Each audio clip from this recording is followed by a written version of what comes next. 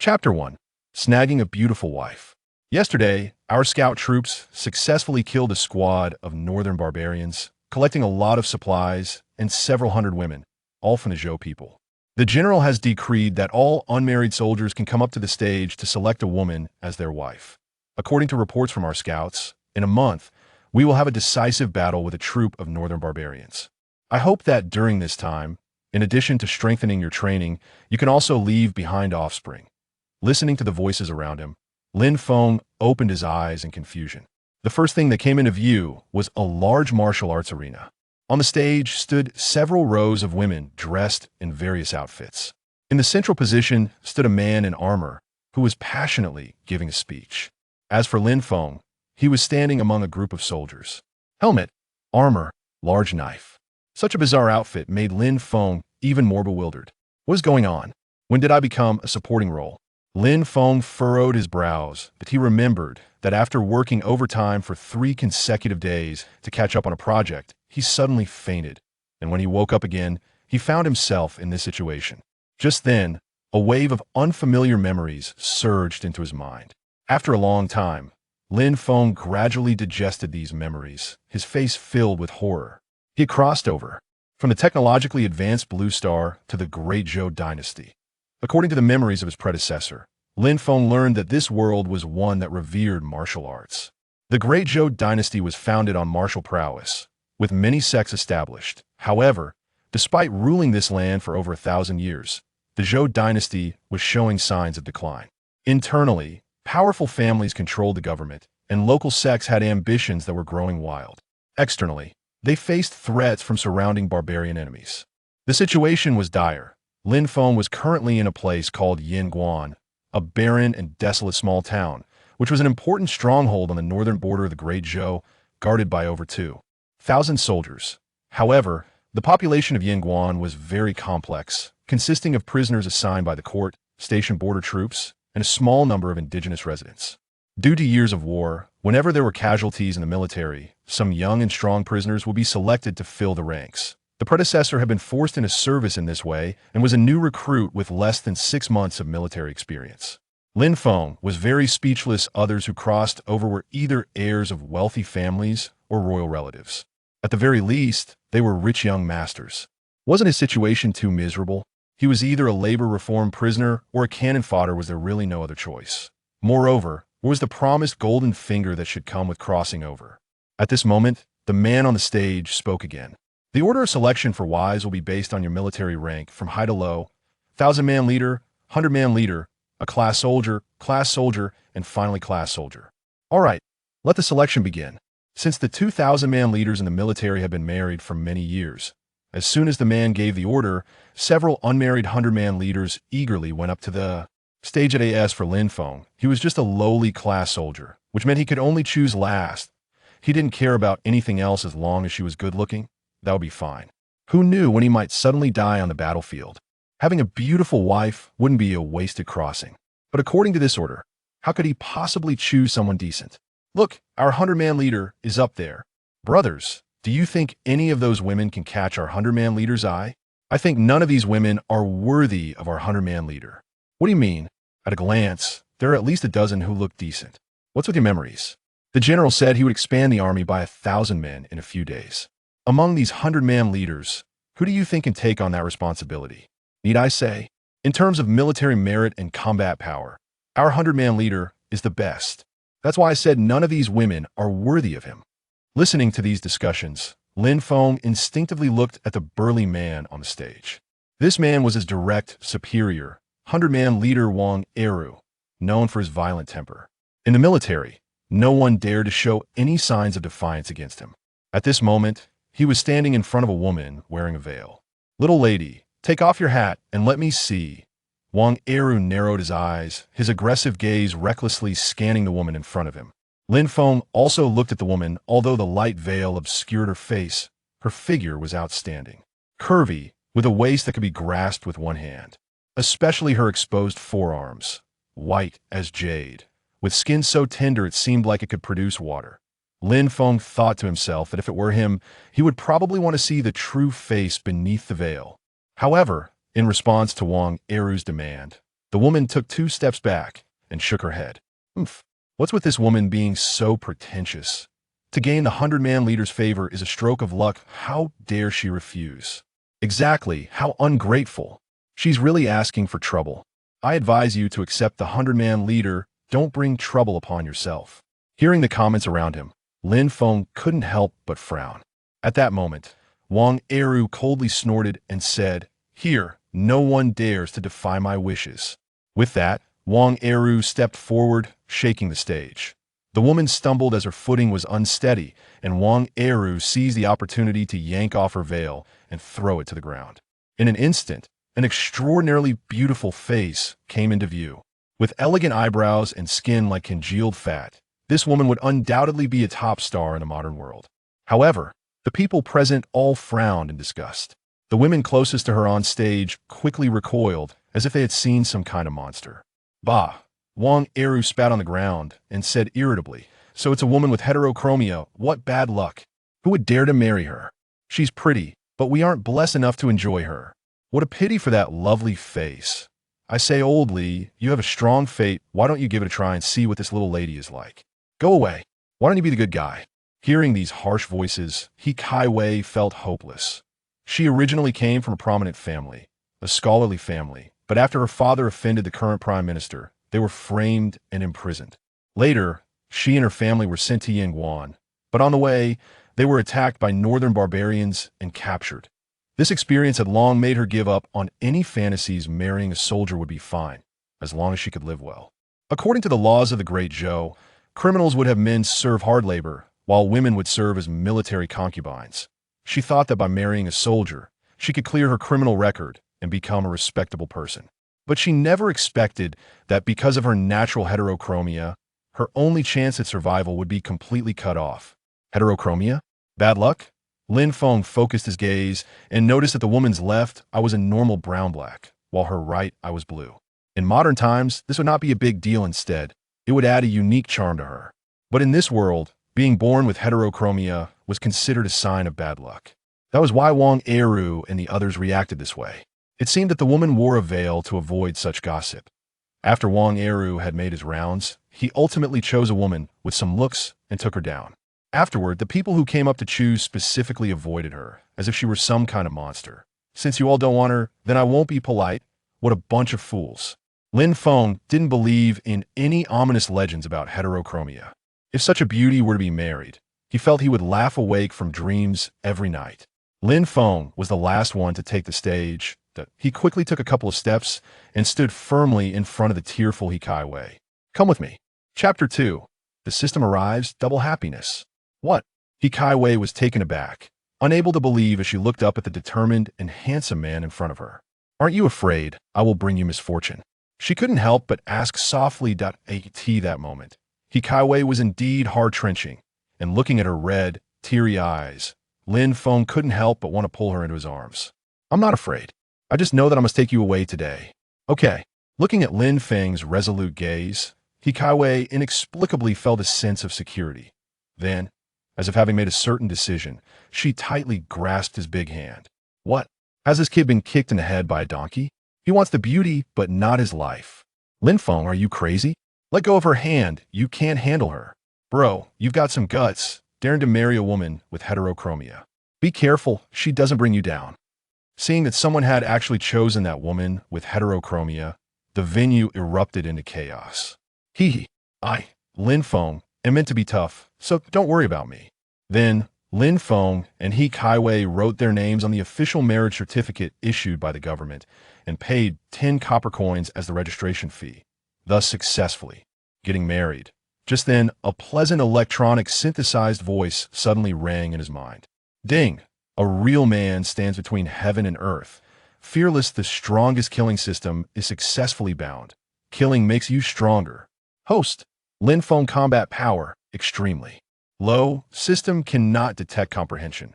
Mortal level in this world, comprehension is classified from low to high as mortal, yellow, profound, earth, heaven, king, emperor, and respect level. Physique, mortal body in this world, physique is classified as copper skin, iron bone, silver organs, golden body, all phenomena. Martial skills, none. Killing points. 0 killing can earn killing points, which can be used to allocate points in exchange for martial skills, elixirs, etc. Wow, double happiness. With a beauty by his side and his golden finger already in place, Lin Feng suddenly felt that his previously dim life had brightened up. Ding! The starting gift package has been loaded. Would the host like to open it? Open, Lin Feng said eagerly. Ding! Congratulations to the host for obtaining 1 cubic meter of personal space can be enlarged with points. Ding! Congratulations to the host for obtaining the martial skills Sky Slaughter Blade technique. Trial the martial art in killing. Practice to perfection and you can slay thousands. With a single strike. Ding! Congratulations to the host for obtaining 100,000 killing points can be allocated to combat power, comprehension, physique, martial skill proficiency, and personal space. Would the host like to allocate points now? Not yet. Wait for my command. Lin Feng suppressed his excitement and quickly stopped. After Lin Feng finished his selection, the conference was nearing its end. The general has ordered that soldiers who have chosen their wives will have a 5-day leave. They must return to the army after 5 days. Those who disobey will face military law. As soon as the man's words fell, the people present began to disperse one after another. Let's go, follow me home. Lin Feng held Yi Caiwei's delicate little hand tightly and walked forward. However, after taking 2 steps, Yi Caiwei suddenly stopped, bent down, and picked up her veil. Just as she was about to put it on, Lin Feng said, "My wife has nothing to hide." As he spoke, he threw the veil into the sky, along with the gloom in Yi Caiwei's heart. In a corner, the centurion Wang Eru watched Lin Feng take away Yi Caiwei and couldn't help but feel a surge of impatience. He then looked at sharp-faced guy beside him and thoughtfully asked, "Song Chun, do you think this ominous legend about heterochromia is true?" Song Chun, Wang Eru's absolute confidant, seemed to have seen through his thoughts, and with a sly glance, he whispered, "Boss, even if it's true, that misfortune has already been transferred to Lin Feng. How about I find a few people tonight to bring that beauty to your house?" Unexpectedly, Wang Eru's expression suddenly changed, and he said seriously, "Nonsense. How can you say kidnap? It's invite. You just tell Lin Feng that this centurion wants to invite his wife to my house for an important matter. Understood?" "Hee, I understand. You can rest assured I know what to do." Song Chun grinned lewdly, making his face look even more like a monkey's. "Take this bag of silver and get lost." Wang Eru threw a bag of silver to Song Chun and hummed a tune as he left. "Safe travels." After bowing to Wang Eru, Song Chun waved his hands left and right. Soon, 2 people walked over. According to the laws of the Great Zhou, local government offices must allocate housing for border soldiers. However, due to years of war, Yin Pass had long been sparsely populated. Even Lin Feng, a low-ranking soldier who had been in the army for less than half a year, was allocated a place to live. Along the way, Lin Feng and Yi Caiwei encountered a lot of whispered comments from people, making Yi Caiwei increasingly sensitive, her head drooping very low.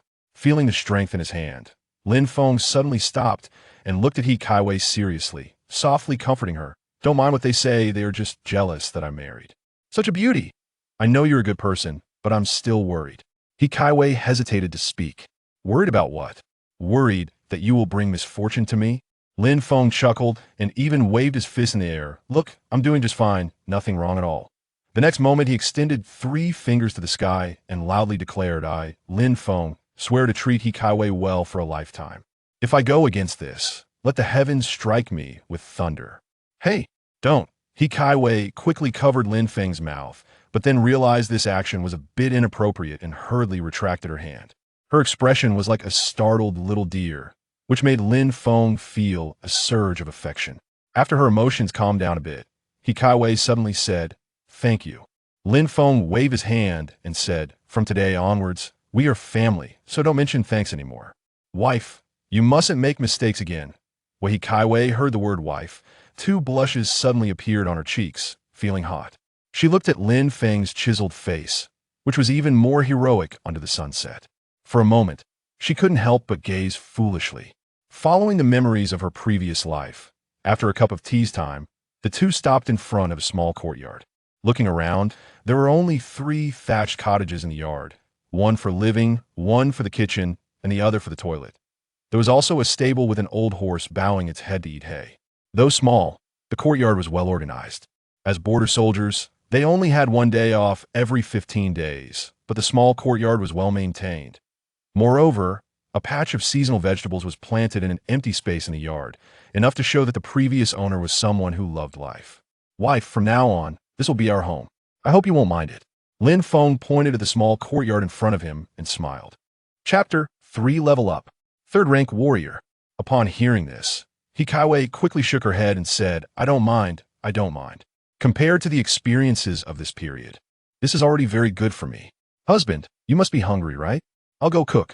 As she spoke, Hikaiwei rolled up her sleeves and walked toward the kitchen.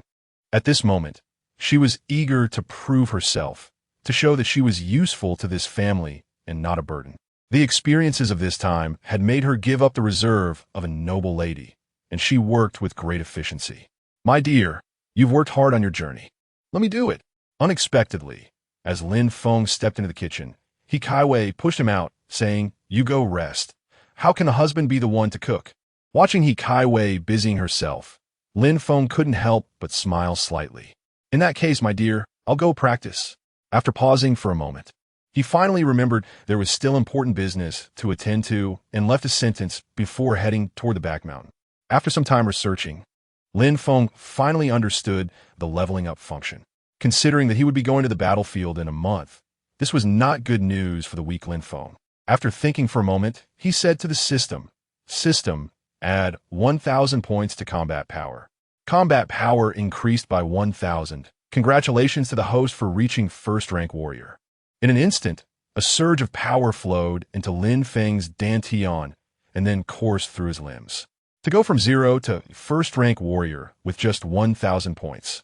If I add 100,000 points to combat power, wouldn't I just soar?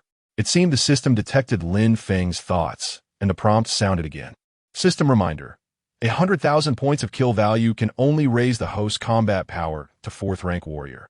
It is recommended that the host balance the points. The system's words were like a bucket of cold water splashed on Lin Feng's head, instantly waking him up. 100,000 kill values to reach 4th rank warrior? It seems he would have to work hard to kill enemies in the future. In the martial arts path, combat power is divided into 9 ranks from low to high. And above 9th rank warriors are the masters, grandmasters, martial kings, martial emperors, and land immortals. Even the strong General Pan Feng, who commands an army, is only a 6th rank warrior. This shows how difficult the martial arts path is, with an insurmountable chasm between each realm. After thinking for a moment, Lin Feng consumed 60,000 kill values to raise his combat power to 3rd rank warrior, equivalent to the combat power of Centurion Wang Eru. This way, he would have some self-protection in the battlefield. As for the remaining kill values, they were evenly distributed to comprehension, physique, and martial skill proficiency. Host, Lin Feng, combat power, 3rd rank warrior, comprehension, yellow level, physique, iron bones, martial skill, slaughtering heaven blade technique, proficiency, beginner, killing value, 0. After closing the system panel, Lin Feng drew out his long knife, gathered his energy, and then suddenly swung it toward a tree that 2 people could embrace. Swish! Accompanied by a flash of blade light, a fierce blade aura struck the tree trunk, and with a crack, it broke in response. If there were bystanders, they would surely find the cut at the stump as smooth as a mirror, demonstrating the power of this strike. In this great era of contention with a heaven-defying system, I, Lin Feng, am destined to leave a vivid mark in history. After practicing the blade technique for half an hour, Lin Feng finally sheathed his knife and returned home. Although Hikaiwei came from a noble family, she still knew a thing or two about cooking. By the time Lin Feng returned home, a pot of rice porridge and 2 beautifully presented side dishes were already set on the stone table in the yard. Husband, you came back just in time. Quickly wash up and eat. All right. After washing up, Lin Feng sat at the table and reached for a bowl of rice porridge. Before he could take a bite, a refreshing aroma wafted up to his nose, quite delightful. 1 spoonful of rice porridge followed by a bite of stir-fried vegetables. The clash of food and taste buds was a true delight. Husband, does the food suit your taste? Hikaiwei's voice rang out, her tone tinged with a hint of anxiety. The dishes made by my dear are very delicious. I want 3 more big bowls. Upon hearing Lin Feng's praise, Hikaiwei let out a quiet sigh of relief and began to sip her rice porridge slowly. Suddenly, A strand of hair slipped down from her forehead. Just as she was about to reach for it, a large hand swiftly brushed it back behind her ear. As their eyes met, Hitsaiwe's pretty face instantly turned crimson. Beautiful and tempting. At that moment, she felt as if a string in her heart had been plucked. Gradually, she closed her eyes. Even her breathing became heavier. Looking at those enticing crimson lips, it would be strange for Lin Feng to still be able to hold back. However, just then, a teasing voice suddenly rang out. "Oh, Lin Feng, don't you avoid people when doing this kind of thing?" He Kaiwei was startled by the sudden voice and instinctively hid behind Lin Feng. She focused her gaze and saw 3 burly men had entered the yard at some point. Dressed in plain clothes, and, judging by their physique, they were likely from the military. Lin Feng gently patted her arm and softly reassured her, "Don't be afraid, my dear. You go inside. I'll handle this." "Husband, be careful," He Kaiwei said with a trembling voice, then turned and walked toward the bedroom. Although she felt uncertain, she inexplicably trusted that this man in front of her would protect her with his life. This little lady really knows how to tease. No wonder you wanted to take her away. Do you understand? This is called dying under the peony flower. Even as a ghost, one is still charming. Lin Feng, we are all brothers in the military. If there are good things, you can't enjoy them all by yourself. If you're happy, you should let the brothers enjoy it too, right? Brother Song is right. Ha ha ha. After He Kaiwei went inside, Lin Feng turned to the leader and suddenly scoffed, saying, "Song Chun, I definitely won't share my own wife with others. On the contrary, you, who can always rely on Wang Eru's protection, must have had your wife work hard behind the scenes."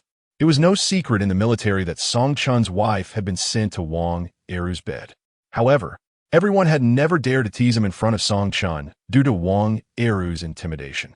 But now, Lin Feng, the lowest-ranked soldier in the military, dared to bring this up in front of Song Chun, which was akin to spitting in his face.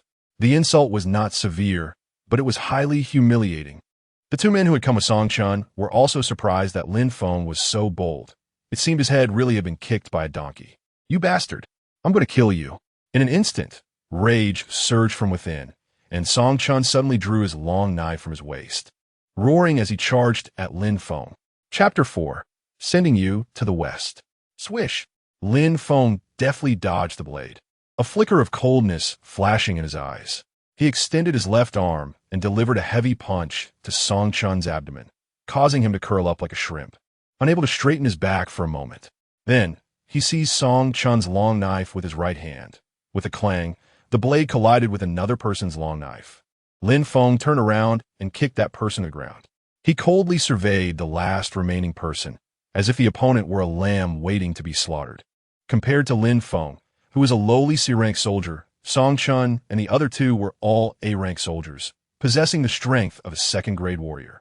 If it weren't for the slaughter system he obtained today and the 100,000 points of slaughter value from the beginner's gift pack that allowed him to successfully break through to a third-grade warrior, Lin Feng would likely have faced death or a fate worse than death, even if he brought his wife He Kaiwei home safely today. "So, what brings you here tonight? Speak honestly. Otherwise, I don't mind sending all 3 of you to the west." Lin Feng's voice was hoarse, and he did not look at the last person, but focused his gaze like a knife on Song Chun. Song Chun looked at Lin Feng, who resembled a god of death, filled with fear, his face as pale as paper. Song Chun hesitated, worried that betraying Wang Eru would lead to retaliation in the future. "What's wrong? Don't want to speak?" Lin Feng's lips curled into a cold smile as he slowly approached. He directly stepped on Song Chun's calf, breaking his leg with a crack. Song Chun let out a shrill scream like a slaughtered pig. I'll talk. It's Sergeant Wang who has taken a liking to the woman you chose. You want me to invite that woman to his residence before you and she." "You know," Lin Feng smiled coldly, "just as I guessed. Wang Eru is greedy, wanting what S in front of him and what S in the pot. I won't interfere. However, if he dares to have thoughts about my woman, he is courting death." Lin Feng was burning with fury and kicked again, snapping Song Chun's right leg with a crack. Song Chun's face was as white as paper, and the intense pain left him weak and breathless. This terrifying strength must be at least that of a third-grade warrior. How could you, a mere C-rank soldier, possess such power? Have you been hiding your strength all along? He was filled with doubts about how Lin Feng had suddenly become so formidable. Clearly, he was just a C-rank soldier who wasn't even a warrior before, yet his skills and speed had clearly reached the level of a third-grade warrior. Lin Feng sneered. Does it concern you? A dying man doesn't need to know so much. You dare? Song Chun's pupils suddenly contracted, and he shouted. I am a trusted aide of Sergeant Wang, and I am here tonight on his orders. If you dare kill me, Sergeant Wang will never let you go. He will definitely dismember you and scatter your ashes. Lin Feng scoffed lightly. I just said, he covets my wife, which is courting death. I will take his life. And you are just his dog. Upon hearing this, Song Chun's face turned pale, and he cried out for mercy. Master Lin, I was wrong. Please spare me. After all, we are all comrades in the army, and we will fight together on the battlefield in the future. Is this how you treat your comrades? Lin Feng's face was as cold as water, and he leaned close to Song Chun's head. He pressed the cold blade of his standard combat knife against Song Chun's greasy cheek and said coldly, People like you should die. Even the heavens can't stand it. As soon as he finished speaking, the blade flashed, and blood gushed from Song Chun's neck. Lin Feng's figure instantly appeared in front of the other two. Ding! Congratulations, host. You have killed a second-grade warrior, earning 200 slaughter points. Only 200 slaughter points for Song Chun. He was at least an A-rank soldier. This system is too stingy. Lin Feng's lips twitched slightly. The other two saw the situation was not good and turned to flee. Without hesitation, Lin Feng unleashed his full strength as a third-grade warrior, lightly tapping the ground with his toes and launching himself like a cannonball toward one of them. A punch struck directly at the face, causing their head to burst open. At the same time, he threw his long knife like a flying dart, and in midair, the cold light flashed, and the other person also fell to the ground. Immediately after, another system prompt sounded. Ding! Congratulations, host, you have killed a second-grade warrior, earning 400 slaughter points. The commotion outside was loud, with continuous screams. Inside, He Kaiwei was cautiously peeking out from the doorframe, afraid that the next moment would reveal Lin Feng's corpse. Do not fear, my dear. As long as your husband is here, nothing will happen. Lin Feng wiped the blood from his palms with Song Chun's clothes. He Kaiwei knew the rules of the martial arts arena during the day. Clearly, Song Chun and the other two were much stronger than her husband Lin Feng, who was just a C-rank soldier. Yet now, all three A-rank soldiers had died at the hands of her husband. It seemed her husband was not as simple as he appeared. Suppressing her surprise, He Kaiwei quickly walked to Lin Feng's side, her face filled with worry. Husband, the unexplained disappearance of 3 soldiers in the army is no small matter. If their whereabouts are discovered, she bit her lip, anxiously looking at Lin Feng, tightly gripping his blood-stained hand. If that day ever comes, I will die with you. It's not that easy to get into trouble. Lin Feng smiled indifferently. Since these 3 disguised themselves and came secretly, they clearly did not want their identities to be revealed. Nothing will happen. At this hour, it was dark, and our residence is remote. We won't attract attention. Besides, I am merely a lowly C-rank soldier in the military. With 3 A-rank soldiers missing, who would suspect me? He Kaiwei nodded gently, but she did not let go of Lin Feng's hand. Having traversed half her life, she had finally found such a good husband. If real danger came, she would rather die, as there was nothing in this world worth holding on to. After calming his wife, Lin Feng prepared to deal with the 3 corpses. He narrowed his eyes slightly. Wang Eru, this sergeant, was only a third-grade warrior, given his current comprehension and physique, coupled with the beginner's sky slaughter blade technique. Killing him would not be difficult. However, Wang Eru was well connected with 2,000-man commanders in the army. The strength of a 1,000-man commander was that of a 4th-grade warrior, which he could not currently handle. Arriving at the back mountain, he buried the 3 corpses in a deep pit and leveled the soil before covering it up. The moon was dark and the wind howled, with distant animal roars making the place even more eerie.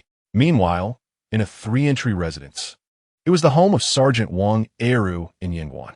It was much more impressive than Lin Feng's 3 thatched roof houses and broken courtyard walls.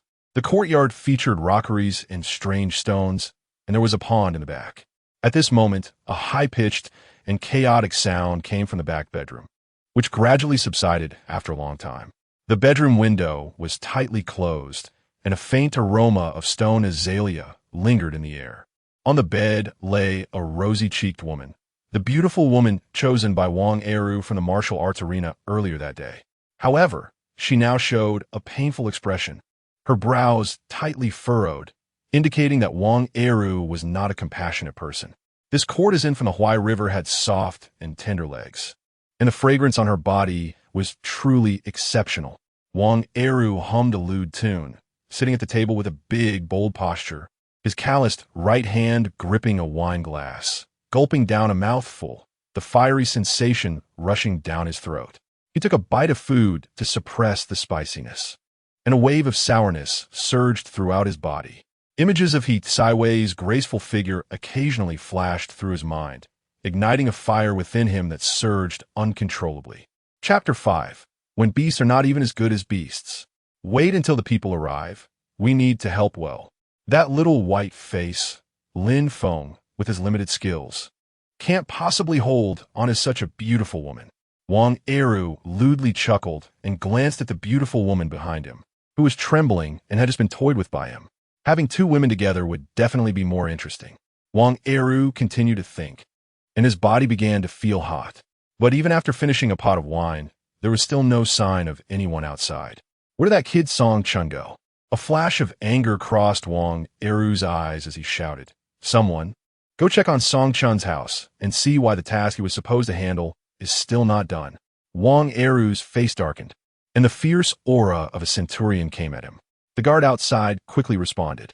After a moment, the guard came to report, "Sir, Song Chun is not at home right now, and his wife doesn't know where he has gone." Not at home? Wang Eru frowned tightly, his anger rising even more. He waved his hand and said, "Then go check on Lin Feng's house." Why has Song Chun ever been so slow in doing his job?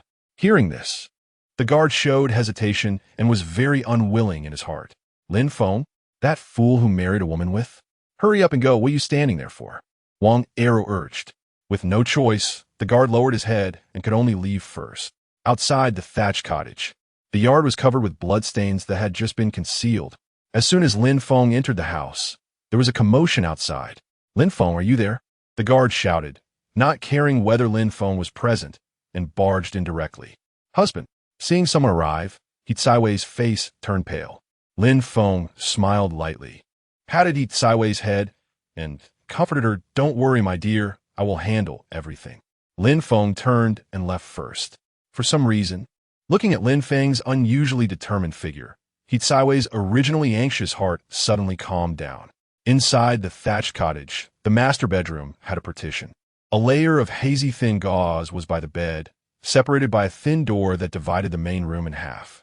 Inside the partition was a neat bed, covered with a thin soft mattress, usually used for resting. Outside the partition, several wooden tables and benches were haphazardly piled together, meant for receiving colleagues who came by from time to time.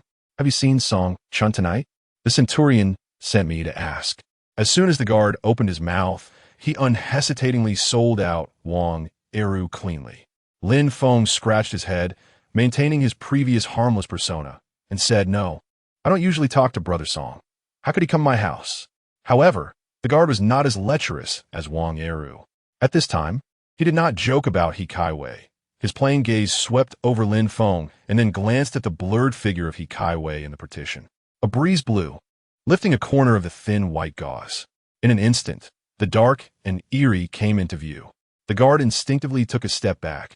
A wave of disgust surged in his heart. "All right, I'm just here to inquire as usual." The guard waved his hand and hurriedly left Lin Feng's house. He thought about getting close to this ominous person. It would be troublesome if he caught any bad luck. As for Lin Feng, the guard would definitely not suspect him. A mere third-class soldier, probably wasn't even a martial artist. Even if Song Chun wasn't a decent person, his strength was evident. Sending his wife to the bed of the centurion, Wang Eru was not for nothing. In the Wang family's living room, after listening to the guard's report, Wang Eru squinted his eyes, playing with two iron balls in his hand, occasionally colliding them together, producing a ringing sound. Where on earth has that kid Song Chun gone? It's one thing for him to run off by himself, but how could he take two with him? Could it be that he has fled with the imminent battle approaching? Wang Eru shared the same thoughts as the guard, believing Lin Feng was just a silver-plated wax gun head, merely looking somewhat good. If it weren't for the military's lack of personnel, how could he be eligible for this military pay? Continue the investigation. Wang Eru's voice was cold, and with a palm, he slammed the 2 iron balls onto the wooden table in front of him, embedding them directly into the wood, leaving 2 perfectly round impressions. In the morning, the captain at the training ground said that a great battle was imminent. At such a critical time, having 3 deserters suddenly appear under Wang Eru's command was no small matter. He still wanted to vie for the position of centurion. Originally, there was a good opportunity, but now this incident had occurred, leaving him with a headache. Compared to promotion and wealth, enhancing strength, Wang Eru had long thrown He Kaiwei out of his mind. With strength and power, who would fear lacking women? It shouldn't he have revealed any flaws. After sending away the people Wang Eru had sent, Lin Feng stood at the door of the yard. It was normal to feel nervous about killing someone for the first time and burying a body. But to Lin Feng's surprise, he found that he seemed to disguise himself very well. The unusual feelings after killing, the surging stomach acid, none of these were present in him. Could it be that I, Lin Feng, am truly a born killer? Lin Feng mocked himself and returned to the inner room. Upon reaching the partition, He Kaiwei, perhaps exhausted, had her head resting on the hard pillow and had already fallen into a deep sleep. Lin Feng could understand. Just at this moment, looking at He Kaiwei peacefully sleeping, like a serene baby, her beautiful eyelashes fluttering, her skin smooth and milky white, radiating a creamy luster. Her curled-up body resembled a tempting green snake, and her white clothing accentuated her exquisite figure even more enticingly. Lin Feng looked at his wife in front of him, his mouth dry, unable to help but swallow a mouthful of saliva, but he quickly suppressed this unusual feeling in his heart. Even though He Kaiwei had been brought home and they had confirmed their relationship, Lin Feng did not consider himself someone who would take advantage of the situation. At the very least, he should wait for He Kaiwei to wake up and obtain her consent. Only then would it be the right time for good wine and a romantic night. Not wanting to disturb He Kaiwei, Lin Feng carefully left the partition and closed the door. He sighed, took out the prepared bedding from the cabinet, and spread it on the cold floor. Having a wife, yet I'm still sleeping alone. I truly have a tough life. After a busy day, Lin Feng was now exhausted, lying under the quilt, feeling a warmth wash over him, and soon fell asleep. The next morning, dawn broke. After a good night's sleep, He Kaiwei's spirit had noticeably improved. After days of running around, her previously somewhat thin face had regained some color. She pushed open the door to the inner room. Just as she was about to busy herself with household chores, she saw Lin Feng sleeping on the floor. Husband is really silly. We could clearly sleep together on the bed. Looking at Lin Feng, who was still asleep, He Kaiwei smiled dreamily, a warm current surging in her heart. Chapter 6. Did my husband kiss me? Lin Feng had a restless sleep, tossing and turning under the covers, causing a good portion of the blanket to slip off. He Kaiwei, seeing this, instinctively picked up a corner of the blanket and gently covered Lin Feng. But as soon as she moved, Lin Feng suddenly opened his eyes slightly, and an extraordinarily beautiful face came into view. Wife, Lin Feng called softly. Hearing this gentle call, He Kaiwei's heart trembled as she looked at Lin Feng. Their eyes met. In that moment, it felt as if even the wind outside had stopped, just to savor this moment of beauty. Is my husband awake? He Kaiwei blinked her eyes, playfully teasing like child. Not only am I awake, but I also particularly want to tease my wife a bit, Lin Feng said with a mischievous smile. With a sudden exertion, he lifted his upper body and, like a dragonfly touching the water, kissed He Kaiwei's lips. The softness of their lips stirred slightly, and Lin Feng savored the wonderful sensation at that moment. Husband, did you just kiss me? He Kaiwei's face turned crimson, large patches of red blooming on her cheeks, resembling ripe red fruit. At this moment, her mind went blank, yet many thoughts surged within her. How can my husband do this? But I am my husband's person. If my husband wants a kiss, he can kiss, and even. Thinking of this, He Kaiwei felt shy even to herself, a wave of joy rising in her heart, making her face even redder. He Kaiwei was already stunningly beautiful, and with the natural blush of a girl.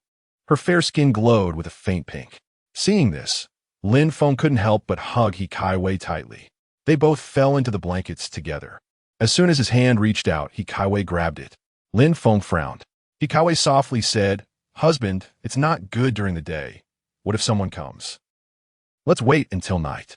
He Kaiwei's voice was as soft as a mosquito, her head lowered, not daring to meet Lin Feng's gaze. "Please, husband." In a moment of instinct, He Kaiwei seemed to naturally lean her side face against Lin Feng's bare chest, which had been exposed due to the large movement. The warmth of their skin touching sent a gentle heat through Lin Feng, but his desire gradually cooled down.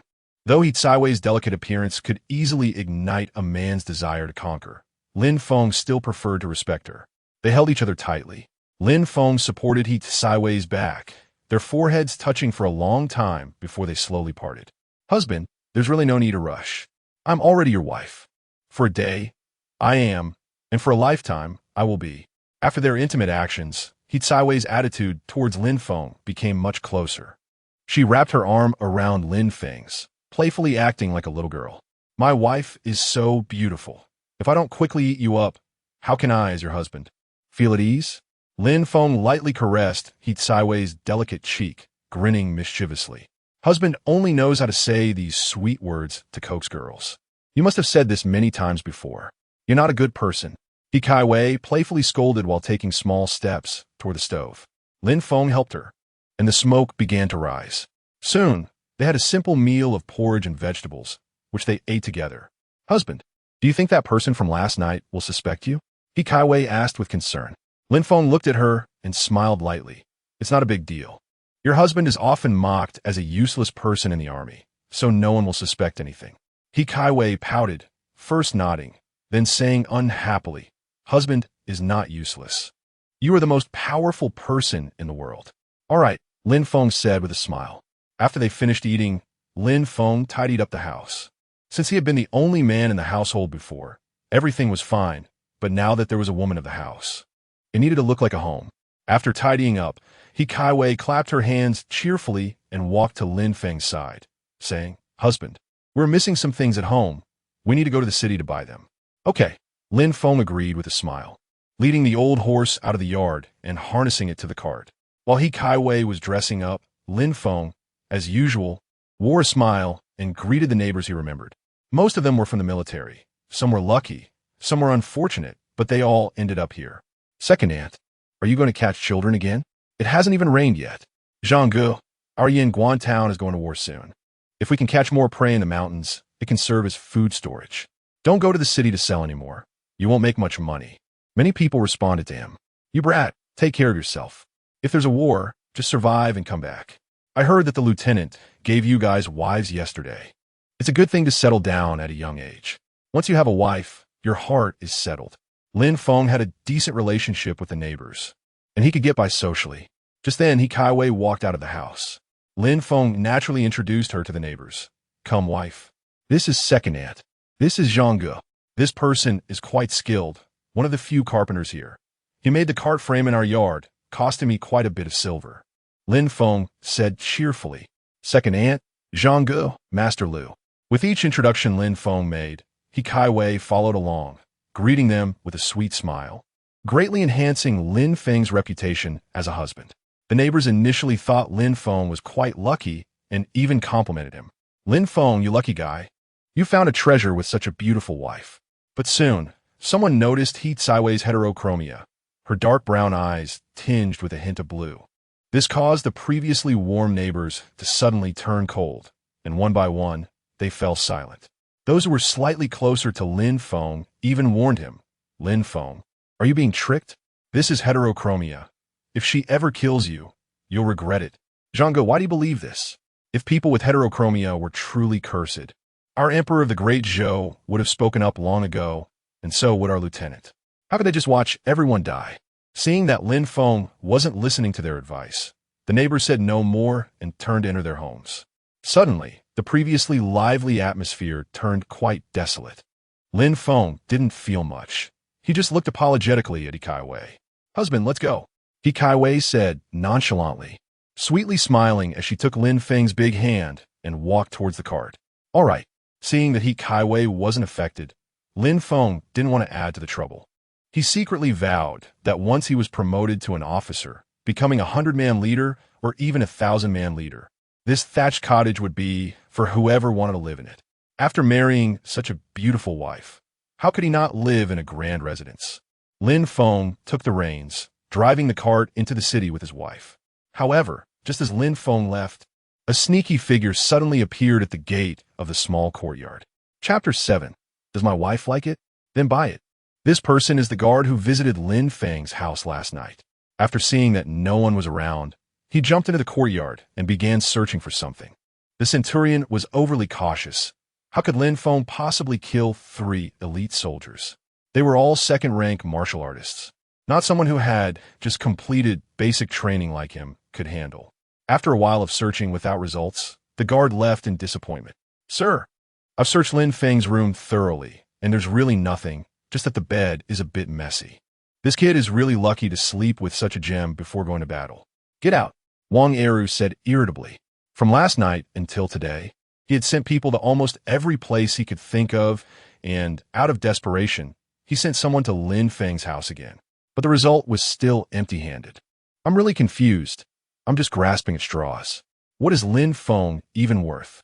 Wang Eru muttered with a face full of irritation, and his mood grew more and more restless. The time left for him was not much. Yingguan Town is a small town. Besides a few common folk, most of the people here are soldiers stationed in the area, so most of the townsfolk have to go to Fengshui City, 10 miles away, to buy daily necessities. It can be said that if Yingguan Town is breached one day, Fengshui City will definitely be the first to suffer. The fallout will surely hit here. The carriage stopped at the street corner, and He Kaiwei followed Lin Feng on the street. She put her veil hat back on, with her unique eyes. Even if Lin Feng didn't mind, it would still attract unnecessary attention and complicate their purchasing. Husband, I don't mind a little grievance. Just having you is enough for me. He Kaiwei smiled sweetly, holding Lin Feng's big hand in return, comforting him instead. Lin Feng didn't speak, just smiled faintly. Even with the system, he wasn't very skilled at handling daily affairs at home. Oil, salt, soy sauce, vinegar, daily necessities, as well as coarse salt for brushing teeth and willow fluff for bathing. How many men care about these things? Today, Fengshui City was particularly lively.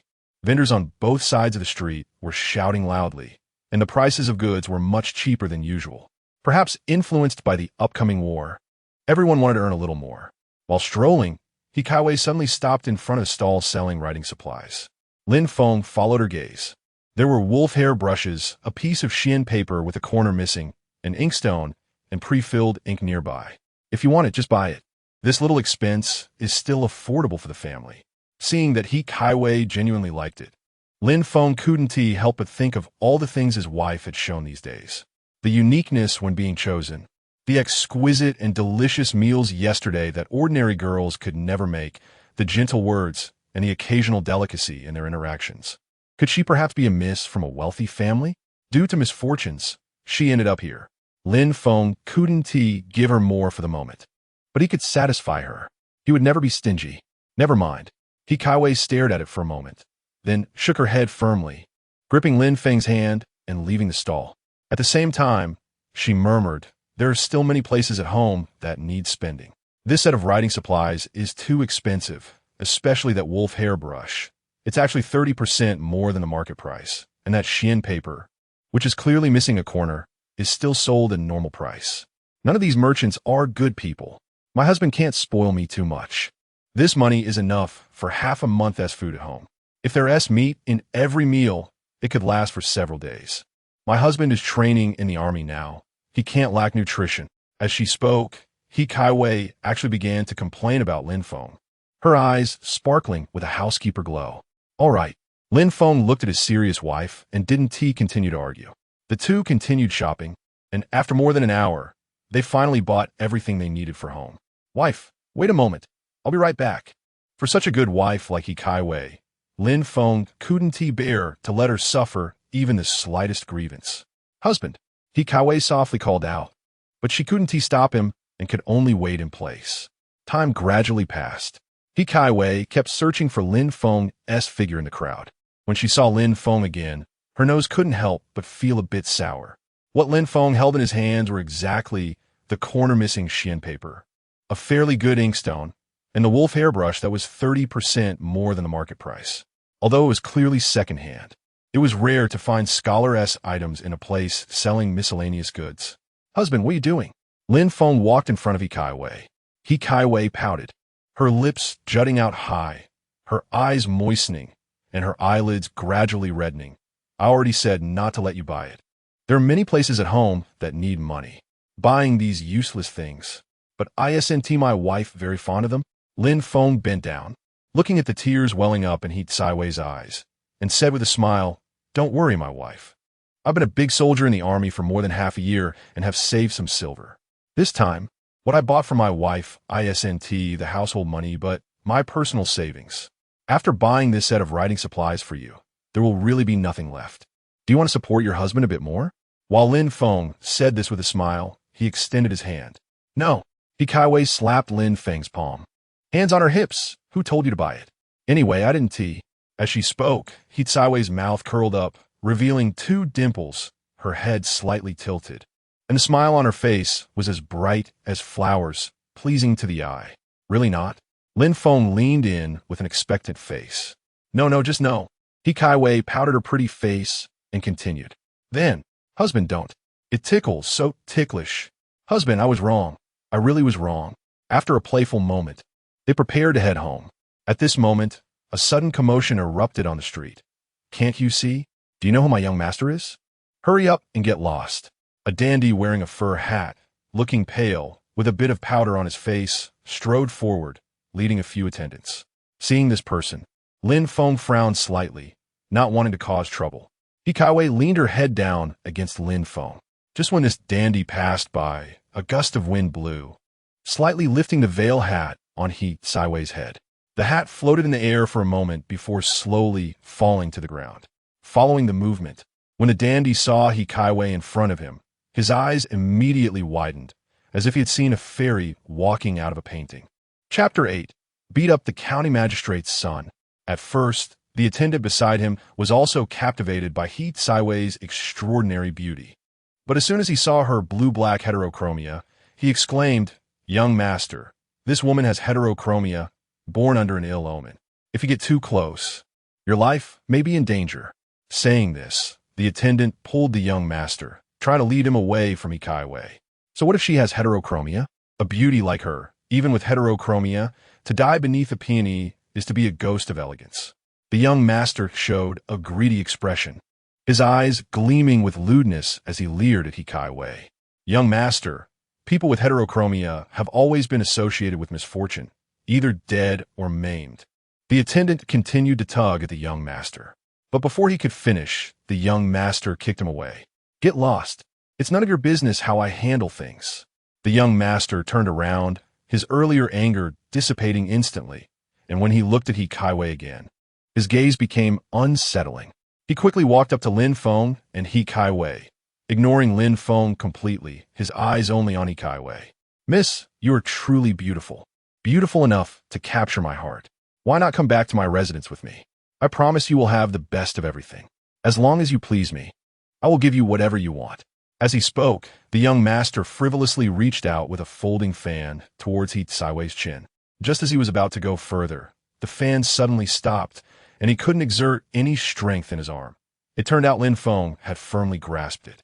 Lin Feng looked at the young master without saying a word, his 5 fingers clenched tightly, and with a forceful twist, he dislocated the young master's right arm with a crack. Only then did the young master notice Lin Feng. He looked at Lin Feng in shock and anger. But before he could say anything, intense pain radiated from his arm. "Ah!" The young master screamed in pain, his body involuntarily retreating until he bumped into several attendants. "What are you waiting for? Teach him a lesson. Beat him to death." Although the young master was in excruciating pain, his eyes were filled with hatred as he looked at Lin Feng. "Kid, if you want to blame someone, blame your bad luck for crossing my young master. You're finished." 3 or 5 attendants rolled up their sleeves, and except for one who supported the young master, the rest all charged at Lin Feng. Lin Feng's expression remained unchanged.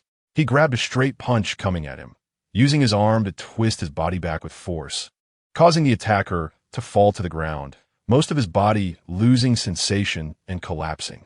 The other two seized the opportunity to attack from the side. Lin Feng dodged effortlessly.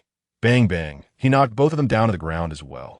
In an instant, all the attendants were dealt with by Lin Feng. At this moment, the commotion attracted a lot of onlookers nearby, and many customers at a tea stall on East Market Street craned their necks, curiously watching the unfolding events. The copper kettle boiling tea emitted steam and a low humming sound. Another pot of tea was ready and poured into the neatly arranged teapots nearby. As the tea was poured, the fragrant aroma of the tea leaves spread throughout the small stall. A burly middle-aged man, broad-shouldered and with a resolute face that exuded a hint of heroism, sat in the tea stall dressed in black. He held a porcelain bowl in his left hand, with calluses covering his tiger's mouth. He watched with interest as Lin Feng taught the young master a lesson, his eyes revealing a glint of killing intent, indicating he was no ordinary person. Such a young individual, striking fiercely and decisively. When he acts, it's with the force of thunder. Judging by his age, he has probably not even 20 yet, but has already reached the third rank of martial artists. This small town of Fengshui County truly surprises me. The middle-aged man observed Lin Feng's every move and couldn't help but exclaim. After all, he was only at the second rank at Lin Feng's age. Is the general taking a liking to this talented individual, intending to recruit him? Opposite the middle-aged man sat a young man of similar age to Lin Feng. With sword-like brows and starry eyes, his features well-defined, particularly his clear and righteous gaze that further highlighted his integrity. Each time he breathed, the intervals were longer than ordinary people, clearly indicating he was not just an average person, similar to the middle-aged man. The middle-aged man slightly nodded, not hiding his admiration. His gaze still fixed on Lin Feng as he continued to comment. Not bad. This child's talent is strong, comparable to you. If I can train him, within 3 years, he will surely command a military force. Given time, he might even stand shoulder to shoulder with me. It seems the general has great appreciation for this person, rating him so highly. Ye Kai chuckled softly, showing no intention of belittling Lin Feng. Having taken on the role of a 1,000-man commander at such a young age, his future will only be brighter. At this moment, Ye Kai fell silent, his gaze following his generals, looking at Lin Feng, feeling a competitive spirit arising within him. Useless. They are all useless. At this moment, amidst the gathered crowd, the young master, enduring severe pain, gritted his teeth as he looked at the fallen attendants beside him. In just a few rounds, they had all been knocked down by Lin Feng, causing the young master to curse angrily. No one noticed that one of the attendants had quietly blended into the crowd and slipped away. The onlooking commoners began to discuss the scene before them, many applauding Lin Feng for punishing such a spoiled young master. That's how it should be. Scoundrels like him deserve to be punished. You can't walk along the river without getting your shoes wet. This person has probably encountered a tough opponent. If it weren't for this young master holding back today, this young master of a wealthy family would probably never get out of bed for the rest of his life, becoming a true waste. But gradually, the sentiment among the crowd shifted. Wait, isn't this the county magistrate's son? No way. If that's true, then this young master is in big trouble. My God, that's the son of the county magistrate, who usually acts arrogantly, and no one dares to provoke in our Fengshui County. In an instant, the onlookers fell silent. The young master lying on the ground wore a cold smile, while the attendants who had gone berserk began to shout. You've messed with our young master. You're finished. Isn't it just some mediocre martial arts? Being able to fight is of no use. It's all about power. Kid, kneel down and apologize to our young master. Maybe you'll be spared. The attendants wailed as they got up, helping the young master to stand again. Someone even quickly brought over a long bench for the young master to sit down. Now you know my identity. Are you scared? Even with his arm dislocated, the young master still wore an arrogant expression, looking at Lin Feng with disdain. He pointed down at the ground with his thumb, scoffing, kneel and bow 3 times to me. Maybe if I'm in a good mood, I'll let you go. Then he turned to He Kai Wei, leering as he said, Let your young lady spend the night with me, and I'll return her to you tomorrow. Consider it a great mercy for me. Chapter 9. The General of the North is here. Who dares to act recklessly? As soon as the young master spoke, the nearby servants hurriedly flattered him. The young master truly has a heart of a bodhisattva. Take that Wang Ernyang from before. Clearly, she could have earned some silver to help with household expenses by complying with the young master. Yet she chose to resist. What good outcome could she expect? In the end, she was left with nothing but a cold mat thrown into the mass grave. Kid, this is the opportunity the young master is giving you. Don't be ungrateful. Lin Feng found it laughable and clenched his fist. If it really came to that, he could always kill this spoiled young master and take his wife, He Kai Wei, far away. After all, he had the slaughter system. No need to worry about finding a place to hide in this vast world. Lin Feng was not a person of the Great Zhou dynasty and felt no sense of belonging. If pushed to the limit, fleeing to the northern barbarians was not impossible. His wife, He Kai Wei, had been forced into a situation in Yanguan town where she could be chosen at will due to the natural and man-made disasters of the Great Zhou dynasty, indicating that her life here was not easy. In short, there was no way they could make Lin Feng submit and give up. With a system, yet still acting like a dog for someone else, wouldn't he that make the system useless? Seeing the murderous intent in Lin Feng's eyes, He Kai Wei immediately showed concern and gently held Lin Feng's hand. Husband, let us leave quickly. Don't get entangled with such people. Before Lin Feng could respond, the spoiled young master's ears perked up. You think you can leave after hitting me? There is no such easy deal in this world. He sneered and threatened Lin Feng. Such a beautiful lady. I can find out where you live in no time. If you don't obey now, I'll really get angry.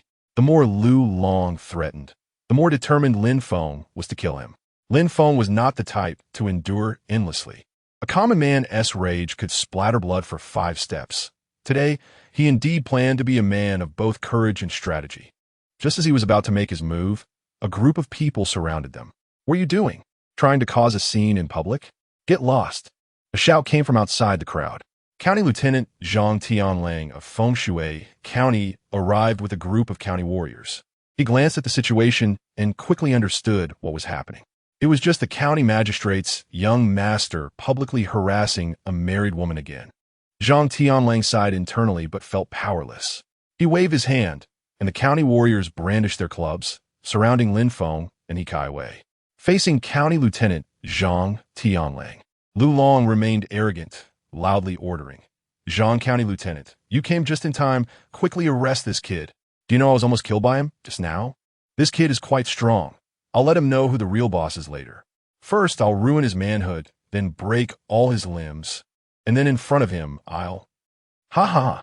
Thinking of this, Lu Long laughed out loud in front of everyone. Make your move, Zhang Tianlang said impatiently. At this moment, Lin Feng protected He Kai Wei behind him, scanning the surroundings for a suitable weapon. His eyes fixed on the club in the hands of the nearest county warrior. At this point, he could only carve a bloody path forward. Just as Lin Feng was about to act and both sides were about to clash, a loud voice suddenly came from the tea stall ahead. Stop. It was the middle-aged man who spoke. A county warrior from Zhang Tianlang's side, brandishing his club, arrogantly pointed at the middle-aged man. Who do you think you are? When did it become your turn to speak here? Get lost. The middle-aged man coldly glanced at him. Since he became famous, few dared to be so disrespectful to him.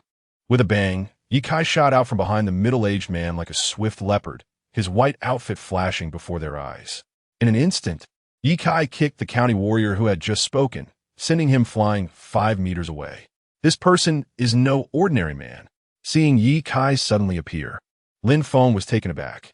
The county warriors and the servants beside Lu Long were nothing but a rabble, at most first-tier martial artists. And they were no match for him, a third-tier martial artist. But Ye Kai's speed, strength, and skills during the attack were clear to Lin Feng, matching his own cultivation level, also at the 3rd tier. In his memory, such a young 3rd-tier martial artist was rare even in the army. Under the bright sun, openly attacking the county office's people, County Lieutenant Zhang Tianlang frowned and sternly reprimanded. Do you still have any regard for the laws of the Great Zhou dynasty? Before Zhang Tianlang could finish a sentence, his voice was choked as he watched the middle-aged man expressionlessly take out a black iron token from his pocket. The token bore 2 imposing characters, Zhen Bei, with the general of the north here, who dares to act recklessly. But just then, the previously aggressive county warriors, at Zhang Tianlang's signal, charged forward again with their clubs. Stop it! Zhang Tianlang shouted urgently, fearing that any delay would lead to a real disaster. The officers, though confused, all retreated. Looking at the token in Yi Kai's hand, Zhang Tianlang narrowed his eyes. Although he had never seen the General of the North, he came from a military background, so he recognized the token. Moreover, the imposing demeanor of the middle-aged man did not seem like that of an impersonator. It should be noted that impersonating the General of the North was a serious crime that could lead to the extermination of 3 generations. The General of the North is one of the 4 generals of the Great Zhou dynasty. The term 4 towns signifies the guarding of the mountains and rivers of the kingdom. The name of one person can suppress the turmoil of a region, ensuring peace and security throughout. This shows how great the authority of this name is. The General of the North commands the northern border of the Great Zhou dynasty, leading the military forces in that area, making him the highest military officer within that territory, alongside the other 3 generals who guard the 4 corners of the Great Zhou dynasty. His combat power exceeds the 9th rank of martial artists, a realm Lin Feng could not yet reach. His official rank is likewise significant. The highest rank Lin Feng could interact with in the Yanguan army was merely that of a 100-man captain, Wang Eru. At this moment, even Captain Wang Eru posed quite a problem for Lin Feng, let alone the General of the North, who was so close at hand. In the official hierarchy of the Great Zhou dynasty, the General of the North held a 4th rank position, while a 100-man captain was at the 9th rank, illustrating the vast difference between them. Looking at the middle-aged man before him, Lin Feng's heart filled with confusion. Husband, it's the General of the North. We should be fine now, right? He Kaiwei held Lin Feng's hand, sensing that her husband was not as tense as before. Her heart also settled a bit. It should be fine. Lin Feng wasn't entirely sure, but it didn't affect his efforts to reassure his wife, whose heart was in turmoil. As soon as the 4 words General of the North were spoken, the citizens who had previously feared the authority of the Fengshui county magistrate suddenly revealed expressions of anticipation, all looking in this direction. Those who had been drinking tea and chatting with the middle-aged man just moments ago displayed astonished and disbelieving expressions. This person turned out to be the renowned General of the North. Chapter 10, the county magistrate arrives, distorting the truth. Since the General of the northern town has arrived, it seems that today's incident won't cause much of a stir. This kid really is lucky to be able to return home safely with his wife, many people thought. At this moment, Lin Feng's gaze remained fixed on the middle-aged man. From what he had learned in the military, the General of the northern town was not at the border controlling the situation, stabilizing the soldiers' morale. Why had he suddenly come to this small Yanguan town? Lin Feng instinctively felt that there must be some hidden agenda. The dandy Lu Long saw that County Constable Zhang had stopped taking action against Lin Feng and he Kaiwei after seeing a broken token, and he was immediately filled with rage. He contemptuously glanced at the middle-aged man and then sneered, "County Constable Zhang, it's just a broken token. What General of the northern town or General of the southern town? How could such a big figure possibly come to our little Feng County? This person must be an imposter."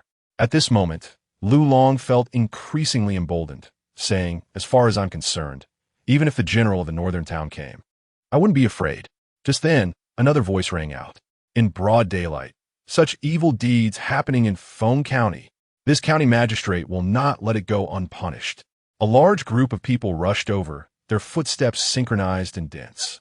County Magistrate Lu Hong led all the constables from the county office to this place, and their numbers far exceeded those of County Constable Zhang's group.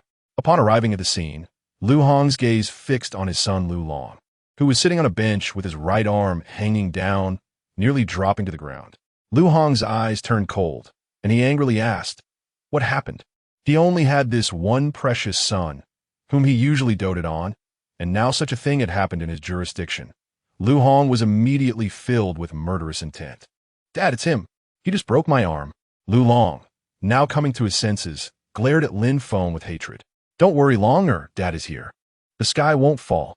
Lu Hong patted his son's shoulder, turned around, puffed out his chest, dressed in a plain golden attire, pretending to be righteous, and raised his voice, saying, "Today, who is causing trouble?"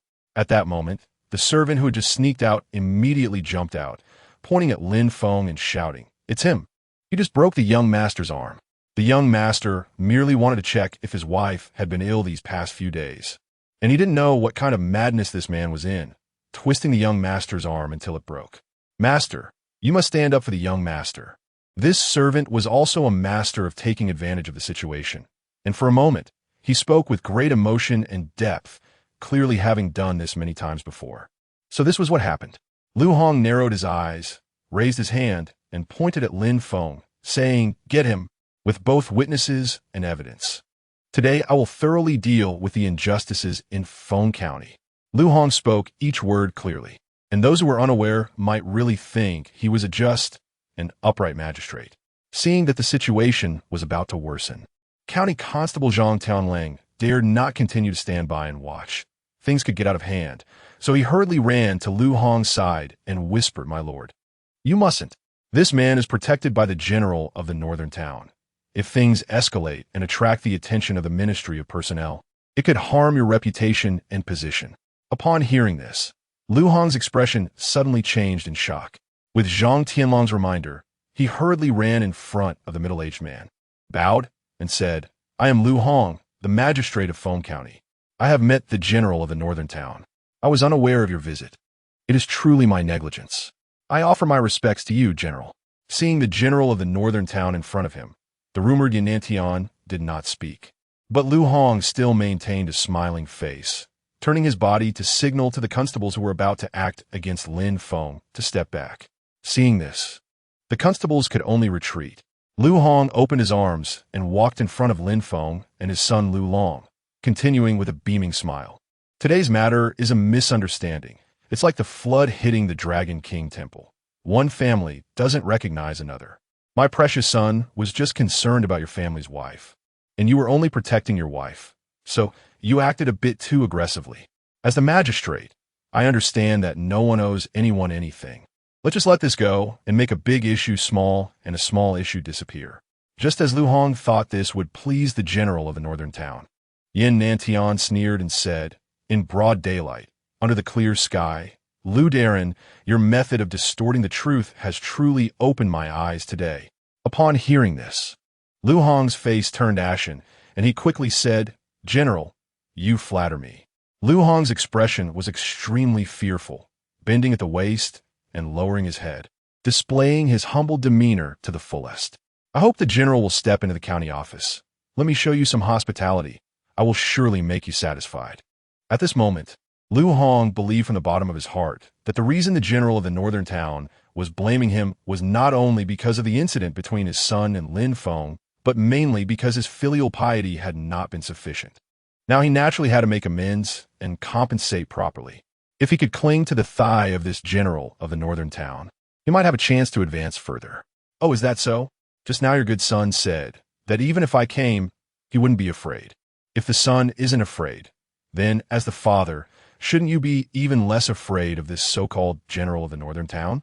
Yin Nantian stepped forward, revealing the imposing aura of a superior, immediately enveloping Lu Hong. Lu Hong's face turned even more pale, trembling in fear, and could only lower his head, forcing himself to say, "General, I will make you satisfied with my hospitality." At this moment, Lu Hong was clearly prepared to offer up all his wealth. As for Lu Hong's many thoughts, Yin Nantian couldn't be bothered to pay attention, snorting coldly. He was merely a small 7th-rank county magistrate. Yin Nantian had never regarded him highly. Walking up to Lin Feng, his gaze lingered on He Tsaiwei's eyes for a moment, his expression surprised but quickly fading. Having passed 50, he had long since seen many people with different colored eyes.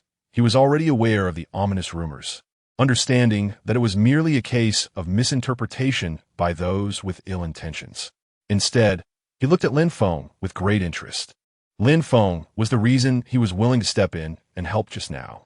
However, Yin Nanshan's indifference to He Tsaiwei's unique eyes did not mean others could do the same. Different eyes? Ye Kai thought to himself upon seeing He Kaiwei. At this moment, he was also stunned by He Tsaiwei's beauty, but it was only for a brief moment before he quickly regained his composure. "Thank you for today, General." Lin Feng cupped his hands and said respectfully. No matter what the general of the northern town's intentions were in coming to Yanguan, he had genuinely helped Lin Feng.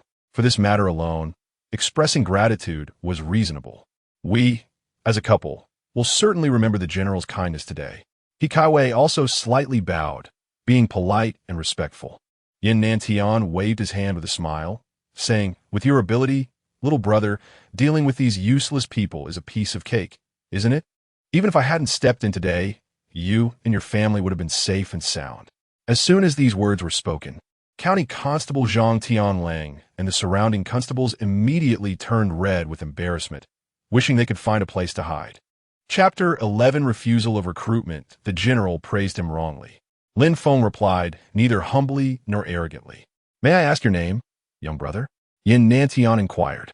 "I am Lin Feng said, cupping his hands. "Could you step aside for a moment to talk?"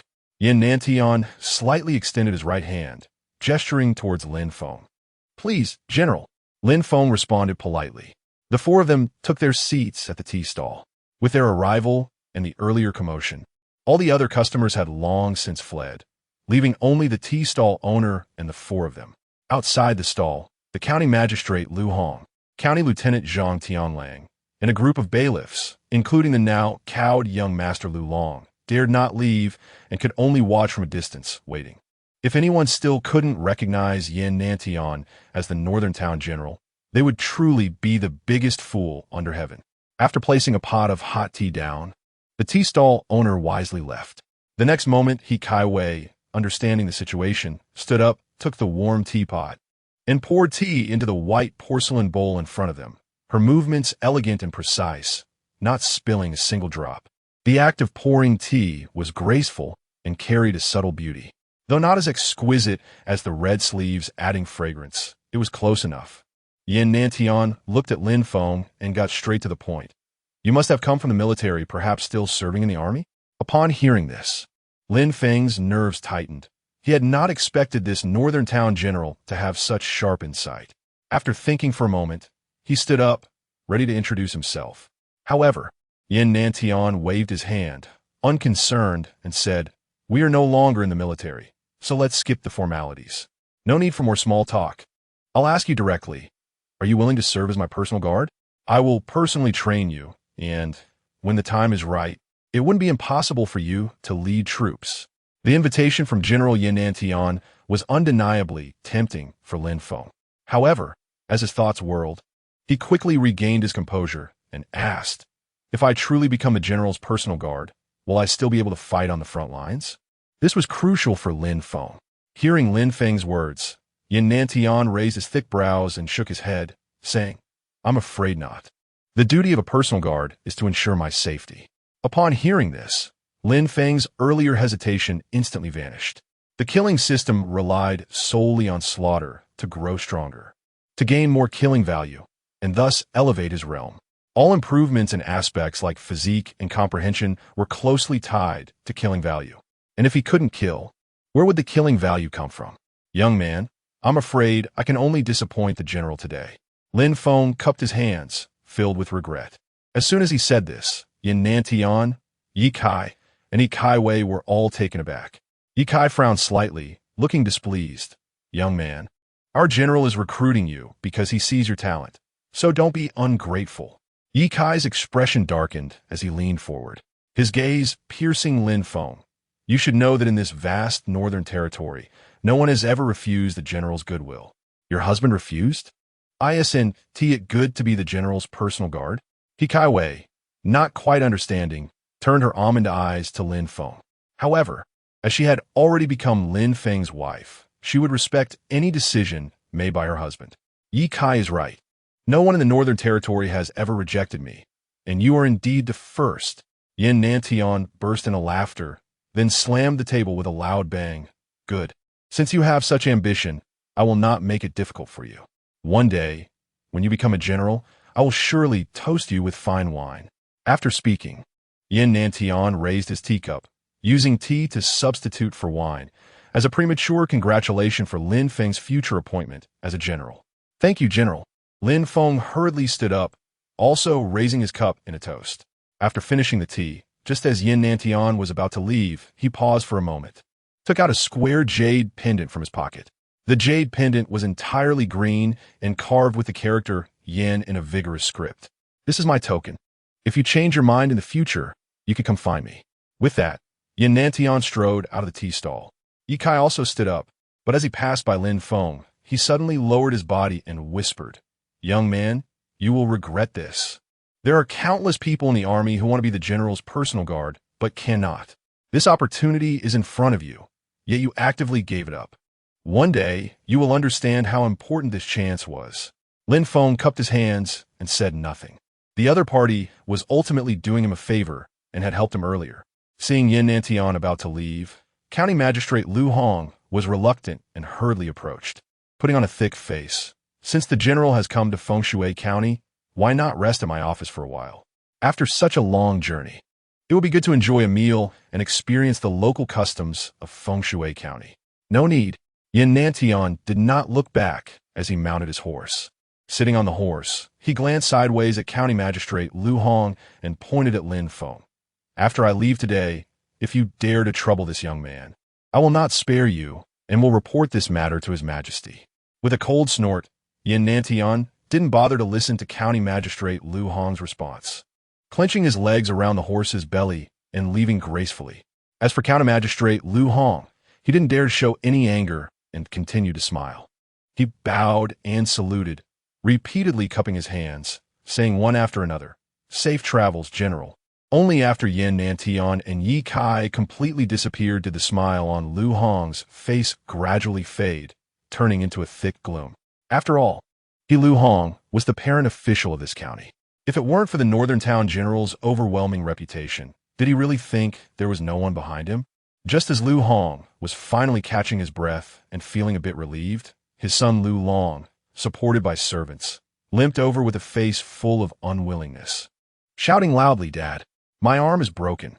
Is this how it ends? You fool. If it weren't for you bullying others, would things have escalated to this level?" Lu Hong said as he raised his hand and unhesitatingly slapped his precious son's face. A crisp slap echoed, leaving Lu Long dumbfounded. "Dad, you actually hit me. You've never been willing to hit me before." Someone, Lu Hong, disregarding his son Lu Long's incredulous expression, directly ordered, "Take the young master back. Lock him in his room for reflection. No one is allowed to let him out without my order." Chapter 12. The Mute Eats Huanglian County Lieutenant Zhang Tianlang received orders and led a group of county soldiers, along with Lu Long, who was still in a daze, quickly disappearing from sight. In the middle of the street, Lu Hong had just resolved the matter concerning his son Lu Long and turned to look at Lin Feng, who was still at the tea stall, his cold eyes sizing him up. Lin Feng also met his gaze. The two locked eyes, and, after 3 breaths, everyone else withdrew, and today, nothing happened in Feng Shui County. County Magistrate Lu Hong waved his hand and turned to leave. With a warning from General Yin Nantian of the northern town, Lu Hong knew it wouldn't be easy to deal with Lin Feng. Today, he could only temporarily record this grievance. On the way back, Lin Feng drove the cart and glanced at his wife sitting beside him, raising an eyebrow. His handsome face filled with confusion. Lin Feng chuckled lightly, having guessed something, and said, "Are you wondering why your husband didn't accept General Yan's recruitment? After all, such an opportunity is not something everyone can have." Upon hearing this, He Kaiwei couldn't help but nod her little head and expressed her opinion. If her husband became a close guard of General Yan, it would be quite beneficial for his future. Moreover, staying by the general's side would at least be less dangerous, while she would worry about him on the battlefield. Even if her husband was strong, there were always stronger people out there. If there was a choice, she would prefer her husband to be safer. Lin Feng could naturally sense the sincerity in his wife's words. With one hand on the reins and the other holding her small hand, he reassured her, "Your husband will protect himself well. Staying by General Yan's side may be safe, but only by relying on true ability to earn military achievements can one truly gain respect. You will support me, right?" He Kaiwei nodded slightly, leaning against Lin Feng's embrace as the cart jostled, silently thinking, "As long as my husband can be safe and sound, that would be the best. I don't expect anything else." Upon arriving home, the cart stopped outside the courtyard. Lin Feng was tidying up the old horse's harness while He Kaiwei held the items she had just bought for the house. However, as soon as they entered the house, they were greeted by a chaotic scene. The bedding was overturned, the cabinets were open, and chairs and tables were scattered everywhere, truly a mess. Had they been robbed? Hikaiwei instinctively thought, but then felt it was unlikely. There weren't any valuable items in the house. Lin Feng also entered the house, and, upon seeing the scene, his first thought was that they had been robbed. However, after a thorough check, nothing was missing. He immediately thought of Centurion Wang Eru. Even though Lin Feng was just a lowly C-rank soldier in name, the suspicion was not small, but better safe than sorry. This scene clearly indicated that Wang Eru had come looking for trouble while he was away. Thinking of this, Lin Feng's gaze sharpened, and he rushed out of the house to look around the courtyard. There was no one in sight.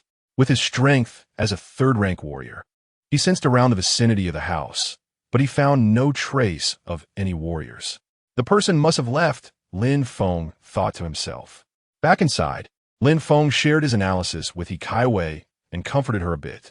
He then hurried toward the back mountain, occasionally checking if anyone was following him. Currently, his only enemy was Centurion Wang Eru, who was the strongest among his opponents. As a fellow third-rank warrior, even if Wang Eru followed him, Lin Feng was confident he could detect it. Before long, Lin Feng arrived at the burial site from yesterday. Seeing there were no signs of digging around, he temporarily breathed a sigh of relief and returned home. Looking at Hikaiwei's worried expression, Lin Feng felt a deep sense of indebtedness. Supporting her, he whispered, "It will be fine soon. Once your husband has achieved military merits and becomes a centurion, we won't have to fear Wang Eru anymore. Your husband will definitely succeed." Hikaiwei nodded, looking at Lin Feng with more confidence than she had in herself. Having been busy for most of the day, both of them were hungry. Hikaiwei went to the kitchen to cook while Lin Feng went to a more secluded place on the back mountain to practice. The long knife slashed through the air, creating flashes of light. The techniques of the Slaughter Heaven knife technique replayed in Lin Feng's mind, and he executed them once again. With his yellow-level comprehension, Lin Feng could clearly sense that his proficiency in the knife techniques was gradually improving. Before he knew it, half an hour had passed, and Lin Feng sheathed his knife. Looking at the large green rock in front of him, now marked with numerous cuts, he couldn't help but smile. He thought that with a bit more practice, without spending any slaughter points to improve, he could still progress from the basics to a small achievement in the Slaughter Heaven knife technique. The benefits brought by his yellow-level comprehension were evident. Moving step by step, Lin Feng's iron-bone physique made him strong. After practicing for half an hour, he didn't feel a hint of fatigue. Indeed, the slaughter system's best approach wasn't just to elevate realms. Only a balanced development could provide the greatest support for his future path as a strong warrior. With yellow-level comprehension and an iron-bone physique, Lin Feng could achieve this current level. There were also distinctions in strength among third-rank warriors. Lin Feng was confident that Centurion Wang Eru was definitely not his match at this moment. But what if he had a comprehension level above yellow level, such as mysterious level, earth level, or heaven level, and a physique beyond iron-boned like silver or golden bodies? As he envisioned the future, Lin Feng's eyes brightened, and he couldn't help but feel a surge of desire within. With a slight thought, Lin Feng looked at the system panel again. Host, Lin Feng, combat power, third-rank warrior, comprehension, yellow level, physique, iron-boned, martial skill, Slaughter Heaven knife technique proficiency, beginner. Slaughter points, 600. The slaughter points obtained from killing Song Chun and his two companions were still far from enough. He needed more.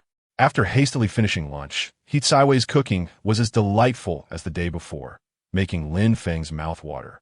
Especially today, they had bought several pounds of cured meat at the Easter market, so the meal was particularly enjoyable.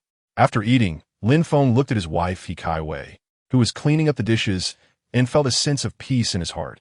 He had truly made the right choice in marrying this wife. His wife Hikaiwei could handle both the kitchen and the living room. Being able to marry such a charming person was indeed the blessing he had cultivated for 3 lifetimes. He silently vowed in his heart he would never let his wife suffer even the slightest grievance or continue to live in fear. For the entire afternoon, Lin Feng practiced his knife techniques on the back mountain, the flashes of a knife moving in sync with the corresponding footwork. The toes pointed left, the body shifted lightly. The knife in his hand slashed down and lifted up with changes in posture, and only by practicing diligently could he gain more self-protection power on the battlefield. Chapter 13. A night of spring. As the sky gradually darkened, Lin Feng finally sheathed his sword. After a whole afternoon of practice, even with his strong physique, he couldn't help but feel a little fatigued, so he decided to head home. In ancient times, most common people had 2 meals a day, breakfast and lunch, and generally went to bed shortly after nightfall. Therefore, when Lin Feng arrived at his doorstep, the surrounding neighbors' houses were also shrouded in darkness, with no light to be seen. Pushing open the courtyard door, he just happened to see He Kai Wei carrying dishes from the kitchen into the main house. The evening meal was slightly less than the lunch, but it still included some meat. After practicing all afternoon, Lin Feng was already very hungry, so he unceremoniously took the rice and began to eat heartily. After settling his hunger, Lin Feng turned to his wife, He Kai Wei, and couldn't help but ask, "Why did you make dinner?" As the saying goes, scholars are poor in wealth but rich in martial prowess. Although their family had little money, his husband still needed to be well nourished. If he went to battle and something unfortunate happened, no amount of saved money would be of use. As long as her husband was there, the family was there. If he were to be gone one day, she would have nothing to live for alone. "What nonsense are you talking about?" Lin Feng frowned and lightly flicked He Kai Wei's forehead with his fingers. Just as he was about to withdraw his hand, he saw He Kai Wei boldly parting her cherry-like lips and gently taking his finger into her mouth. Her nimble tongue brushed against it, and Lin Feng could clearly feel the slight moisture coming from between his fingers. He was momentarily stunned. He then saw his wife, He Kai Wei, with flushed cheeks, slowly leaning closer to him, her mouth slightly open, her soft fingers gently resting on the soft part of her body. "Husband!" Her sweet and soft voice suddenly echoed in the night. The woman's tenderness, along with the warm breath escaping from her mouth, lightly brushed against Lin Feng's earlobe. As he breathed in, the faint scent of apricot blossoms from He Kai Wei's body involuntarily enveloped him. The night grew deep, and He Kai Wei softly reminded him of the promise she made to him earlier. Her well-proportioned legs curled up on Lin Feng's body, then leaned back a bit. Previously, she had been pressed tightly against him, but now she slowly opened up, looking at Lin Feng with affectionate eyes filled with the alluring scent of apricot blossoms. With her face blushing, the redness spread across her cheeks. Under the dim candlelight at the table, Lin Feng couldn't help but admire the beautiful scene before him. "Husband!" As He Kai Wei called out softly once more, her voice arousing the blood of men, Lin Feng came to his senses, feeling the warmth of her body in his arms. At this moment, he no longer hesitated. Breathing heavily, his eyes were already a fiery red, and with a powerful motion, he stood up, wrapping He Kai Wei around him like an octopus. He Kai Wei felt her body lighten, then suddenly become heavy as she fell onto the soft couch in the inner room. Lin Feng's heavy breaths brushed against her cheeks, filled with a strong masculine scent that was nearly wild. She tried to embrace him. The candlelight outside the inner room was faint, but still managed to illuminate the scene on the bed beneath the sheer white veil. "Husband, the oil lamp hasn't gone out," He Kai Wei said in a delicate voice, a hint of urgency in her tone. Lin Feng rose from He Kai Wei's embrace, a playful smile on his face as he looked at her already soft body, teasingly saying, "In the light, my wife seems even more beautiful than usual." With that, Lin Feng's fiery gaze was fixed on He Kai Wei, as if he wanted to devour her whole and melt her into his belly. He leaned down and kissed her pink lips. At first, it was a light kiss like a dragonfly skimming the water. Then it turned into several hours of passionate entanglement. Lin Feng leaned against the headboard, and suddenly, a splash of crimson entered his sight. He was taken aback. "Is this your first time, my dear?" Realizing, a surge of joy welled up in Lin Feng's heart. He felt as if he had accumulated 8 lifetimes of fortune to have found such a treasure. After all, in later generations, a woman with her virginity intact was probably rarer than a national treasure-level giant panda. After tidying up the chaotic aftermath, He Kai Wei's gentle demeanor was even more pronounced, but she also showed visible signs of fatigue. From this moment on, He Kai Wei had officially transformed from a girl into a true woman. As soon as she lay down, leaning against her husband's arm, feeling Lin Feng's solid chest and firm muscles, her face involuntarily flushed again. Then she saw Lin Feng hold her tightly once more. He Kai Wei's heart raced. her complexion slightly pale, fearing Lin Feng might want to do something again. Husband. He Kaiwei timidly tried to dissuade him, but Lin Feng merely turned his body, holding her in his arms, the warmth of his breath gently brushing against her forehead, bringing her a rare sense of calm. What's wrong? Your husband isn't someone who doesn't understand how to cherish a delicate flower. Gently patting He Tsaiwei's beautiful back, feeling her smooth, soft skin, Lin Feng chuckled softly. There's still many days ahead. What do you think, my little lady? Lin Feng rarely joked like this. Hearing his words, He Kaiwei became as shy as a quail, burying her head deep in Lin Feng's embrace, playfully hitting him with her little fists. But with her little strength, it was more like a massage for Lin Feng. Husband, you are truly wicked. Afterward, the two of them exchanged tender whispers, and this wonderful night gradually passed. The next morning, a slight pain and a soreness in her lower body surged into He Tsaiwei's mind. She opened her sleepy eyes, moving her body slightly. The pain indeed felt a bit more intense than before. She reached out to touch beside her. Husband isn't here? Instantly, a rare feeling of familiarity surged in He Tsaiwei's heart. It was a complex emotion intertwined with the emptiness, fear, and anxiety brought by long periods of hardship and wandering. At that moment, a faint scent of malt sweetness wafted in from outside. Then footsteps sounded. The husband she had been thinking about, Lin Feng, entered holding a bowl of freshly made congee, which contained goji berries, red dates, longan, and other nourishing ingredients to help restore her health. Freshly made, drinking it would greatly benefit her body. Lin Feng sat at the bedside, helping He Kaiwei sit up, resting her head against the hard pillow while covering her lower body with a blanket. Lin Feng blew on the spoonful of congee, waiting for it to cool slightly before placing it at He Tsaiwei's mouth.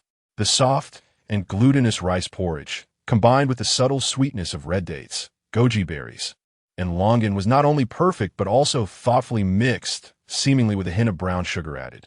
It was the best for a woman who had lost blood and felt weak.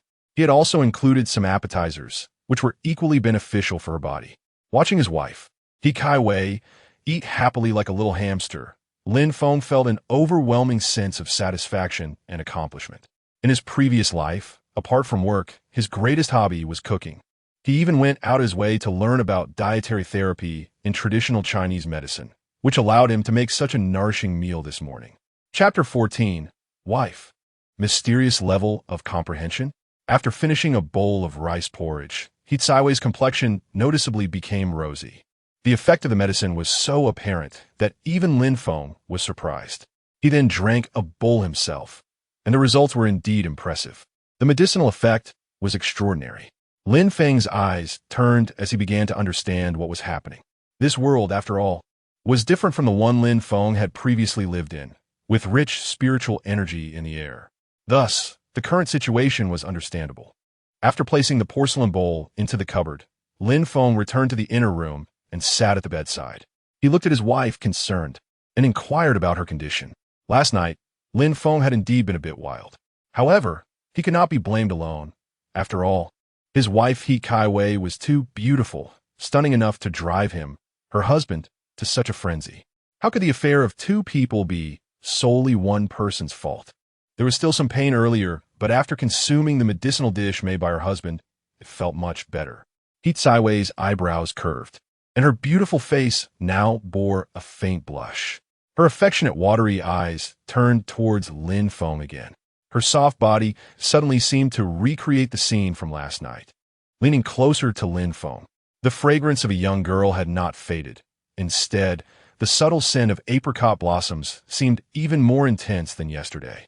The aroma lingered in the room. The fire that had just subsided in Lin Feng, after a busy morning, reignited, and his mouth became much drier. If her husband did not believe her, He Tsaiwei's jade-like foot emerged from the bedding, her white toes gently swaying in front of Lin Feng's eyes. Seeing his wife's invitation, how could Lin Feng, as a man, refuse? They became entwined at the bedside, once more and once again experienced a passionate encounter. Now, Lin Feng had the physique of a martial artist, brimming with vitality. While ordinary men would have been exhausted after such exertion, Lin Feng felt refreshed, clear-headed, and showed no signs of fatigue. It seemed as if the tension that had been building up over the past few days had relaxed considerably, aligning even more with the mindset of martial arts. After gently kissing He Tsaiwei's forehead, he headed to the back mountain. As the red sun slanted to the west, Lin Feng returned from his training. If he continued practicing like this, perhaps before heading to the battlefield, his slaughtering heaven blade technique could progress from beginner proficiency to small success, enhancing his combat power once more. That evening, the couple had just settled down in the room. Lin Feng had no malicious thoughts, but He Kaiwei shot him a glance, as if he were not a proper gentleman. Lin Feng sighed, his large hand stroking the palm of his wife, He Kaiwei. Although there were some calluses from hard work, the softness of her palm was still captivating. He secretly decided that once he was promoted to captain, he would immediately head to Fengshui County to buy his wife some cosmetics, ensuring she maintained her beauty. Suddenly, He Kaiwei seemed to have something on her mind. "Husband, I also want to cultivate martial arts like you and strive to become a martial artist." Seeing the determination in her expression, Lin Feng was greatly surprised. He gently embraced his wife, speaking softly, "With your husband protecting you, you won't have any issues. Why must you endure this hardship?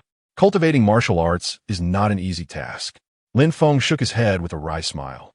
Even with the killing system, he had to practice his sword techniques diligently every day, not daring to slack off. Moreover, He Kaiwei was a delicate woman. He Kaiwei tilted her head slightly and said, "I naturally know my husband's abilities. But if my husband is away for half a month at a time, what if bad people come to the house while he is not here?" This reasoning was indeed somewhat valid.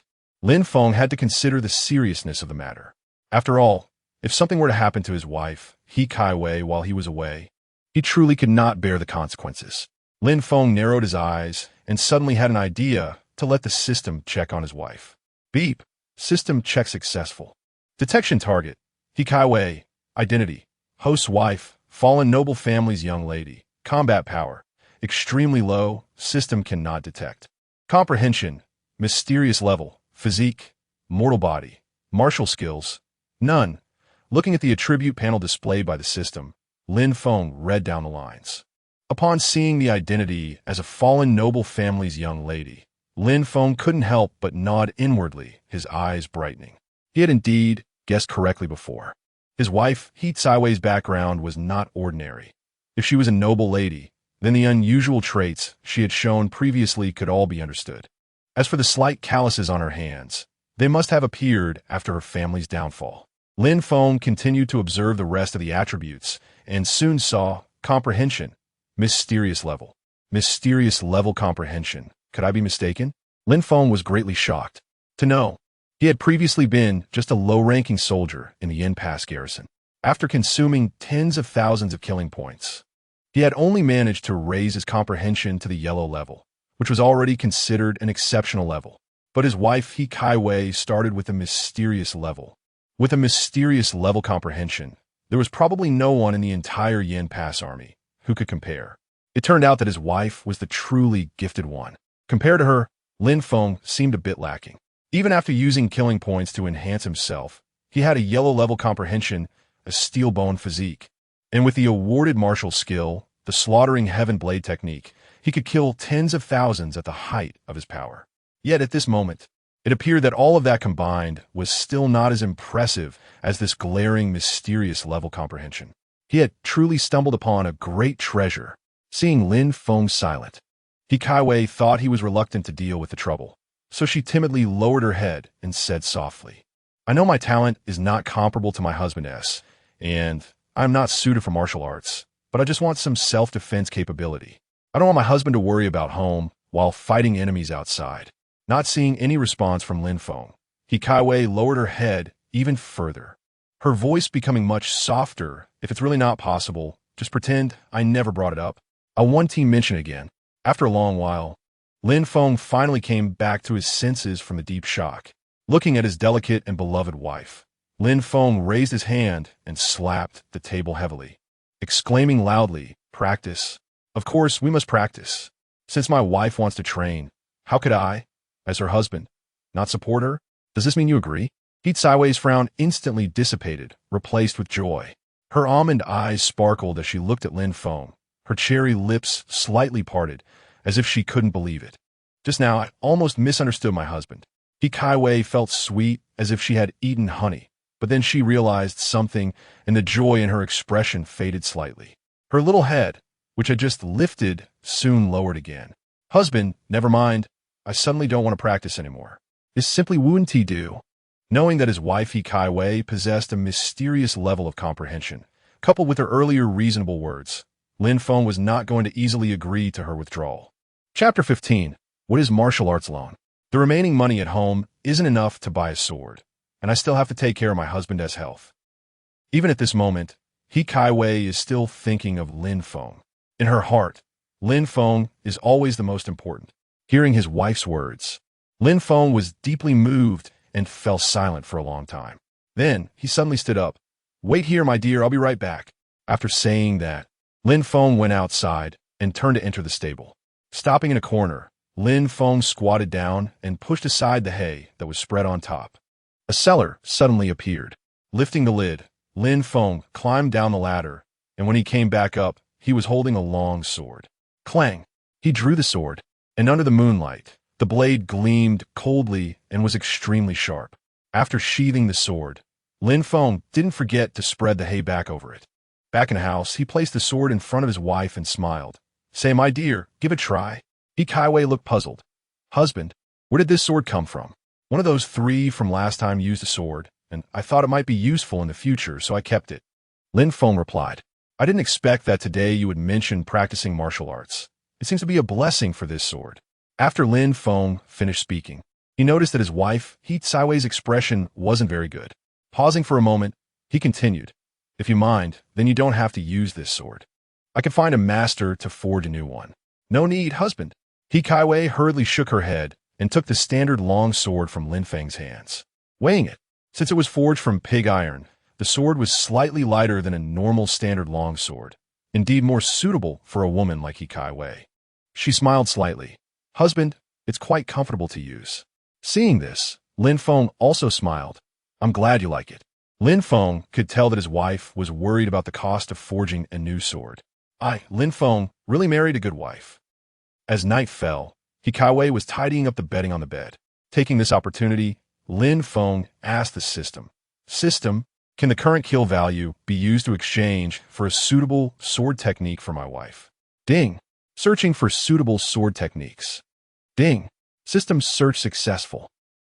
After waiting for a few moments, Lin Feng heard the system's voice and quickly looked forward. But the result was ding. Congratulations to the host. The system detected that the host has 600 kill points left, which can be exchanged for sword techniques. Exchange a hammer. Martial arts are not cabbages. Please be self-aware, host. Lin Feng was suddenly speechless, thinking, how can it be this disgusting? Just as Lin Feng, the host, was about to protest, the system seemed to detect his current mindset. Ding. New feature opened. Experience first, pay later. The host can borrow the necessary kill points to exchange for sword techniques from this system, with an interest rate of 10. Is there no justice? Even a system is starting to lend at high interest. Lin Feng protested immediately. Experiencing first and paying later is normal. But isn't the interest a bit too high? If you lower it a bit, I might consider it. Ding. Host, don't be ungrateful. But Lin Feng didn't indulge it and directly began a bargain. He moved with emotion and reason. Finally, after a moment of silence, the system's voice sounded again. Ding. The system detects the host's situation. The host's mindset fluctuates. The system detects that the host's request is reasonable. The feature experience first, pay later. Interest rate reduced to 5. Did I really succeed in cutting down the interest? Lin Feng's eyes brightened. So, can I cut it down further? But this time, the system seemed to have anticipated Lin Feng's thoughts. Before Lin Feng could speak, the system's voice came again. Ding. The system is starting to tailor a sword technique for the host's wife, Hikaiwei. Please be patient. Just after a moment, the system's prompt sounded again. Ding. The system has successfully tailored the martial art flowing cloud chasing moon sword technique for the host's wife, Hikaiwei. Consumption of kill points, 50,000 points. Loan period, 3 months. Note, please ensure that the owed kill points are repaid within the deadline. Principal kill points 50,000 points. Interest 2, 500 points. Total 52, 500 points. If the deadline is exceeded, the interest will double. Please keep up the good work, host. He. Lin Feng gave a dry smile and rolled his eyes. So quickly, I'm in debt again. Without the mortgage and car loan, I now have an additional martial arts loan. But fortunately, the interest is still within my acceptable range. With Lin Feng's current strength as a third-grade martial artist, he could quickly earn it back by killing a few first-grade soldiers or even a centurion on the battlefield. Lin Feng silently nodded, but at the same time, he quickly calculated a small account in his heart. 52,500 kill points. If only killing first-grade soldiers, with each first-grade soldier giving 200 kill points. That would be 262 and a half. Speaking of which, this Song Chun is really not worth much. Lin Feng expressed deep disdain. After working hard for so many years, he is still just a first-grade soldier, a small second-grade martial artist. Can't he find some reasons within himself? What a waste. Ding. Please accept the martial art flowing cloud chasing moon sword technique. Ding. Please choose the acceptance method. Option 1. Electronic version. Option 2. Paper version. Looking at the two choices given by the system, Lin Feng's face darkened. It seemed he didn't have a choice at all. If the electronic version could be transmitted through thought, how would he explain it to He Kai Wei? Paper version, Lin Feng said. Ding. Host choice successful. Chosen method. Paper version. Martial art flowing cloud chasing moonsword technique is being printed. Please be patient. Hearing the system's voice, Lin Feng didn't want to speak anymore. Then, Lin Feng saw his personal system's attribute panel, and the kill points column, which was already not much, was rapidly decreasing at a visible speed. In the blink of an eye, it had returned to 0. System, what the hell are you doing? Lin Feng cursed angrily. Although he didn't particularly care about the 600 kill points, losing them for no reason made him very angry, and the consequences were serious. Please follow the civilized rules. Any actions currently being performed by the system are reasonable, legal, and compliant. According to the system's monitoring, the host chose to print the martial art flowing cloud chasing moon sword technique method as paper version. This is the host's personal choice. The system is not responsible. What is this situation? Lin Feng ground his teeth in frustration. As everyone knows, printing also requires costs. The paper version also requires printing fees. The system's mechanical voice came again. Lin Feng's eyes widened, and he began to frantically output to the system. System I. A series of beautiful curses suddenly emerged, shocking the system to its core. But the system seemed completely unconcerned. Lin Feng was getting a bit exhausted from cursing and began to breathe heavily. It felt like punching a pillow, extremely uncomfortable. Chapter 16: The Gap Between People System. One day, I will definitely throw a huge amount of killing points in your face. Lin Feng vowed silently in his heart. After successfully exchanging for the flowing clouds pursuing the moon sword technique, a booklet appeared in Lin Feng's hands out of nowhere. Walking into the inner room, Lin Feng hugged He Kai Wei tightly and said, "Wife, this sword technique was left by my master in the army, and it is just right for you. If one day you truly master this sword technique, perhaps even your husband won't be your opponent." Lin Feng joked with a smile. He Kai Wei took the booklet and flipped through it briefly.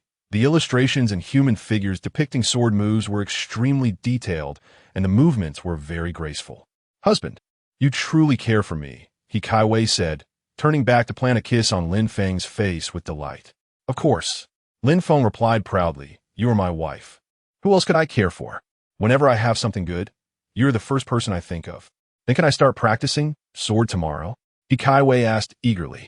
Lin Feng affectionately scratched He Kai Wei's nose with his finger and gently said, "Sure, as long as you're happy, I will do anything for you." The next morning, just as dawn broke, Lin Feng and He Kai Wei got up to cook. After everything was ready, they went to the back mountain to practice martial arts. They focused on the dantian, which represents the mind and spirit, and practiced breathing in a rhythm of 3 exhales and 1 inhale, feeling the flow of energy within their bodies. The dantian is located 3 inches above the navel.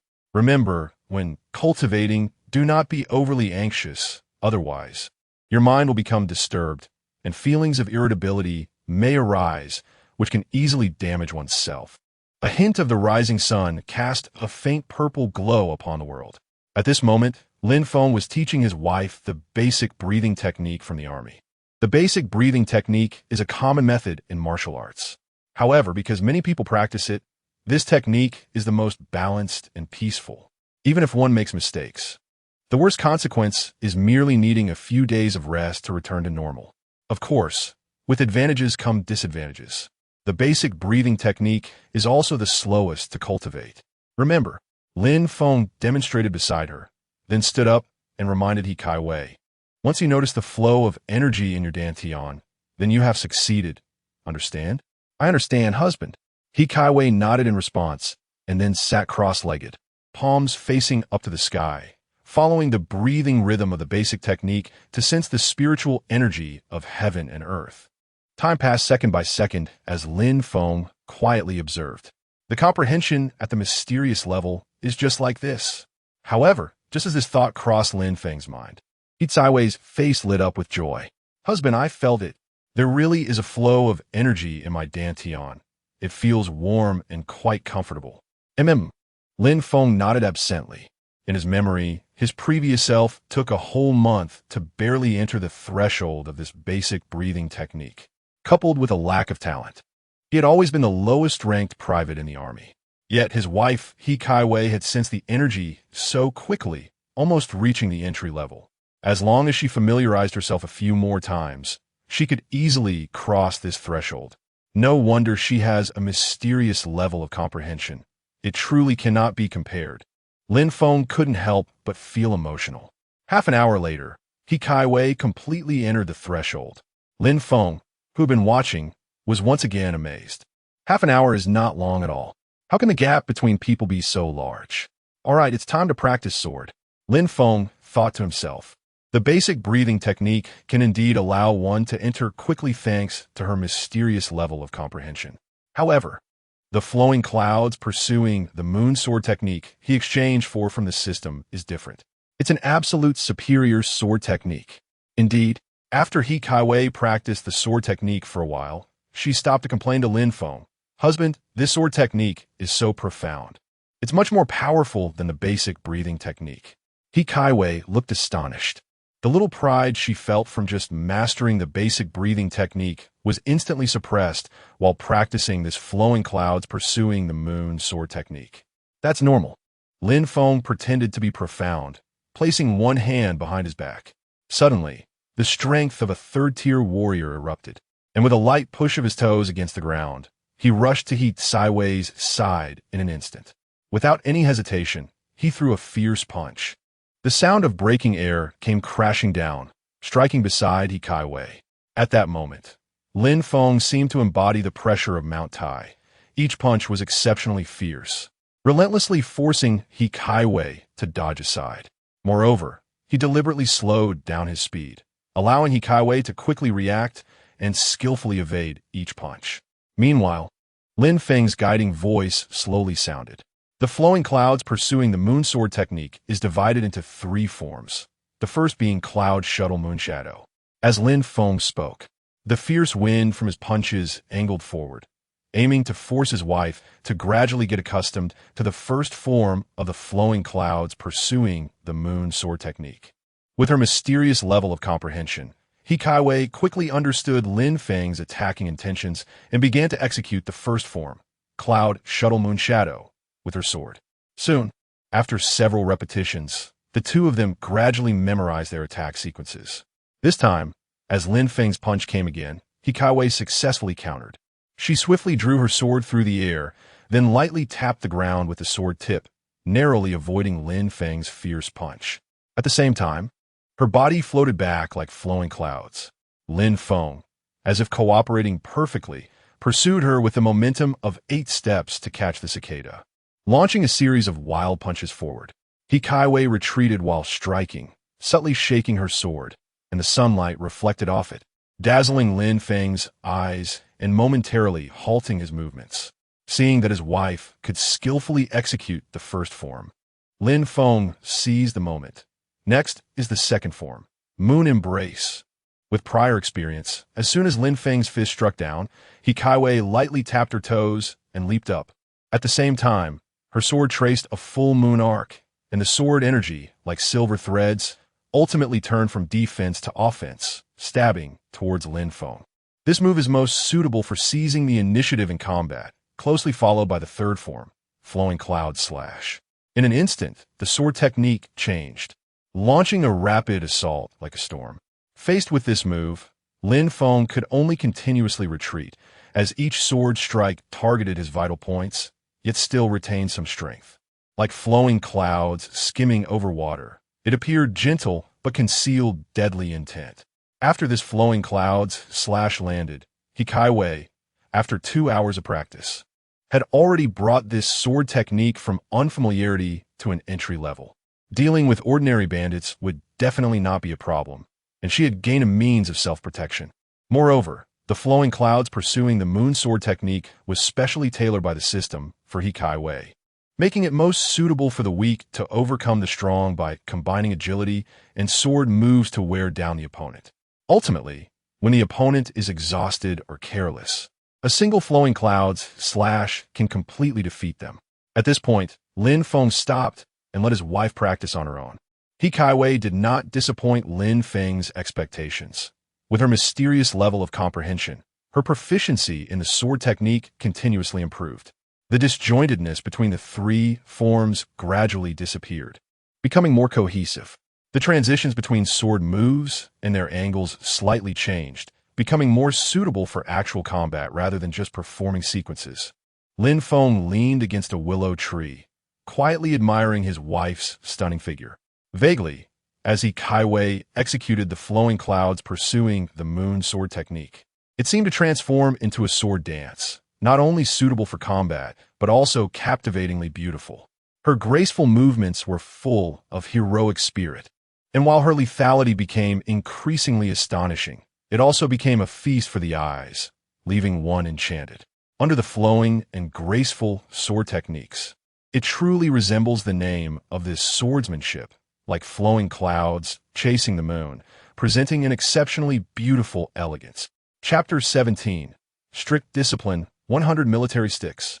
Meanwhile, in the Yin Pass military camp, inside the central tent, Centurion Wang Eru knelt on the ground, looking at the middle-aged man sitting in the main seat, his face filled with fear.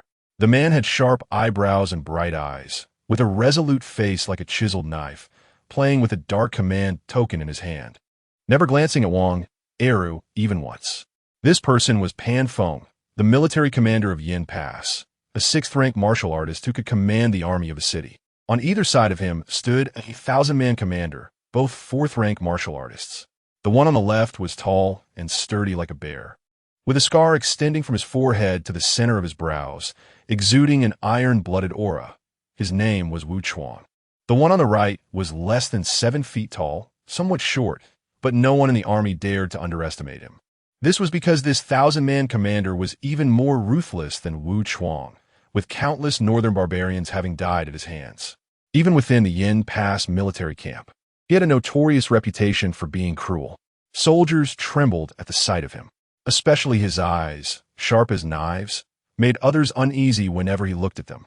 He was another 1,000-man commander who lied. At this moment, the atmosphere in the tent was almost frozen, a heavy sense of oppression emanating from the three men, pressing down on Wang Eru to the point of suffocation. General, Wang Eru spoke up in a plea for mercy. But as soon as he began to speak, 1,000-man commander Wu Chuang bellowed, "The general hasn't even spoken yet. What right do you have to speak?" Wu Chuang seemed to be scolding Wang Eru, but in reality, he was protecting him, fearing that one wrong word could provoke the general's further anger.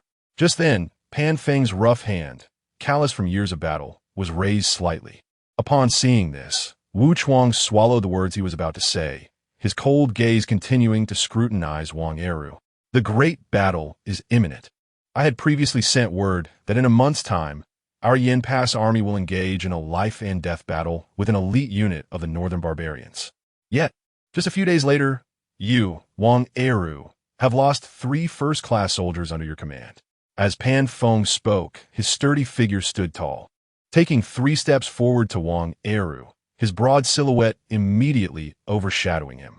With a loud thud, Pan Feng stepped heavily on Wang Eru's back. Wang Eru was pressed down to the ground, and just as he tried to speak, a sweet taste surged in his throat, and he spat out a mouthful of old blood. You, Wang Eru, truly have great courage. Do you treat my words as a breeze passing by your ears? Pan Feng's cold voice echoed again, as if it came from the depths of the abyss, making Wang Eru shiver.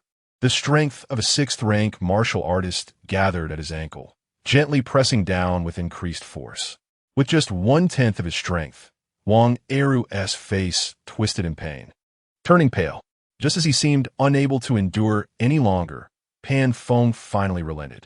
Pan Feng returned to his main seat, a trace of coldness flashing in his eyes, and his hoarse and heavy voice slowly sounded, neither heavy nor light, yet exuding the authority of the Yin Pass military commander. Centurion Wang Eru, you have failed to enforce strict discipline. According to military law, you shall receive 100 military sticks. Moreover, as a deserter before battle, your crime is aggravated. From today onwards, I will strip you of your command. Start from being an ordinary soldier. Upon hearing this, Wang Eru's heart sank, thinking it was all over.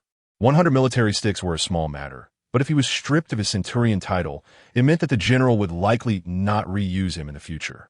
Realizing the seriousness of the situation, Wu Chuang immediately cupped his hands towards Pan Feng and said solemnly, General, our Yin Pass army is about to engage in battle with the northern barbarians. If we change centurions at this time, it will undoubtedly affect the morale of the troops. Why not let him achieve merit in his punishment and deal with him after the battle?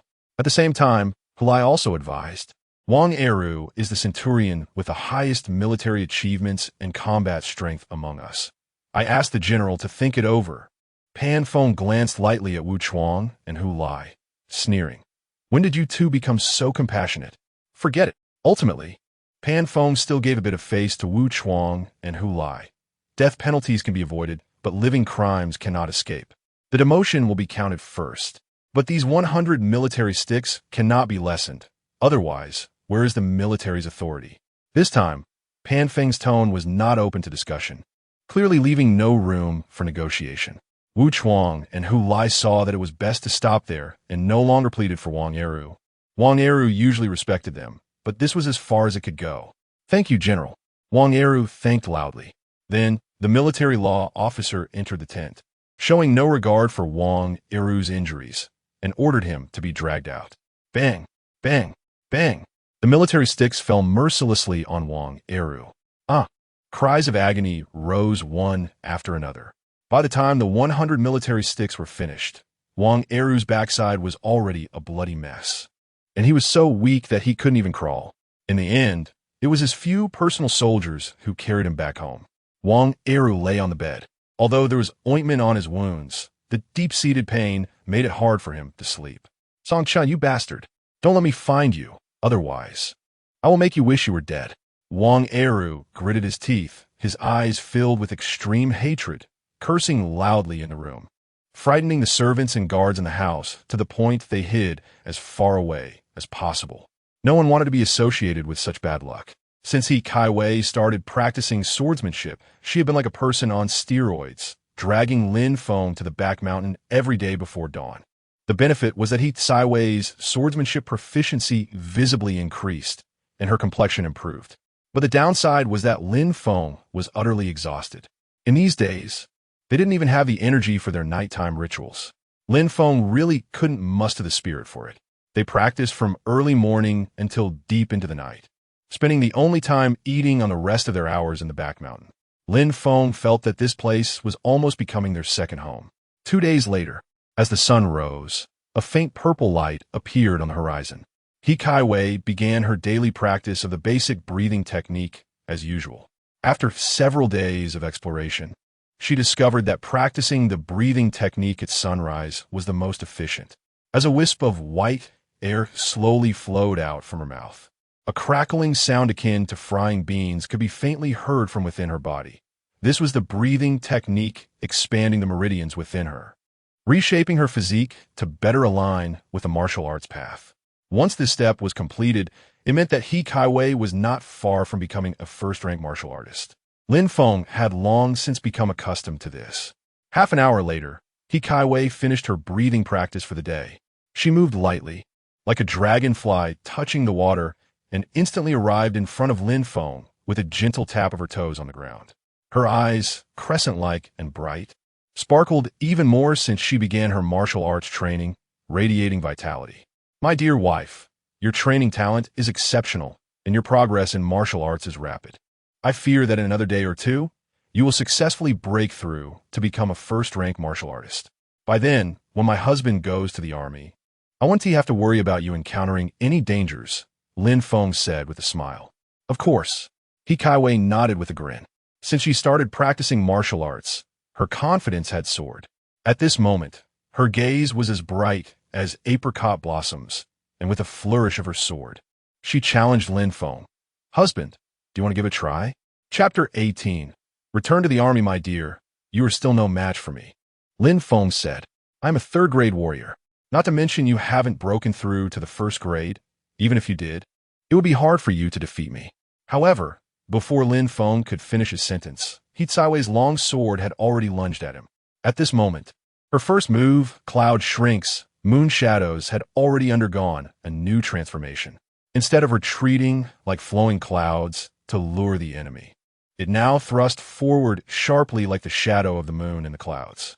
Sword techniques should be flexible and varied. So Lin Feng was not surprised by his wife's innovation. After all, the understanding of the Xian level was a realm he currently couldn't reach.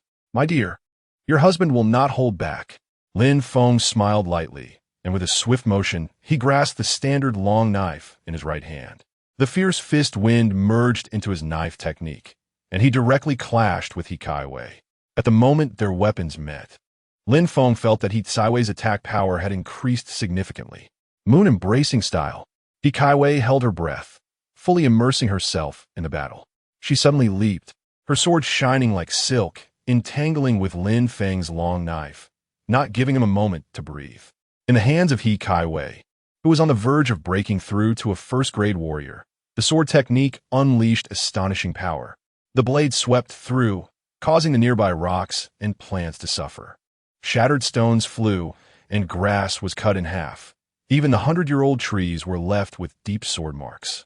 Such power, if it fell on an ordinary person, would surely result in instant death. If I keep dodging like this, am I really going to lose to my wife today? Lin Feng thought to himself, his gaze suddenly sharpening as he seized a fleeting opportunity.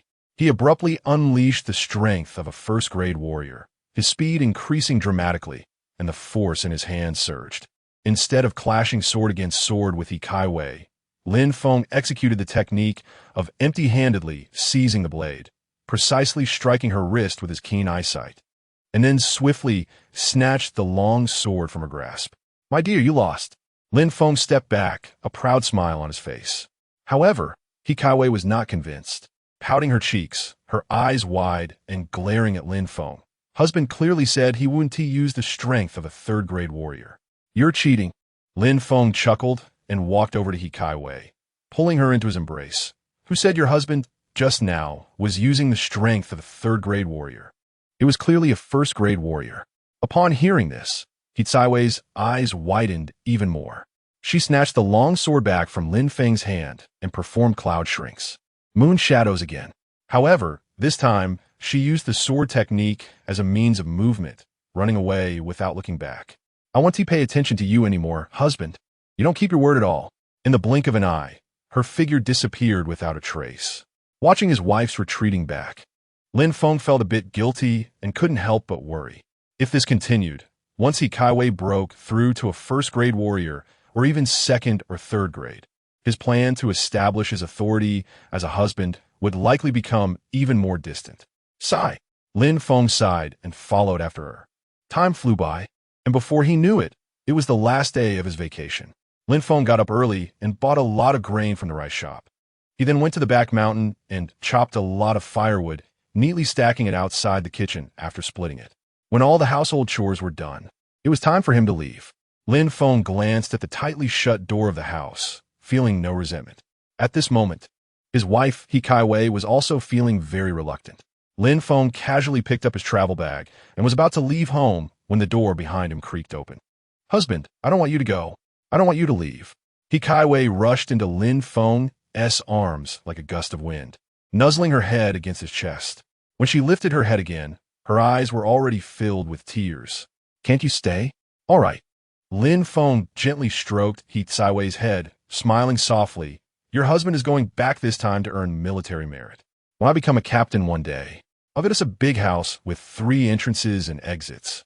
If I make it to a 1,000-man commander or even a general, I'll set up a manor for us here in Yingguan town. You could be a noblewoman and enjoy a good life. In the future, when you go out, you'll have 2 or 3 maids to carry your bags and a dozen guards to protect your safety. Let us see who dares to bully my wife. I don't want that. I just want you husband. I don't need a big manor or maids or guards. I just want you to be safe." He Kaiwei hugged Lin Feng tightly, refusing to let go. Lin Feng didn't push her away. His wife couldn't bear to part with him. And how could he bear to leave her? But if he didn't go to the army, the military laws of the Yingguan army were no joke.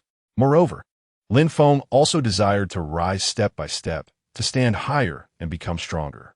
"My dear, if you keep holding on, I might miss my return date." Lin Feng bent down, kissed He Kaiwei's cheek, and comforted her gently. "Wait at home for me. When I come back, I'll see how to deal with you. Little enchantress. I'm not afraid of you." At this moment, He Kaiwei's pretty face was flushed, both shy and reluctant. Under He Kaiwei's reluctant gaze, Lin Feng mounted his horse and resolutely rode away. After riding for a distance, He Kaiwei's voice called from behind, "Husband, remember to come back.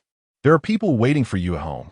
Lin Feng didn't look back, but his steps became even more determined, silently vowing, "I will come back, definitely. When I return, I, Lin Feng, will never let my dear suffer even the slightest grievance." Yingguan Army Camp. Half an hour later, Lin Feng arrived outside the barracks. When he saw his former roommates lined up neatly, he felt confused. Isn't it more pleasant to stay in the barracks on such a hot day? Upon seeing Lin Feng arrive, many faces showed teasing expressions. Some even jokingly remarked, "Lin Feng, how is that little wife of yours with her? Is she particularly moist? Ha ha, of course. Can't you see Lin Feng has lost weight? He must have been busy in bed these past few days. This kid really picked up a big bargain. That woman is the most beautiful one." Even a captain was tempted back then. If it weren't for going to the battlefield soon, fearing bad luck, how could that little girl be his? Lin Feng ignored these idle comments, treating them as sour grapes. Just then, Jiang Yi, a soldier with whom he had a decent relationship, approached and whispered, "Lin Feng, the captain is waiting for you inside. Be smart when you go in." The captain doesn't seem to be in a good mood. Chapter 19. It's time for war. "Thank you. It would be surprising if it goes well." He had naturally heard about the disappearance of Song Chun and the others, and Wang Eru was punished with 100 military lashes. He didn't know what kind of miraculous medicine this bastard had taken to recover so quickly. Then, under the gloating gazes of the crowd, Lin Feng strode into the barracks. Inside the barracks, there were many beds, most of which were quite rudimentary, much worse than the dilapidated house Lin Feng lived in. A group of big men lived together, and various smells mixed in the air. As soon as he entered, a foul odor hit him in the face. Lin Feng frowned and walked a few steps further in, gradually getting used to it. He casually scanned the room and immediately spotted the figure of the centurion Wang Eru. At that moment, Wang Eru was sitting on his bunk, his face cold and gloomy. Lin Feng lowered his head, pretending to be his usual reticent self, and cautiously approached Wang Eru, stammering deliberately, "Centurion, you looking for me?" Wang Eru squinted his eyes and glanced at Lin Feng. The doubts he had in his heart diminished a bit. However, the only clue he could find was that he had ordered Song Chun to go to Lin Feng's house. So even with doubts in his heart, Wang Eru still came today. Not being able to find Song Chun was a bitterness he found hard to swallow. Looking at Lin Feng, who was meek and stuttered even when speaking, Wang Eru lost his patience and directly asked, "On the day of leave, after you finished choosing a wife, did you see Song Chun after you left the barracks?" "Song? Brother Song?" Lin Feng continued to stutter, scratching his head and perfectly portraying the demeanor of a simpleton. He lowered his head, appearing quite pathetic, and said, "Brother Song is a first-class soldier and a martial artist. He usually doesn't hang out with us third-class soldiers. Brother Song, Hearing Lin Feng call him Brother Song repeatedly, Wang Eru couldn't help but feel a headache. He took several deep breaths to barely hold back from directly taking action. Forget it, forget it. Wang Eru waved his hand, not intending to pursue the matter further. He stood up, preparing to leave the tent, but suddenly turned around at the door, looked deeply at Lin Feng, and said meaningfully, "Now that Song Chun is gone, I need a few clever ones under me. You should learn well from your brother Song. Next time on leave, bring your wife to my place. I, Wang Eru, as a centurion, should at least show some appreciation for a soldier under me who married a pretty wife, right? Learn from Song Chun and send your wife to your Wang Eru's bed. I, Lin Feng, not that cheap." Lin Feng sneered inwardly, but appeared very excited on the surface. "Thank you, centurion. You are so good to me. I really don't know how to thank you. Don't worry. Whatever you want me, Lin Feng, to do in the future, I will do it. I will be absolutely loyal and listen to you." Seeing Lin Feng's grateful expression, Wang Eru immediately patted his shoulder. "You kid has a future." Then he laughed heartily and left. Watching Wang Eru's departing figure, Lin Feng was confident that the other party had been fooled. Reflecting on his earlier appearance as a simpleton, even he almost couldn't help but slap himself. It could be said he was utterly pathetic. Sitting on his bunk, Lin Feng frowned and began to ponder. There were still 7 or 8 days until the mid-month leave, and if Wang Eru wanted to play any tricks, he wouldn't just sit still. With his current strength, killing Wang Eru would be as easy as pie. At this moment, people outside the barracks were also coming in one after another. Jiang Yi walked over to Lin Feng's side, looking concerned and asking, "Brother Feng, are you all right? Did the centurion bully you just now?" "I'm fine." Lin Feng smiled and didn't intend to say much to Jiang Yi, who he remembered as relatively honest. The more he said, the less it would be good for Jiang Yi. In the following days, Lin Feng trained hard every day to prepare for the upcoming battle. He held a standard long knife, repeatedly practicing knife techniques under the blazing sun. These techniques, like the basic breathing methods, were merely the most ordinary basic knife techniques in the barracks. There were a total of 13 basic knife techniques, including chopping, dicing, stabbing, slashing, lifting, thrusting, splitting, blocking, and so on. But just like the basic breathing methods, the basic knife techniques didn't even qualify for the system's collection. So there were no related terms appearing on the system attribute panel. Perhaps because a battle with the elite troops of the Northern Barbarians was approaching. The training duration in the barracks had increased compared to before. The instructors responsible for training and teaching skills in the barracks were all burly, often bare-chested, even at night. They would stand with their hands behind their backs, their eyes like torches, occasionally weaving through the soldiers, shouting, "Sweat more during training, bleed less on the battlefield. You guys, regardless of your rank, when you're on the battlefield, knives and guns don't have eyes. If you want to come back safely, just practice until you don't die. Then practice until you die." Most people knew in their hearts that the upcoming battle with the elite troops of the Northern Barbarians would be extremely brutal. So everyone trained desperately. After a whole day of training, everyone's clothes were soaked with sweat, clinging tightly to their bodies.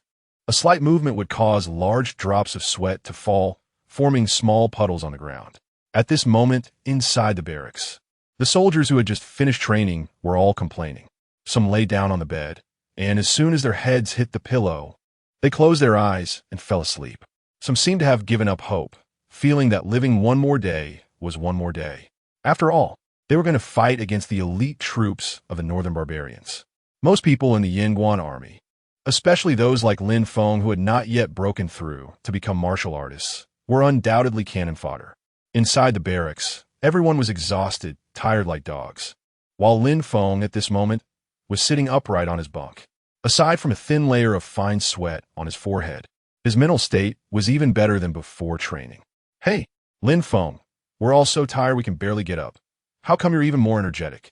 I think it's probably that wife of his with the strange eyes who cast some kind of spell on him. If it were before, he wouldn't have been able to last half a day of training. When the others heard this, they deeply agreed. After all, they were well aware of what Lin Feng had been like before. Listening to these discussions, Lin Feng just chuckled and didn't bother to argue with them. He felt it was a waste of breath to retort. Wang Eru, of course, was also watching Lin Feng's changes in the barracks. However, before he had a chance to think it through, a messenger arrived. "The general has ordered All troops quickly assemble at the training ground. Don't be late. After the messenger hurriedly finished speaking, he quickly went to convey the order to the next centurion. Watching the messenger leave in a hurry, Wang Eru, who had been a centurion for many years, instantly had a thought flash through his mind. It's time for war. Chapter 20. Laozi is fighting the elite. At this moment, Wang Eru could no longer think about Lin Feng and quickly gathered his subordinates to rush to the training ground. Soon, except for the sentries and the soldiers on duty, all the remaining soldiers had assembled at the training ground. Such a large gathering caused many old soldiers in the barracks to show worried expressions. They also sensed the seriousness of the situation, their faces becoming extremely grave. At this moment, everyone looked up at the high platform in the training ground. Standing on the high platform were several figures, 2 sergeants, a staff officer, and a deputy commander. Of course, the most eye-catching was Pan Feng, the highest commander of a Yin Pass army, who possessed the combat strength of a 6th-grade martial artist. Pan Feng was clad in light armor, shining with golden light, striding with an imposing demeanor, exuding a powerful presence. He first scanned the entire area and then took a big step forward, declaring loudly, "Our scouts report that the elite Blood Wolf army of the Northern Barbarians will arrive at Yin Pass in 2 days." As soon as these words were spoken, the training ground erupted like a boiling pot. Many first-class soldiers and numerous 100-man commanders looked extremely grim. The elite Blood Wolf army of the Northern Barbarians. It was actually them? How are we supposed to fight this battle? Has the Northern Barbarians gone mad? Not attacking the strongholds in the northern border, but coming to this small Yin Pass town? We only have a little over 2,000 soldiers guarding here. It should be noted that the Blood Wolf army is the Northern Barbarians' top elite unit, having never suffered defeat since the war with our great Zhou began, with a number exceeding 5,000. Even if we expanded our forces in Yin Pass, we barely have 3,000, which is simply not enough to fight. This is purely a death sentence. The most crucial point is that the lowest combat strength among the Blood Wolf army is at least a 2nd-grade martial artist. How are we supposed to fight? Who says otherwise? I've heard that the commander of the Blood Wolf army possesses a combat strength of as high as 7th-grade martial artist. It's over. We're completely finished. Clearly, the overall strength of the Blood Wolf army, while not said to far exceed, is absolutely at a crushing level for the garrison at Yin Pass. However, a hint of anticipation appeared on Lin Feng's face. In the memories of his previous life, whether it was the Great Zhou, the Northern Barbarians, or other surrounding countries, almost all elite units were classified into 3 levels from low to high: Grade A, King Grade, and Emperor Grade. The Northern Barbarians dispatched the Grade Elite Blood Wolf army this time, with every ordinary soldier having at least 2nd-grade martial artist combat strength. In Lin Feng's eyes, each member of the Blood Wolf army is at least equivalent to 200 points of kill value. If he could slay all the Grade A elite soldiers in this 5,000-strong Blood Wolf army, except for the unbeatable sergeants, deputy commanders, and staff officers, every soldier would yield at least 200 points of kill value, resulting in at least 1 million points of kill value from 5,000 soldiers. In this way, he could pay off the high-interest debt he owed to the system in one go and still have a large sum of kill value left over. Thinking of such a wonderful scenario, Lin Feng couldn't help but grin and lick his already dry lips. As these discussions rapidly escalated, the atmosphere became tense, and despair filled the faces of the crowd. Some even began to entertain thoughts of desertion. On the high platform, seeing the chaos in the training ground, Pan Feng narrowed his slanted eyes slightly. With a loud boom, the aura of a 6th-grade martial artist erupted instantly. He stepped forward, and the stone-paved floor beneath him cracked open with a loud noise. "Everyone, silence. Anyone who disrupts the morale before battle will be killed without mercy. Should I demonstrate by taking a few heads first?" Pan Feng's murderous intent was palpable, and his piercing gaze shot towards the various 100-man commanders. With the reassurances of the 100-man commanders, the first-class soldiers gradually settled down. The second-class and third-class soldiers were even more terrified, shaking in fear. For instance, the timid Jiang even wet his pants. But no one laughed at him. Pan Feng's brow furrowed. He knew that the previous intimidation wouldn't last long. Without effective measures, if chaos erupted again, a mutiny might occur. By then, he wouldn't be able to save his own head. To stabilize the morale, Pan Feng shouted again. Do you really think this general will let you die in vain? Everyone, this battle is not just our Yin Pass garrison's 3,000 soldiers against the Northern Barbarians' grade elite Blood Wolf army. Let me tell you, reinforcements are already on the way. In this battle, we might not lose. A real man should achieve great deeds. Don't say this General 1T give you opportunities. The military has just expanded by 1,000 men, which means there are 1,000-man and 1,000-man commander positions available. Once on the battlefield, as long as you kill enough barbarians and make enough military contributions, the positions of 100-man and 1,000-man commanders will be yours. What this general says is true. Even if the Heavenly King comes, he won't stop you from rising in rank and wealth. What can grade A elites do? I'm fighting the elites. Hearing that reinforcements were coming, combined with Pan Feng's carrot and stick approach, the previously chaotic morale finally stabilized. Several 100-man commanders and the first-class soldiers were eager to prove themselves. Their eyes filled with the desire to achieve great deeds. Especially Wang Eru, who seemed to already see himself as a 1,000-man commander. Subsequently, the entire army quickly took action and climbed the city walls. 100-man commander Wang Eru shouted loudly, "Everyone work hard. If anyone dares to slack off at this critical moment, even if the Heavenly King comes, I won't show any mercy." Not just Wang Eru, other 100-man commanders echoed similar sentiments. Thus, Lin Feng and his comrades worked on building defensive fortifications in the morning and reinforcing the city walls in the afternoon. Time seemed to fly by, hastened by the impending battle, and in the blink of an eye, it was the day of the great battle. As the dawn broke, Lin Feng gathered with his fellow soldiers and, under the leadership of Wang Eru, ascended the city walls. A long, mournful horn sounded, echoing around the city walls for a long time. As soon as the horn stopped, dust flew outside Yin Pass, and the ground trembled. Standing on the several-meter-high city wall, Lin Feng could feel the enormous commotion. Lin Feng squinted his eyes, using his martial artist's eyesight to pierce through the swirling dust, faintly seeing thousands of figures from the Blood Wolf army. When people number in the tens of thousands, they seem boundless. When they reach 100,000, the earth connects with the sky. At this moment, the Blood Wolf army numbered around 5,000, each soldier clad in armor.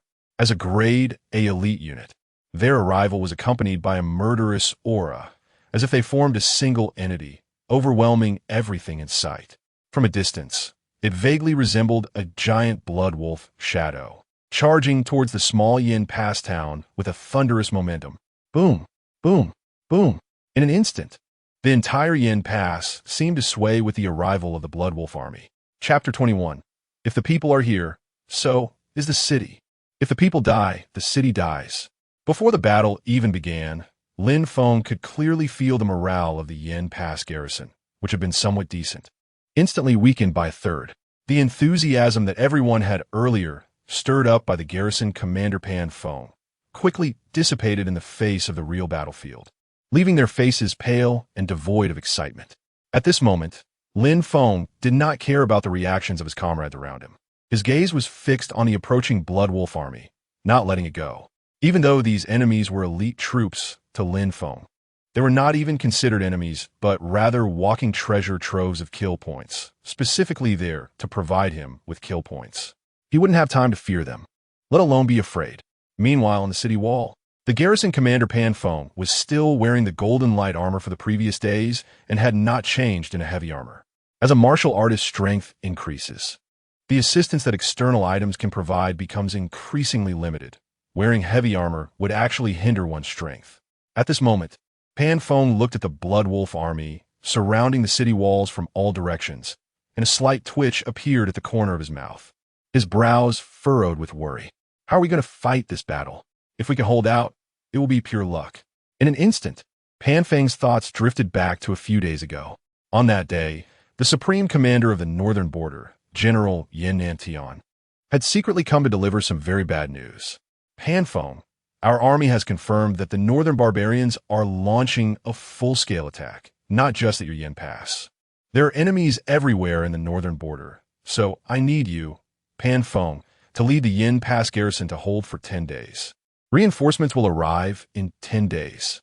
However, if the Yin Pass falls within those 10 days, you, Pan Feng, will be the center of the Great Zhou. But if the city still stands after 10 days, I will personally go to the emperor to commend you. Rest assured, General, as long as I, Pan Feng, still have a breath in me, I will never let the enemy step past our Great Zhou Yin Pass. Recalling this, Pan Feng stood tall on the city wall, and the frown that had been on his face suddenly disappeared, his gaze becoming resolute. His calloused right palm slapped heavily against the wall in front of him, and with a clang, the bright long knife at his waist was drawn. At this moment, a look of fearless determination shone in Pan Feng's eyes. If the city stands, so do the people. If the city falls, the people die. Meanwhile, in the village, the sharp and urgent sound of horns echoed. He Caiwei's earlobe twitched as she walked straight to the window, her worried gaze fixed on the direction of the Yin Pass city wall. She crossed her hands over her chest, murmuring to herself, "Are they really going to fight so soon?" Because she had been captured by the northern barbarians before, He Caiwei was well aware of the terror of those barbarians. "Husband, please come back safely. I beg the heavens and the gods to protect you." Having been displaced and wandering, He Caiwei no longer believed in ghosts or deities. But now, for Lin Feng, she was willing to silently pray, hoping to contribute her strength. Just then, a sudden commotion erupted outside. He Caiwei's heart tightened, and she quickly donned her headscarf and went outside. Upon closer inspection, she found that the villagers were all packing their things, seemingly preparing to leave to avoid the chaos of war, including her neighbors, like Second Aunt, Lu the Carpenter, and Hunter Zhang Lai, were all hurriedly gathering various items. "Once the battle starts, if we win, that would be great, but if we lose, the soldiers stationed here won't have a good outcome either. We common folk will also have a hard time surviving." Seeing He Caiwei come out, several neighbors who had interacted with her in the past all approached, urging her to hurry and leave. "Why are you still dazed? Quickly pack your things and escape while you can. If the Yin Pass falls, we won't be able to escape," Second Aunt said anxiously. Lu the Carpenter and Zhang Lai also came over, offering kind reminders. "My husband went into the city yesterday and found out that the northern barbarian enemy troops this time are elite troops, very formidable. There's no way we can hold the city walls with just the soldiers stationed there. You're a pretty girl. Even if you're a different-eyed person, you can still make a living elsewhere. Living is the most important thing." Second Aunt, Master Lu, Brother Zhang. He Caiwei opened her mouth slightly, taking a deep breath before thanking the three in front of her. "You are all good people. Besides my husband, you three are the only ones willing to help me. This ill-fated person." At this moment, He Caiwei did not blame the three for their previous coldness towards her. It was human nature after all. If she were in their shoes, she would likely behave the same way. "You should all escape quickly. I will wait here for my husband to return." He Caiwei's eyes were resolute. After saying this, she no longer spoke to the three and turned back into the house. "My husband will definitely be fine. He is a third-grade martial artist, so strong. He will definitely be okay." Back in the house, He Caiwei kept repeating this in her heart. However, she couldn't help but worry about Lin Feng's current situation. As a young lady from a prominent family, she had naturally heard of the reputation of the northern barbarian elite troops, the Blood Wolf Army. At this moment, she could only hope for the reinforcements to arrive soon to relieve the crisis at Yin Pass. The signal fire was lit at the highest point of the city wall. Smoke rose, spreading across the sky, and the garrison on all four city walls was now ready for battle. Looking out, the soldiers on the city wall were already prepared with spears, arrows, rolling stones, logs, oil, and various other weapons. Lin Feng's figure stood on the eastern side of the city wall. After the excitement faded and the adrenaline wore off, he gradually regained his calm. The Sky Slaughter Blade technique was suitable for direct combat and to gain kill points. He either needed to wait for the enemy to attack the walls or use arrows to harvest their lives. But he didn't know if it was by design that Wang Eru had intentionally targeted him when distributing bows and arrows. There were none left by the time they reached him. Lin Feng squinted, and a smile suddenly appeared at the corner of his mouth as he reached out to Jiang Yi, the only one in the army with whom he had some rapport, to ask for a bow and arrow. "Brother Feng, this is my first time using a bow, and I haven't shot a single arrow yet. Can you give me a chance first?" Jiang Yi pleaded with a pitiful expression, as if the bow originally belonged to Lin Feng. Lin Feng was not polite and snatched it away, instructing, if the enemy rushes up the wall later, remember to hide behind me and be smart, got it? Got it. Brother Feng. With Lin Feng's words, Jiang Yi's face lit up with joy. Lin Feng weighed the bow in his hands and found it acceptable. A 120-pound longbow was still quite difficult to pull back for an ordinary adult male. But for Lin Feng, a bona fide third-grade martial artist, it was a piece of cake. In the army, besides the 120-pound bow, there were also 200-pound and 300-pound bows. The strength of the 300-pound bow was more than 3 times the limit of an ordinary adult male. Such powerful bows were among the top-tier equipment even within Yin Pass. Only a few centurions and 1,000-man commanders could wield them. At this moment, Jiang Yi stole a glance at Lin Feng, feeling somewhat relieved. Others may not know how much Lin Feng had changed since returning to the camp, but he had spent every day with Lin Feng, even standing next to him during training, making it hard not to notice. In Jiang Yi's heart, Lin Feng had already broken through to become a martial artist, and as long as they won this tough battle, he would surely be promoted. After all, many elite soldiers in training were not as good as Lin Feng. In any case, no matter what, Jiang Yi was determined to cling to Lin Feng's thigh. Chapter 22, Soul Pursuit Archery. At this moment, Lin Feng held a stone bow in his hands, with about 50 arrows remaining in the quiver. However, just then, a system prompt suddenly sounded. Ding! The system has detected that the host is holding a bow and arrow and is in a combat scenario, tailoring the martial skill Soul Pursuit Archery for the host. Does the host wish to use the system's new feature, Enjoy First and Pay Later? Hearing the system's voice, Lin Feng's mouth twitched again. Feeling as if the system was specifically designed to offer high-interest loans, making one addicted after taking a loan once. But it seemed that Lin Feng had no choice. He could only look at the introduction on the system interface. Soul Pursuit Archery. Mastery at small success can break armor and shoot through the chest for a triple kill. Mastery at great success can result in explosive shots, leaving no bones behind. The lethality of this skill made Lin Feng's eyes brighten instantly, and without hesitation, he chose to enjoy first and pay later, asking the system to raise the proficiency of Soul Pursuit Archery to the small success level. Ding! Congratulations to the host for enjoying first and paying later. Soul Pursuit Archery has reached the small success level. Ding! Friendly reminder. The host has exchanged the martial skill Soul Pursuit Archery through Enjoy First and Pay Later, and raised its proficiency to the small success level, costing a total of 80,000 points of slaughter value, with an interest of 4,000 points of slaughter value. Please continue to work hard, host. The system prompt sounded continuously. He now owed a total of 137,500 points of slaughter value to the system, just a step away from the 140,000 mark. Huh! Lin Feng sneered coldly, then glared fiercely at the system panel before him. What a relentless usurer, it never ends. What is the most important thing between people? It's trust. Adding interest, where is the trust? However, with a great battle imminent, Lin Feng was too lazy to argue with the system. In the next moment, a massive amount of information rushed into his mind.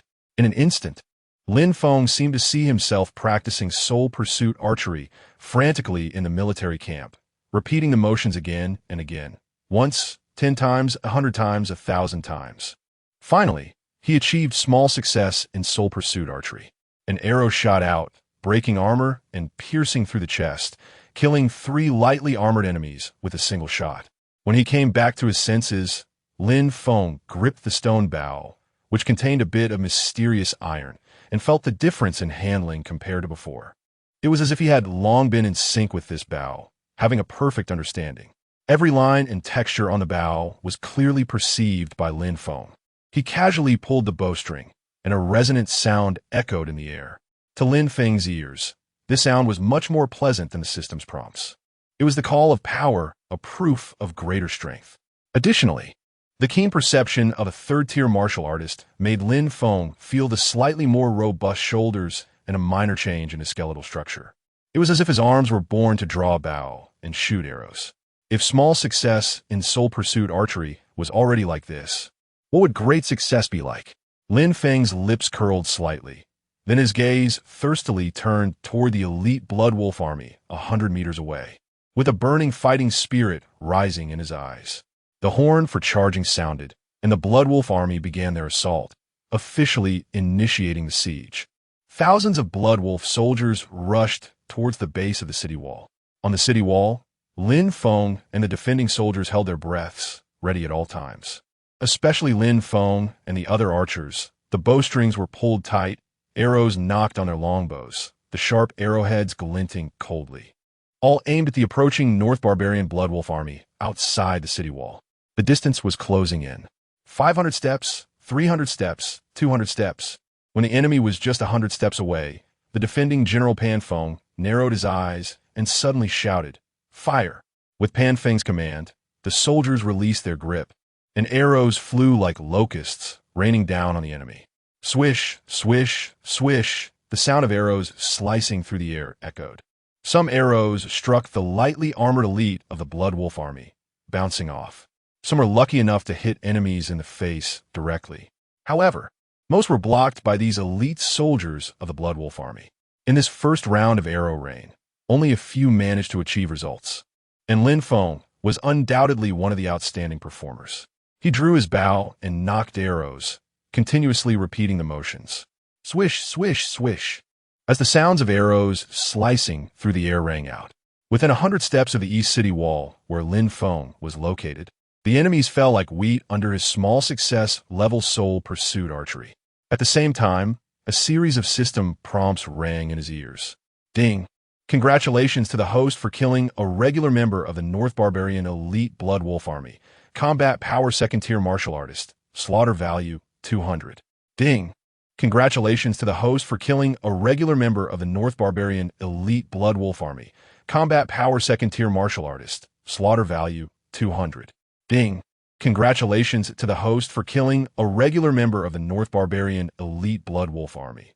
Unfortunately, Lin Feng's solitary efforts ultimately could not change the situation. Soon, many of the vanguard members of the Bloodwolf Army approached the base of the city wall, and ladders were rapidly raised and placed against the wall. The vanguard of the Bloodwolf Army surged forward, charging madly. The defending army poured boiling oil and threw it down at the North Barbarian elites on the ladders. The sound of wailing screams echoed continuously. At the city gate, the sound of the battering ram crashing against the gate pillars repeatedly shook the psychological defenses of the defending soldiers. At this time, the Bloodwolf Army trebuchets were also in position, and huge boulders were thrown into the air with the actions of the stone throwers, then continuously crashed down both inside and outside the city walls. Some even struck the wall directly, causing a slight dent, instilling fear in the hearts of the defenders. These siege weapons were one thing. What terrified the defenders of Yin past the most at this moment were the several archers among the North Barbarian Bloodwolf army below the city wall. They stood firmly on the backs of the Bloodwolves, drawing bows and shooting arrows directly at the defending soldiers on the wall. Swish, swish, swish. A flurry of arrows flew out, and the moment the battle began, it was unknown how many lives of the Yin Pass defenders were claimed, even subtly affecting the already low morale of the soldiers. Brother Feng, can we still hold on? Jiang, he asked fearfully. Just follow my lead. Lin Feng had no time to spare, drawing an arrow from the quiver and placing it on the bowstring, pulling the bowstring into a crescent shape. The techniques of soul pursuit archery flashed in Lin Feng's mind. In the next moment, the bowstring trembled violently, making a thudding sound, and the arrow flew straight towards the Bloodwolf army's archers in the distance. Whoosh! An arrow broke armor and pierced through the chest, directly taking the lives of 3 Bloodwolf army archers. Ding! Congratulations to the host for killing a regular member of the North Barbarian Elite Bloodwolf Army. Combat Power Second Tier Martial Artist. Slaughter Value 200. Ding! Congratulations to the host for killing a regular member of the North Barbarian Elite Bloodwolf Army. Ding! Congratulations to the host. Another arrow. 3 people. With the Soul Pursuit arrow released, 600 slaughter points were easily credited. It's a pity that the Bloodwolf Army archers were also regular members. However, with the incentive of slaughter points, Lin Feng's eyes grew brighter. The stone bow in his hands felt like a toy, yet it was the deadliest weapon on the battlefield at this moment. On the east city wall, the arrows in Lin Feng's hands continued to tremble and shoot out. In an instant, the pressure on this side of the East City wall was significantly reduced. Due to the fierce fighting between the attacking Bloodwolf army and the defending Yin Pass soldiers, apart from Jiang Yi beside him, no one noticed that Lin Feng was actually so formidable. Chapter 23. Mountain bandits attack the village. As the siege intensified and reached a boiling point, fierce battles broke out on the west, south, and north walls, where many enemy soldiers climbed up the walls using ladders and began to engage in fierce combat with the defenders of Yin Pass. Only the east wall, where Lin Feng was located, suffered significant damage to the enemy's ladders. The initial frenzied assault of the Bloodwolf army gradually weakened as more of their ordinary members fell. The situation on the east wall was vastly different from that on the other three walls, which was quite unusual. Soon, some enemy troops spotted Lin Feng, the skilled archer. An astonishing turn of events occurred. The once fearless Bloodwolf soldiers became like turtles retreating into their shells, hiding behind their shields and not daring to show their heads, fearing they would fall victim to Lin Feng's arrows. "Brother Feng, you are too strong. Viank, yi cheated ikchitidli." At this moment, Lin Feng's archery also caught the attention of Captain Wang Eru, who stared intently at Lin Feng's confident figure in the distance. Filled with questions, when did this kid become so formidable? Wang Eru knew he couldn't achieve such feats. Perhaps he could coincidentally kill 3 people with 1 arrow, but to shoot with such precision, not even a 1,000-man leader could do it. Even the defending general, Pan Feng, couldn't manage it. Moreover, Lin Feng's ease in knocking arrows suggested he must be at least a second-grade warrior. Suddenly, Wang Eru thought of the missing Song Chun and the others, and he became increasingly convinced that their disappearance was related to Lin Feng. Lin Feng, of course, was unaware of Wang Eru's suspicions. He was fully immersed in the battle. In the center, Pan Feng also noticed Lin Feng's extraordinary skills and immediately asked his adjutant, Su Chong, "Do you know the name of that soldier?" Su Chong was also captivated by Lin Feng's archery and, upon hearing Pan Feng's inquiry, shook his head. I don't know. Logically speaking, such a skilled archer shouldn't be unknown in the army." Outside Yin Pass, flames soared into the sky. With Lin Feng's ability to shoot arrows with pinpoint accuracy, the morale of the border troops was significantly boosted. The Bloodwolf army's vanguard suffered setbacks, and amidst the crowd, the flag-bearer of the Northern Barbarians waved his command flag, prompting the elite troops of the Bloodwolf army to quickly change formations, spreading out to reduce casualties, thus diminishing their offensive. Seeing this scene, Jiang Yi laughed and shouted to Lin Feng, "Brother Feng, these barbarian soldiers are scared, haha." Lin Feng shot another 3 arrows in quick succession, not daring to slack off. Scared? Their formation may have changed, and their offensive has weakened. But have you seen them retreat? The real tough battle is still to come. In the village, He Kai Wei paced back and forth outside her courtyard, deeply worried. The distant sounds of battle made it hard for her to sleep. She clasped her hands together and looked up at the moon, praying, "Husband, you must return safely." Just then, a cacophony of hoofbeats broke He Kai's train of thought. A group of 7 or 8 people, holding torches and riding shabby horses, charged into the village. Could it be that the northern barbarians have breached the city? He Kai quickly hid, her heart racing. If that were the case, if her husband were lost, she would not wish to live in this world any longer. However, He Kai, coming from prominent family, quickly composed herself and scanned the group. These people were poorly equipped, wielding ragged knives. The entire squad had no formation, and their weak physiques lacked the fierce demeanor of the northern barbarian troops. The leader was a scar-faced man in coarse linen clothes with a wine gourd at his waist, looking nothing like a soldier, and he exuded no martial aura. It seemed they were a group of bandits taking advantage of the chaos to plunder the village. "Damn it, they're all gone." The scar-faced man cursed angrily as he looked at the empty village from his pathetic horse. "If I had known it would be like this, I wouldn't have come to rob." At that moment, a few subordinates rushed over, looking disappointed. "Big brother, there's nothing here. The villagers took everything." "Big brother, I found half a gene of cornmeal, and on the way, I got 2 liang of wild red berries and a bag of wild vegetables. With these, we can finally have a good meal tonight." Hearing about the cornmeal, the hungry bandits' eyes lit up. He Kai, hiding in a corner, almost laughed out loud. When bandits reach this level, they might as well farm honestly. Upon hearing his subordinate's report, the scar-faced man exploded in rage. He kicked one of his subordinates, sending cornmeal scattering everywhere. Can't you have a bit of ambition? We are robbers, mountain bandits, not beggars. Then, unable to contain his anger, the scar-faced man pointed at the nearby houses. Burn it down for me. Damn it, if I'm not allowed to rob, then I'll burn everything to the ground and let you know how formidable I, Lu Matsi, really am. At this point, Hikaiwe felt she could no longer stay hidden. Given her current strength, these bandits were no match for her. She had no intention of harming them. If they left without stealing anything, that would be fine, but to burn down her and her husband's home? Absolutely not. Stop right there. Upon hearing a woman's voice, the scar-faced man froze. He shone the torch in Hikaiwe's direction, and in the weak light, the beauty under the moonlight appeared even more stunning. I, Lu Matsi, have traveled the world for years, and this is the first time I've encountered such a beautiful woman. Oh, and with heterochromia, how interesting. The remaining bandits looked lecherous, surprised to find unexpected rewards while looting in the chaos. These bandits usually couldn't even afford to visit a brothel, and now, seeing such a beauty, they nearly drooled. Little beauty, the villagers have all run away. Why are you still here? Are you waiting for me, big brother? As he spoke, Lu Matsi reached out to touch Hikaiwe. With a swift movement, Hikaiwe easily dodged, drawing her sword and coldly stating, I remain here to wait for my husband. I mean no harm to you, but if you don't want to die, leave. Lu Matsi never expected a weak woman would dare to speak to him, the bandit leader. Like that.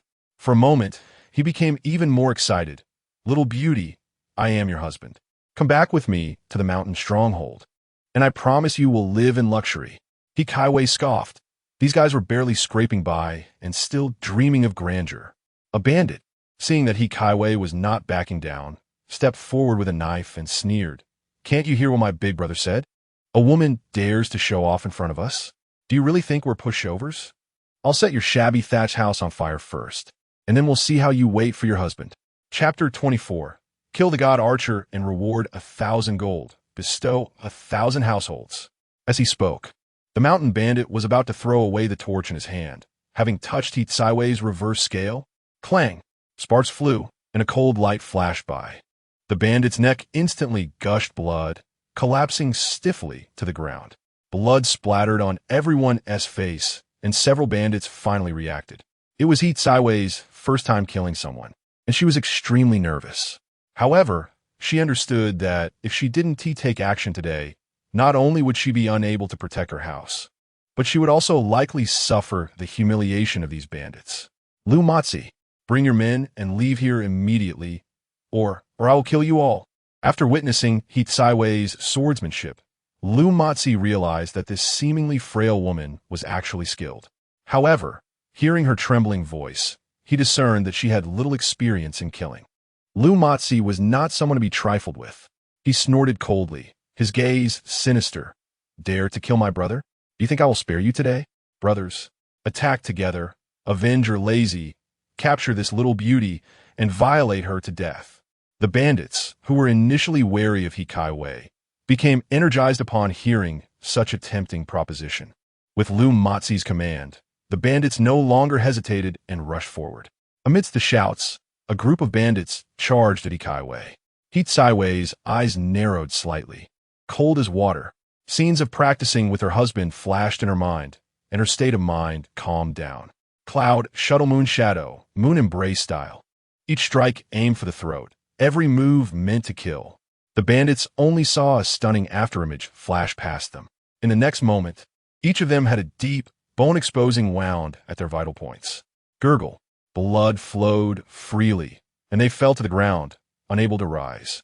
At this moment, only Lu Matsi remained among the bandits he had brought, and the knife in his hand had been broken in two by Hikaiwe. Looking at the half-knife and the corpses all around, Lu Matsi was filled with regret. Why not stay home and farm instead of becoming a bandit? Hikaiwe's gaze was cold, like a beauty from hell. Don't come out to harm others again. My sword will not give you a second chance. Upon hearing this, Lu Matsi immediately bowed his head like a garlic clove. Miss, I know I was wrong. I won't dare again. Even if you beat me to death, I want to come out as a bandit again. Seeing this, Hikaiwei coldly shouted, "Get lost!" Lu Matsi scrambled away as if he had received a royal decree, rolling and crawling away on his lame horse. After Lu Matsi ran far away, Hikaiwei finally let out a long sigh of relief. Looking at the cold corpses scattered on the ground, she felt a wave of nausea, thinking about how flustered she was against a few incompetent bandits. One could imagine the difficulties her husband faced on the front lines. Hikaiwei returned to the courtyard to wash her face, forcing herself to calm down. In times of war, there would surely be more strongmen like Lu Matsi wanting to take advantage of the chaos. If the next wave of strongmen included a few martial artists with some skill, it might not be so easy for her to handle. Her husband was a third-tier martial artist and should be able to handle himself on the battlefield. If she were to fall into the encirclement of strongmen, it would be a huge disservice to her husband. After much thought, Hikaiwei decided to hide with the villagers in the cave on the back mountain, waiting for her husband to return victorious. Meanwhile, at the foot of Yanguan City, it was indeed as Lin Feng had anticipated. The Blood Wolf army reduced casualties by forming a long snake formation and concentrated almost all their advantages to launch a strong attack on the East City Gate, where Lin Feng was located. With a numerical advantage, they launched a thunderous assault. The commander ordered, "Kill the god archer and reward 1,000 gold. Bestow 1,000 households." What the hell? Are they coming for me? Upon hearing the command in the Blood Wolf army, Lin Feng felt his scalp tingle. Strong men in the army, like Mao Sui, were unavoidable. However, it did align with his intentions. "Come on, all of you. One comes, I kill one. Two come, I kill a pair." Ding. Congratulations to the host for killing a regular member of the Blood Wolf army, a second-tier martial artist, gaining 200 slaughter points. Ding. Congratulations to the host for killing a regular member of the Blood Wolf army. Ding. Congratulations to the host. Listening to the system's repeated good news, Lin Feng's mouth slightly curled up. While using his god archer technique to kill the Blood Wolf soldiers attacking the wall, he quietly asked, "System, how many slaughter points do I have now?" Ding. The host has killed a total of 510 regular members of the Blood Wolf army. Second-tier martial artists, gaining a total of 200 slaughter points. My goodness. Even Lin Feng himself didn't expect to have killed so many Blood Wolf soldiers in just a few hours. He had wiped out more than half of the elite under a Blood Wolf army centurion just by himself. No wonder the advanced troops of the Blood Wolf army targeted him as their primary kill. If this continued, it wouldn't be long before he could repay the system's high-interest loan. Just as Lin Feng was feeling pleased, a completely black Blood Wolf suddenly rushed up the cloud ladder. On the back of the Blood Wolf sat a Blood Wolf army centurion wielding a large knife, directly slashing at Lin Feng. "Brother Feng, be careful." Jiang Yi beside him widened his eyes and shouted loudly to warn Lin Feng. In a critical moment, Lin Feng knocked an arrow and shot a powerful arrow straight at the centurion's face. Ding! The arrow split in two, and Lin Feng made eye contact with the Blood Wolf army centurion, both filled with killing intent. This was the first time Lin Feng had faced a setback since mastering the soul-chasing arrow technique. The centurion of the Blood Wolf army was tall, dark-skinned, and muscular, exuding a terrifying aura. The Blood Wolf beneath him had red eyes and let out a low growl, a bloody smell continuously wafting from its large mouth. "Kid, you really have good skills to have killed so many of my elite Blood Wolf soldiers." The Blood Wolf army centurion gritted his teeth in hatred. In times of war, the soldiers in hand were the foundation of one's livelihood. Losing so many elite warriors at once meant that even if this centurion returned alive, he would likely face military law.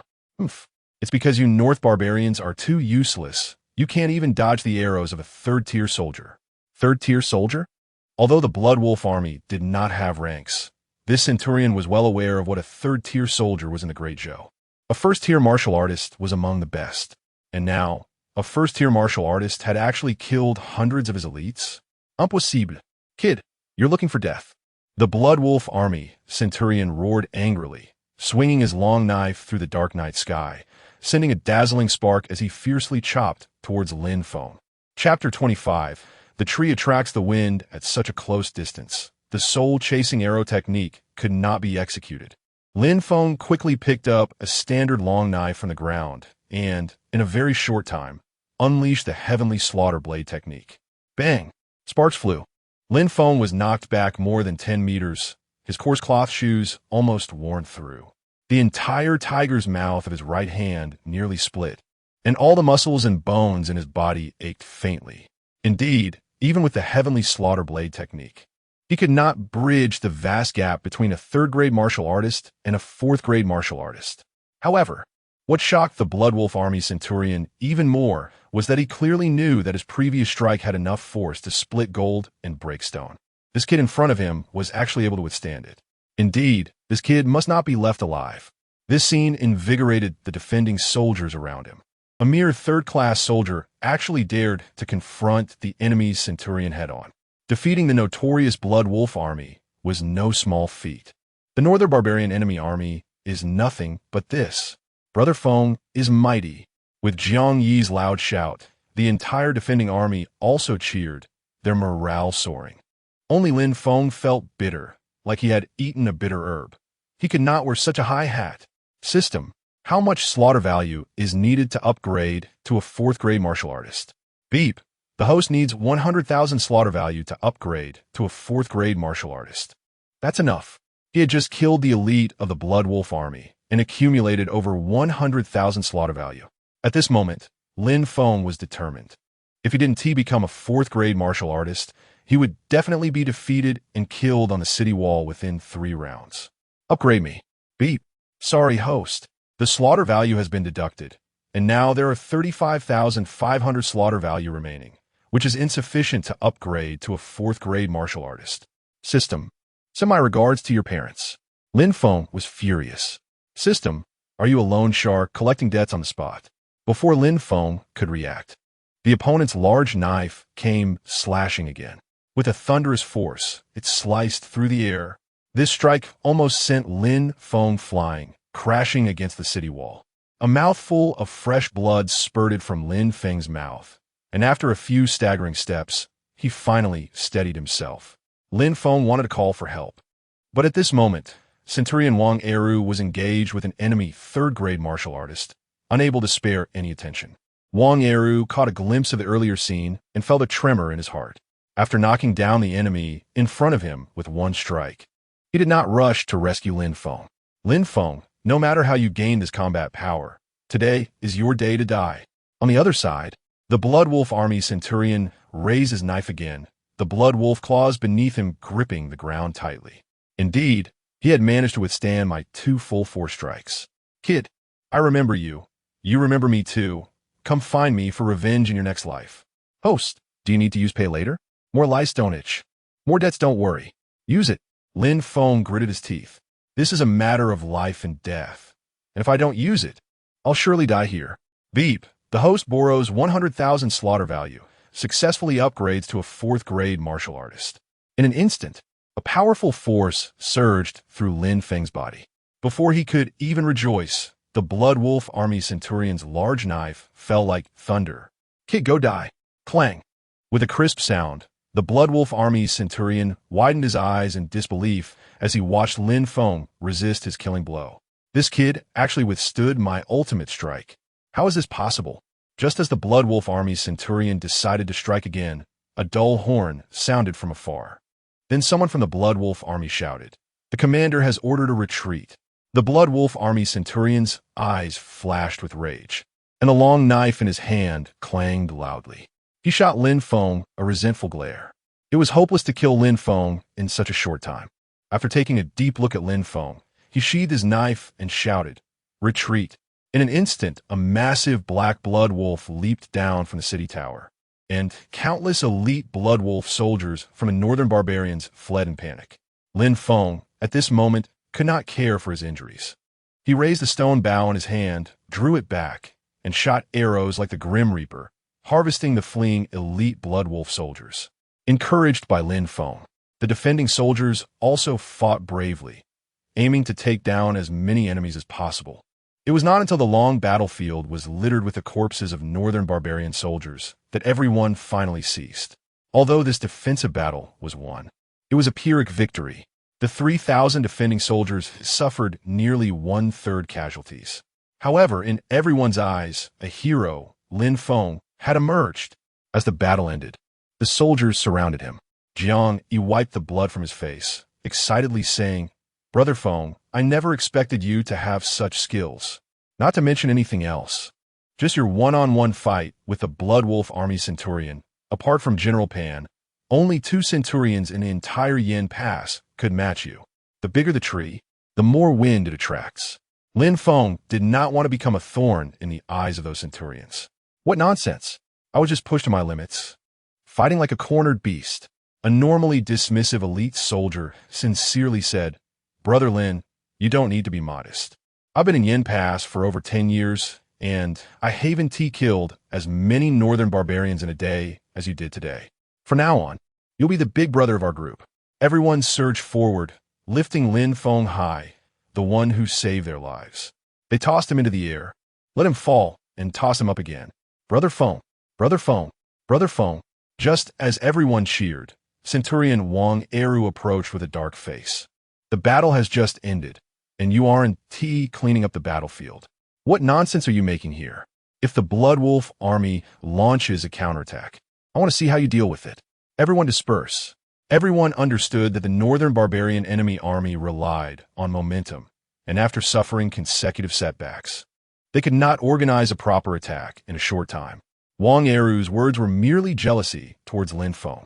However, with rank comes power, and most of the defending soldiers here were under Wang Eru's command, so they could only reluctantly leave Lin Feng behind. Wang Eru glared coldly at Lin Feng, his heart pounding. This kid was clearly a rookie who was even a first-grade martial artist just a few days ago. But looking at his skills just now, he clearly had the ability of a third-grade martial artist or above. He even fought back and forth with a Blood Wolf Army Centurion, something even he, as a Centurion, could not do. Now, he was increasingly certain that the disappearance of Song Chun and the others was somehow related to Lin Feng. Lin Feng, just a few days ago you weren't even a martial artist. How did you acquire the skills of a third-grade martial artist? And that perfect archery, can you tell me how you practiced it? Let me remind you, it's best to be honest. If there's the slightest concealment, military law will be enforced. Chapter 26. The sword gifted to the hero, it was clearly Lin Feng who had made great contributions.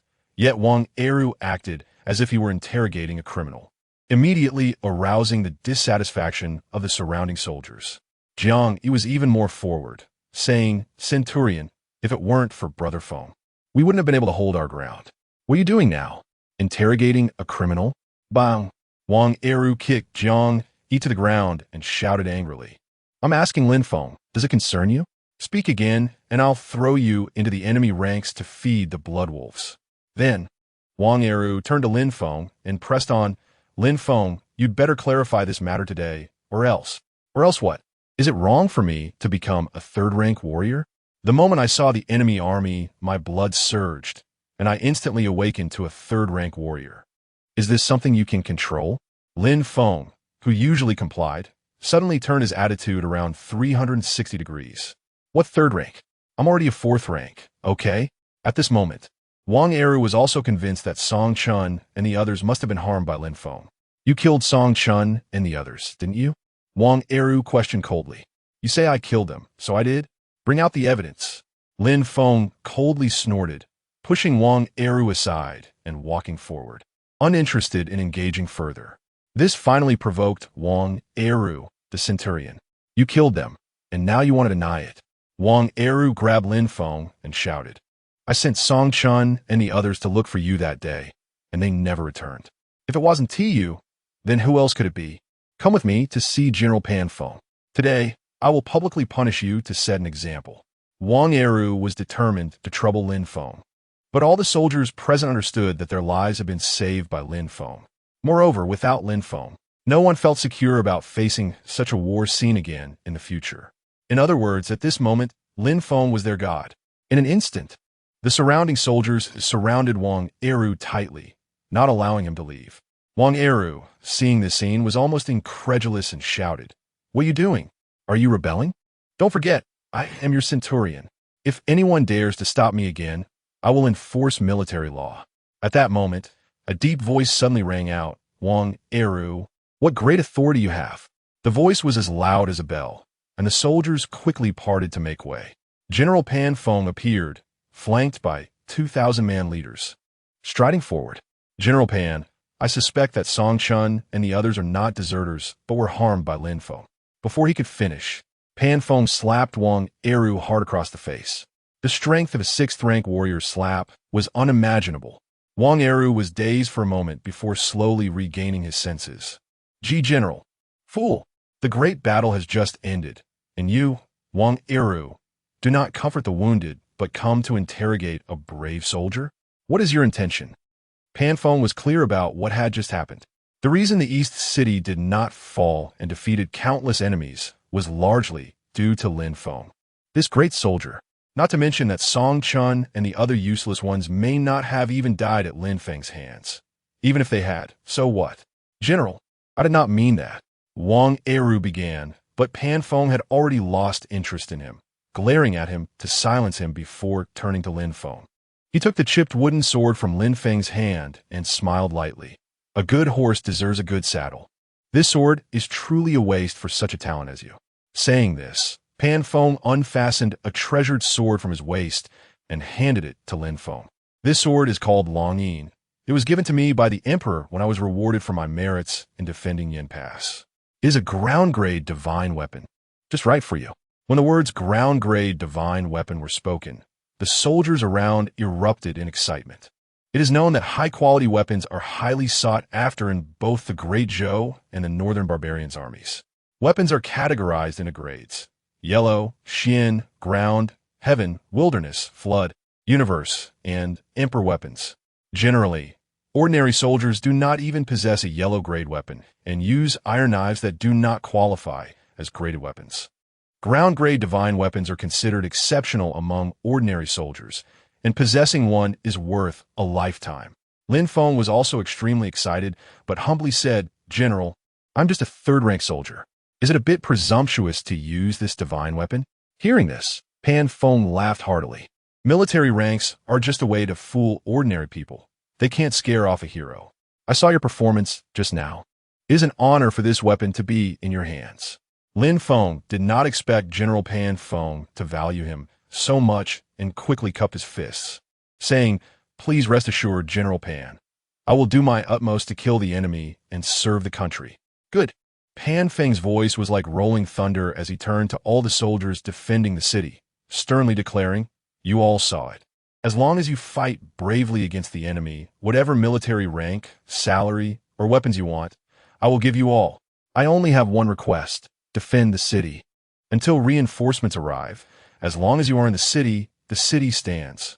In an instant, all the soldiers seemed to be energized, shouting in unison. As long as we are in the city stands. If the city falls, we die. After saying this, Pan Feng walked out from the crowd, satisfied. 1,000-man leader Wu Chuang stayed behind to loudly convey General Pan Feng's orders. All centurions gather in the central military tent to discuss the next defense strategy. There must be no mistakes.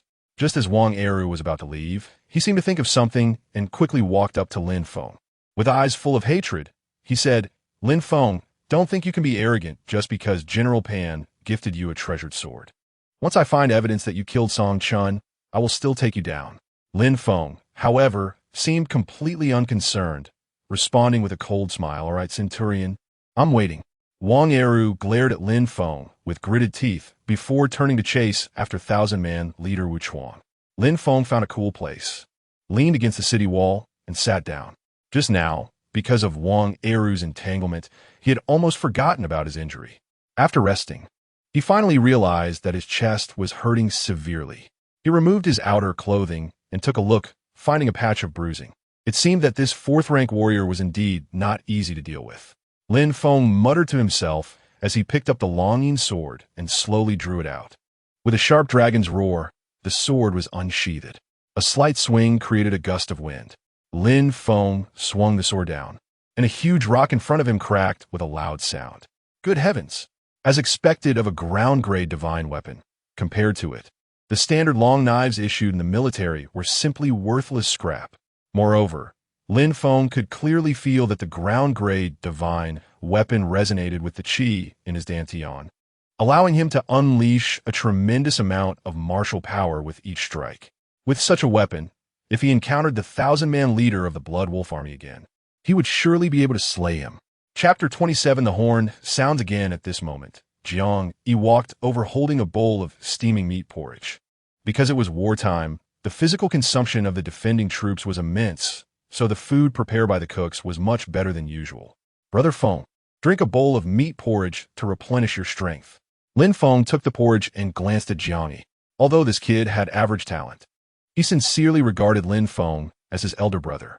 In the future, if Lin Feng became successful, this little brother would definitely not forget him. Just as Lin Feng took a sip of the porridge, a wave of nausea surged in his stomach, and he almost couldn't hold it back, nearly spitting it all out. Brother Feng, what's wrong? Lin Feng shook his head and smiled. It's nothing. The Blood Wolf army suffered a huge loss this time. They might regroup and attack again tomorrow, so you should take a good rest. Seeing that Lin Feng said he was fine, Jiang Yi didn't say anything more. After drinking a few sips of meat porridge, he fell into a deep sleep beside Lin Feng. Lin Feng wiped the corner of his mouth. Blood. Damn it, internal injuries. With this body of his. If they fought tomorrow, it would be difficult to even stand up and shoot arrows. System, come out. Do you have any miraculous medicine for treating internal injuries? Ding. The system is naturally responsive. 1 Earth-level pill, Great Recovery Pill, requires 50,000 killing points. What the hell? System. Are you trying to charge me high interest? Ding. Because the host has been brave in battle, the system rewards you. This loan has no interest. No interest? Does that mean I don't have to pay it back? Do you think I can't see through your little tricks? Once I get used to borrowing, I'll be your system's workhorse forever. You're really sneaky. Host, do you not want to borrow the killing points provided by the system? If you don't use the Great Recovery Pill, your body will likely deteriorate, and it's extremely easy to die in the next battle. Shut up, system. I can use it, all right. Ding. The host borrows 50,000 killing points to purchase the Earth-level pill, Great Recovery Pill. The host now owes a total of 190,500 killing points. Ding. This month's enjoy now. Pay later has reached its limit. Note, before the host combat power reaches Grandmaster, the maximum killing points that can be borrowed each month is 200,000 points. Please use wisely. Great, almost lost my life today, and in the end, the debt not only didn't decrease, but nearly doubled. Moreover, there's a limit on the killing points that can be borrowed each month. Is this to prevent me from borrowing too much and being unable to repay? This system is indeed a shady businessman. At the same time, a white pill appeared in Lin Feng's hand.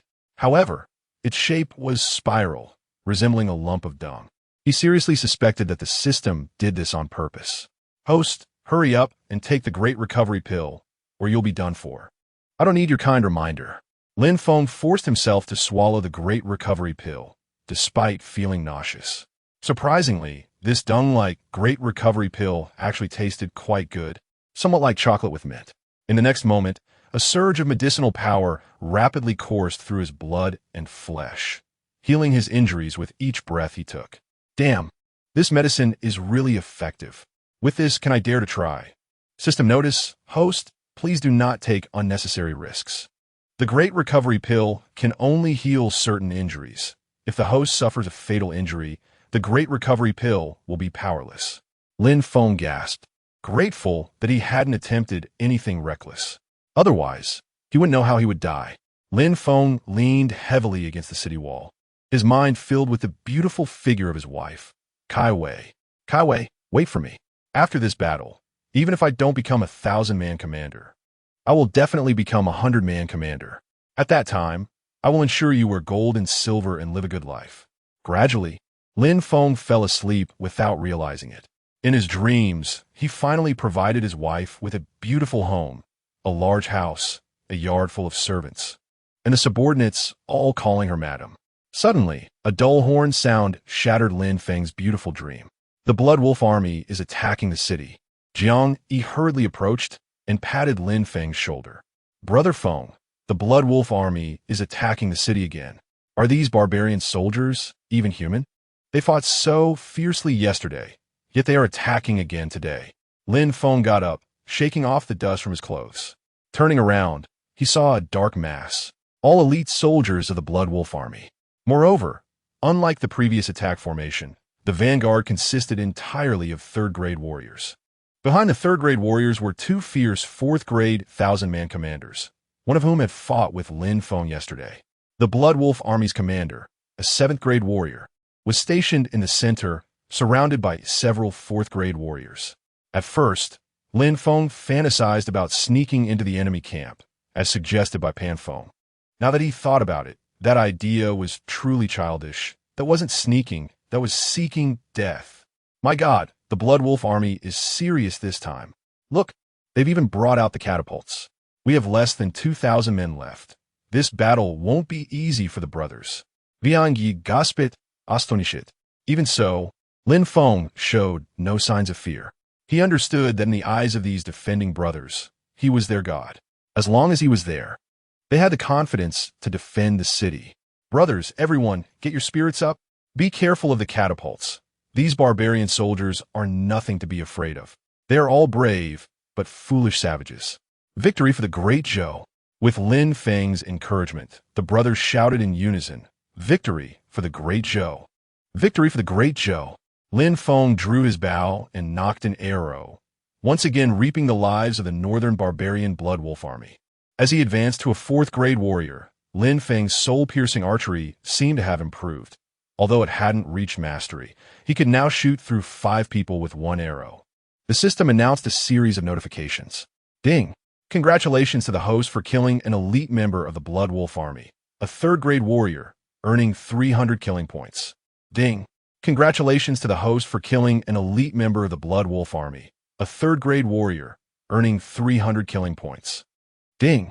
Congratulations to the host for killing an elite member of the Blood Wolf army, a third-grade warrior, earning 300 killing points.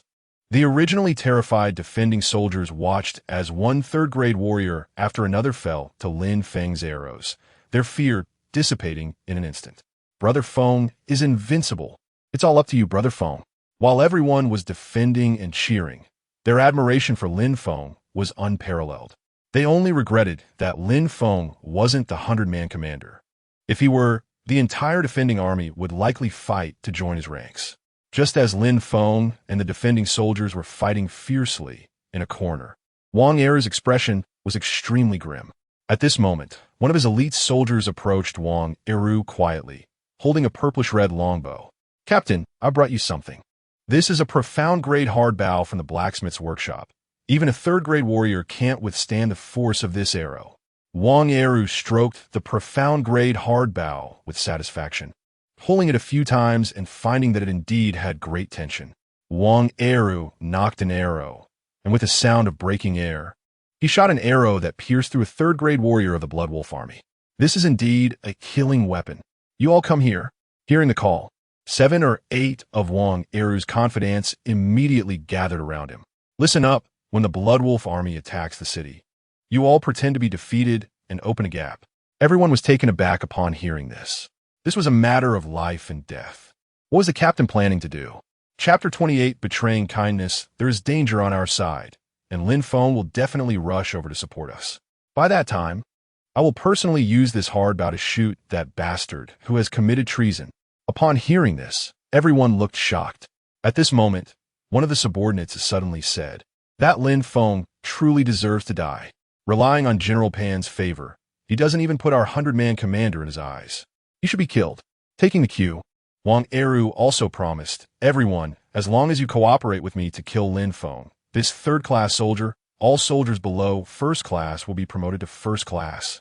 And I will ask the general to promote the first-class soldiers to 100-man commanders after the battle. With such a generous reward, brave men would surely emerge." The 7 or 8 confidants of Wang Eru were also eager to try. Wang Eru looked coldly at Lin Feng, who was killing enemies, a cruel smile curling at the corners of his mouth. "Lin Feng, regardless of whether you killed Song Chun and the others, since you dare to shit on my head, I will make sure you have no place to be buried." This time, the Blood Wolf army seemed to have changed their tactics, no longer using large forces, but mostly testing the waters. after figuring out the deployment and combat strength of the Yin Pass garrison. The Blood Wolf army directly focused on attacking the East City. Even Lin Feng's outstanding arrow skills could not completely fend them off. Many elite soldiers from the Blood Wolf army climbed onto the city walls one after another. With a loud thud, the Blood Wolf army's catapult suddenly smashed towards Lin Feng's position. A group of big soldiers had never seen such a scene before. They stood frozen in place, watching the boulder fall, unable to even make a move to dodge. Lin Feng cursed inwardly and kicked away a nearby soldier closest to the boulder. The longing blade at his waist was drawn, and the killing heaven blade technique was quickly unleashed. The blade, infused with the powerful aura of a fourth-class warrior, swung fiercely towards the sky. Like a silver dragon emerging from the water, that massive boulder was instantly split in two by Lin Feng. This scene stunned everyone present. Is this still a third-class warrior? In the next moment, a cheer erupted from the crowd. Brother Feng is mighty. However, Lin Feng showed no signs of joy and shouted to the garrison brothers, "Be alert. When you see a boulder, hide under the wall. Don't foolishly lose your lives." He could hardly imagine how many of his brothers would survive after a fierce battle if he weren't among the garrison. Lin Feng looked around, and the brutal scene of battle was horrifying. Several hundred-man commanders had already died under the siege of the enemy's elite forces. Thousand-man commander Wu Chuang and Hu Lai were fighting outside the main army, surrounded by two Blood Wolf army thousand-man commanders and over a dozen third-class warriors. Wu Chuang had taken several blades, and his abdomen was ripped open by a blood wolf, with intestines spilling out, yet he still held onto his sword. Although he looked fierce, Lin Feng knew this thousand-man commander probably wouldn't last long. Hu Lai, though not in danger of death, had his left arm nearly severed, revealing gruesome bones. All the soldiers fought to the death, with no one retreating a single step. Just then, not far away, Wang Eru shouted loudly at Lin Feng. "Lin Feng, why are you still standing there? Hurry over to support us. I can't hold on here." Lin Feng looked over and saw Wang Eru and several confidants surrounded by a dozen Blood Wolf soldiers with second-class combat strength. He was surprised. All the soldiers beside Wang Eru were second-class warriors, and he himself was a third-class warrior. How could he be trapped like this? However, as Wang Eru's shouts grew more urgent, Lin Feng had no choice but to charge towards the enemy. Lin Feng wielded a ground-grade divine weapon, and with his strength as a fourth-class warrior, dealing with these elite second-class Blood Wolf soldiers was like chopping vegetables. Soon, Lin Feng broke through the encirclement of the Blood Wolf army and charged into the enemy camp. In an instant, blood filled the sky. Lin Feng was like a killing god from hell. His blade techniques were fierce, each strike lethal. Several Blood Wolf soldiers had almost no ability to defend themselves and were instantly routed. With such a favorable situation, how could Lin Feng give it up? He chased after a few fleeing Blood Wolf soldiers, cutting them down along the way. Even Wang Eru, hiding in a corner, felt his scalp tingle. This was too fierce. He even had a bad feeling that if it came down to a one-on-one fight, he might not be Lin Feng's opponent. If Lin Feng continued like this, he might even have to give up his position as a 100-man commander to this kid. Thinking of this, Wang Eru's gaze became even more sinister. He drew back the string of his mysterious great hard bow, aiming deadly at Lin Feng's back. At this moment, Lin Feng's mind was flooded with system notifications. The host successfully killed an elite Blood Wolf soldier, a second-class warrior, killing value 200. The host successfully killed an elite Blood Wolf soldier, a second-class warrior, killing value 200. The host successfully killed an elite Blood Wolf soldier, a second-class warrior, killing value 200.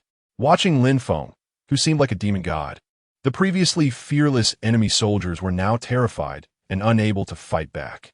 At this moment, Lin Feng was also consumed by bloodlust, killing gods if they encountered gods, and slashing Buddhas if they encountered Buddhas. However, he did not pay attention to what was happening behind him, as they were all garrison brothers. He never thought that in such a life-and-death moment, someone would strike at him. Jiang Yi, who had been following Lin Feng, discovered this horrifying scene.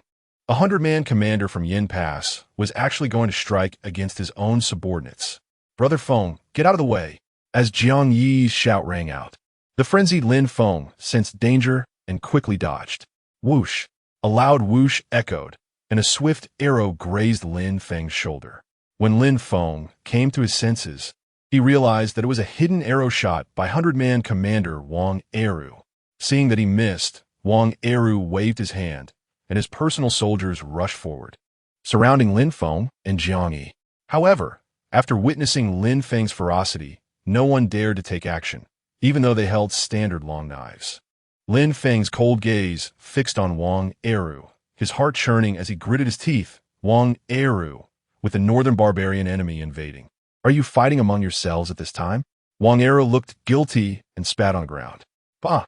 Speaking of fighting among ourselves, you are the one doing it. I ask you, did you kill Song Chun and the others? You harm your own brothers. Your crimes are unforgivable. Why don't you surrender? Now, even Jiang Yi couldn't stand it, and he shouted at Wang Eru, Wang Eru, you scoundrel. You clearly look down on Brother Feng, fearing that he will steal your spotlight, so you want to harm him. Just look at what kind of situation we are in now. The city has fallen. Families are destroyed. How many brothers have died at the hands of the northern barbarians? Brother Feng came to save you, and you repay kindness with malice. Are you even human? Chapter 29. Cutting the grass, but not the roots. The spring breeze blows again. At this moment, Lin Feng reached out and patted Jiang Yi beside him, saying in a deep voice, Jiang, words are useless against such people. Jiang Yi knew that he couldn't help Lin Feng much and might even become a burden to him. So he pulled back and charged towards the outer perimeter of the Northman Blood Wolf army again. Lin Feng raised the longing blade, pointing at the close aides of Wang Eru present, and said word by word, I don't want my brothers from Yingguan to harm each other. Now turn around and kill the enemy, and I will spare your lives. At this moment, Wang Eru's group of close aides was also wavering, looking at each other. They feared that if they ran away now, once Wang Eru dealt with Lin Feng, they would definitely face his retribution later. In their eyes, although Lin Feng had killed countless enemies, he was merely relying on his excellent archery skills. Moreover, most of those he killed were from the Blood Wolf army with a combat power of the second rank. Wang Eru, on the other hand, was a solid third-rank martial artist with years of combat experience on the battlefield that Lin Feng, a rookie who had just joined the army for half a year, could not compare to. You don't have to be afraid. With me, Wang Eru here, this kid can't turn the tide. All of you, charge with me and kill this ignorant country bumpkin. After the battle, I will definitely promote you. It was unclear whether Wang Eru's close aides had water in their brains or were dulled by the Northman, but they actually believed Wang Eru's words. Then, a group of them rushed forward, all their blades aimed at Lin Feng. Lin Feng slightly closed his eyes, and when he opened them again, a hint of reluctance flashed across his face. But in the next moment, he moved. The longing blade in his hand swiftly reaped lives, and the cries soon disappeared, leaving only a ground full of corpses. Seeing Lin Feng's decisive and fierce methods, Wang Eru was not afraid at all. Instead, he looked excited. Lin Feng, how ruthless you are. Even your own brothers you brutally kill. You are indeed a harmful element in the army. Now, with both human and material evidence, once I report to General Pan, let's see how you deny it. Upon hearing this, Lin Feng's mind buzzed, and he finally realized. Wang Eru did not believe that his few close aides could kill him. He was merely using them to frame him. Then, Wang Eru took a few steps back, his mysterious hard bow drawn back again. Lin Feng, I admit you are strong, but unfortunately, this world doesn't rely on strength alone.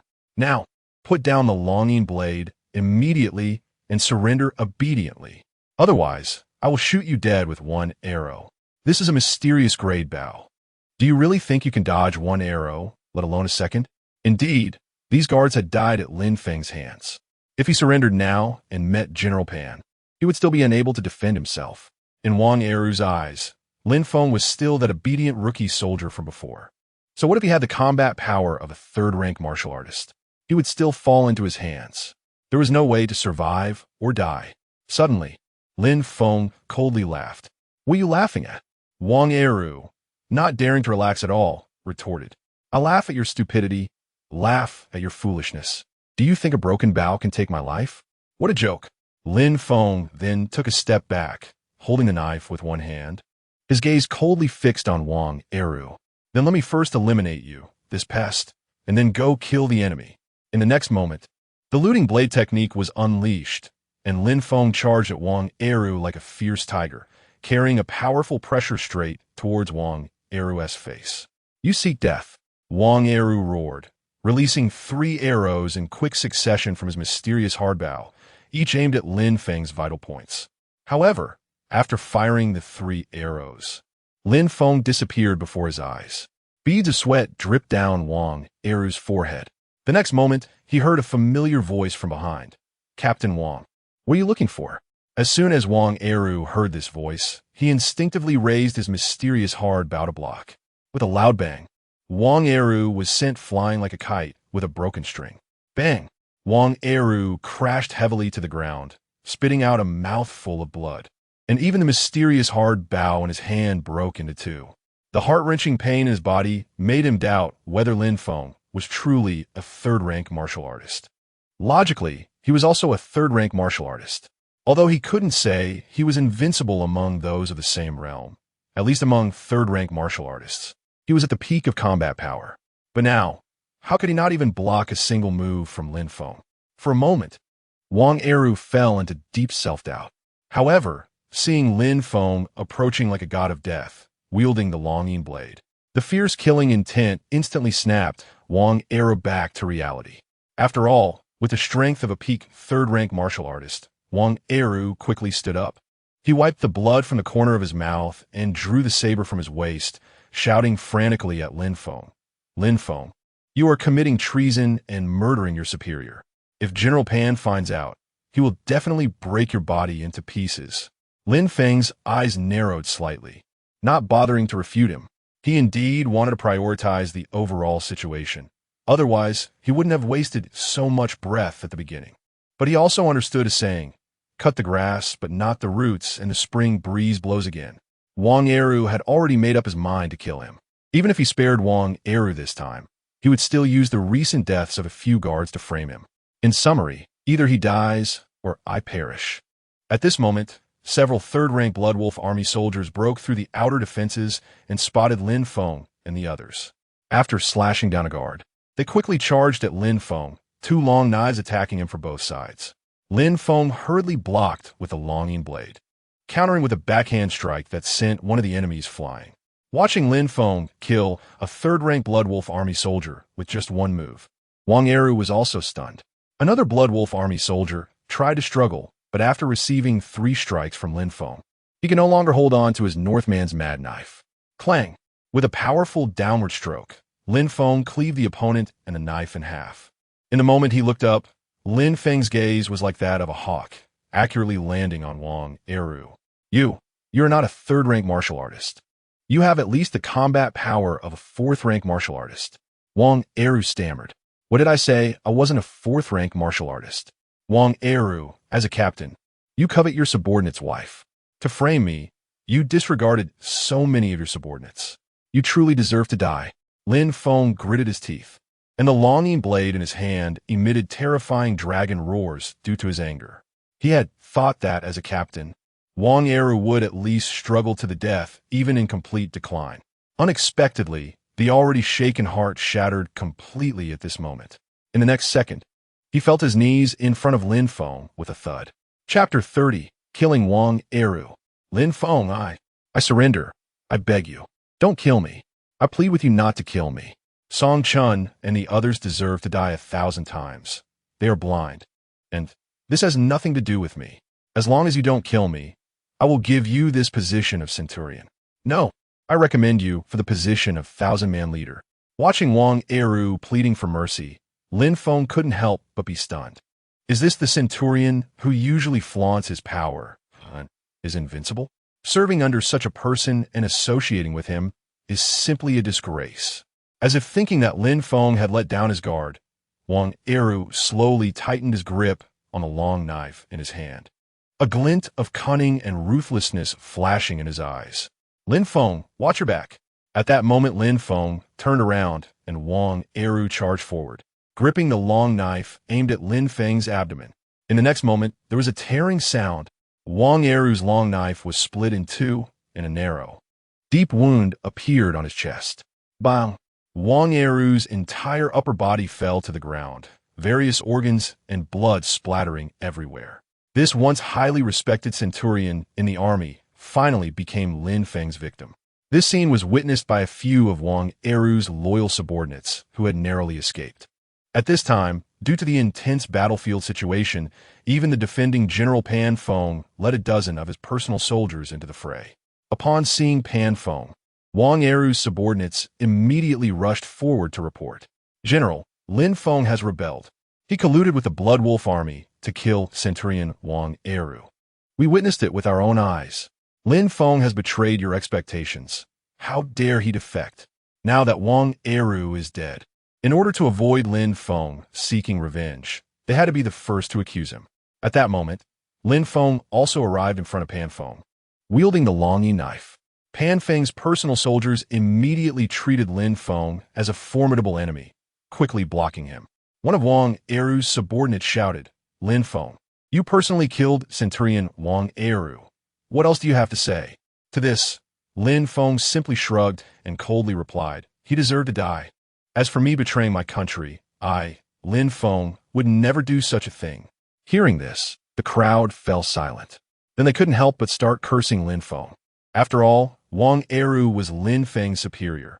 Regardless of the reason, Lin Feng killing him was considered a serious offense. Just then, Pan Feng glanced at Wang Eru's corpse and then pushed aside a few of his personal soldiers. "General, you can't. What are you afraid of? Lin Feng has been killing enemies fiercely these days. The Blood Wolf army that has died at his hands is no less than 800. You think someone like him would defect? Are you out of your mind?" Once these words were spoken, everyone suddenly understood. Lin Feng's lips curled into a satisfied smile. Indeed, being able to serve as the defending general of Yin Pass was no simple matter. In the next instant, Pan Feng's Xianhua axe fell to the ground with a thud. A powerful aura of a 6th-rank martial artist stunned the entire audience. "Lin Feng, what is going on here? If you tell even half a lie, I will make sure you suffer the consequences," Pan Feng asked coldly. Unexpectedly, Lin Feng scanned the battlefield and didn't rush to explain. He clasped his hands and said, "General, since you believe me, there's no need to ask too much at this moment. The details cannot be explained clearly in a short time. Let us first fend off the enemy, and after the battle I will explain." Upon hearing this, Wang Eru's subordinates took Lin Feng's words as an excuse and began to criticize him. "Shut up," Pan Feng said calmly. "What Lin Feng said is not without reason. Everyone, follow me to fight the enemy. Those who hesitate will be executed." With Pan Feng's command, all of his personal soldiers charged into the enemy ranks along with Lin Feng. However, the enemy was like locusts crossing the border, and no matter how they fought, they couldn't kill them all. Gradually, the defending soldiers dwindled, and even Pan Feng and his group found themselves surrounded. "Ah!" Pan Feng roared, swinging his Xianhua axe horizontally, knocking over a dozen elite soldiers of the Blood Wolf army. At that moment, an arrow shot towards him, and Pan Feng, unable to dodge in time, was pierced in the shoulder. After a moment of pain, Pan Feng looked up and saw it was one of the 4-rank martial artist centurions from the enemy's side. Logically speaking, with the skills of a 4-rank martial artist, even if 10 or 8 came, Pan Feng would not take them seriously. But since the battle had been ongoing for 5 days and nights, with several rounds of fighting and little rest, even a 6th-rank martial artist like Pan Feng was feeling exhausted. Lin Feng stepped forward, supporting Pan Feng, and said solemnly, "General, you're injured? It's just a small hole from a barbarian. I'm not going to die." Saying this, Pan Feng raised his Xianhua axe again and shouted like tiger, "Barbarians, those who aren't afraid of death, come here. Grandpa has some delicious food for you." At this moment, only a few personal soldiers remained beside Pan Feng, with Lin Feng and just a handful of others left. With Pan Feng's roar, the soldiers' morale was once again lifted. They charged back into the ranks of the Blood Wolf army, which outnumbered them several times, even dozens of times, miraculously pushing the invading enemy out through the East City Gate. Along the way, countless enemies fell, and one attacking centurion of the Blood Wolf army was also struck down by Pan Feng's axe.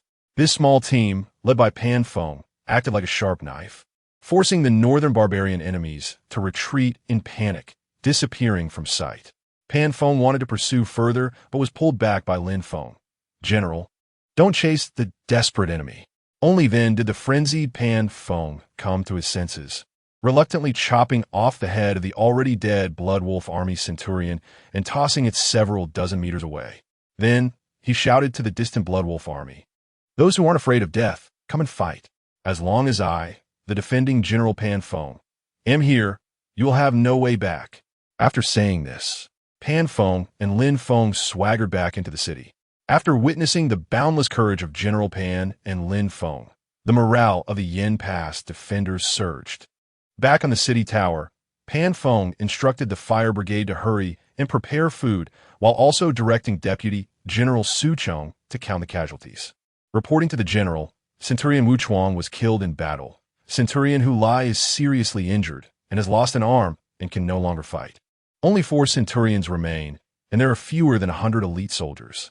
Hearing such a report, Pan Feng's heart bled. The enemy army was indeed the elite of the northern barbarian troops, after several days and nights of fierce fighting. Only 10 out of 3,000 defending soldiers at Yin Pass remained. Although the Blood Wolf Army had also suffered significant losses, they still had at least 3,000 fresh troops left. As for whether the enemy had reinforcements, Pan Feng was uncertain. The most critical point was that the Blood Wolf Army's 7th-rank martial artist leader had yet to show up. If he personally led the army in the next siege, Yin Pass would be in grave danger. Chapter 31. Enemies on a narrow road. Pan Feng let out a bitter smile and sighed towards the sky. Is it possible that heaven wants to destroy my Yin Pass? I am truly incompetent. All I know is to die for my country on the battlefield. There's no need to wrap my corpse in horse leather. After 20 years of fighting on the battlefield, starting as a low-ranking soldier, Pan Feng had long grown accustomed to life and death. Therefore, he was not afraid of death. However, if he lost the city, it would mean failing to fulfill the orders of General Yin Nantian, the Northtown general. Moreover, after the city fell, the losses of these barbarians would be so severe that they would surely massacre the city out of rage. At that time, even if Pan Feng died, he would not be able to close his eyes in peace. Pan Feng patted Lin Feng on the shoulder and said, "Kindly, kid, we only have about 200 men left. If the barbarians attack again, we won't be able to hold out. You're still young, and you've only been a soldier for a short time. It's a pity to die like this.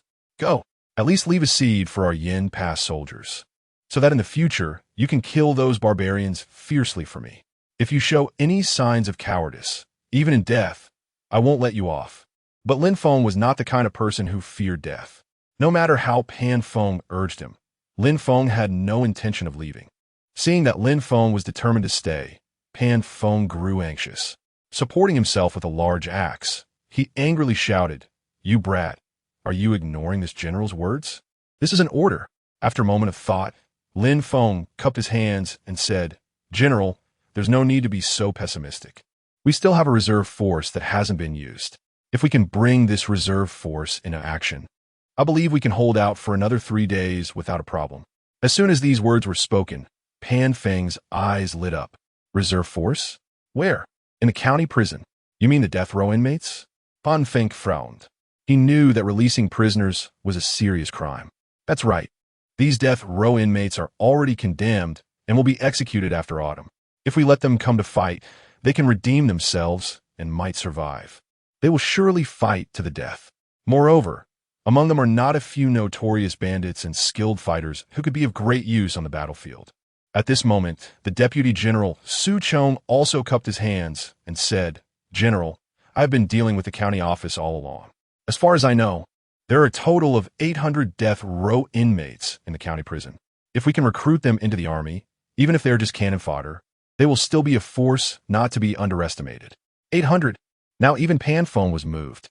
Usually during peacetime, he would go out of the city to suppress bandits and fight thieves. It seemed that this experience was indeed useful. "Good. With these 800 men, I dare to confront the barbarians head-on." Then, Pan Feng took out the Yin Pass border defense seal from his bosom and handed it to Lin Feng. "Lin Feng, take my border defense seal and go to the county prison to bring them out. If that old Lu Hong dares to stop you, just smash his head with this seal." Upon hearing this, Lin Feng laughed heartily. "General, I was just waiting for you to say that." Lin Feng picked up the border defense seal, called for Jiang Yi, and prepared to head to the county prison to recruit people. Pan Feng tried to get up, but grimaced in pain due to his injuries. Lin Feng nodded at Pan Feng and was about to turn to leave when he was stopped by Deputy General Su Chong. Lin Feng, after all, Lu County Magistrate, is a local official. Holding the border defense seal means you are representing General Pan. Remember to be civil and do not ruin the harmony. Su Chong, being a deputy general responsible for military supplies and coordination with the local government, could not let Lin Feng actually smash the county magistrate's head. Lin Feng chuckled. Deputy General Su, don't worry, I know what I'm doing. At this time, Jiang Yi also brought over 2 chestnut horses.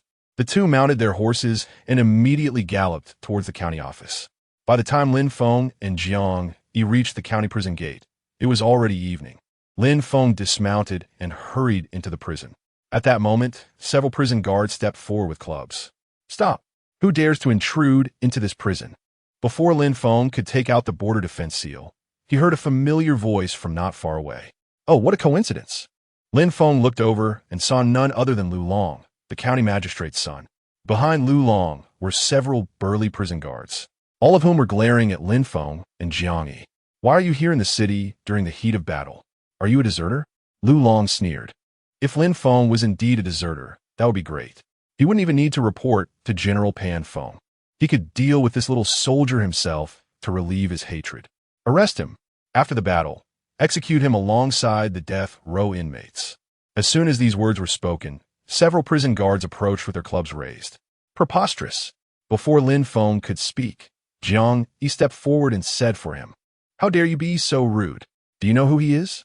He is the special envoy of General Pan Feng here. Before he could finish, Lu Long burst into laughter. Special envoy? A little soldier like him deserves that title? That's laughable. Even if there were no one left in the garrison, they wouldn't make you 2 useless fellows special envoys. Not long ago, Lu Long had investigated Lin Feng's background thoroughly. This kid was merely a low-ranking soldier in the garrison. The reason General Yin Nantian stood up for him was just a coincidence. Lu Long had been waiting for an opportunity to deal with Lin Feng, and now this kid had delivered himself right to his doorstep. Whether you are a deserter or not, if you offend me, Lu Long, you are dead. Don't try to flaunt your authority in front of me. Do you really think I don't know what you two are made of? The city gates are in chaos, and you two are here instead of on the battlefield. What else could you be but deserters?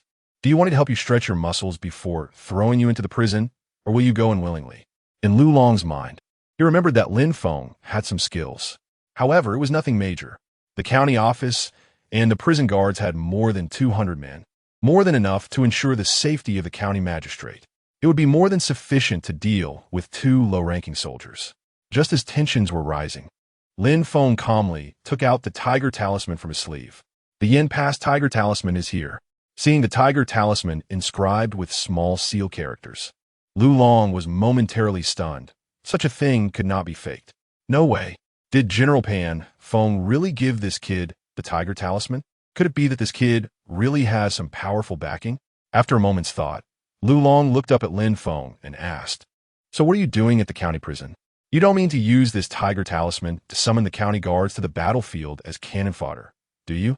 Although General Pan Feng is the general of a city, he has no authority over us in the county office.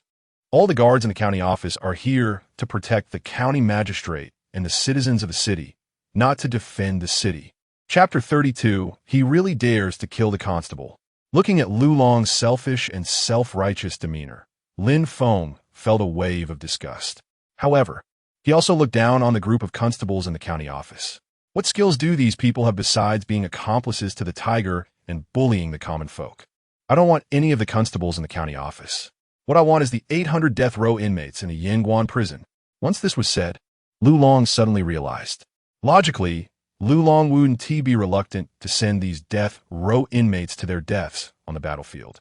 But the key point was that after Lin Feng, as a reminder, Lu Long remembered that among these death row inmates, there were more than just a couple with good skills.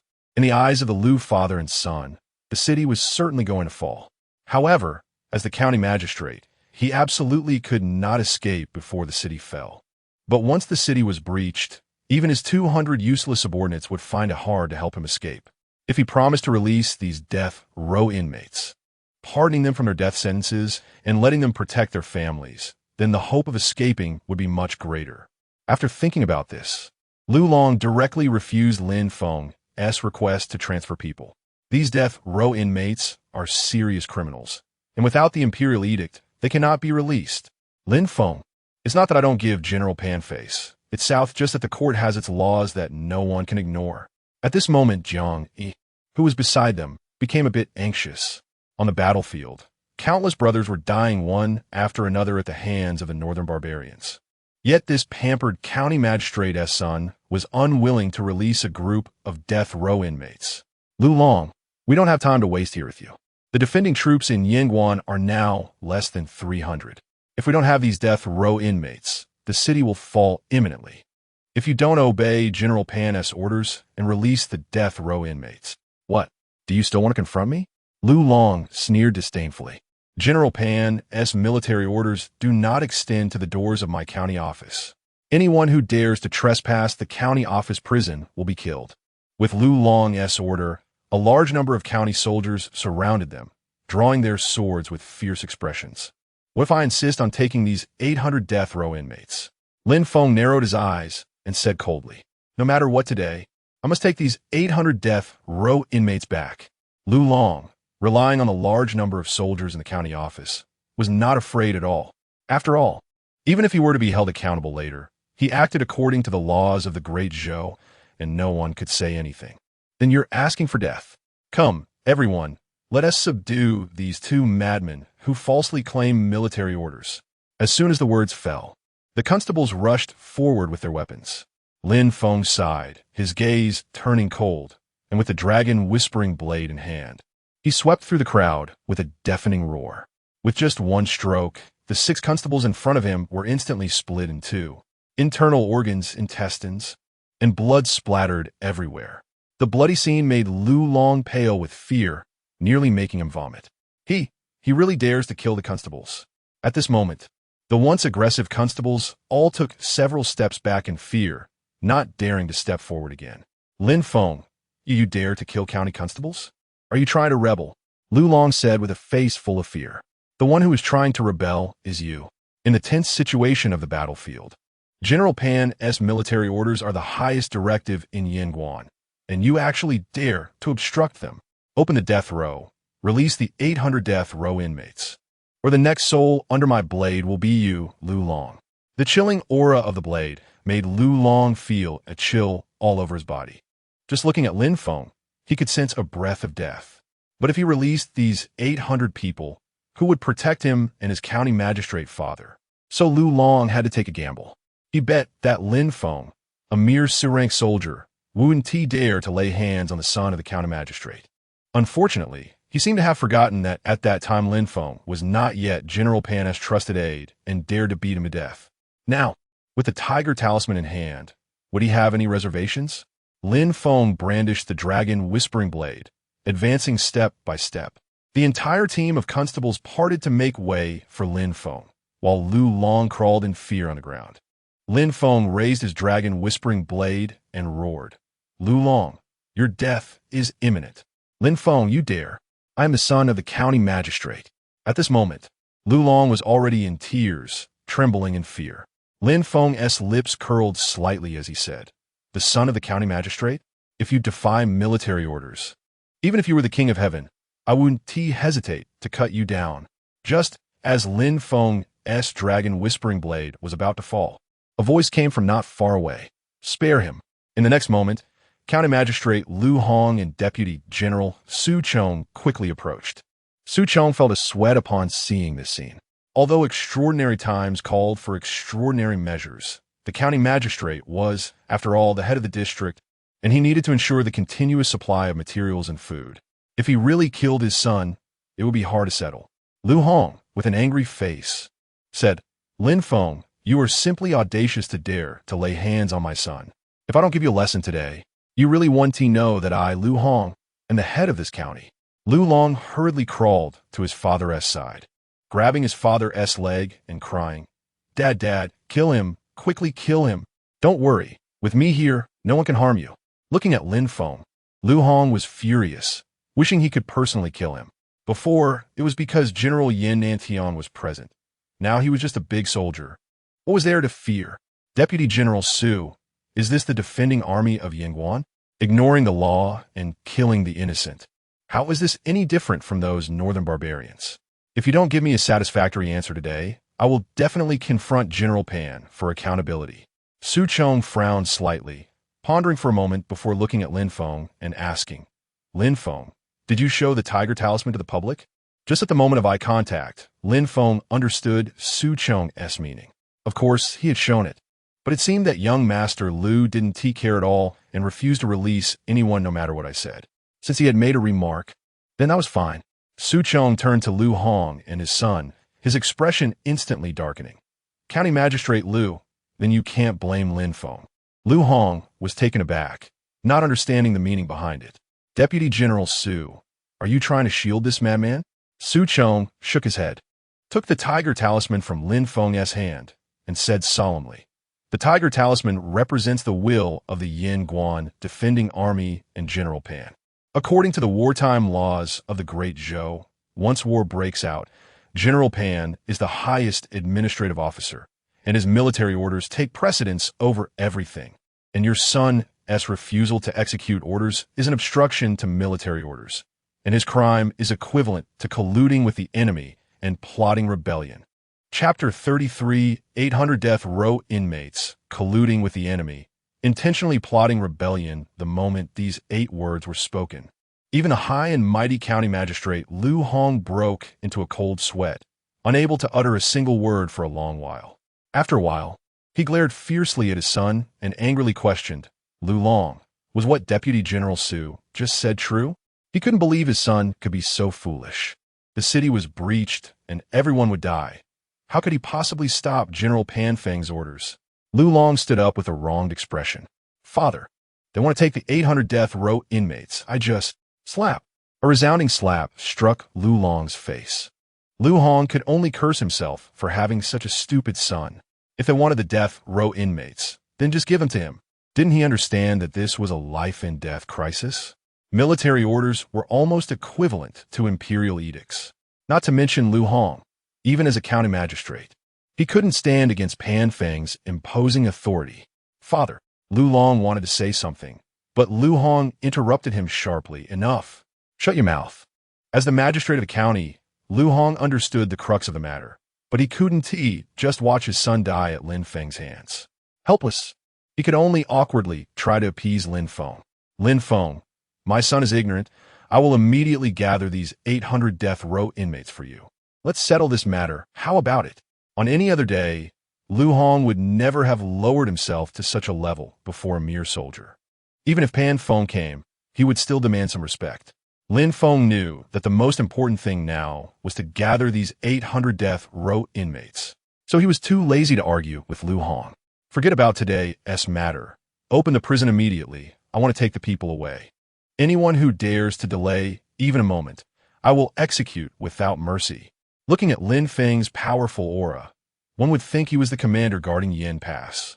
Lu Hong didn't dare to show any signs of negligence and hurriedly led Lin Feng to the county jail. Upon entering the death row, an overwhelming stench assaulted them, making one's head spin. The death row was filled with death row inmates, each one fierce and menacing, their faces twisted and cruel, all with the worst of the worst. At that moment, in the largest cell, a tall, muscular man with tattered clothing and scars all over his body stepped forward. Seeing this, the other inmates immediately made way. The man, with his sinewy muscles and a fierce expression, shouted, "Is someone here? Are you afraid we'll cause trouble because of the fighting outside and want to execute us early?" At this moment, a jailer introduced him to Lin Feng. "Sir, this man is the notorious bandit Hua Yidao from Yin Pass, a third-tier warrior, with dozens of lives under his command." Lin Feng nodded. This was the kind of fierce bandit he wanted. Then he loudly declared, "You lot are all condemned to die.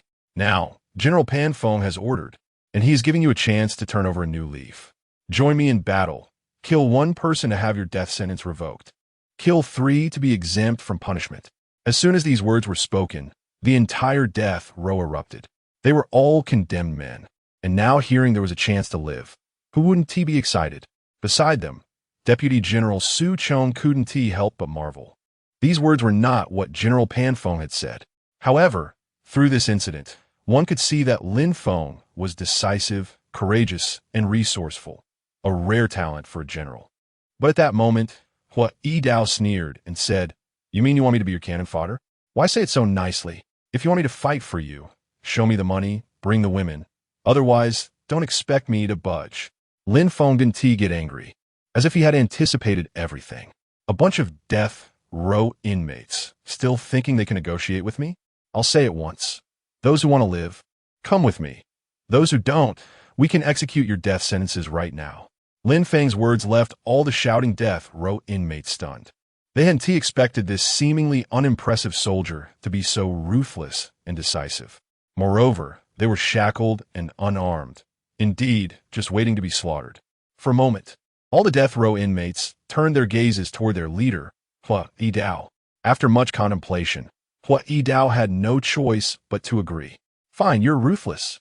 Since it's death regardless, maybe there's a chance to survive on the battlefield. I'll follow you.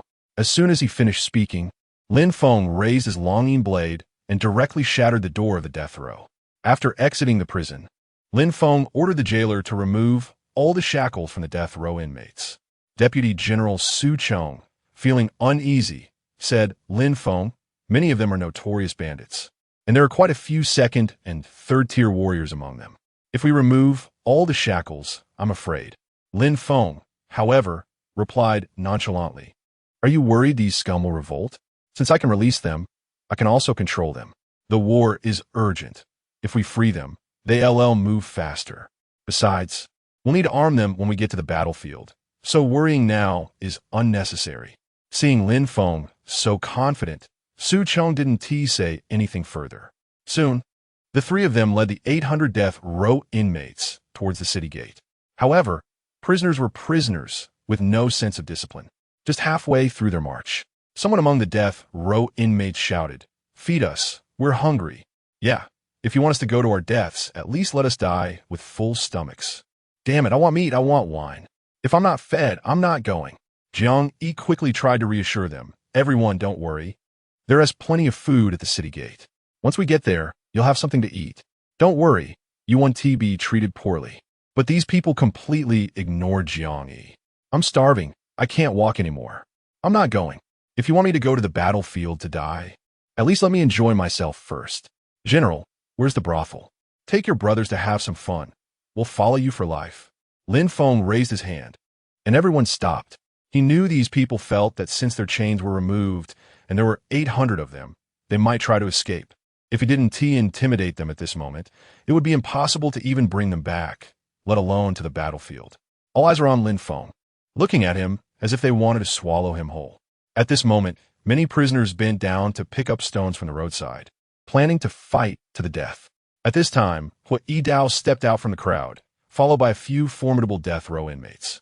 "Hua Yidao, what do you want?" Lin Feng frowned and asked.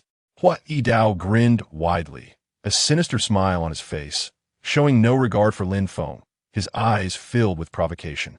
Chapter 34. Killing the chicken to warn the monkeys. General, it's not that I want to do anything. You heard the demands from the brothers just now. If you don't satisfy them, there's no point in them following you. They might as well leave. However, we brothers will never forget your life-saving grace. Yes, we will never forget. The crowd was in an uproar, with signs of a potential riot at any moment. Seeing this, the Deputy General Su Chong quickly gripped the sword at his waist, ready to respond to any sudden situation. Jiang Yi was also tense, his whole body rigid. With 800 death row inmates, if a riot truly broke out, the three of them would never be able to control the situation. Ha ha ha. Just then, Lin Feng burst into laughter. "Hua Yidao, have you all forgotten your identity? You are death row inmates, scum who deserve to die 1,000 deaths. I'll let you live, yet you insist on dying. Anyone who dares to escape will be dealt with as a deserter and executed on the spot." Lin Feng's imposing manner had no effect at all. These death row inmates were all cunning and treacherous individuals, now that they had seen the light of day, who would willingly go to the battlefield to die. Looking at the dragon roar blade in Lin Feng's hand, Hua Yidao felt a wave of anxiety. However, he was a third-grade martial artist, one of the few outstanding individuals even in the military camp. At this moment, he felt a slight urge to test himself.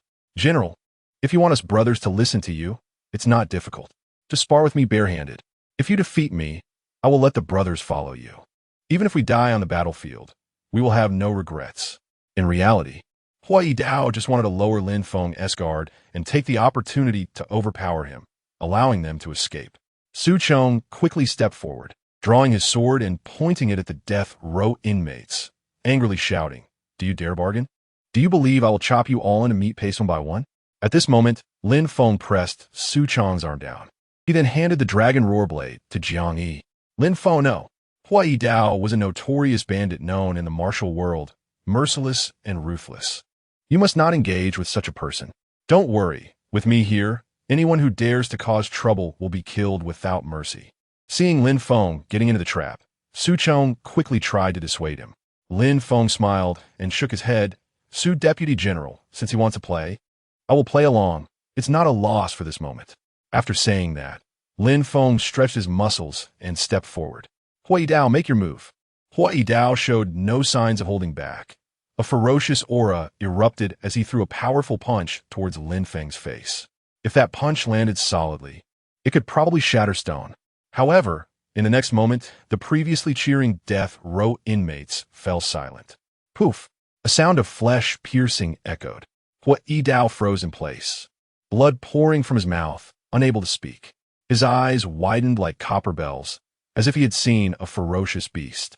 When all the death row inmates regained their senses, they saw Hui Dao crash to the ground with a thud, as if a giant stone weighing 1,000 pounds had fallen. In the next moment, everyone saw Lin Feng holding a still beating heart in his hand. Hui Dao's chest had a gaping hole, blood bubbling out like a small stream.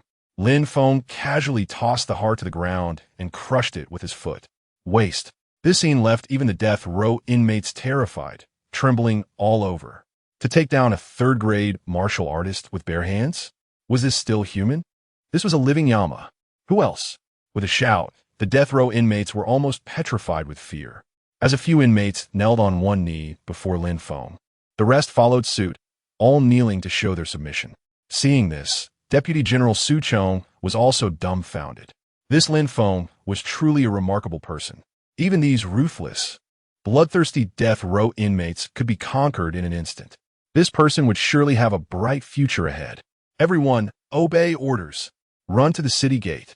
Anyone who dares to slack off will be executed without mercy. Upon hearing this, the death row inmates no longer displayed their earlier arrogance and laziness.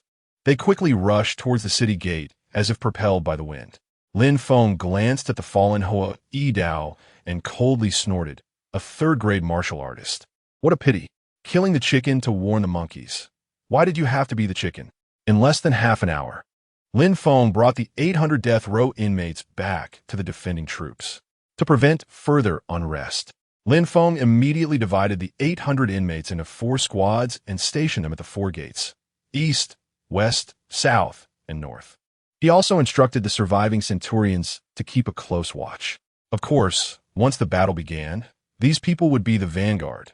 No one would care how many died. After completing all this, Lin Feng hurriedly rushed to the central tent with Su Chong. Upon seeing Lin Feng return, General Pan Feng excitedly stood up to greet him. In his excitement, he felt a tightness in his chest, and blood spilled from the corner of his mouth again. General Pan, don't move. But Pan Feng, appearing carefree, smiled and said, "It's nothing, I won't die. Don't forget, I'm a 6th-grade martial artist. This little injury is nothing. By the way, did you bring back all 800 death row inmates?" Lin Feng nodded and replied, "Except for one disobedient 3rd-grade martial artist whom I killed. The rest have all been brought back and incorporated into the 4 city garrisons." Upon hearing this, Pan Feng looked delighted, heavily patting Lin Feng on the shoulder. "Good. I knew I didn't misjudge you. I was worried you couldn't handle this situation alone, so I sent Su Chong to help you. It seems that was unnecessary." Lin Feng humbly replied, "Deputy General, Su helped me a lot. If it weren't for him, I really wouldn't have been able to bring all 800 death row inmates back." Su Chong felt pleased hearing this. This kid has quite the way with people. You both deserve credit, great credit. If we can hold this city, I will definitely recommend you both for rewards to the Ministry of War. Lin Feng shook his head and said, "General, I don't seek rewards. I only wish to fight alongside you and protect our home." Upon hearing this, Pan Feng felt a warm surge in his heart. If all the soldiers of the Great Zhou were like Lin Feng, how could there be peace in the world? At this moment, Lin Feng suddenly changed the subject and asked with concern, "General, do you know how many more days we have to hold out?" Chapter 35. The Final Battle. After all, these 800 death row inmates could only hold out for a while, akin to a drop in the bucket. As time goes on, without reinforcements, the tragedy of the city falling and families perishing is inevitable. Pan Feng sighed and simply said, "It won't be long now." Today is already the 8th day. Within 3 days, the general of the northern town will surely arrive. When he said this, Pan Feng himself felt uncertain. He feared that by that time, even if the northern town general's army arrived, it would only leave behind a dead city and countless corpses of the defending soldiers. "Lin Feng, you've been working too hard these past few days. Go down and rest." The Blood Wolf army had not attacked, which meant they were gathering strength. Intending to take Yin Pass in one swift blow, there would be fierce battles ahead. Lin Feng cupped his hands and stood up, preparing to go back and rest. Just then, Lin Feng heard Pan Feng coughing behind him. This made Lin Feng's heart ache. Upon returning to the base of the city wall, Lin Feng hurriedly summoned the system. "System, do you have any great recovery pills left? Give me one, I can pay later." Lin Feng asked for this great recovery pill not for himself, but for General Pan Feng. As the leader of an army, if he fell, the entire Yin Pass would lose all hope. "Host, please, do you think a great recovery pill is like a cabbage on the roadside? It's a precious Earth-level elixir, okay? Such things, even in a sect, are extremely valuable. You think you can just demand it?" Hearing the system's response, Lin Feng couldn't help but sigh. Indeed, high-quality elixirs and weapons are incredibly precious. Otherwise, a general like Pan Feng wouldn't have only the Dragon Roar Blade as his Earth-level weapon all these years. Even a Xianhua Great Axe he used was an Xian-level weapon. However, General Pan Feng had shown him great kindness, and even if he couldn't heal his injuries, he must protect him when the next battle arose. "System, how much slaughter value do I still owe you?" "Host, please do not treat the system like a greedy merchant. Isn't it?" "Host, in the last battle, you gained a total of 200,000 slaughter value, and now you only owe 45,000 points. You're almost done paying it off." But this did not make Lin Feng happy at all. Paying off the remaining slaughter value wasn't too difficult. However, when the Blood Wolf army returned to attack, whether he and the remaining brothers would survive was uncertain. Just as Lin Feng wore a worried expression, the system's voice rang out again. "Host, please do not be discouraged. The system has detected that the host has killed a 3rd-rank martial artist death row inmate, bringing back 800 death row inmates to the Yin Pass defenders, restoring hope. The system rewards the host by enhancing their comprehension and physique. Comprehension, enhanced to Earth level, can quickly grasp more high-level martial arts. Physique, enhanced to Silver level, greatly increases the host's resilience, invincible in 100 battles." Upon hearing this, Lin Feng couldn't help but smile slightly. Good heavens, the system finally did something right. In an instant, Lin Feng felt a tremendous change in his physique. A peculiar power filled his muscles, bones, and internal organs. Lin Feng picked up a broken arrow from the ground and thrust it into his arm. To his surprise, his arm broke the arrow. It is known that Lin Feng's strength far exceeds that of ordinary people. This shows just how formidable Lin Feng's physique had become at that moment. Additionally, due to the enhancement in comprehension, the obscure martial skill, Sky Slaughter Blade technique, quickly became clear to Lin Feng. Dominating and slaughtering the world, splitting mountains and seas, bloody slaughters at sunset. Without needing any trials, Lin Feng could feel the power of these moves. But he was still only a 4th-rank martial artist. If he could elevate his realm again in the future, after 3 moves, even the peak Pan Feng would not be his opponent. It was just as well that there was no time to practice. When those barbarians attacked the city again, he could use them to practice his blade techniques. That captain of the Blood Wolf army had nearly forced him into a dead end. So next time, he should let him experience what it feels like to be pushed into a corner. Just as Lin Feng was lost in thought, a dull horn sounded. The Blood Wolf army was attacking the city again. Lin Feng suddenly stood up, gazing far into the dense ranks of the Blood Wolf army. The next moment, Lin Feng's mind felt like it had exploded. Leading the charge was a tall, robust man clad in a white wolf pelt, riding a massive blood wolf. He was the supreme commander of the Blood Wolf Army, a 7th-rank martial artist, standing nearly 3 meters tall, with broad shoulders and a physique as imposing as a mountain.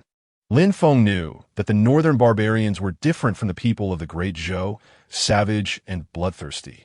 But he never expected the commander of the Blood Wolf Army to be so fierce.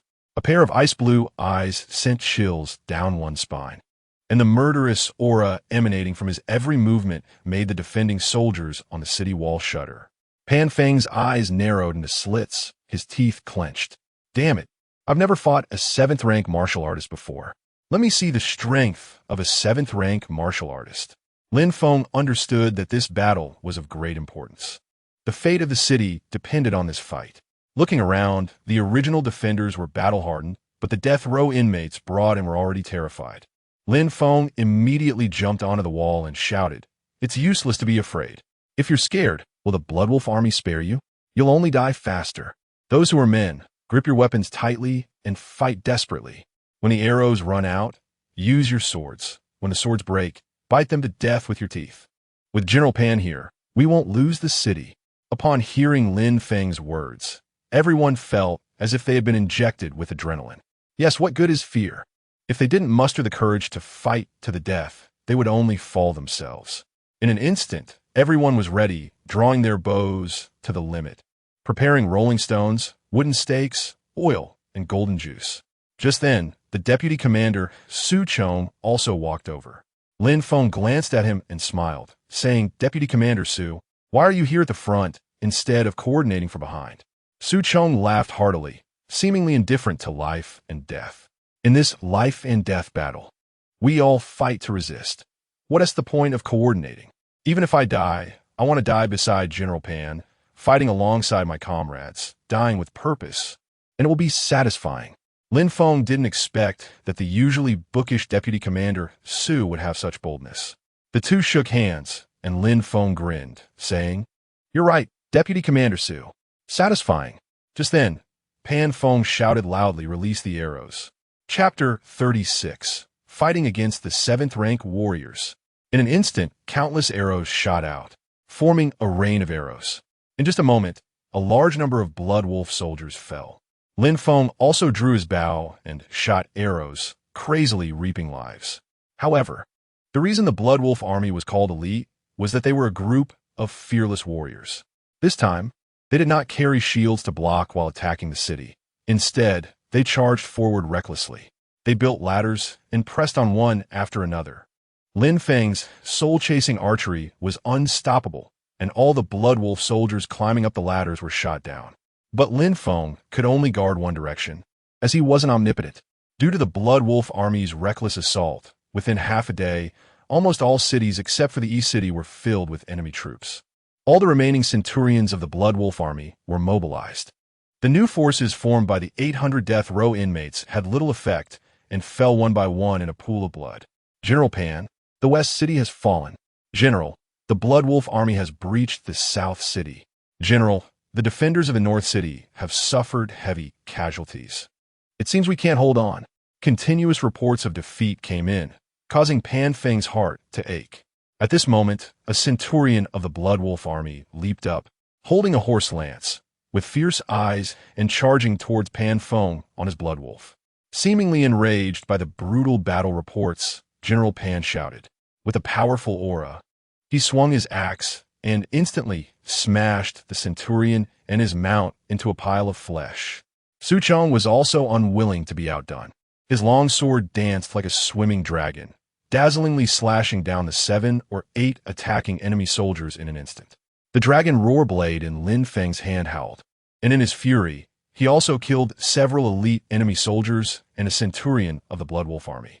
At this moment, the three of them were almost drenched in blood, momentarily intimidating the Blood Wolf soldiers rushing from all sides, making them afraid to advance. The three formed a triangular formation, nearly invincible. "General, our troops have suffered heavy casualties. The city may not hold. What should we do?"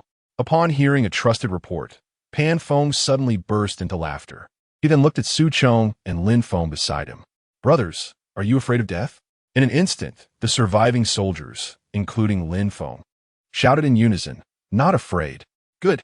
Since we can't hold this city anymore, then let's not hold it. Charge out and counterattack, leaving no one alive. This declaration shocked everyone. How could they counterattack when they couldn't even hold the city? Just as everyone looked confused, Lin Feng stepped forward without saying a word, directly charging to the front. Kill out. Pan Feng and Su Chong exchanged glances and smiled at each other, unwilling to fall behind. The three of them, like death incarnate, fought their way out, leaving countless elite Blood Wolf soldiers' corpses in their wake.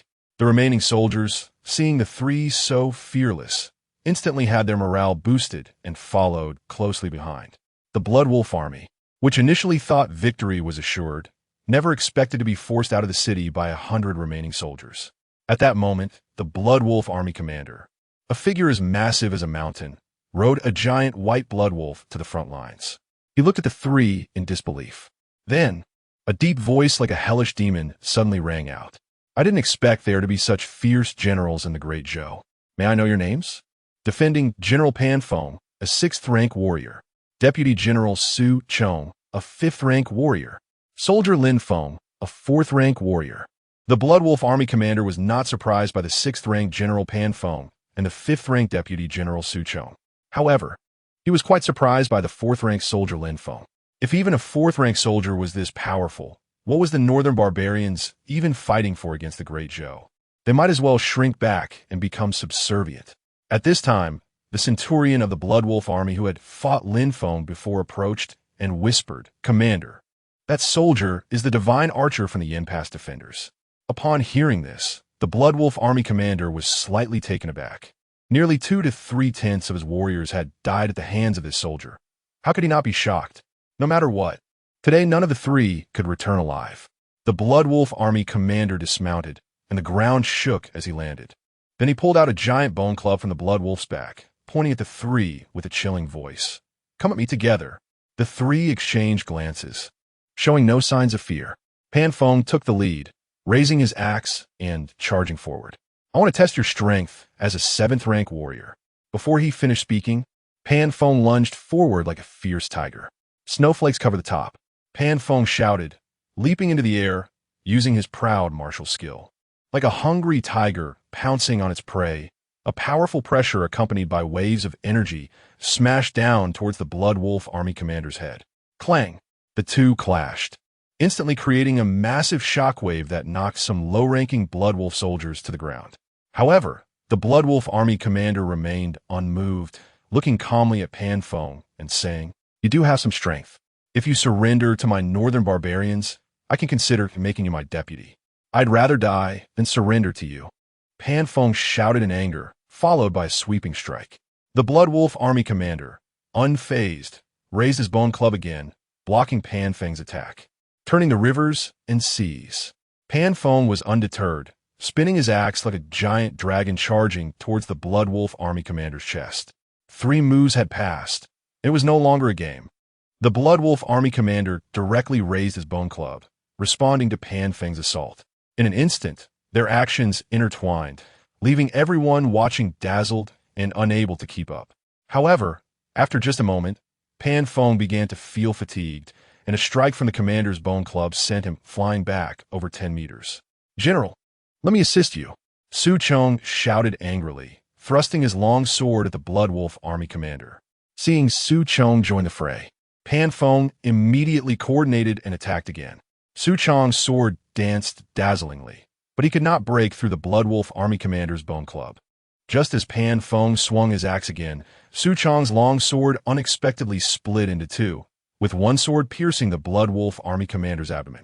This scene stunned both the remaining soldiers of Yin Pass and the Blood Wolf army present. However, before the Yin Pass soldiers could cheer, the Blood Wolf army commander roared.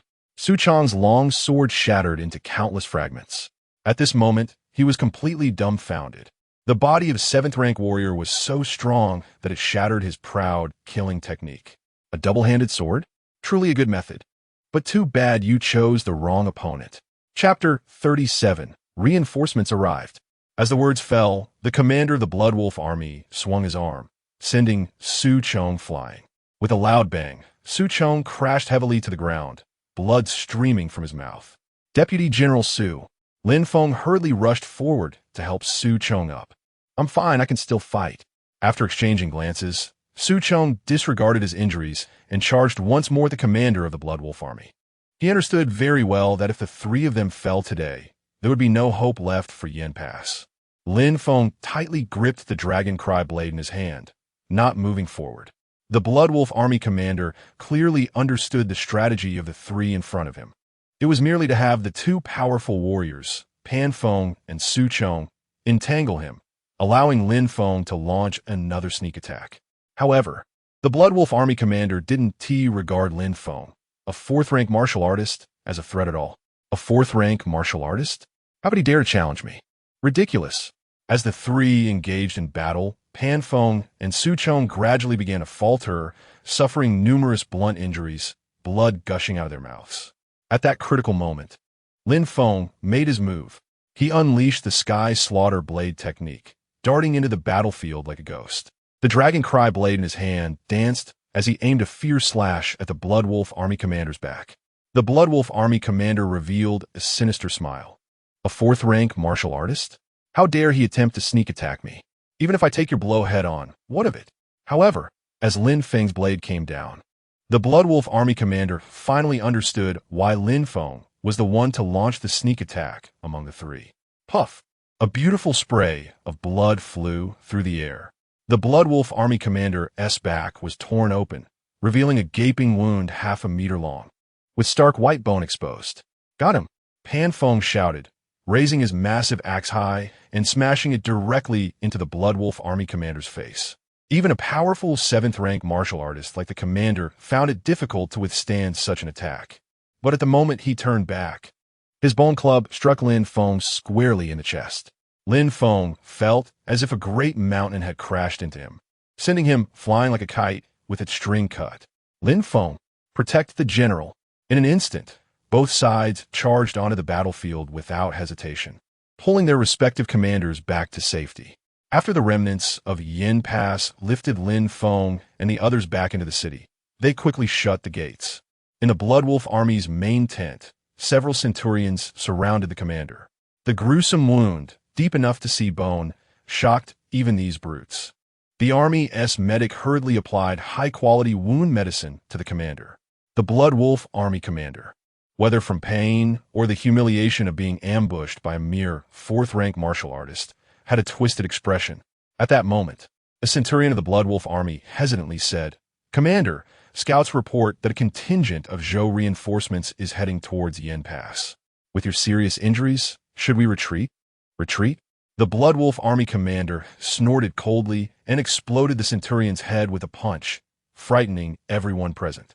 Struggling to stand, his eyes blood-red, he shouted fiercely, "Anyone who dares to speak of retreat will be killed without mercy. Order to continue the siege. Once the city falls, all men, women, and children within will be slaughtered. I want Yen Pass to turn to ashes." With the sound of the assault horn echoing once more, a new round of the siege began for the Blood Wolf army. Inside the city, Pan Feng, Su Chong, and Lin Feng lay against the city wall, the sounds of the Blood Wolf army's assault ringing in their ears. All three were severely injured. During the battle, they had fought with sheer passion, but now that the fight was over, they found they didn't even have the strength to get up.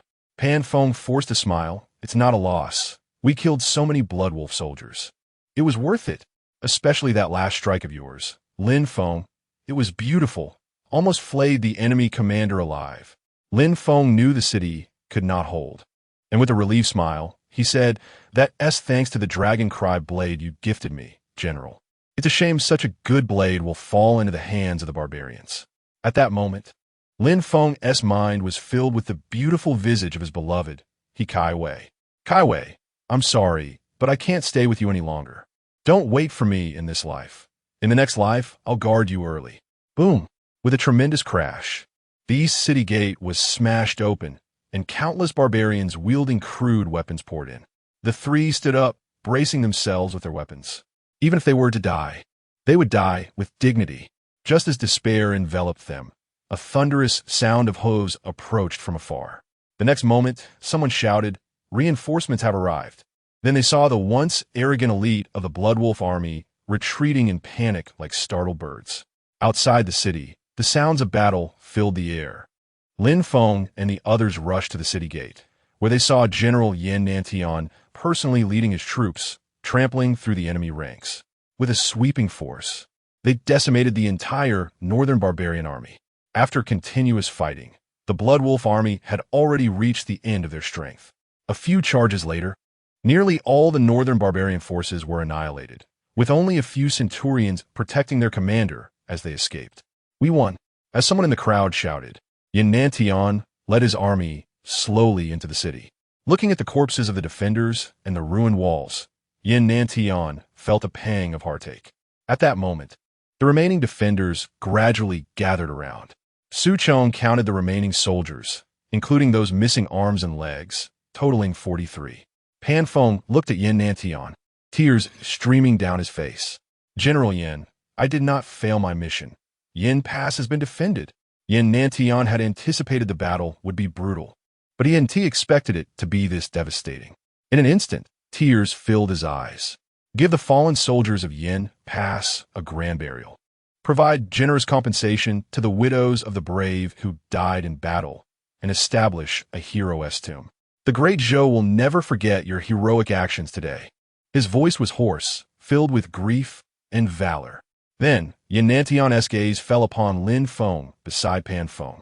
"Kid, I knew I didn't misjudge you. Well done." Lin Feng forced a bitter smile, slightly complaining, "General Yin, if you had come any later, not only would you not have misjudged me, but you would have seen me at all." Having joined the army, Lin Feng understood the brutality of war. However, with nearly all 3,000 brothers lost, such casualties weighed heavily on him. Upon hearing this, Yi Kai, who stood beside Yin Nantian, immediately reacted with displeasure. "Nonsense." Yet Yin Nantian waved his hand. "Don't blame him. It was our late arrival." After speaking, he personally steadied Lin Feng. "Kid, if you have any wishes, tell me, and I will make sure to fulfill them." Lin Feng felt a dull pain in his chest, a mouthful of blood spilling out as he bitterly smiled. "General Yin, I just want to go home." After saying this, he collapsed directly into Yin Nantian's arms. Chapter 38. My husband, am I on the road to the underworld? In the cave on the back mountain, Lu the carpenter and Zhang Lai hurried back. "Villagers, our reinforcements from Yin Guan have arrived, and they have killed the northern barbarians without leaving a single piece behind. We have won." As soon as these words were spoken, all the villagers erupted in cheers. The city was saved, which meant they would no longer have to live in hiding. However, He Kaiwei was not concerned about this. She rushed to the front of the crowd, worry etched on her face, and said, "Master Lu, Brother Zhang, what about my husband? Have you seen him?" Upon hearing this, the joy on Lu the carpenter's and Zhang Lai's faces suddenly froze. "Come on." The usually dignified and virtuous He Kaiwei was shouting in panic for the first time.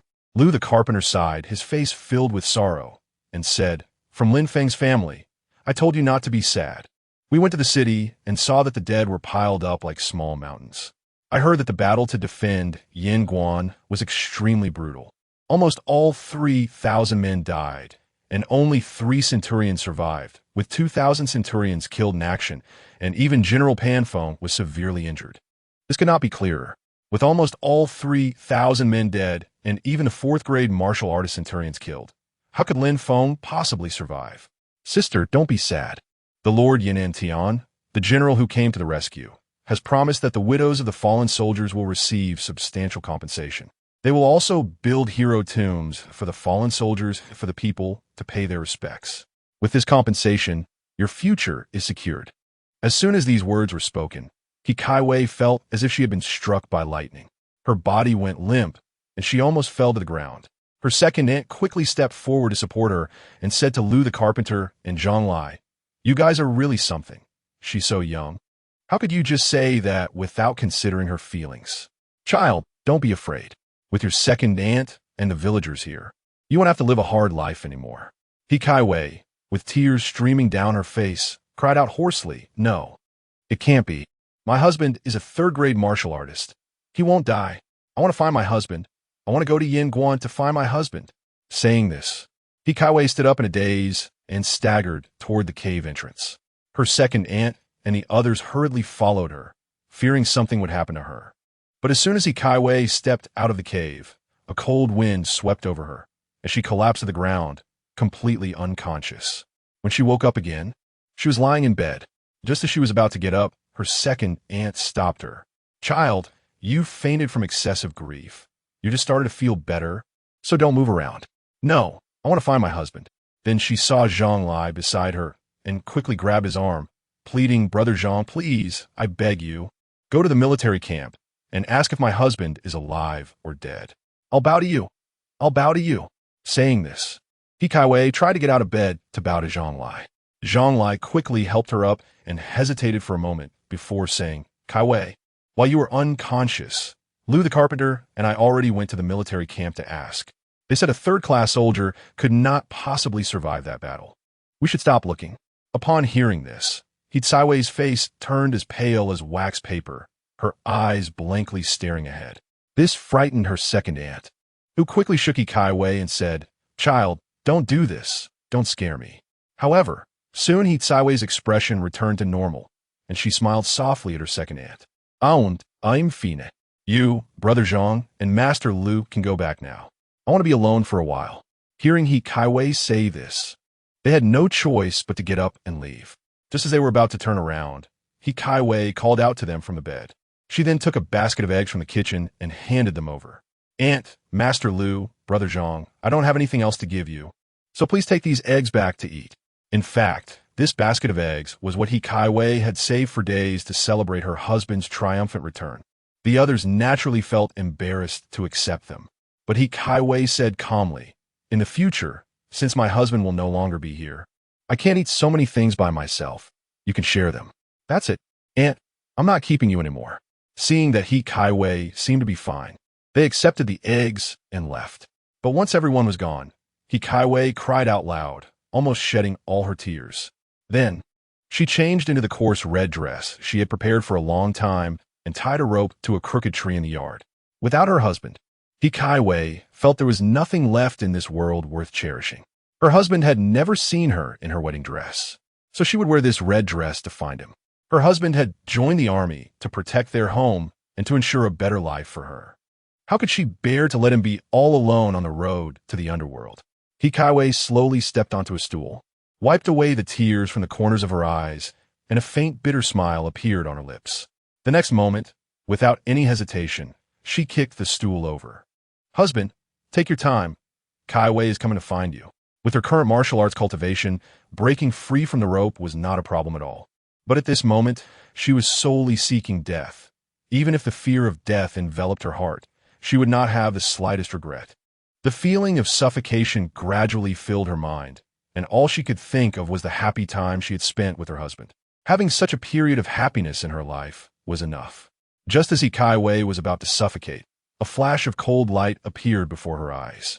A domineering blade of energy directly cut the rope she was hanging from.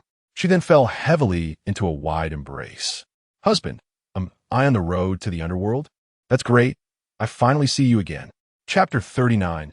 Even rich people are so stingy. Lin Feng furrowed his brows, unable to understand what his wife was trying to do. What was this about the road to the underworld? "Silly girl, what are you planning? Am I not living just fine?" Upon hearing this, He Kaiwei realized that her husband was not dead.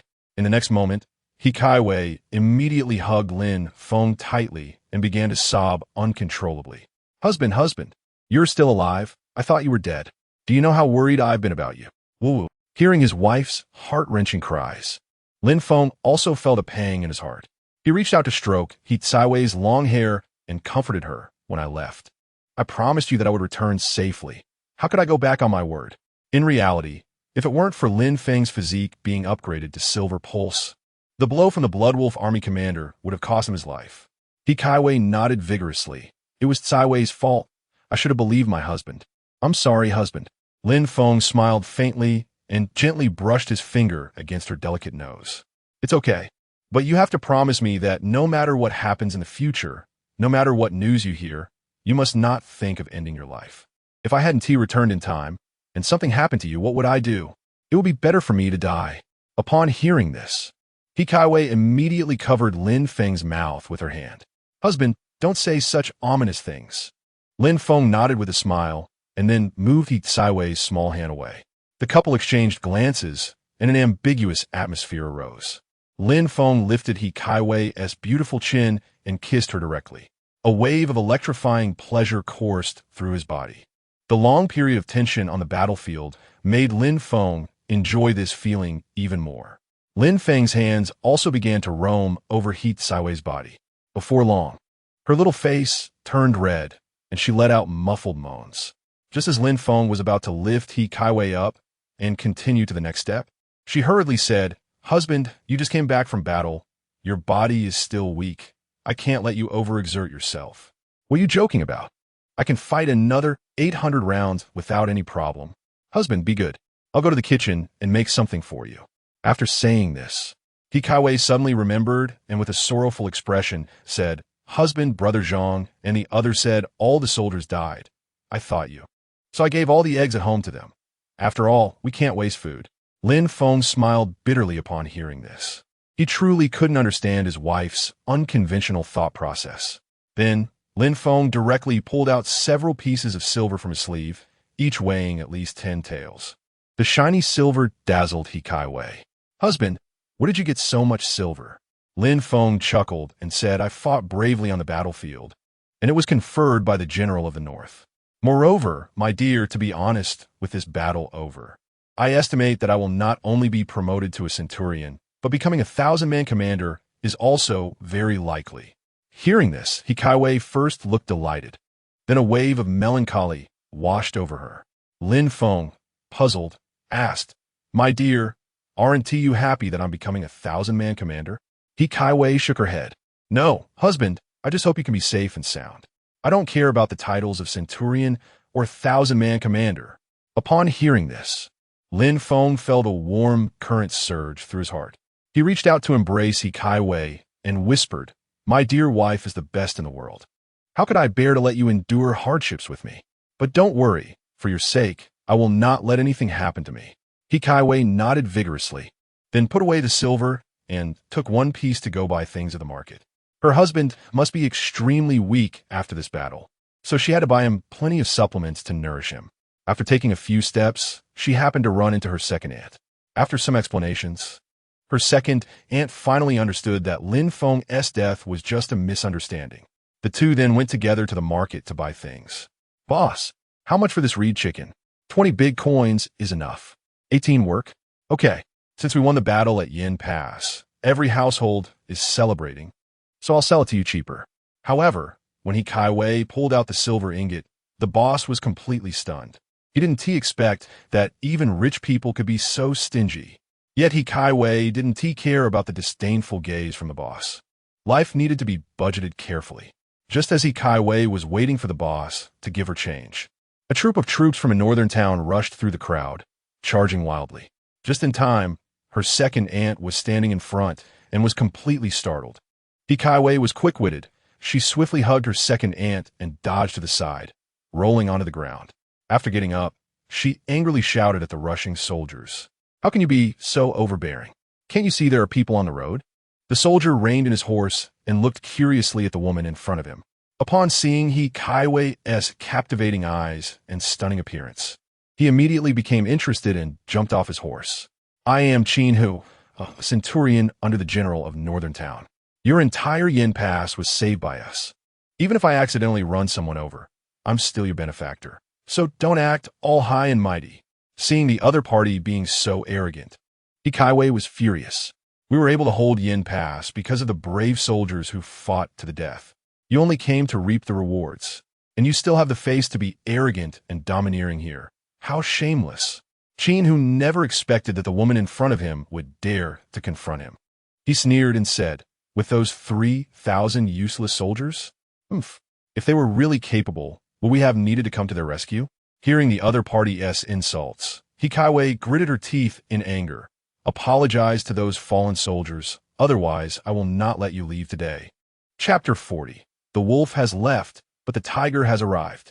If it were just a bully, perhaps Kaiwei would have swallowed her anger. However, the battle at Yin Pass was known for its brutality. 3,000 defenders fought bravely to the death, suffering heavy casualties. Moreover, her husband Lin Feng was one of those 3,000 soldiers. How could Kaiwei allow her husband to suffer such humiliation? Woman, it seems you truly have a death wish. A mere commoner dares to speak to this captain like that. You must be asking for discipline. Very well. Let this captain take you back to the barracks for some proper instruction. Qin Hu laughed maniacally. Having been in the army for months without seeing women, he came to the city today looking for a place of pleasure. He never expected to encounter such a stunningly beautiful woman blocking his path. When meat is right before you, how could you not eat it? As he spoke, several of Qin Hu's subordinates blocked Kaiwei, cutting off her escape route. Seeing this, the second aunt hurriedly intervened, saying, "Gentlemen, please calm down. The husband of the Lin family lady is also a soldier. Don't let a flood wash away the Dragon King's temple. We're all family here." However, before she could finish, a soldier from a northern defense army shoved her to the ground. "Get lost. If you dare to chatter here, beware that my knife won't recognize anyone." In reality, these soldiers didn't care whether Kaiwei was a military family member. There couldn't be any families of the Northern Defense Army here, and the families of officers above the rank of Captain Wu Ti wear such coarse clothing. Even if Kaiwei's husband was a soldier at Yin Pass, he was likely just a low-ranking soldier. What? Can't you afford to offend them? The second aunt was clever. Seeing she couldn't stop these brutes, she quickly got up and ran toward the village. The surrounding townspeople saw this scene and began to point and discuss among themselves. Is this the Northern Defense Army? Weren't they supposed to come to rescue us at Yin Pass? How come they are behaving even worse than those northern barbarians?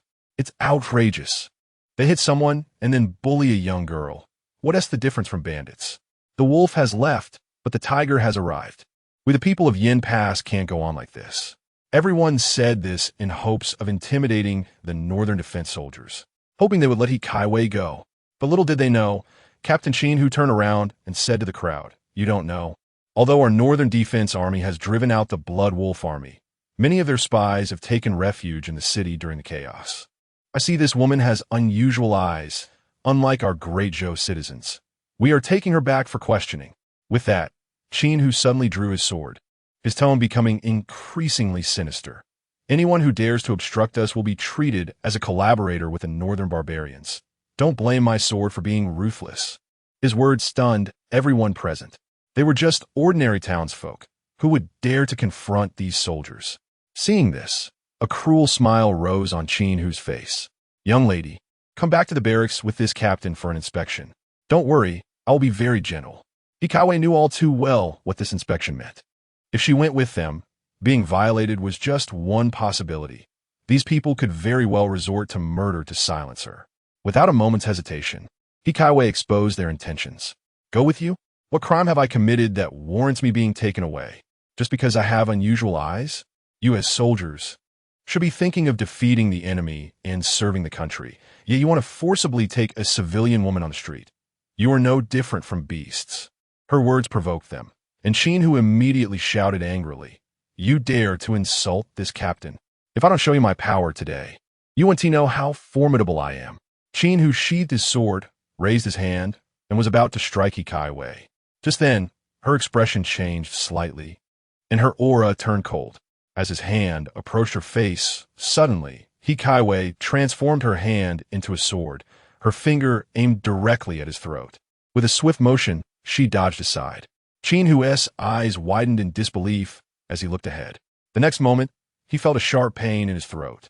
Cough! Cough, cough! Qin Hu nearly suffocated, coughing for a long time before he could recover. Generally, an attack from an ordinary person was nothing to a third-tier martial artist like him. Yet, with just one hand, she had managed to injure him and evade his slap. It was evident that this woman was a martial artist. During this time, Kaiwei had not relaxed in her training, coupled with her exceptional talent.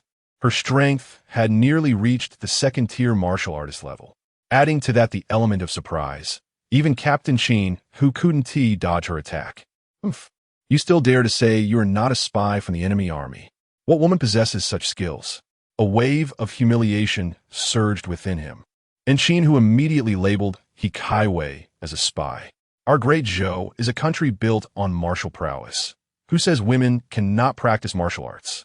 Huh, you think my skills are good? It's only because you are a fool. How dare you? This statement thoroughly enraged Qin Hu. Everyone, together, capture this northern barbarian spy. Seeing this, a group of northern defense soldiers drew their weapons and charged at He Kaiwei. He Kaiwei had come out to buy vegetables and cook for her husband, and she had no weapons with her. Moreover, she had little practical combat experience. Within just a few exchanges, she found herself in a dire situation. Just when He Kaiwei accidentally got her arm cut, a fierce kick from behind sent her crashing to the ground. Capture her! With Qin Hu's furious shout, a group of northern defense soldiers swarmed forward and quickly pinned He Kaiwei to the ground. Two of them grabbed her, holding her tightly. Now you understand my strength, don't you? Qin Hu said smugly. To his surprise, He Kaiwei showed no fear at all and spat at Qin Hu. Then, with a sudden kick, she struck Qin Hu in his most sensitive area, causing him to double over in pain and unable to recover for a long time. Quite bold, Qin Hu exclaimed, but I like this fiery spirit of yours. You're so fierce, I'll just take you right here in the street. Let us see how much of that spirit you have left. A soldier from the Northern Defense Army kicked He Kaiwei's knee, forcing her to kneel before Qin Hu. With a lewd grin, Qin Hu stepped forward, reached out, and with a ripping sound, tore a piece of fabric from He Kaiwei's arm.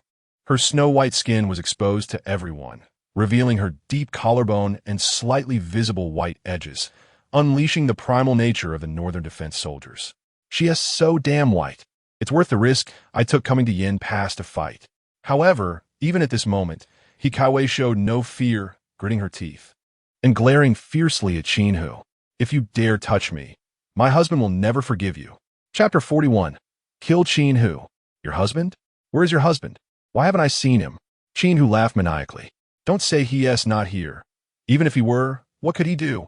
Would he just hide like a turtle and watch me perform?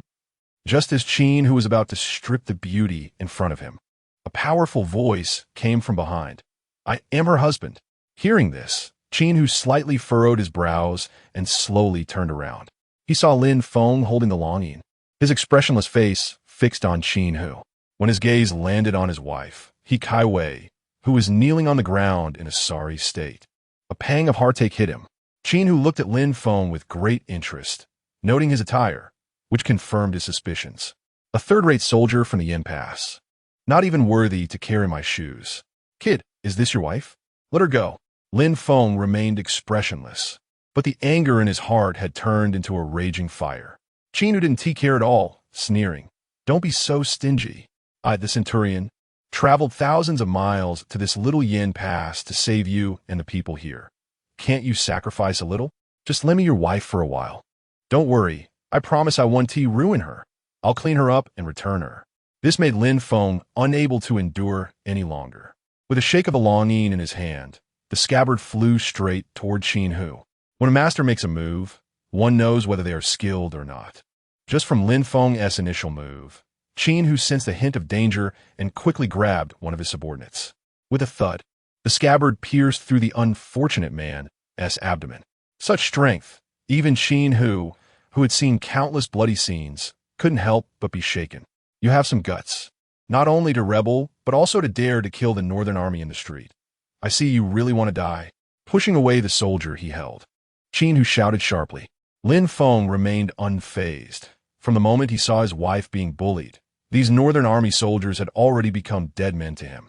Normally, these people were under General Yin Nantian, and he should give them some face. But when it involved his wife, not to mention the troops under General Yin Nantian, even Yin Nantian himself wouldn't be spared. As Lin Feng stepped closer, Qin Hu realized he had never seen anyone so fearless, and he shouted loudly, "Together, kill this madman." After saying this, Qin Hu led his men to rush forward. Lin Feng's eyes narrowed slightly, like a black whirlwind, swiftly charging into the crowd. In a flash, the sounds of weapons clashing echoed incessantly. As the dust settled, almost all the Northern Army soldiers on the scene lay on the ground. Only Centurion Qin, who was still barely supported by his broken knife. At that moment, Qin Hu gradually remembered something. He had once heard a 1,000-man commander mention a warrior in the Yin Pass garrison named Lin Feng, who had single-handedly shot and killed nearly 1,000 northern barbarians from the Bloodwolf army. At first, he didn't believe there could be such a fierce person in the world. Now it seemed those words were not false. "You're Lin Feng?" Lin Feng's voice was as cold as ice. "You know too late. No, don't kill me. I am a centurion of the Northern Army, and I was once General Yin's personal guard. If you kill me, the general will even when Qin, who revealed his identity." The killing intent in Lin Feng's eyes did not waver. "I'm just a common soldier. You ride around committing crimes and robbing innocent women in the street. That's none of my business. But if you dare to bully my wife today, you have only one way to die." Hearing this, Qin, who knew the other side, had no intention of letting him go. He quickly kowtowed like a garlic pounder, crying out, "Brother Lin, I know I was wrong. I was just momentarily bewitched. Please spare me for the sake of General Yin." Lin Feng shook his head slightly. Impossible. Just as Lin Feng was about to strike, he heard urgent hoofbeats nearby. Then he saw General Yin Nantian of the Northern Army, Deputy Commander Yi Kai, Yin Pass Commander Pan Feng, and County Magistrate Lu Hong approaching together. "Lin Feng, you have rebelled." Upon seeing the ground littered with Northern Army corpses, Lu Hong was the first to step forward and confront Lin Feng.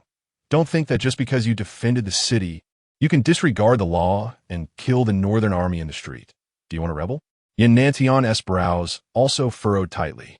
He had been discussing with Pan Feng about promoting Lin Feng to a deputy general in Yin Pass, making him one of Pan Feng's right-hand men. In fact, Yin Nantian even intended to recruit Lin Feng into his own command, where his position would not be lower than Pan Feng's. But he hadn't expected this kid to be so oblivious to the bigger picture, daring to kill the Northern Army in the street. Now, not only was he unable to recruit him into the Northern Army, but promoting him to deputy general in Yin Pass was also in jeopardy. At this moment, Qin, who saw Yin Nantian arrive, and cried out to them, "General, save me. This kid Lin Feng has gone mad. Not only slaughtering his own comrades, but also wanting to kill me, a centurion. General Yin, I was once your personal guard. Save me, you must save me." Yin Nantian scanned the surroundings, and upon seeing the disheveled He Kai Wei, instantly understood what was happening. It must be that scoundrel Qin who, unable to change his beastly nature. Publicly humiliating, however, since Qin, who was a centurion of the Northern Army, he couldn't just ignore it. So, he coldly looked at Lin Feng and said in a deep voice, "Lin Feng, give me some face. This scoundrel has to be taken back. I will definitely deal with him severely according to military law." At this moment, all the surrounding civilians were dumbfounded. Who exactly is this Lin Feng? A mere third-rate soldier from Yin Pass, that even the famous General Yin would ask him for face? At this time, Commander Pan Feng of Yin Pass also spoke. "Lin Feng, don't make trouble anymore. If it weren't for the Northern Army rushing to aid, Yin Pass would surely have fallen. Don't you understand the gravity of the situation?" Even He Kai Wei, after adjusting her clothes, stepped forward to advise. "Husband, let it go. We've already taught them a lesson, and however, Lin Feng couldn't hear anything right now, his cold gaze fixated on Qin, who, remember for the next life to open your eyes wide and see clearly. This is my Lin Feng's woman. Don't touch her." Before the words fell, the longing in his hand was already resting against Qin Hu's neck. Crack! In the next moment, Qin Hu's head rolled to the ground like a ball, blood spraying everywhere, while his upper body fell straight to the ground. Yin Nantian let out a long sigh.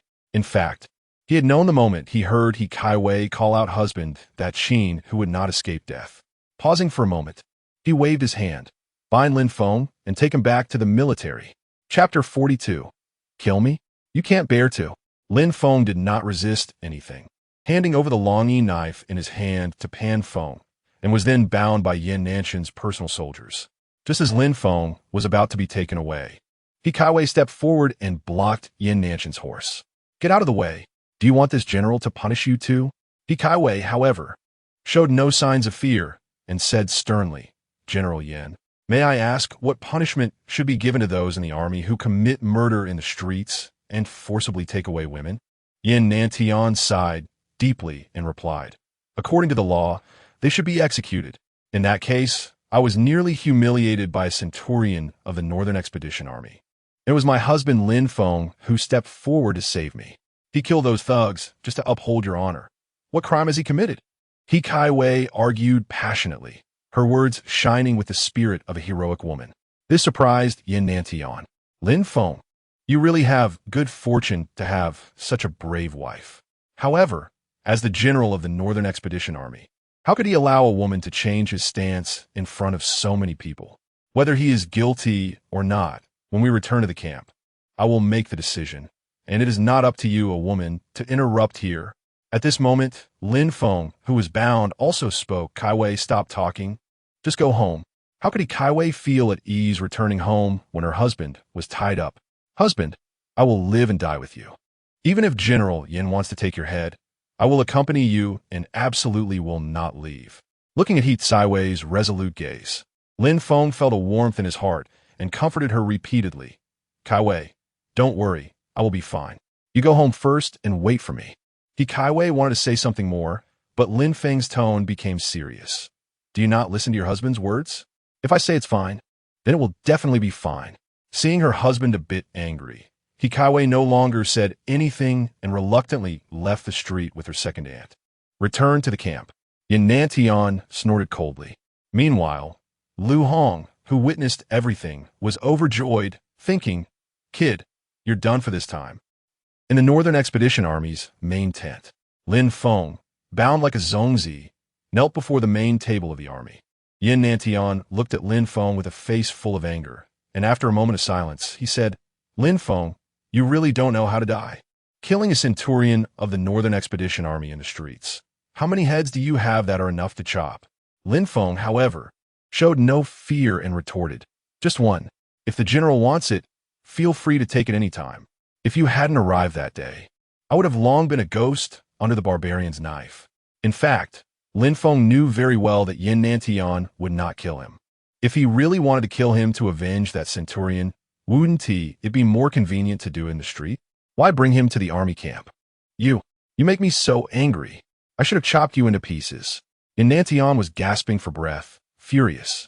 Lin Feng, however, acted as if nothing was wrong, saying, that's right. I don't care who he is, anyone who bullies my wife, even if it's the king of heaven, I will kill without hesitation. Pan Feng quickly stepped in to mediate. General Yin, calm down. Lin Feng has this temperament. You know that. But it is precisely because of this temperament that he has made great contributions in repelling the northern barbarian enemy and defending Yin Pass. Then, Pan Feng walked to Lin Feng's side and earnestly said, Lin Feng, do you know that General Yin originally wanted to bring you into the Northern Expedition Army for focus training? Now, you've killed a centurion of the Northern Expedition Army. How can you still go there? Lin Feng, however, showed no interest. I never said I wanted to go to the Northern Expedition Army. I don't want to associate with those who only know how to bully and steal women. Yin Nantian was almost driven mad by Lin Feng. Can't this kid say something soft? Why does he have to be so tough? Yin Nantian walked sternly in front of Lin Feng. Lin Feng, I will give you a chance. Go to Qin Hu's team, admit your mistake, apologize, and I won't hold it against you. If you continue to be so stubborn, don't say, I don't remember your contributions in the battle. This was already a very good opportunity given to Lin Feng by Yin Nantian. If it were someone else, they would have lost their head by now. But Lin Feng sighed bitterly and replied straightforwardly, General Yin, thank you for your kindness, but I am not wrong, and I will not apologize. You can kill or torture me as you please. I, Lin Feng, will bear it. Ye Kai stepped forward and scolded, Lin Feng, you're simply disregarding authority and being reckless. Can't you see that General Yin is trying to save you? If it weren't for him, those in the Northern Expedition Army would have eaten you alive when they found out their centurion was killed in the city. Lin Feng, however, looked indifferent. Let them come, as long as they can kill me. At this point, everyone present was utterly speechless. Swish! Yin Nantian drew his sword from his waist and walked step by step towards Lin Feng. Pan Feng's eyes widened. General Yin isn't really going to take action, is he? Deputy General Su Chong quickly stepped forward to stop him. General Yin, that centurion indeed made a mistake, and Lin Feng was forced to do so. Please spare him this time. Lin Feng is a rare talent. You cannot just Zanandan Buset Su Zhong Asai, pointing his sword at him and shouting, "Get out of my way. If you dare to stop me again, I will chop you too." Su Chong had no choice but to close his mouth and step aside. Yin Nantian walked behind Lin Feng and coldly asked, "Lin Feng, you really don't regret it?" At this moment, Lin Feng's heart was racing. "Yin Nantian, are you out of your mind? You would kill me over that scum? Is there no justice? Is there no humanity?" However, Lin Feng was also betting that he had not misjudged Yin Nantian. He was definitely not the kind of person who would sacrifice justice for personal grudges. Thinking this, he gritted his teeth and shouted, "No regrets. I would kill him again without regret." "Good. You are tough, Lin Feng, so don't blame this general." In the next moment, a cold gleam flashed, and the sword fell. Just as Lin Feng closed his eyes, waiting for death, the ropes on his body were cut by Yin Nantian. Lin Feng was stunned for a moment, looking at Yin Nantian in disbelief. "General Yin, what is this? Stand straight and speak to me." Yin Nantian said impatiently, "You little brat, I really wish I could chop you with one sword." Lin Feng chuckled. "You can't bear to?" Chapter 43. Transforming into a centurion, Yin Nantian felt speechless. How could this kid have such a strong hold over him? Known for his strict military discipline, the Northern Expedition General Yin Nantian realized he had encountered a worthy opponent. "Stop being so vain. What could I possibly miss about you? Besides, you didn't do anything wrong. That Sheen who actually dared to act this way, he deserved his fate. However, as General Pan Feng just said, you really can't join the Northern Garrison anymore." Upon hearing this, Lin Feng didn't argue as he had before. He genuinely felt a hint of regret in his heart. The Northern Garrison was different from the Yin Pass defenders. It was a field army. Joining the Northern Garrison would allow him to gain a larger battlefield to increase his kill count and fulfill his ambitions. But didn't matter. His military career had just begun. As long as he didn't lose his head, there would be plenty of opportunities in the future. It was truly a pity not to serve under General Yin. He felt an immense sense of regret. Seeing Lin Feng's cheeky expression, Yin Nantian nearly cursed. "Didn't you just say you weren't interested in the Northern Garrison? If it were up to me, I'd give you 300 military lashes first. Then we'd talk." Lin Feng chuckled. "General, didn't I say you wouldn't be able to bear it?" Seeing Lin Feng's mischievous demeanor, Yin Nantian pretended to draw his sword to chop him. Pan Feng and Su Chong quickly stepped in to stop him. "General Yin, Lin Feng already knows he was wrong. The Yin Pass garrison is currently weak and in urgent need of talent. Why not give him a chance to redeem himself?" With this latter offered, Yin Nantian had no choice but to say, "Fine. Today, for the sake of General Pan and Deputy General Su, I'll spare you this time. Make sure to cause some trouble and try to poke a big hole in the sky so I can come and patch it up." "Of course not, General." Lin Feng grinned and, being quite perceptive, brought over a cup of tea. "General Yin, your voice is hoarse. Have some water to soothe your throat." After taking a sip of tea, Yin Nantian calmed down. He then glanced at Pan Feng and asked, "General Pan, what military position do you think is suitable for this kid?" Pan Feng smiled and said, "Just in time, I need a deputy general. Let Lin Feng be my deputy. He can work alongside Deputy General Su as my right-hand man."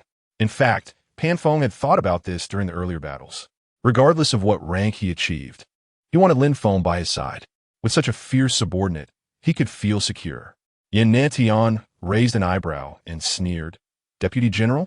With his fearless temperament, can he handle that? What if he ends up chopping off County Magistrate Lu's head too?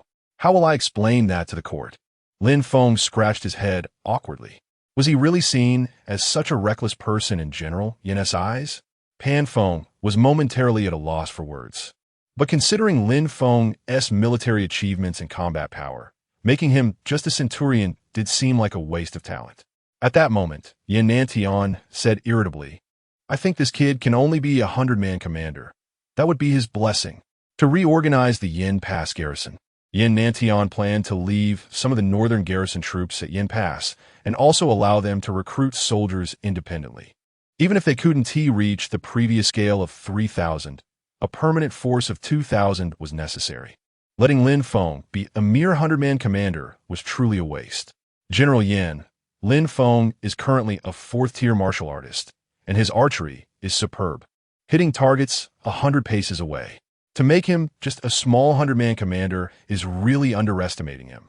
If he could teach his shooting skills to the soldiers, the combat power of the entire Yin Pass would definitely double. Su Chong also spoke in support of Lin Feng.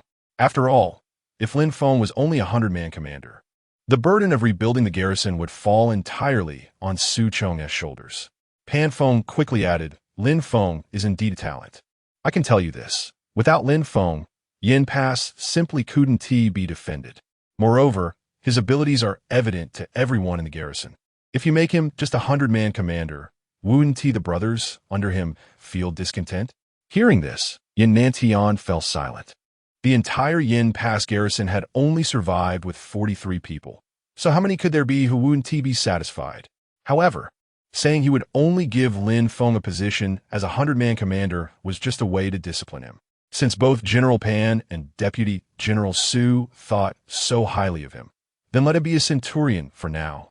But remember, if you cause trouble again, you'll just stay as a foot soldier. Lin Feng clasped his hands and smiled. Thank you, General Yan. I will remember this. In fact, Lin Feng had originally thought that being made a 100-man commander would make him overjoyed. Becoming a centurion was like hitting the jackpot.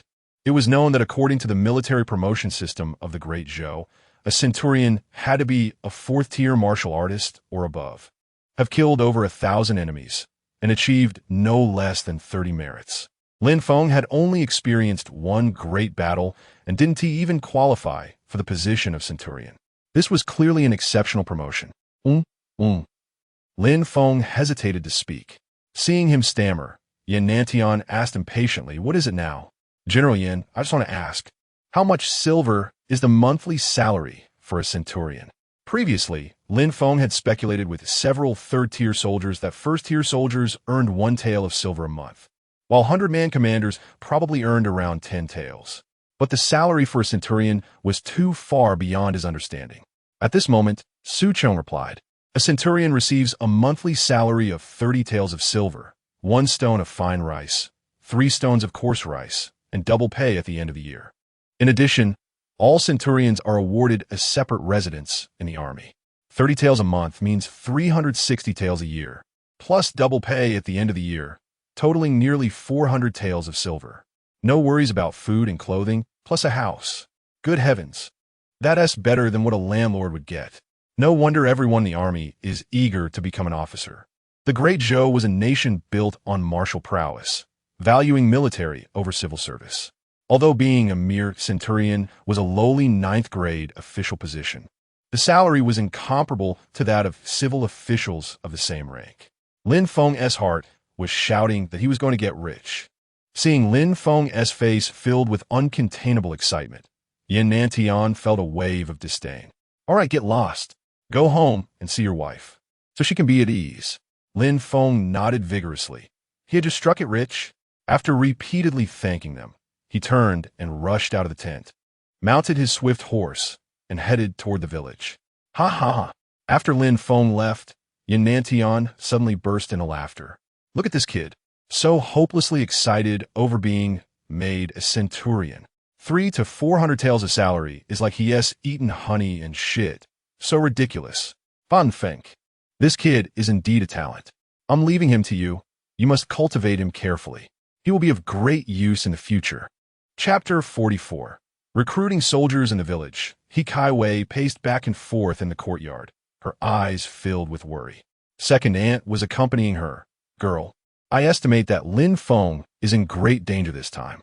That centurion is from a northern town army, and he killed in front of the general, which is really disrespectful. He Kai Wei shot a glance at second aunt.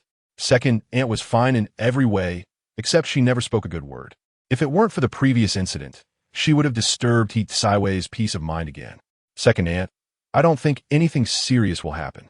If that general really wanted to do something to Lin Feng, he would have acted on the street instead of taking him back to the military camp for punishment. He Tsaiwei's thoughts were in line with Lin Feng's. Second aunt nodded, feeling that He Kai Wei had a point. That makes sense, but it's a bit of a pity. Lin Feng was supposed to mix well out of this battle and probably get promoted to a first-class soldier, earning 2 taels of silver a month. And you two could live a decent life. Now it seems unlikely. It's all my fault. If I hadn't blocked the military officer's way, how could it have involved your Lin Feng? He Kaiwei was annoyed by Second Aunt's nagging and said directly, as long as my husband is fine, I'm not expecting him to become a first-class soldier. I'm already very satisfied as long as we can live peacefully. Second Aunt nodded again, feeling that Lin Feng was really lucky to have a wife like Kaiwei. Time passed slowly, and the meals he Kaiwei prepared were reheated again and again. But her husband still hadn't returned.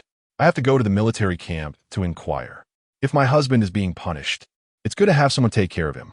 Second Aunt was generous and quickly pulled out some loose silver. Take this silver with you. You can't go to the military camp without some money. He Kaiwei quickly pushed it back. Second Aunt, there's no need.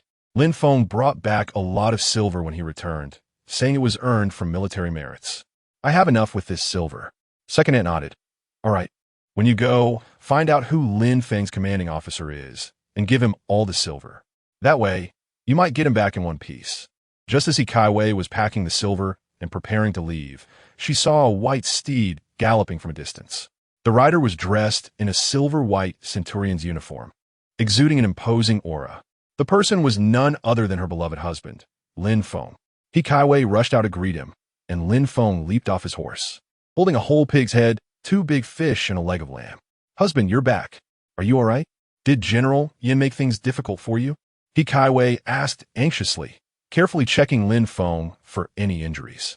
He appeared to be unharmed, and he was wearing a military uniform they had never seen before, leaving her a bit stunned. Lin Feng laughed heartily, putting down his load and pulling his wife into his embrace. Make things difficult for me? General Yin saw me helping the people and wanted to keep me for a drink. I was just worried about you, so I hurried back. If Yin Nantian heard this, he would surely curse Lin Feng for being shameless. Drinking? Are you kidding? Upon hearing this, He Kaiwei was extremely happy and quickly said, That's great. As long as General Yin did not punish you, that's all that matters. But, husband, about your outfit. Although He Kaiwei was well informed, she didn't understand much about military matters. However, she could recognize the military uniform, feeling that Lin Feng must have been promoted. Second Aunt was also thrilled and quickly approached, saying, Oh my Lin Feng, you've struck it rich. Not only weren't you punished, but you've also been promoted. This must be a first-class soldier, right? Lin Feng chuckled. Not quite, it's a centurion.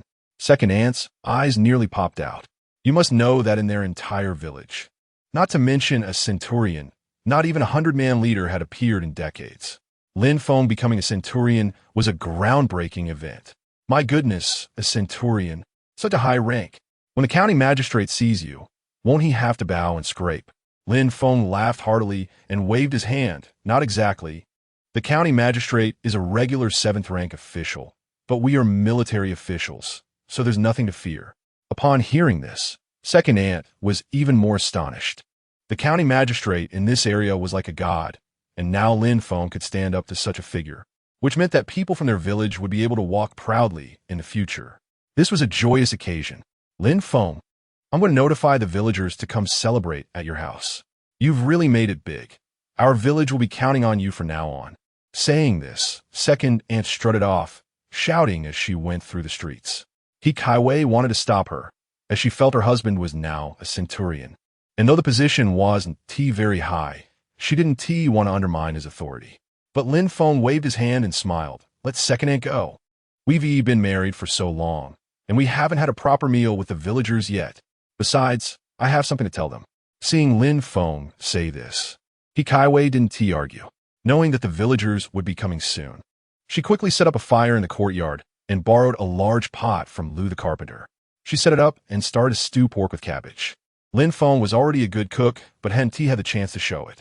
This time, he personally took charge of the kitchen, adding many spices and salt. And soon the entire village was filled with the aroma of meat. Second Aunt was also not idle. Not only did she call all the villagers, but she also brought in people from nearby villages.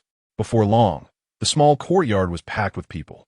However, most of these people were representatives from various families, mostly men. They brought all kinds of fruits, rice, and flour, generously contributing everything they could. After all, a big official had emerged from their village. Who wouldn't be willing to bring something? Those who could enter the small courtyard were the clan leaders of various surnames, along with Second Aunt, Zhang Lai, and Lu the carpenter, who lived close to Lin Feng's family.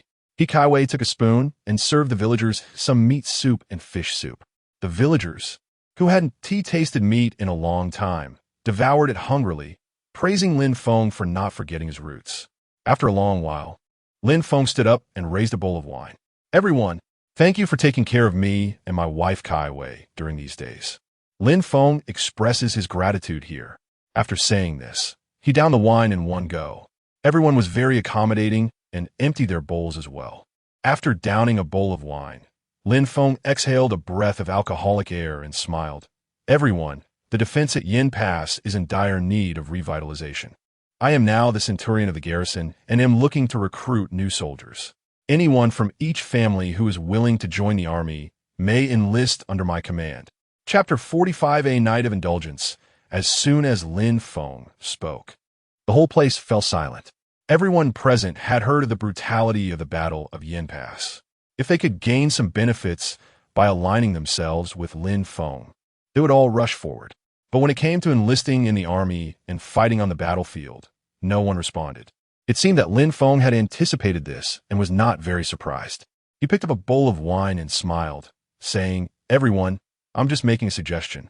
After all, there is indeed danger in being a soldier, and if you don't want to go, I won't force anyone. I am now a 1,000-man commander, and the army has granted me a residence. I will soon be moving in with Kaiwei. After we finish this bowl of wine, we might not have many opportunities to meet in the future." Upon hearing this, the crowd looked astonished and reluctant. The key point was that everyone was not foolish.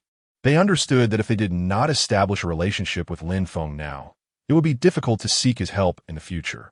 As the saying goes, people strive for higher ground, just like water flows downward. This was not about whether Lin Feng was being considerate. It was a fact. At that moment, a boy who looked about 15 or 16 years old raised his hand and said, "Brother Lin Feng, I want to enlist. What do you think?" Lin Feng looked over and saw that it was a boy from the neighboring village, whose family was extremely poor and whose parents had starved to death years ago.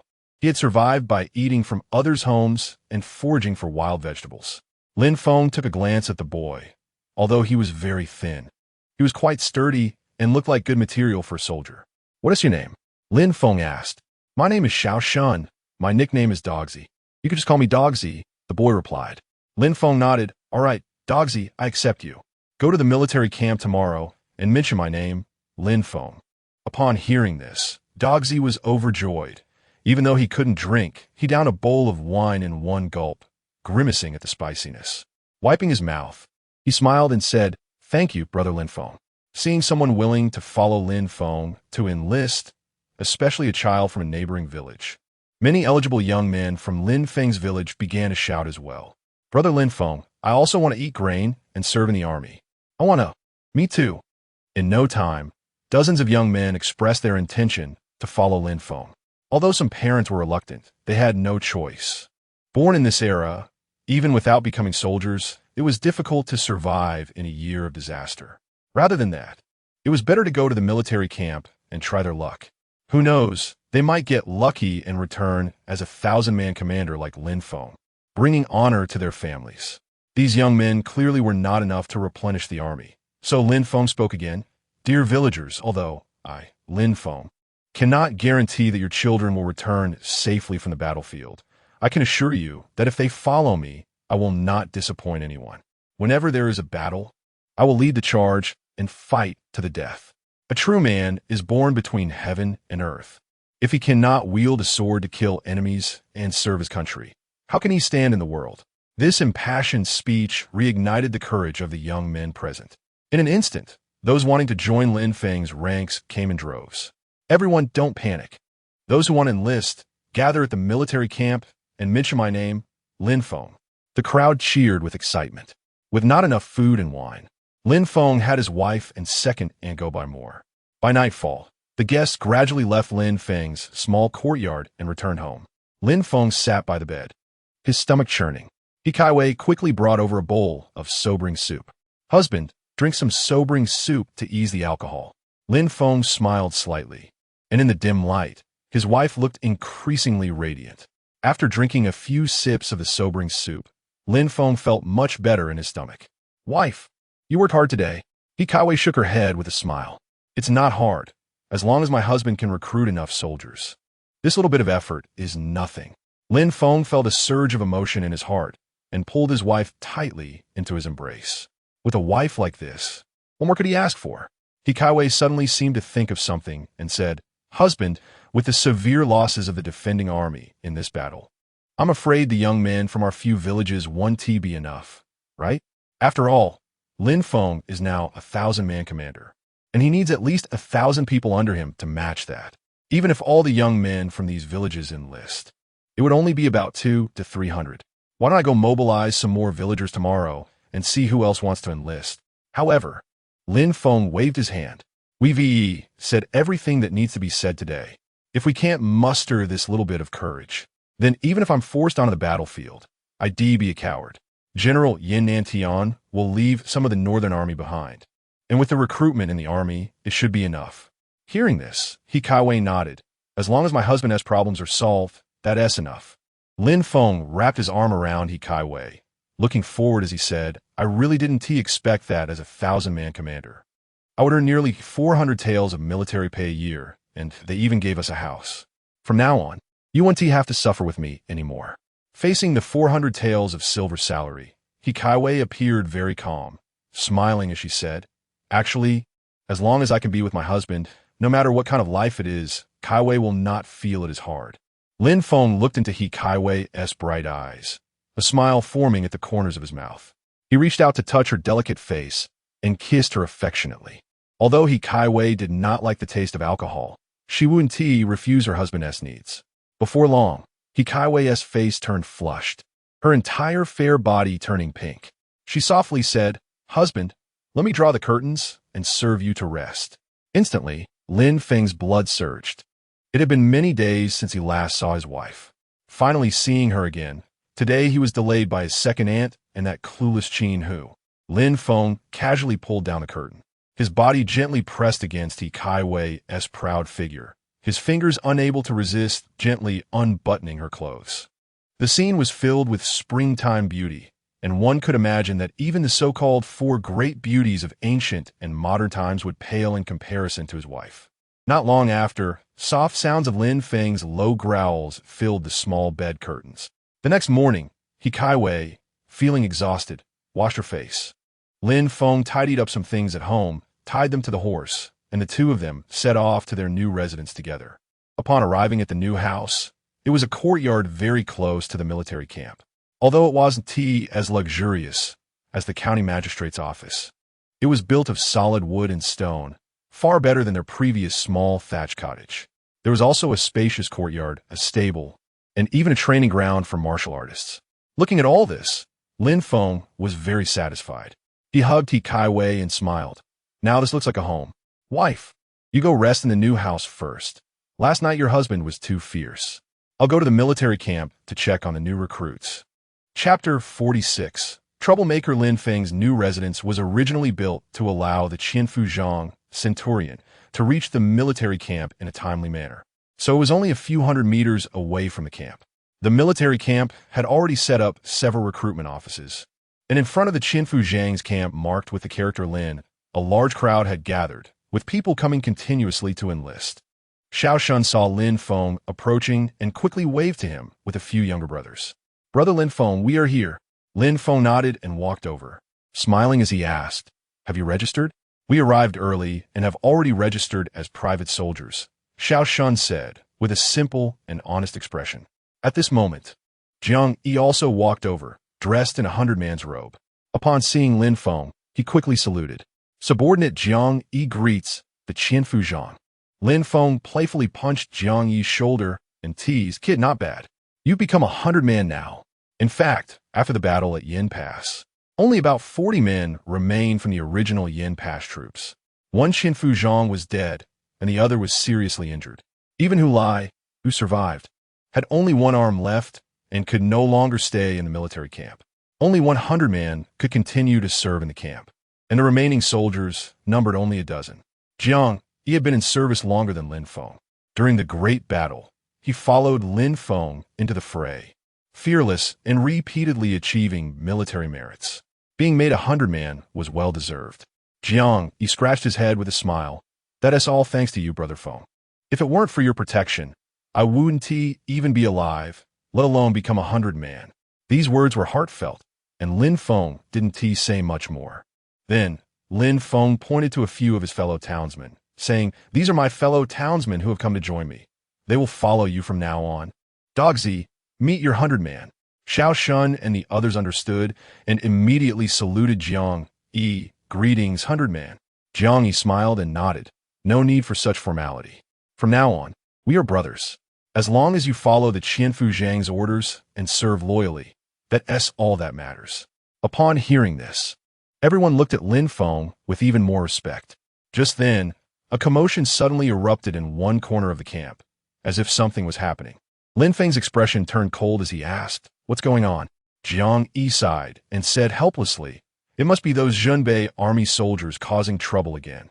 They are unhappy about being left at Yin Pass by General Yin Nantian and have been making a fuss for the past few days.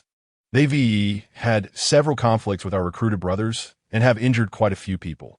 Lin Feng sneered. "Let us go take a look. They've gone too far." Lin Feng then led Jiang Yi and a few others towards the source of the noise in the camp. They saw 7 or 8 soldiers from the former Zhenbei army beating up a few people, attacking fiercely without regard for their comradeship. "Stop it!" Lin Feng shouted coldly, and the crowd finally ceased their actions. The leader among them was a first-class soldier from the Zhenbei army. He sized up Lin Feng with a mocking expression, clearly not taking him seriously. "What is going on? Don't you know that fighting is not allowed in the military camp?" A few former Zhenbei soldiers remained silent. At this moment, one of the beaten soldiers stepped forward. The news of Lin Feng being appointed as Qianfu Zhang had already spread to all the camps that morning. And seeing Lin Feng in his centurion attire, they immediately recognized him as their new Qianfu Zhang. "Qianfu Zhang, I am Wang Meng from the fire team. This morning, we prepared food for all the camps, and these Zhenbei soldiers insisted that we made pig food and even overturned the pots." Lin Feng looked at Wang Meng and felt a sense of familiarity. After thinking for a long time, he finally remembered that this Wang Meng was one of the death row inmates he had brought back from the death row camp. However, this person was a peak second-grade martial artist and was extremely brave in battle. Such talent was naturally spared from punishment by Pan Feng and kept in the army. But having him serve as a cook was indeed a bit of a waste. "Wang Meng, if I'm not mistaken, you're the one I brought out from the Yin Pass prison, right?" Lin Feng said, with no other intention but to confirm the identity of the person before him. Wang Meng nodded, somewhat ashamed. "I am grateful for the Lord's grace, allowing me to be reborn and serve in the army. I had intended to do my best as a cook, but these Zhenbei soldiers are too bullying." As he spoke, Wang Meng trembled with anger. Lin Feng sighed, stepped forward, and patted Wang Meng on the shoulder, comforting him. "Since you are starting anew, live with dignity. You have already washed away your stains with your bravery in the bloody battle at Yin Pass. There is nothing to be ashamed of." Upon hearing this, Wang Meng's eyes filled with tears, deeply moved. Lin Feng then walked up to the troublemaking Zhenbei soldiers. "Why are you causing trouble? Just because the food doesn't suit your taste?" The leading first-class soldier snorted coldly, disdainfully cupping his hands. "Qianfu Zhang, the food may be bad, but you actually let a death row inmate cook for us. Don't you know that we were once subordinates of General Yin Nantian? This is tarnishing General Yin's reputation and ours." "And what do you want?" Lin Feng asked coldly. The first-class soldier sneered, "Simple. The Qianfu Zhang just needs to expel this death row inmate from the camp and find a good chef to prepare meals with quality ingredients for the brothers. Naturally, we would be willing to follow the Qianfu Zhang." Upon hearing this, Lin Feng revealed a strange smile and turned to look at Wang Meng. "Wang Meng, you heard their words. You won't stay in the fire team anymore." As soon as these words were spoken, Wang Meng's face turned pale, and he quickly pleaded, "Qianfu Zhang, I am just an honest man. I accidentally killed someone because a bully was harassing my sister. Now that I can finally start anew, I beg you, please don't expel me." Lin Feng changed his tone and smiled. "When did I say I wanted you to leave? I said you have already cleared your offenses and balanced your merits and demerits. You fought bravely in battle. I plan to promote you to a first-class soldier and have you be my personal guard, staying by my side. How about that?" Instantly, Wang Ming was overwhelmed with gratitude and knelt down in front of Lin Feng with a thud. "Thank you, my lord. Wang Ming is willing to follow you for life, to go through fire and water for you without hesitation." Lin Feng nodded in satisfaction and then reached out to help Wang Ming up. The troublemaking former Jinbei soldiers widened their eyes. A death row inmate, who had only fought one battle, was now on par with them as a first-class soldier. "My lord, I refuse to accept this." Lin Feng turned around and sneered. "Refuse? What do you have to refuse? Now, kneel down and lick the bowl of kanji clean." Chapter 47. If you don't kill him, how will you calm the hearts of the people? "What did you say?" the first-class soldier asked in disbelief. Lin Feng's expression instantly turned serious as he spoke slowly and deliberately. "Every grain of rice in the army is the sweat and blood of the common people. I absolutely will not allow any waste. You will clean the porridge right now, and if you don't do it properly, military law will be enforced." These words immediately angered the first-class soldier from the original Jinbei army. Many other first-class soldiers from the Jinbei army quickly surrounded him. Among them were 2 centurions from the Jinbei army. Seeing this, Lin Feng showed no signs of fear. "I won't clean it. What can you do to me?" With some backup arriving, the first-class soldier immediately became bolder. At the same time, he sneered in disdain. "Lin Feng, do you think I don't know your background? You were just a third-class soldier who got lucky and caught the attention of our Jinbei general, which is why you became a centurion. What is there to be arrogant about?" Before Lin Feng could respond, Jiang angrily interjected. "You are outrageous. How dare you speak to the centurion like that?" However, the first-class soldier wore a nonchalant expression. "Oof, what is so great about that? You just survived the city defense battle by chance. Out of 3,000, only 40 are left. I see you Jinbei defenders as a bunch of useless fools. Our Jinbei army came to your rescue from miles away, and instead of being grateful, you act so shamelessly, trying to ride on our heads? What a joke." This remark thoroughly infuriated Lin Feng. His gaze instantly turned cold, and anger flared in his eyes. The 2 centurions from the Jinbei army crossed their arms, just wanting to see Lin Feng make a fool of himself. "Originally, you just needed to face some punishment, but you insult the fallen defenders. You deserve to die." Upon hearing this, the first-class soldier could no longer remain calm and stammered. "What do you want to do?" "Lin Feng, don't bully the weak because you're strong. Our brothers from the Jinbei army are not afraid of you." In fact, he had heard of Lin Feng's bravery, and it was well known that Lin Feng was already at the 4th-grade warrior level. As a 2nd-grade first-class soldier, he would think twice before truly provoking Lin Feng. The remaining soldiers from the original Jinbei army also stared intently at Lin Feng. After all, they felt that they were treated like stepchildren. After a major battle, they gained nothing and were left in this desolate place called Yingguan. If Lin Feng dared to harm their brother, they wouldn't mind taking the opportunity to rebel. Lin Feng turned around and scanned the dense crowd of Jinbei soldiers. Speaking calmly, "Brothers of the Jinbei army, after a great battle, none of you were promoted, while I, Lin Feng, a 3rd-class soldier, became your centurion. I know you must have grievances in your hearts, but I tell you, whether it is me or the other promoted defenders of Yingguan, we all earned our military achievements through fierce battles, fighting 10 against 1, 100 against 1. I can assure you all that I treat every brother equally. As long as you achieve military merit in the future, I will not be stingy with military rations and positions. Even if someone surpasses my achievements, I will hand over this centurion position to him." After these words, the previously noisy crowd quickly quieted down. Those soldiers who still held grievances felt their anger dissipate significantly.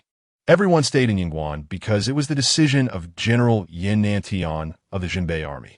Yingguan is a crucial border town, and there will be plenty of opportunities for everyone to achieve merit in the future. I dare say that your future accomplishments will not be any less than those following General Yin Nantian. Hearing these words, the crowd felt convinced. As long as they could earn military merit, what difference did it make where they fought or who they followed? However, today's incident involved the insult of the fallen defenders of Yingguan, and this matter would never be settled. Let this serve as a reminder. From today onwards, you are no longer the Jinbei army. You are the soldiers of Yingguan, and from now on, you will share life and death with Yingguan. Upon hearing this, The two centurions immediately knelt before Lin Feng, along with the original Junbei soldiers. Only the orders of the centurion count. What a joke. Lin Feng was the one who had the guts to directly execute a centurion under General Yan's command during his time as a big soldier. Who would dare to act recklessly now? At that moment, the two centurions, Chao Jinyuan and Hua Changzai, stepped forward. Centurion, this brother is unaware. Please forgive him this once for being a first offender. Lin Feng waved his hand and rejected the suggestion outright. Today was about making an example. Otherwise, how could he instill fear in this band of fierce soldiers? If he didn't dare to kill even one person, how could he lead troops in the future? If he let him go today, how could he face those brothers who died in battle? Even General Yan Nantian was going to build a hero's tomb for the fallen brothers, and yet this first-class soldier dares to call them useless? If I don't kill him, how will I calm the hearts of the people? Seeing this, Chao Jinyuan and Hua Changzai fell silent. The first-class soldier finally felt fear. He quickly knelt before Lin Feng, crying out, Centurion, I was wrong. I really know I was wrong. I won't dare again. Please spare me this once. In an instant, he was knocking his head on the ground like garlic being crushed. Lin Feng looked down at him with disdain. If the kid had held out, he might have respected him a bit more. But now, he looked down on him even more. Get up. Didn't you look down on the defenders of Yingguan? Didn't you disdain this blood-soaked prisoner on the battlefield, Wang Ming? Then I'll give you a chance. Hearing Lin Feng's words, the first-class soldier immediately seemed to grasp a lifeline. Lin Feng glanced at Wang Ming and coldly said, Wang Ming, compete with this brother. If you lose, you'll continue to be your firehead soldier. Wang Ming had long hated this original Junbei first-class soldier. He drew a large knife, staring fiercely at him, ready to strike at any moment. Lin Feng also pulled out a quick knife from a nearby soldier's waist and threw it in front of the first-class soldier. Come on, let me see the prowess of the Junbei first-class soldier. At this moment, the first-class soldier had lost all fighting spirit, completely intimidated by Lin Feng's powerful aura. He trembled as he picked up the large knife, swallowing hard while looking at Wang Ming. Just then, Lin Feng walked over to Wang Ming and whispered, No need for mercy. Kill this kid. From the very beginning, Lin Feng had no intention of letting this first-class soldier live. He simply wanted to kill him in the most shocking way possible to completely subdue this group of Junbei soldiers. What could be more intimidating than having him die at the hands of a former prisoner? Chapter 48. Are you convinced? Convinced. Wang Ming nodded, saying nothing. He gripped his large knife tightly, ready for Lin Feng's command. At this moment, everyone in the arena stepped back a dozen paces, giving the two an absolute space to fight. Zhao Kai, don't be afraid. That kid is just a dead prisoner. Killing him is like killing a chicken. At this time, Lin Feng learned that the first-class soldier's name was Zhao Kai. He is just a dead prisoner. But you are a first-class soldier of our Northern Town Army, a second-grade martial artist. There's nothing to fear. Show the might of our Northern Town Army. Don't let us down. Stimulated by these words, Zhao Kai regained some confidence, his gaze becoming resolute again. Indeed, a second-grade martial artist could not be the opponent of a fourth-grade commander like Qianfu Zhang. However, facing a dead prisoner released from jail and serving as cannon fodder on the battlefield, what was there to fear? Meanwhile, Jiang Yi said to Wang Ming, Wang Ming, the honor and disgrace of our fallen brothers in Yin Pass rest on your shoulders. Don't let Qianfu Zhang down. Wang Ming nodded again, gritting his teeth and saying, Please rest assured, Qianfu Zhang. Even if I have to risk my life, I will vindicate my fallen brothers. As Lin Feng shouted start, the two quickly engaged in combat. In an instant, the air was filled with the glint of knives and swords. The atmosphere heated. Both were intent on killing each other, striking deadly blows without mercy. After experiencing the bloody scenes of corpses and blood, and the northern barbarians attacking the city, Wang Ming had long since transformed into a different person. Especially thinking of Qianfu Zhang Lin Feng's bravery on the battlefield, his confidence soared. In contrast, Zhao Kai's side was different. These people had lived under the protection of General Yan Nantian for years, fighting almost always in favorable conditions. Now, facing Wang Ming's reckless fighting style, they quickly lost morale, feeling anxious and uneasy. Just as the two clashed blades again, with a clang, Wang Ming used all his strength to break Zhao Kai's long knife. At this moment, Zhao Kai had no courage left to continue fighting. He turned and ran towards the 200 men commanders of the original Northern Town Army. Help, help! I want to fight anymore. I want to fight anymore. The two commanders looked at Zhao Kai's cowardly appearance with disdain. Just then, Wang Ming turned to look at Commander Lin Feng. At Lin Feng's signal, Wang Ming turned around and coldly threw his large knife. Thud! It pierced through his chest. Zhao Kai looked down at his massive wound, blood gushing out like a fountain. His vision blurred, and he collapsed in front of the two commanders, dead beyond saving. Instantly, the arena fell silent. The so-called first-class soldier of the Northern Town Army, a second-grade martial artist, had actually been defeated by a fire soldier pulled out from the dead prisoner's cell. What was there to say? What was there to complain about? At this time, Commander Chao Jinyuan stepped forward and cupped his hands, saying, Zhao Kai is disrespectful to his superiors, harming the Brotherhood and causing chaos in the camp. He deserves to die 1,000 deaths. Commander Hua Chongzai echoed, this person deserves to die 1,000 deaths. Not killing him would not quell the anger of the army. We will definitely follow Qian Fu Zhang's orders in the future and vow to be loyal. Only then did Lin Feng nod in satisfaction. He quickly reached out to pull up the two commanders, smiling and saying, what you two said is very true. We must not let such despicable individuals ruin the bond between our brothers. Upon hearing this, the two commanders nodded in fear.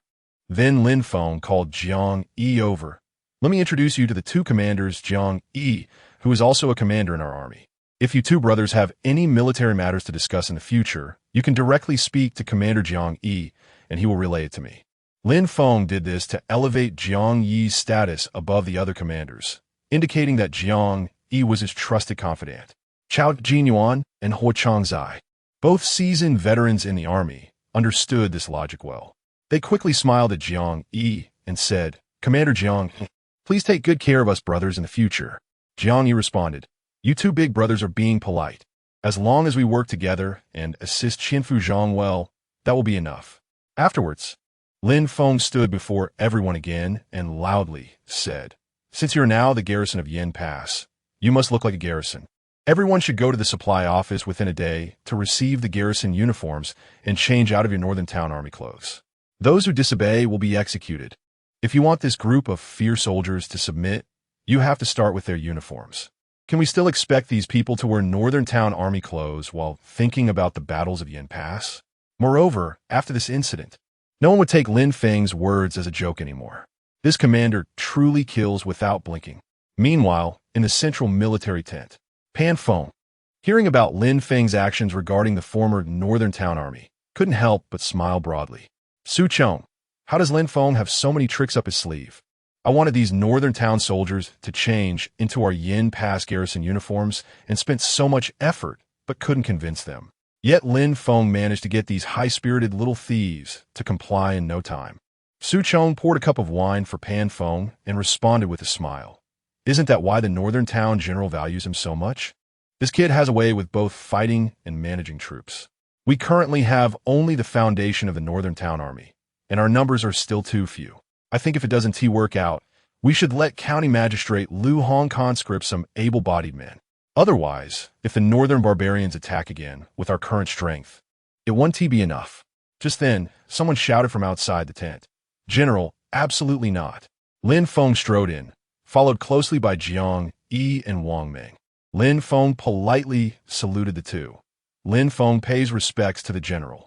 After a fierce battle, the two had long regarded Lin Feng as their brother. With no sense of hierarchy remaining, Su Chong quickly invited Lin Feng to sit down. Pan Feng also smiled and said, Lin Feng, there are no outsiders here. We brothers don't need to be so formal. There are distinctions in hierarchy, but we can't disrupt the rules, can we? Lin Feng said this, but casually accepted the tea and took a sip. Pan Feng laughed heartily. You dare to chop down a commander of the Northern Expedition Army. And you still talk to me about hierarchy? Don't be shameless. This remark made Lin Feng laugh heartily as well. Then, Pan Feng asked seriously, earlier, you mentioned letting County Magistrate Lu Hong supplement our troops. What is wrong with that? Lin Feng put down his teacup and slowly explained. Yin Pass has just experienced a great battle, and everything is in ruins. Especially the farmland outside the city is almost completely destroyed. If we conscript all the able-bodied men who will do the farming, we can't let the soldiers farm on their own, can we? After thinking for a while, Pan Feng asked, "Then what do you suggest? We can't rely on just this 1,000 garrison soldiers, right? Simple. Increase the soldiers' benefits and offer generous rewards to attract the able-bodied youth around Yen Pass. I believe that within a few months, we can gather enough soldiers." Lin Feng expressed his thoughts. Pan Feng, hearing this, found it somewhat reasonable. But then he frowned again. But what about the money? Chapter 49. Killing 3 birds with 1 stone. It should be known that the most troublesome thing for Pan Feng in the army is money. The military salaries allocated by the court to the garrison each year are limited. Moreover, after going through layers of scrutiny from the Ministry of War, the Ministry of Revenue, the Commander-in-Chief, the state government, and the county magistrate, the salary that actually reaches the garrison is not much. If they rely on increasing the military salary to recruit soldiers, they may attract people, but the army cannot sustain it. The key point is that due to this great war, the army has spent countless silver on purchasing weapons and supplies, and there is hardly any silver left. Su Chong said with some headache, "Lin Feng, there are some things you might not understand. Our military salaries come from the court, which are then distributed to the counties before reaching the army. If we inexplicably raise the military salaries, it might cause problems with County Magistrate Lu Hong. This is a measure of the Great Zhou dynasty, aimed at preventing local garrisons from becoming too powerful and difficult to control." Unexpectedly, Lin Feng let out a cold laugh. Everyone knows that a clean governor for 3 years costs 100,000 taels of silver. That old Lu Hong has more than a dozen wives and concubines. His son Lu Long is even more extravagant. I heard he spends several thousand taels a month just on courtesans. Does he have no silver? Who would believe that? Su Chong forced a smile. We can't just rob them. Although he said this, Lin Feng always felt uncomfortable not being able to bite off a piece of meat from that fat pig Lu Hong. Why should the brothers in the garrison be fighting on the front lines, risking their lives, while the officials in the county are living in luxury, doing nothing? After a moment of contemplation, Lin Feng looked at Pan Feng with a mischievous smile. "General Pan, don't you want to shake down those fat pigs?" Pan Feng supported his head with one hand, looking forlorn. "It's not that I don't want to. The key is that when the northern barbarians attacked the city, we had a reason to make those officials and wealthy merchants bleed a little. But now that the Great War is over, they're completely unaffected. How can we find an excuse to ask them for money?" Sigh. Lin Feng also sighed. What Pan Feng said made sense. They couldn't just notify the northern barbarian enemies to attack the city again. After pondering for a moment, Pan Feng said, "If there's really no way, then let's do it this way. We'll slowly recruit soldiers. There will come a day when we have enough. Don't waste your efforts on County Magistrate Lu Hong to avoid losing more than we gain." Although Lin Feng verbally agreed, he never gave up on the idea of shaking them down. For several days, during military drills, he looked listless. One day, after finishing drills and returning home, his wife, Hikaiwei, had already prepared dinner. Lin Feng, lost in thought, even poked the beans into his own nostrils. Seeing this, Hikaiwei quickly stopped him, looking worried. "Husband, what's wrong with you? Why have you been so listless and burdened these days? Is something happening in the army? Or is the northern barbarian enemy coming again? If they come, that would be great." Lin Feng's words startled Hikaiwei. Seeing her surprised expression, Lin Feng then detailed the difficulties he encountered. After thinking for a moment, Hikaiwei suddenly said, "Is this what stumped my husband?" Lin Feng looked up and saw a mysterious smile on Hikaiwei's face. His wife had always been exceptionally intelligent, and seeing her so pleased, he figured she must have an idea. "Wife, do you have a plan? Quick, tell me." Hikaiwei got up, walked to the door, and gently closed it to prevent eavesdropping. Then she returned to her seat and said seriously, "Without the enemy, why not create a wave of enemies?" Upon hearing this, Lin Feng felt his head growing heavy. If the northern barbarians attacked the city, many factions would be able to monitor it. This was not something that could be fabricated easily. Even if he and his brothers pretended to be northern barbarian soldiers attacking the city, that would just be nonsense. "Wife, I've thought about this. Pretending to be barbarian soldiers attacking the city won't work. The court is not foolish. But He Kaiwei shook her head vigorously and continued. Who said we must pretend to be barbarian soldiers? The Yin Pass has never been peaceful, even without barbarian soldiers. There are a lot of bandits. When you were resisting the barbarian soldiers, I encountered them in the village. That single remark woke Lin Feng from his reverie. He didn't even eat his meal and hurriedly pulled He Kaiwei. Wife, keep talking. You can pretend to be a group of bandits and sneak into the city. Ordinary people don't need to care. Just target County Magistrate Lu Hong and the major merchants in the city. The bigger the scene, the better. In this way, you can get cash, and they will be anxious, making it easier to ask them for money to eliminate the bandits, right? Then you can actually eliminate bandits, clearing out the bandits around Yin Pass, which counts as doing a good deed for the people. Slap. Lin Feng slapped his thigh hard. Oh my God, how did I not think of this? He pulled He Kaiwei into his arms and gave her a passionate kiss. Wife, how are you so smart? You're simply a reincarnation of Zhuge Liang, a living Wulong of the present age. This way, we'll have money, corrupt officials will be dealt with, and we can gain a good reputation, killing 3 birds with 1 stone. He Kaiwei humbly replied, It's not that my husband taught me well. I merely learned a bit from him. Lin Feng embraced He Kaiwei affectionately. Just as he was about to put her down and head to the military camp to discuss strategies with Jiang Yi, He Kaiwei pulled him back. Don't rush, eat first. I'm not eating. I'm going to the military camp to find Jiang Yi to discuss this. Wife, wait for me to get this done, and I'll take you to the best restaurant in the city, Fengmenla, to eat shark fin banquet. Before he finished speaking, Lin Feng jumped on his horse and hurriedly galloped towards the military camp. In Lin Feng's military tent, Lin Feng, Jiang Yi, and Wang Ming were secretly discussing their plan. Brother Feng, I have over 100 men under my command. Mostly our old brothers from a garrison and young people from the village. It's enough to pretend to be a group of bandits, Jiang Yi said seriously. Brother Feng, I used to do small business in the city. I know the dealings of that Dog County magistrate and several big merchants very well. I know about the brothels, pawn shops, gambling houses, even the location of their silver vaults, Wang Ming said excitedly. He had thought about this kind of thing many times before, regretting that he didn't have the courage or power back then. Now that the centurion had decided to act, he was determined to contribute. Lin Feng nodded. Good. Then we will settle this matter. Jiang Yi, make sure to choose trustworthy people, and we must make it believable. We need to make that old Lu Hong believe it is the work of bandits. Jiang Yi nodded. Rest assured, Brother Feng. Rest assured about what? Jiang Baifu? Just then, the Deputy General Su Chong lifted the tent flap and stepped inside. Chapter 50. Courtesy before violence, seeing that it was so late and the tent was still lit. I came over to take a look. Lin Feng, do you have any plans? Su Chong said with a smile. Su Chong was no ordinary person. A seasoned deputy general and a little Zhuge Liang of the army. He could tell at a glance that Lin Feng and the others were discussing important matters again. Lin Feng gave a feeling there was nothing to hide and then recounted the events surrounding the situation. After hearing it, Su Chong was also astonished, looking at Lin Feng with disbelief. Lin Feng, you really have some nerve. Pretending to be a strong bandit in official garb. If this gets out, not just you, even General Pan will have to face the consequences. Lin Feng chuckled. Brother Su, if you don't say anything and I don't say anything, who will know? In reality, regardless of whether the plan succeeded or failed, Su Chong would inevitably have to take responsibility and deal with the county office. Therefore, he knew it was unavoidable. Sigh. Su Chong sighed. Lin Feng's boldness was truly remarkable. Among the entire Yin Pass guarding army, it was likely only he could pull off something like this.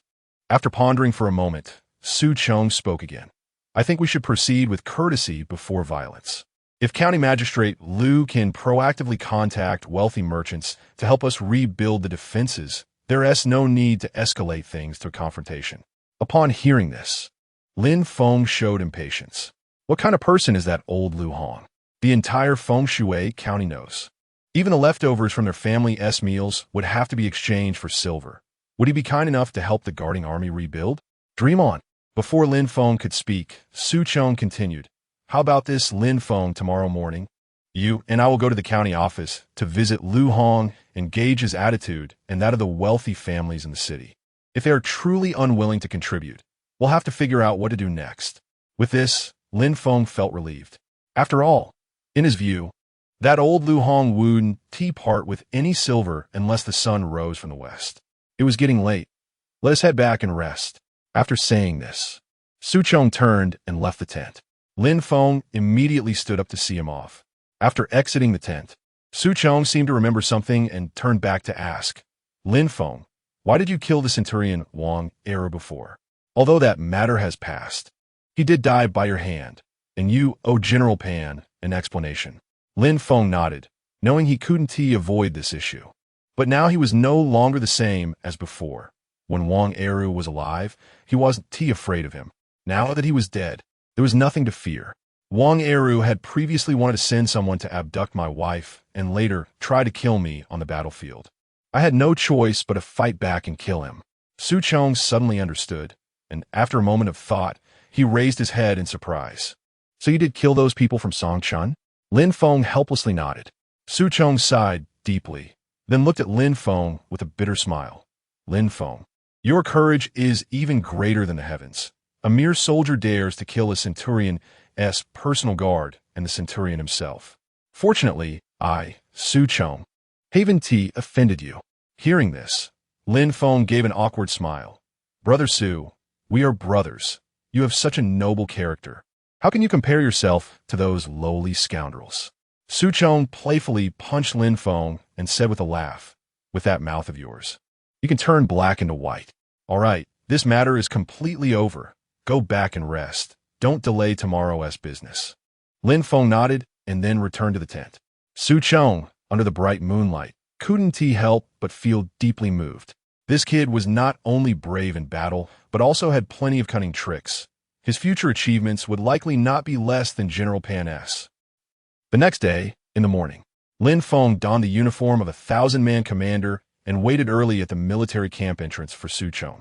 After meeting up with Su Chong, the two only brought a few attendants and headed to the county office. Upon arriving at the county office, they dismounted, and several clerks immediately approached them. They went to report, saying that Deputy General Su Chong and 1,000-man Commander Lin Feng had come to pay their respects to the county magistrate. One clerk, not daring to delay, hurried inside the county office. Soon, County Magistrate Lu Hong, his son Lu Long, and County Lieutenant Zhang Tianlang rushed out. Lu Hong was calm, as expected of a county leader, and even when he saw Lin Feng, he remained unruffled. However, County Lieutenant Zhang Tianlang and Lu Long looked at Lin Feng with anger. In their hearts, they cursed. Why is this scoundrel here again? Seemingly sensing the awkward atmosphere, Su Chong quickly smiled and introduced. County Magistrate Lu, County Lieutenant Zhang. Young Master Lu, let me introduce you to our newly promoted 1,000-man Commander Lin Feng. Lin Feng also understood the rules and stepped forward with cupped hands. Lin Feng pays his respects to the county magistrate and county lieutenant. As if not feeling properly respected, Lu Long snorted coldly and said, in this day and age, anyone can get ahead. Stepping in dog poop can also make one a leader of thousands. TSK, TSK, TSK. Lin Feng remained indifferent. Young Master Lu certainly doesn't have that kind of luck. After all, I remember when the northern barbarians were invading. Young Master Lu was hiding in the county office and was never seen on the battlefield. Lin Feng, you. Lu Long was instantly enraged. Just as he was about to explode, County Magistrate Lu Hong intervened. Regardless of Lin Feng's past, he was now a 1,000-man commander, holding a significant position in the army. It would be unwise to clash with him. Lu Long, how dare you? How can you speak to the 1,000-man commander like that? Apologize to the 1,000-man commander right now. Lin Feng quickly smiled and waved his hand. No worries, no worries. I've met young Master Lu before. It's just an old friend sharing a joke.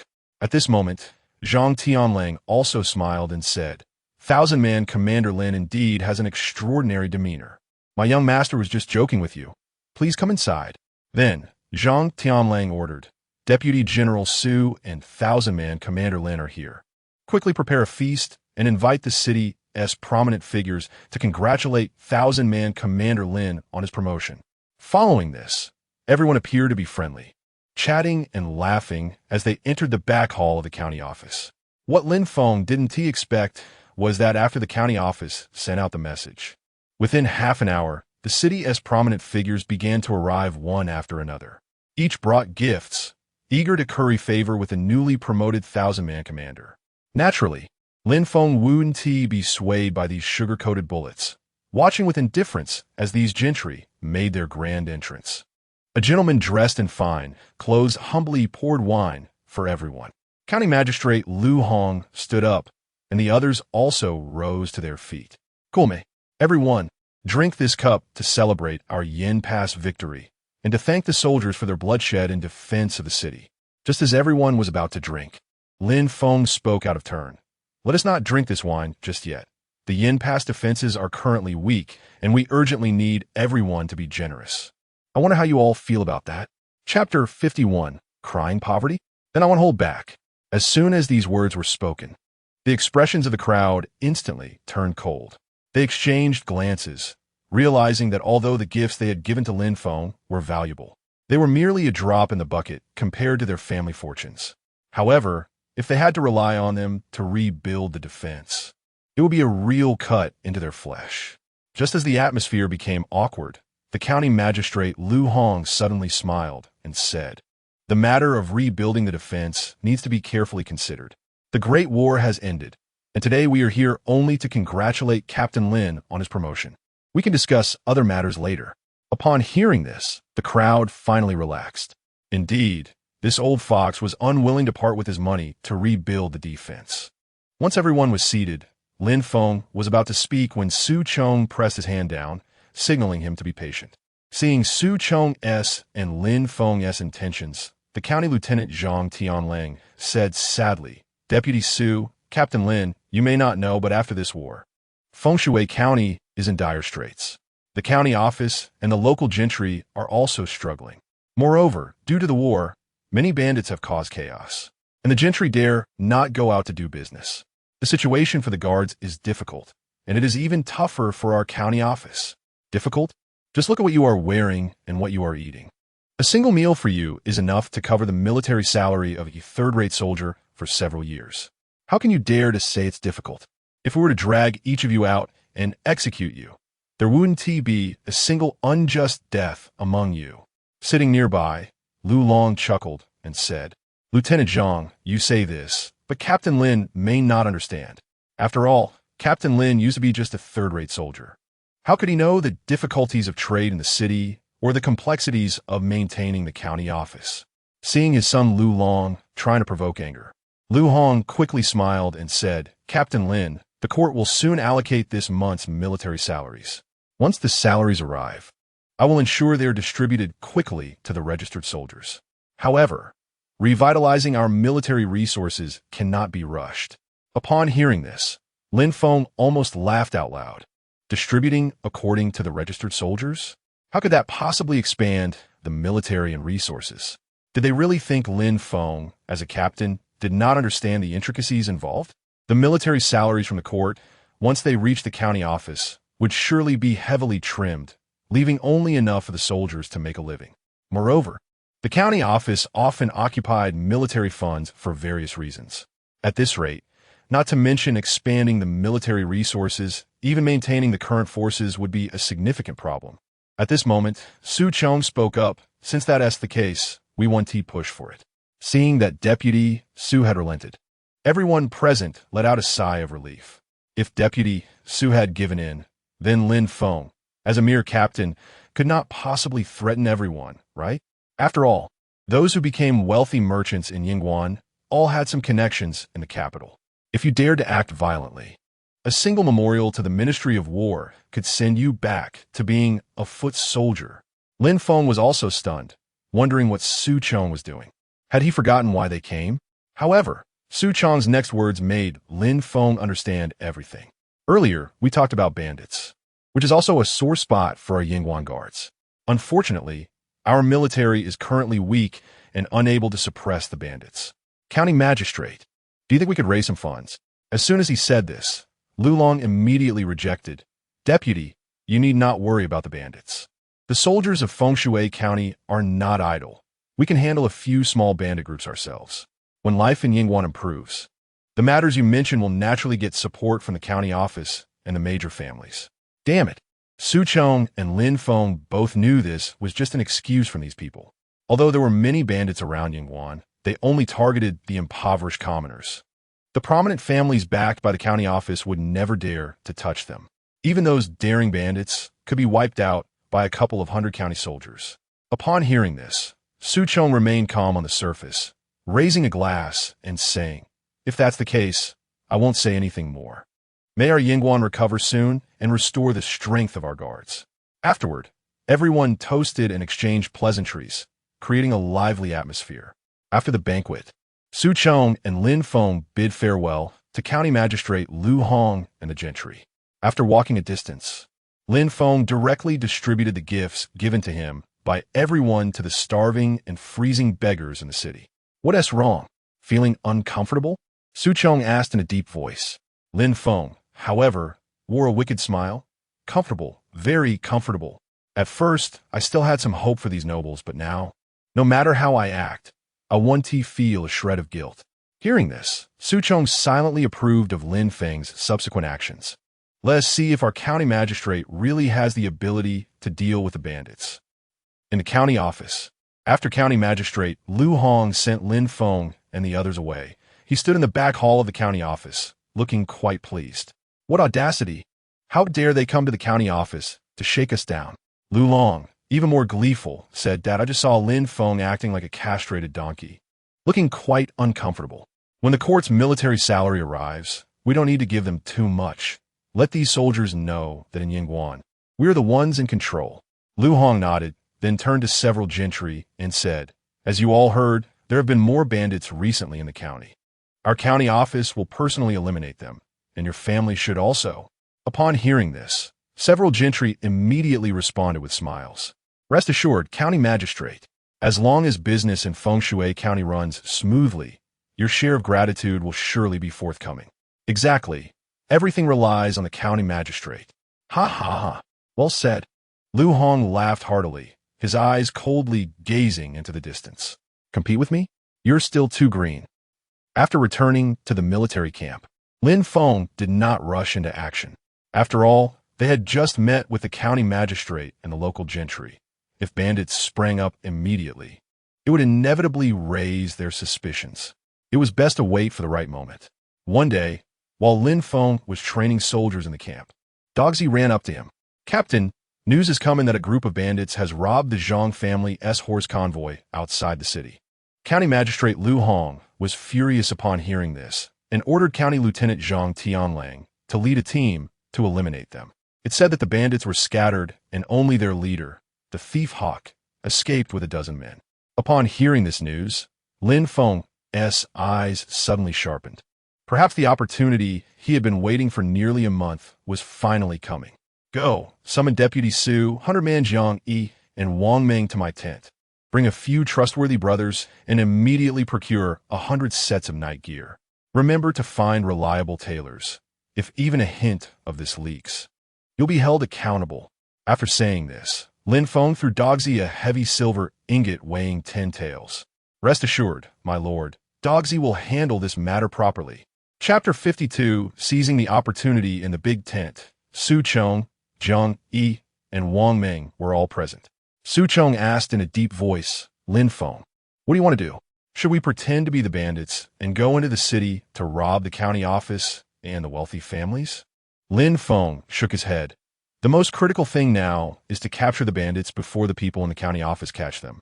That way, when we pretend to be the bandits, there will be someone to take the blame." Su Chong nodded and continued to ask, "What will we do after we capture them? You don't want to recruit these rogues into the camp, do you?"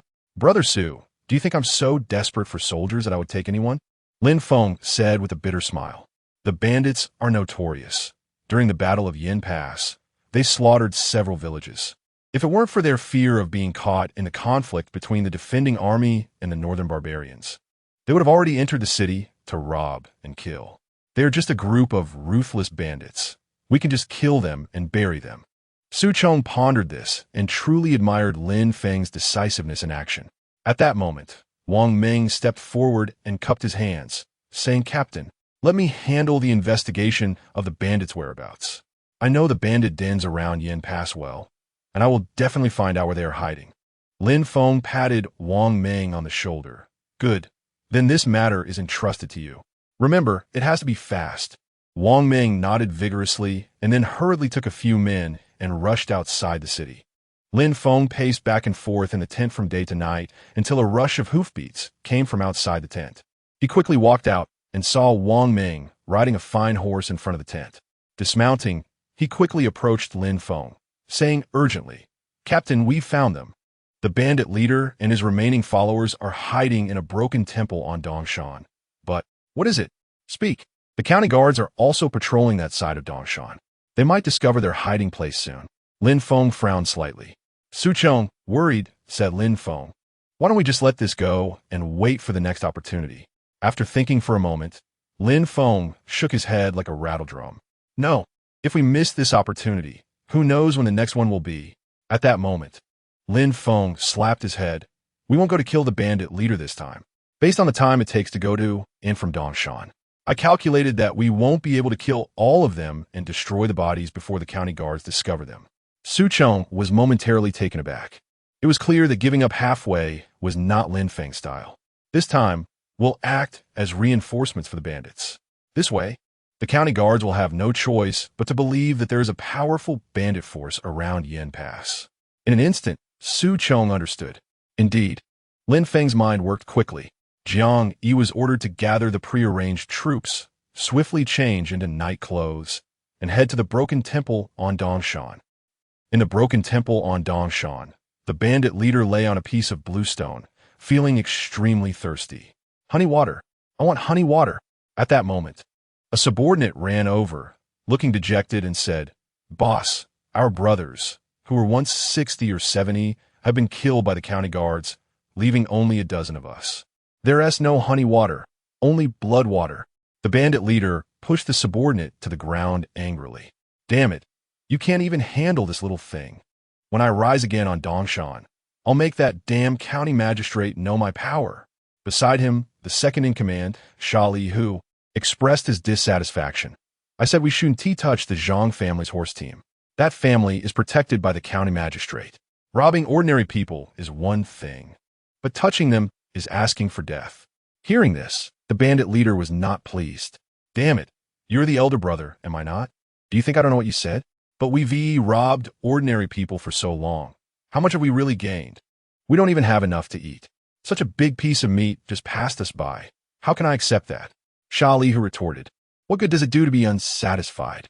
So many brothers have died, and we haven't stolen a single coin. Now are you satisfied? Damn it, you dare talk back to me? You're rebelling." In an instant, the tension between the bandit leader and the second in command intensified. Just then a lookout rushed in, shouting, "Not good, not good. The county guards are coming. They'll be here soon." Upon hearing this, the bandit leader sat down on the ground, unable to speak for a moment. Fortunately, Sha Li, who was still somewhat clear-headed, he said to the bandit leader, "Boss, it's too late to say anything now. We've touched the Zhang family's horse team, and that damn county magistrate 1T let us go.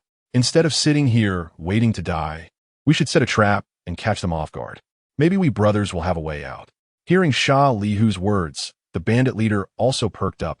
"All right, little brother, I was wrong just now. As long as we can escape today, we'll feast and kill." They quickly gathered the remaining subordinates and set up several traps around the temple door. Everyone was eager to catch the county guards off guard. Soon, the county guard approached. "Captain Zhang, just now some brothers saw someone lurking in the mountains. The bandits are probably hiding in here. Capturing these bandits will be another great achievement for you." One of the officers flattered. At this moment, among the crowd, Lu Long, the son of the county magistrate, also walked over. Lu Hong always wanted his son Lu Long to pursue an official career, but unfortunately, this kid was not cut out for it, either academically or martial-wise. Taking advantage of this opportunity, with the bandit leader having only about 10 men left, he wanted Lu Long to pick the fruits of victory. This way, he could recommend him later and help him rise in his career. "What do you think, Captain Zhang? Should we attack? It shouldn't be dangerous, right?" "Young master, don't worry. The bandit leader-S group is already frightened, with only about a dozen left. We have over 100 brothers. Killing them will be like crushing an ant." Hearing there was no danger, Lu Long chuckled. "My father said that once we capture the bandit leader this time, I'll achieve military merit and be recommended to work under the governor. Once I make it big, I want to forget Brother Zhang's great help. Young master, you're too kind. Zhang Tianlang said this, but in his heart, he felt a wave of jealousy. A useless person, just because he was the son of the county magistrate, could easily rise to prominence. He had worked diligently for so many years and was just a county lieutenant. But there was nothing he could do. After all, that kid had a good father. Shaking his head, not wanting to think about it anymore, Zhang Tianlang waved his hand. Charge. When you see the bandits, kill them without leaving a single piece of armor. Leave the bandit leader for young Master Lu Long. When we return, I'll ask for merit for the brothers. As soon as Zhang Tianlang finished speaking, a group of county guards immediately charged towards the broken temple with their weapons drawn. Chapter 53. The vital part is destroyed.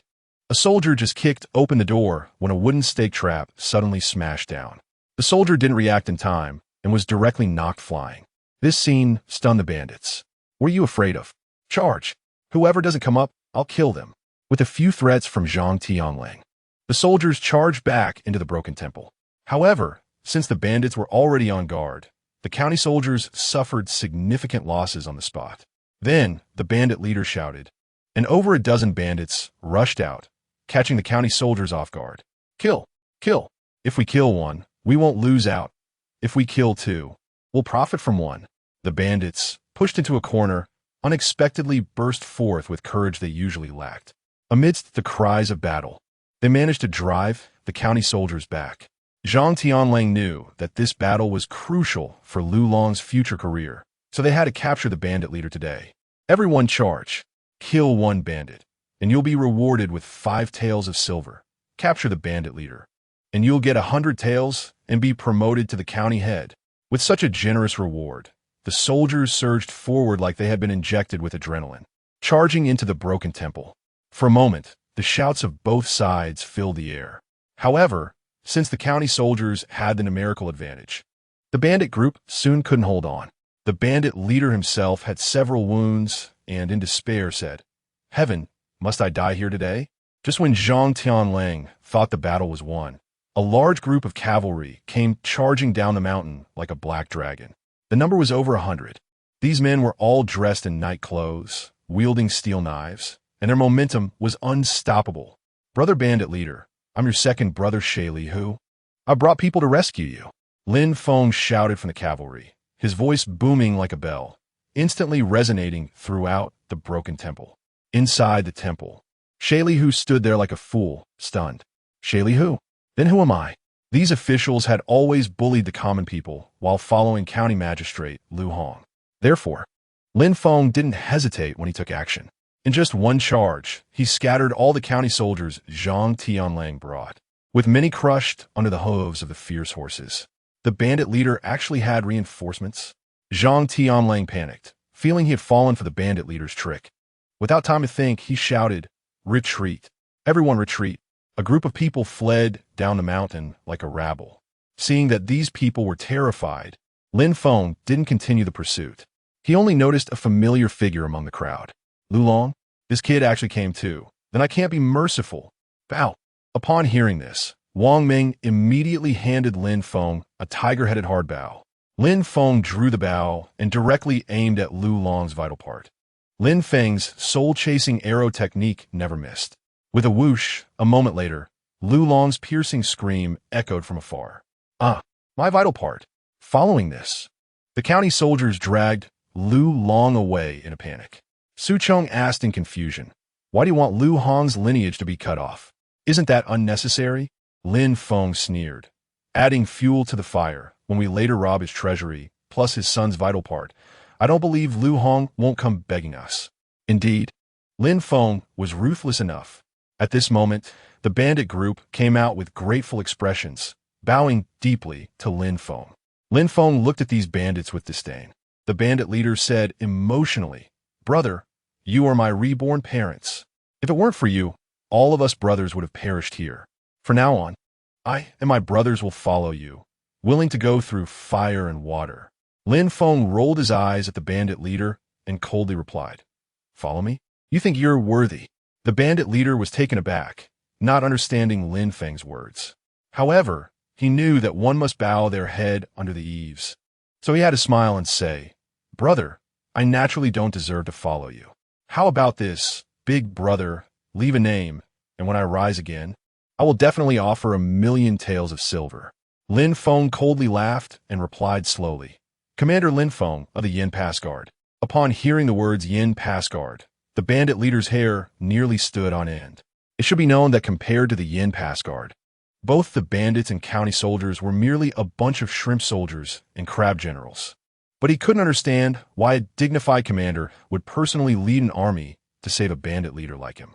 "Forget the silver. Can I borrow your head?" As soon as these words were spoken, the bandit leader and his men realized that these people were not there to save them. Just as they were about to make a move, the Yin Pass soldiers immediately struck, leaving only a field of corpses in an instant. Lin Feng stepped on the bandit leader's head and coldly said, "You should have thought of this day when you went to slaughter villages. To die by the hands of the Yin Pass soldiers is a blessing you earned in 8 lifetimes. Brother Feng, how should we deal with these corpses? Bury them on the spot? Bring back the heads of these bandit leaders and put them in the cellar." Jiang Yi was confused by Lin Feng's actions. "What use are a few dead heads?" Lin Feng smiled faintly, patted Jiang Yi on the head, and said earnestly, "Sometimes dead people are more useful than living ones." In the back hall of the county office, cries filled the entire place. County Magistrate Lu Hong was like an ant on a hot pan, pacing back and forth in the hall. County Lieutenant Zhang Tianlang kept his head down, silent. At this moment, a well-known doctor from Yin Pass came out, his hands covered in blood. Lu Hong and Zhang Tianlang hurriedly approached, nervously asking, "Doctor, how is it? How is my son?" Strangely enough, Lu Hong had many wives and concubines, but only this legitimate son was born to him. Now that his son was in such a state, how could he not worry? The doctor replied helplessly, "My lord, your son's life has been saved, but his vital part has been injured, and it is likely that he will have difficulty carrying on the family line in the future." Upon hearing this, Lu Hong's eyes darkened, and he fell to the ground with a thud. Zhang Tianlang helped Lu Hong up, and after a flurry of action from the doctor, Lu Hong finally regained consciousness and gritted his teeth, saying, "Zhang Tianlang, you must kill all those bandits for me. They must be torn apart to ease my hatred." Zhang Tianlang promised repeatedly, but seemed to remember something. "My lord, I see that the bandits are quite numerous. Why don't we ask for the guard assistance?" To his surprise, Lu Hong outright rejected this suggestion. "No need. Those bandits can't enter the city. We don't need the guard support. Besides, my son despises that Commander Lin Feng the most. No matter how difficult it is for me, how can I seek help from him?" Chapter 54. Dressed as Bandits. Robbing the wealthy. "Feng Ge, I just sent someone to the county office to gather information. I heard that old Lu Hong has invited almost all the doctors in the city to his residence. But not a single doctor can help him with his son's condition. I must say, your archery skills are impressive," Wang Meng said excitedly. After all, Wang Meng had suffered a lot in the death row, and if it weren't for the county magistrate accepting bribes, he wouldn't have been thrown directly into the death row. However, Lin Feng didn't care much about that, so he didn't spread any rumors about seeking our garrison to avenge his son. Upon hearing this, Wang Meng almost laughed out loud. Avenge? Who would he seek revenge on? "No, I had the brothers inquire with the county office personnel. Lu Hong said he would deal with the bandits himself and wouldn't need our garrison." Hearing this, Lin Feng rubbed his chin and said with a wry smile, "It seems I really have to be a hero who robs the rich to help the poor." Just then, Deputy General Su Chong lifted the curtain and walked in, looking troubled, due to the recent large-scale invasion of the northern barbarians into our great Zhou's northern border. His Majesty was furious and ordered General Zhang Qingsong on the left and General Ma Chao on the right to each lead an army of 50,000 to campaign against the northern barbarians in 4 months. Upon hearing this news, Lin Feng felt a headache coming on. Are the people in the court out of their minds? Not only Yin Pass, but the entire border region has just gone through a major battle, and the people's livelihoods are devastated. Can't we rest and recuperate before going to war again? Moreover, not every city can hold out like Yin Pass did. Many cities have fallen, and the common people have been killed off to the last one. However, Lin Feng swallowed his complaints and asked, "Is there any order regarding our Yin Pass?" Su Chong shook his head. "Not yet. We are the garrison. Unless the battle situation is urgent, we won't be mobilized. But who knows if the situation at the front becomes critical and we don't pose any threat then? Lin Feng sighed bitterly. Given the current situation, even if they were to mobilize, there wouldn't be any troops to send. It seems that reorganizing the military and expanding the troops is an urgent matter. Just as the few of them were sighing, Pan Feng suddenly walked into the military tent with a suspicious expression. In fact, Lin Feng did not mean to hide his actions. It's just that what he was doing was indeed not something that could be made public. Pan Feng is a city defender. It's unreasonable to let him participate in such underhanded activities. Lin Feng, Su Chong, are you two doing things that you don't want me to know about?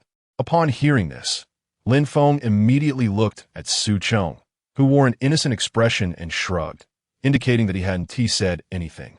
You don't have to look at him. Over 100 soldiers mobilized. Such a big deal. Can you hide it from others and not from me? Speak.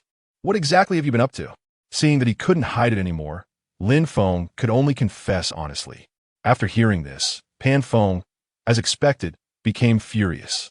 I say, you two are too bold. Su Chong, it's one thing for this kid Lin Feng not to know what is important. But how can you be so reckless too? When the time comes for war, we will still rely on the support of the county office and those gentry and wealthy merchants. If this matter gets out, General, it won't get out, Lin Feng said decisively. Moreover, you also know that our Yin Pass garrison could be thrown into battle at any time. If we are really mobilized then, with just over 1,000 people, Wu Ti that be going to die. Upon hearing Lin Feng's words, Pan Feng's anger eased a bit. Then Lin Feng continued. Previously, I and Deputy General Su went to pay a visit to County Magistrate Lu Hong, and they're simply stingy, even delaying our military salaries for several days. If they don't give it to us, and we don't find a way to get it, are we really waiting for the brothers to starve to death? The supplies in the garrison's granary are already down to just over a month's worth, and if war breaks out, it won't be enough to cope. Pan Feng had been worrying about this matter for the past few days. After thinking for a while, Pan Feng's eyes suddenly became sharp. He then took out a detailed map of the silver warehouses, brothels, and gambling houses in the entire Yin Pass, along with their security deployments. Upon seeing this, Lin Feng's eyes nearly popped out. Where did you get this, General Pan? Pan Feng sneered. You really think I'm old, don't you? I know what you're up to. Can you just barge into the city like this? Don't say too much. If even one brother gets caught by the county office, our entire garrison will pay with our heads, including me, dressed as bandits. This kind of act equivalent to treason is something only you, Lin Feng, could do. Lin Feng awkwardly scratched his head. Indeed, nothing could escape Pan Feng's eyes. Pan Feng continued. As the defender of Yin Pass, I know every stone and wood in this city. I had marked these locations earlier to prevent the northern barbarians from plundering after breaching the city. Who would have thought it would be used for? Then Pan Feng's expression became serious. This time her actions are aimed at County Magistrate Lu Hong's personal silver warehouse, as well as the brothels and gambling houses.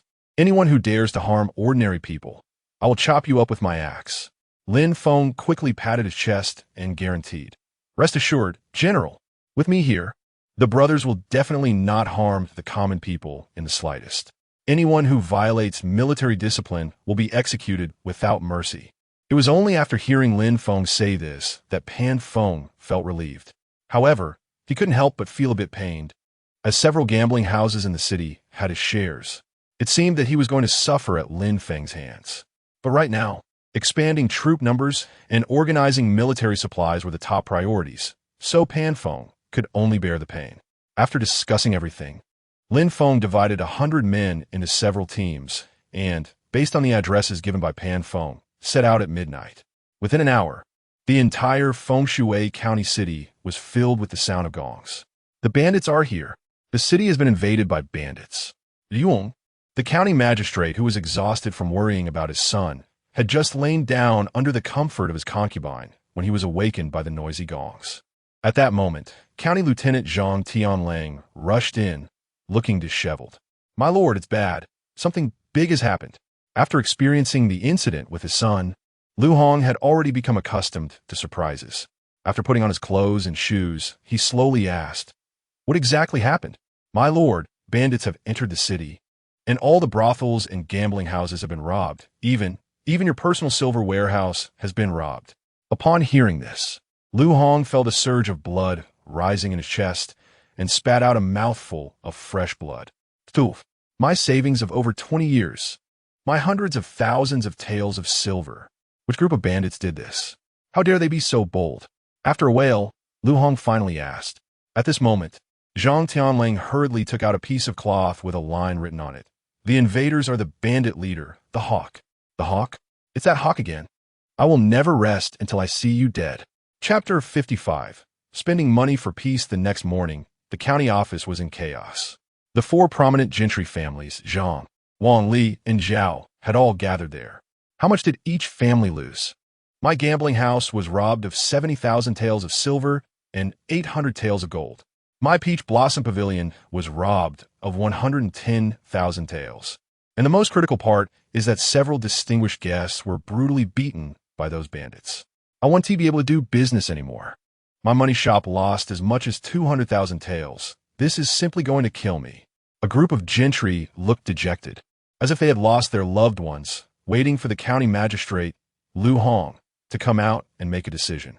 After a long time, Lu Hong finally emerged with the help of several maidservants, his face haggard, as if he had aged decades overnight. County magistrate, overnight. All the prominent families in Fengshui County were robbed. Please help us. Lu Hong forced a smile. Even his own treasury had been robbed. How could he be surprised that several large households were also affected? With a weak voice, Lu Hong replied, I know. The four gentry exchanged glances, feeling somewhat puzzled. At this moment, Li Yuanfeng, the head of the Li family, stepped forward and said, I heard that the county magistrate triumphed over the bandits a few days ago. How come these outlaws are still so rampant? Upon hearing this, Lu Hong's expression darkened instantly. Are you blaming me?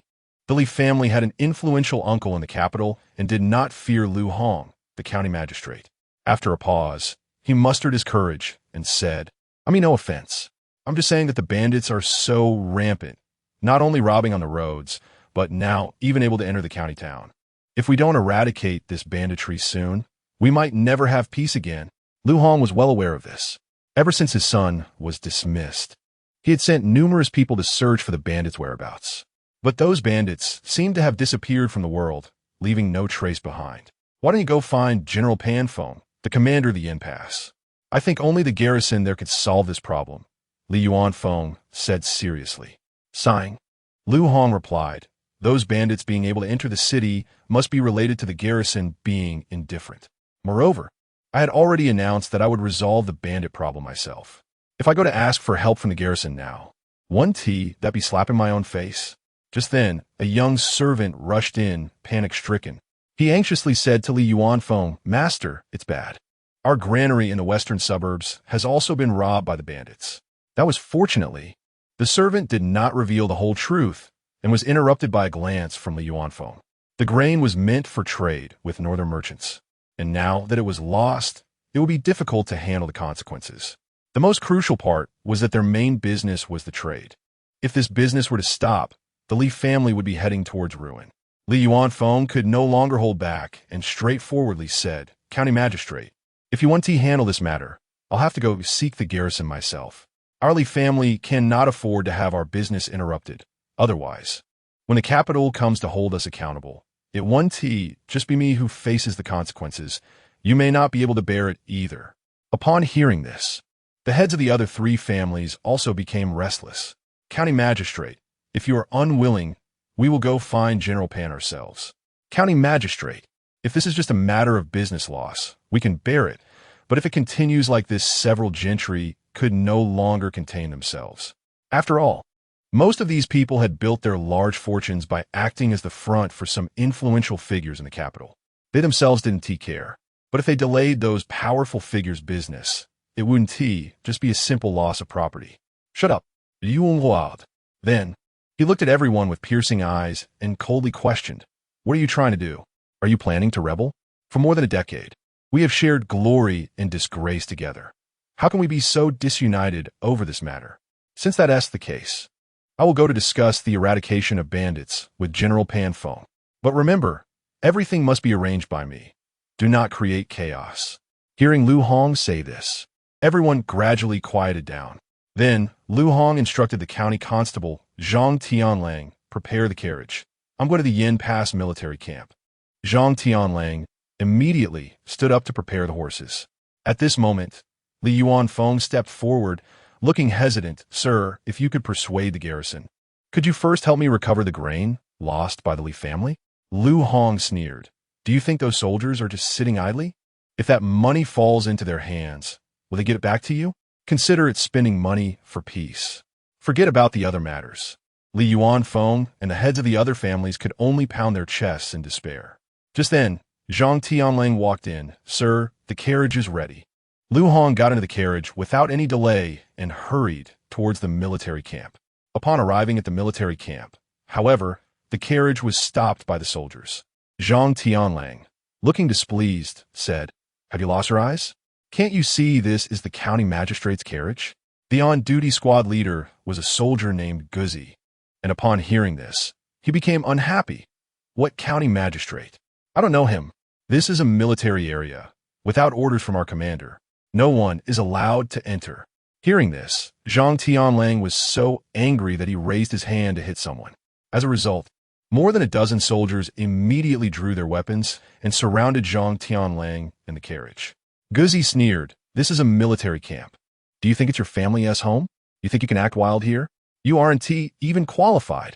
Zhang Tianlang gritted his teeth in anger. He had rushed here without even preparing a formal introduction, and now he found that he couldn't even enter the military camp's gate. Just then, he saw Qianfu Zhang Linfeng and Baifu Jiang walking over from not far away. Seeing this scene, Zhang Tianlang quickly shouted, Qianfu Zhang! Qianfu Zhang! Hearing the call, Linfeng turned his head, a slight smile on his lips, and walked over quickly. County Constable, what brings you here? Zhang Tianlang awkwardly smiled and quickly said, The county magistrate has urgent matters to discuss with General Pan. I didn't expect these soldiers to be so blind. Zhang Tianlang intended for Linfeng to reprimand the soldiers a bit and restore some dignity. However, Linfeng smiled and said, Sir, you can't blame them. After all, the Yin Pass garrison is short of supplies and severely lacking in combat power. They're just being cautious in case the northern barbarians make a move. Please don't hold it against them. Zhang Tianlang rolled his eyes, feeling speechless. They hadn't even seen Pan Feng yet, and Linfeng was already complaining. When they finally met Pan Feng, wouldn't he just asked for a hefty sum? Since that's the case, gentlemen, please come inside. However, County Magistrate, this is a military area, so please dismount. Chapter 56, The Lion's Big Mouth? Give it even if you don't want to. Lu Hong in the carriage was so enraged by Linfeng that he bared his teeth. But there was nothing he could do. He needed something from him. Reluctantly, he had no choice but to lift the curtain and get off the carriage, walking with Linfeng and others to the main military tent. It wasn't until County Magistrate Lu Hong entered the tent that the guard commander Pan Feng showed a surprised expression and stood up to greet him. County Magistrate Lu, what brings you here? Please take a seat. Lu Hong coldly sat down without responding much. Pan Feng smiled and said, County Magistrate, my military affairs are quite busy, and this month's military pay has not yet been settled. I am currently discussing this with General Su. I apologize for not coming out to greet you. How could Pan Feng, a dignified city guard, behave like that scoundrel Linfeng? Without wasting words, Lu Hong waved his hand. Seeing this, the county deputy immediately placed several banknotes on Pan Feng's military desk. General Pan, this is the military pay for the guards for 3 months, all brought at once. Pan Feng was astonished at the sight of the banknotes, and then cupped his hands in thanks, saying, County Magistrate Lu, you have relieved my urgent needs. Su Chong, take these banknotes and exchange them for small silver coins immediately and distribute them to the brothers.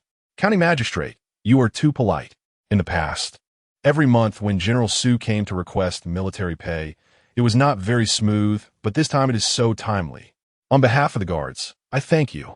What a show. You really know how to put on a fade. Well, since you're unwilling to break this layer of paper, I will do it. Lu Hong stood up and said sternly, General Pan, now that your military pay is sufficient, isn't it time to send troops? However, Pan Feng pretended not to understand. Send troops? For what? Are the northern barbarians attacking again? Lin Feng, hurry and gather the soldiers, prepare for battle. Watching Pan Feng's act of feigning ignorance, Lu Hong was about to explode with anger. At this moment, County Deputy Zhang Tianling quickly stepped forward to speak. General Pan, County Magistrate Liu does not mean the northern barbarians, but rather the bandits whose damage is equally severe as the northern barbarians. Surely you are not unaware that recently, both inside and outside the city, there have been incidents of gentry being robbed by bandits? Upon hearing this, Lin Feng smiled and said, Deputy Zhang, you are mistaken. If I recall correctly, not long ago, County Magistrate Liu himself said that the bandits were not a threat and the county soldiers could handle it. How is it that just a few days have passed, and now we are expected to send troops? Isn't that going back on your word? At this remark, both Zhang Tianling and Lu Hong's expressions turned extremely ugly. After a moment, Zhang Tianling continued, Lord Lin, it is the responsibility of the guards to protect the territory and its people.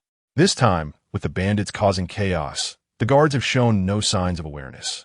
If we do not send troops to eliminate the bandits, I fear there will be consequences from above. Before he could finish, Lin Feng burst into laughter. Ha ha ha. Lord Zhang, I believe I have already told you. After the battle at Yin Pass, the guards' forces are depleted, lacking silver, food, and soldiers. We are already stretched thin preparing for another possible attack from the northern barbarians. How could we possibly have the time and energy to deal with a few small bandits? Watching Lin Feng's smug demeanor, Zhang Tianling was practically grinding his teeth in anger. It was just about eliminating a group of bandits. It wouldn't require much manpower at all. Lin Feng and Pan Feng were just playing along, all for the sake of money. After thinking it over, Zhang Tianling continued looking at Pan Feng and said, General Pan, do you share the same view as Captain Lin? If you are also indifferent to the bandits at Yin Pass, then County Magistrate Liu and I can only write to the provincial governor, requesting troops be dispatched from the provincial government. Pan Feng sneered, what a joke. Right now, everywhere is like a bird startled by the bowstring due to the northern barbarians' invasion. The provincial governor values the local station troops more than his own life. You want him to send troops to help you eliminate bandits? Dream on. With that thought, Pan Feng coughed a few times and said, Deputy Zhang, you may not know. We truly have the will, but lack the power. Currently, there are only over 1,000 guards at Yin Pass, and we can't even fully protect the city. How can we spare people to eliminate bandits? Even if we could spare people, reconnaissance, mobilization, and bandit suppression all cost money. We are so poor. Just ask Captain Lin here. He is so broke he can barely afford pants. Lin Feng silently cursed Pan Feng in his heart for always trying to undermine him. Then, he cooperatively put on a poor and miserable look. General Pan, you understand me. A few days ago, some villagers came to me wanting to join the army. But I knew our guards have no silver. I could only refuse them, giving them a bit of small silver so they could go back and buy some rice porridge. If it weren't for the lack of silver, I wouldn't be able to let such good recruits slip away. As he spoke, Lin Feng even pretended to sob a few times, looking quite the part of someone down on their luck. All these words fell squarely into the ears of County Magistrate Lu Hong. He understood that the reason Pan Feng and Lin Feng said so much was simply for one thing, money. But as for the specific amount, he truly found it hard to gauge. After pondering for a long while, Lu Hong said solemnly, the major gentry in the city want to contribute a small amount to the guards. Before Lu Hong could finish his sentence, Lin Feng interrupted, Good. As long as you say our guards have enough silver and can recruit soldiers and horses, don't say it's just eliminating a few bandits. Even if you want General Pan to lead troops to attack the northern barbarians' homeland, that is fine. General Pan Feng shot Lin Feng a glance. Thank you. Lu Hong sighed. General Pan, Captain Lin, please provide a specific amount. Pan Feng and Lin Feng exchanged glances, and then Lin Feng handed over a prepared list. 300,000 taels of silver, 3,000 sets of armor, 3,000 weapons, 3,000 long spears, 3,000 bows and crossbows, 200,000 arrows. Upon seeing this figure, Lu Hong nearly fainted on the spot. He had anticipated that Pan Feng and Lin Feng would make a big demand, but he never expected them to open their mouths this wide. With such a standard, it would be enough to completely re-equip the entire guard. In other words, The matter of reorganizing the guards' equipment would fall entirely on the county office and the major gentry, with no relation to the guards themselves. The county deputy Zhang Tianlang was also at a loss for words and coldly said, "General Pan, this list is far too exaggerated. The county office also has its difficulties." However, before he could finish, Lin Feng interrupted him again. "Lord Zhang, we believe in the financial strength of the county office and the gentry in the city. This amount is merely a drop in the bucket for you. However, if you truly have difficulties, we can understand. At the same time, we hope you can understand our difficulties as well. General Pan and I have military matters to attend to, so we will not keep you any longer. Liang Yi, please see them out." Lu Hong and Zhang Tianlang never expected Lin Feng to be so decisive, leaving them with no space to bargain.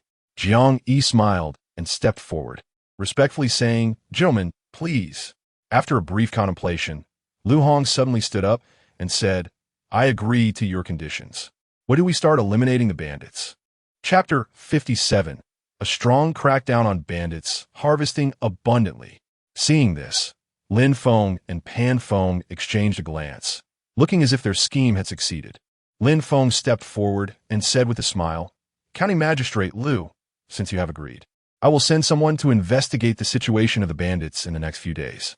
I guarantee that within a month, we will clear all the bandits around Fengshui County, restoring peace to the area and allowing the people to live and work in peace."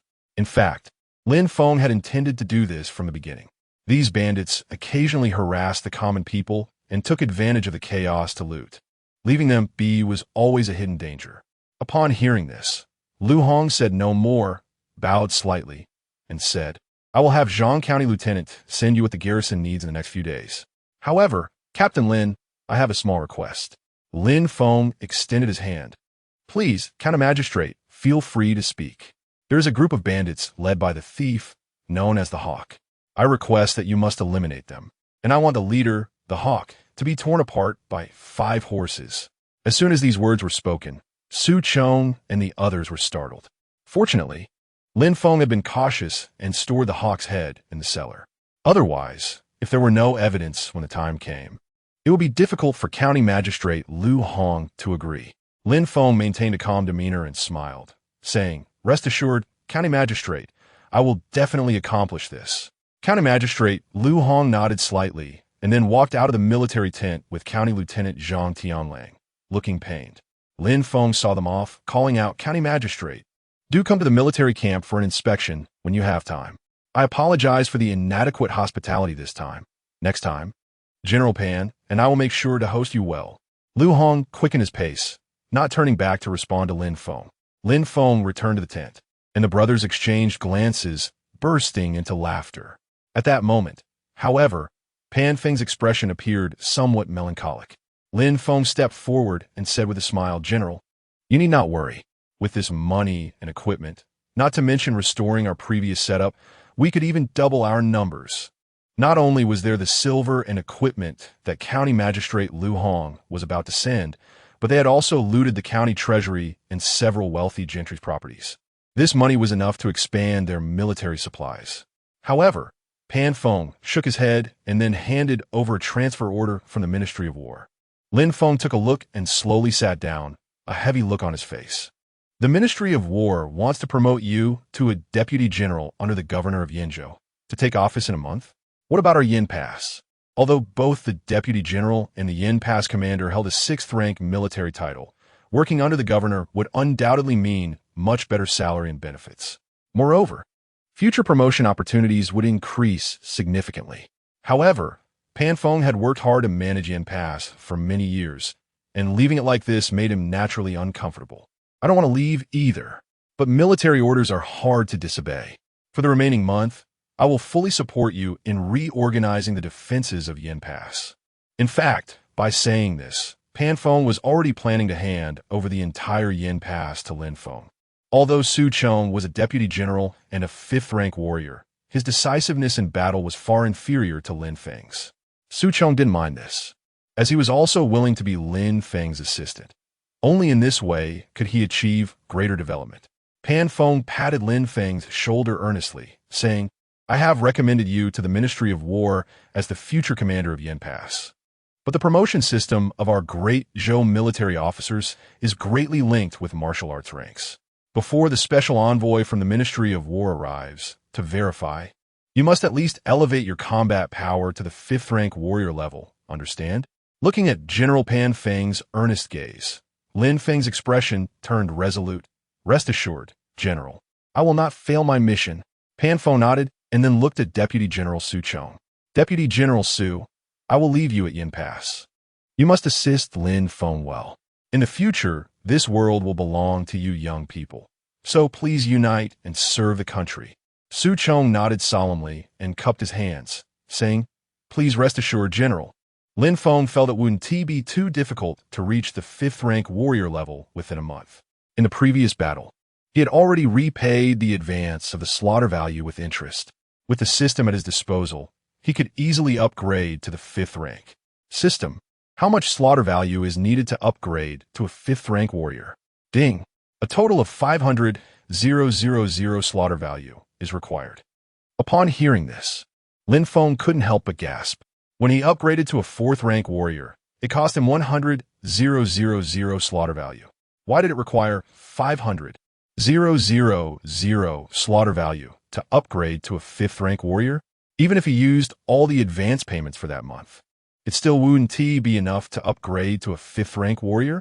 Do I still have slaughter value? Ding! The host currently has 150,000 slaughter value remaining. Finally, he received some good news.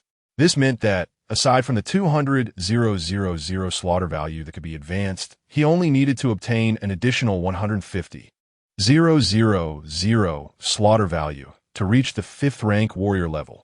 It seemed that he couldn't let a single bandit escape around Yen Pass. In the following days, under Pan Feng's guidance, Lin Feng urgently began preparations. There were 7 or 8 groups of bandits around Yen Pass, with the smaller ones having only 20 to 30 people. While the largest group, Black Tiger Village, had no more than 100 men, and their leader was merely at the peak of the 3rd rank warrior level. Not a cause for concern.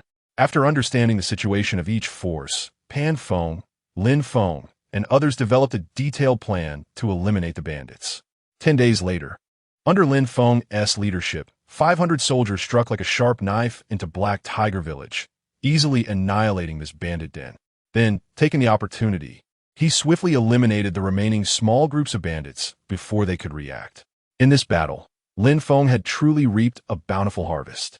Not only did he acquire a large amount of gold and silver, but he also gained a significant amount of slaughter value. However, a small incident occurred during the encirclement of the last group of bandits. Lin Feng saved a young girl who was about to be violated by the bandit leader, playing the part of a hero saving a damsel in distress. As a result, when Lin Feng sent someone to escort her down the mountain, the girl clung tightly to him, declaring that she only trusted him. This scene left everyone present dumbfounded, all looking at Lin Feng with ambiguous expressions.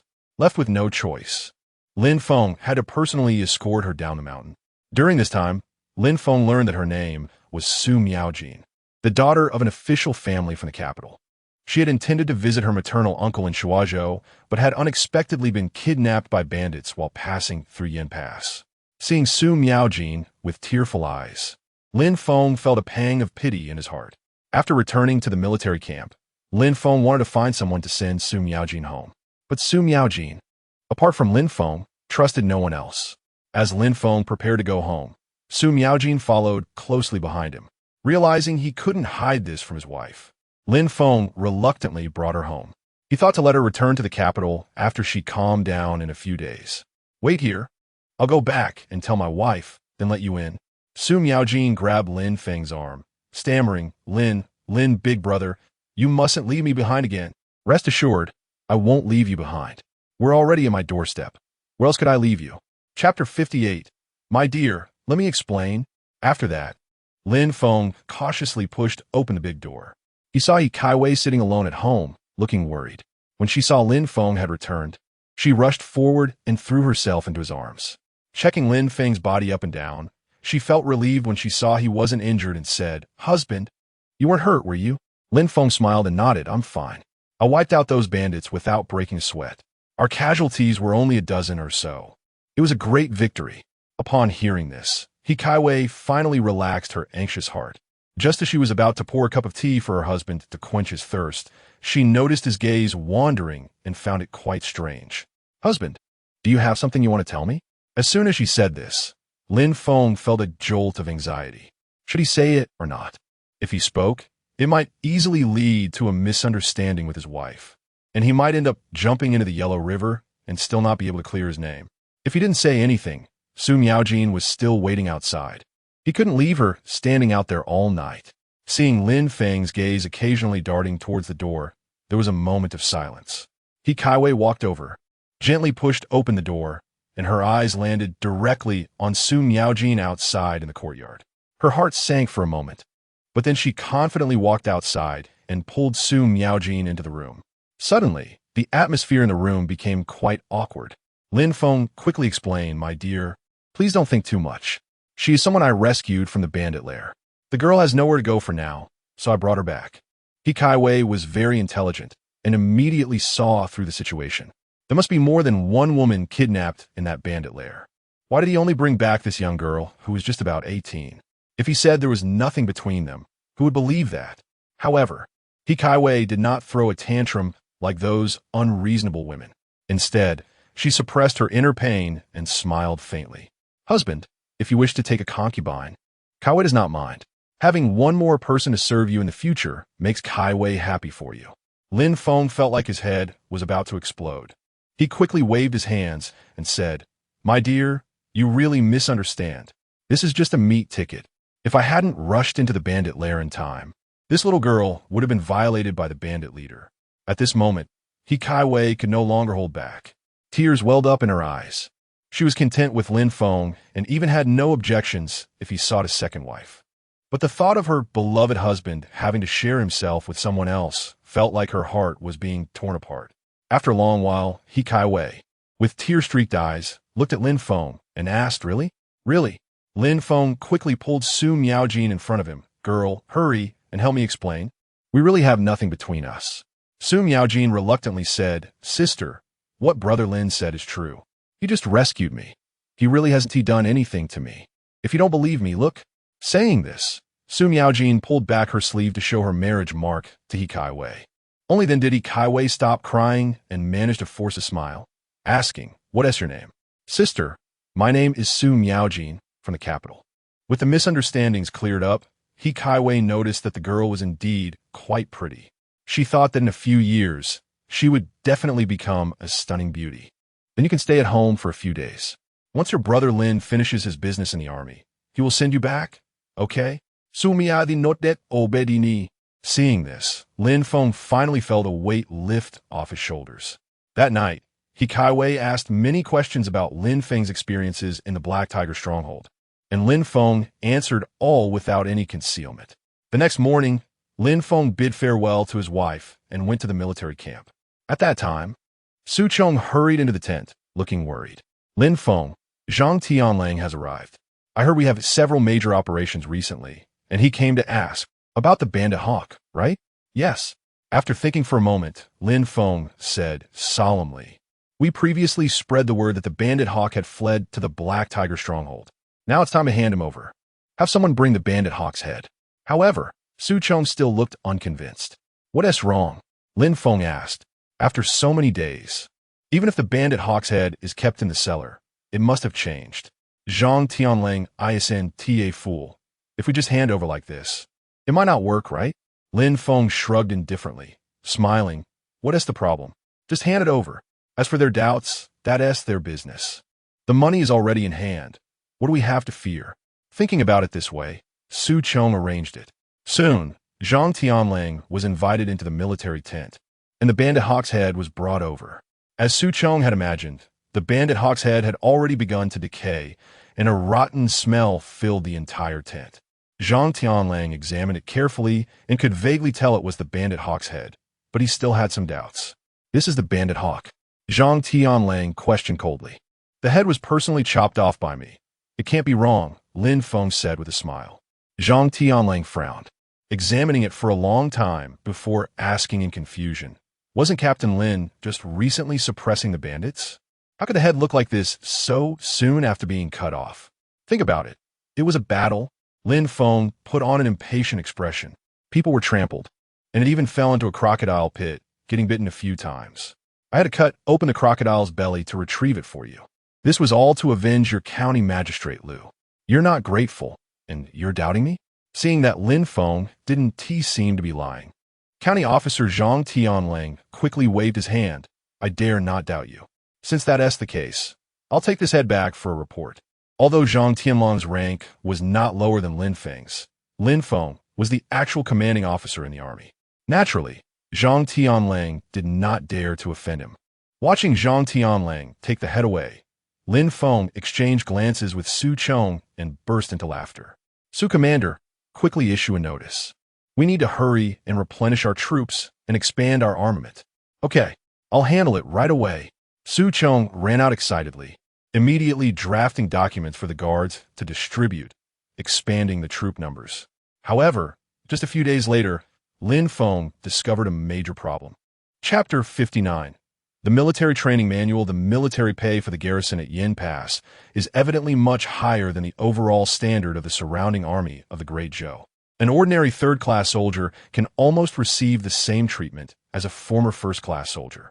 As a result, a considerable number of recruits have flocked to Yin Pass to enlist. In just a few days, the new recruits have expanded to over 2,000. If this trend continues, reaching 5,000 is not out of the question. However, these newly recruited soldiers vary in quality, with the vast majority coming from farming backgrounds, none even being a first-grade martial artist. With such martial arts cultivation, they would only serve as cannon fodder on the battlefield.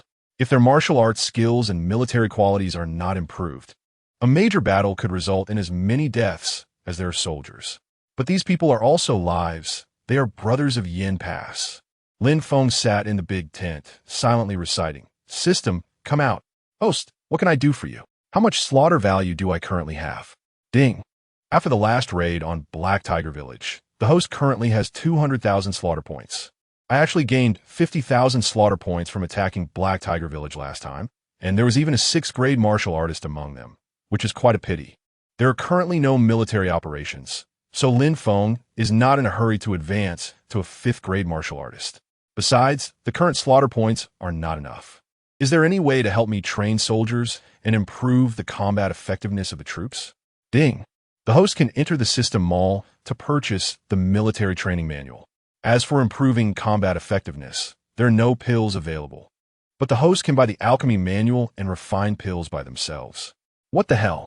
Why didn't he mention the system mall earlier? Ding. The key is that the host didn't ask. I thought you didn't need it. System, damn it. Lin Feng silently cursed in his heart. Soon, a blue panel appeared before Lin Feng. He quickly searched for military strategy books, alchemy books, the military training manual.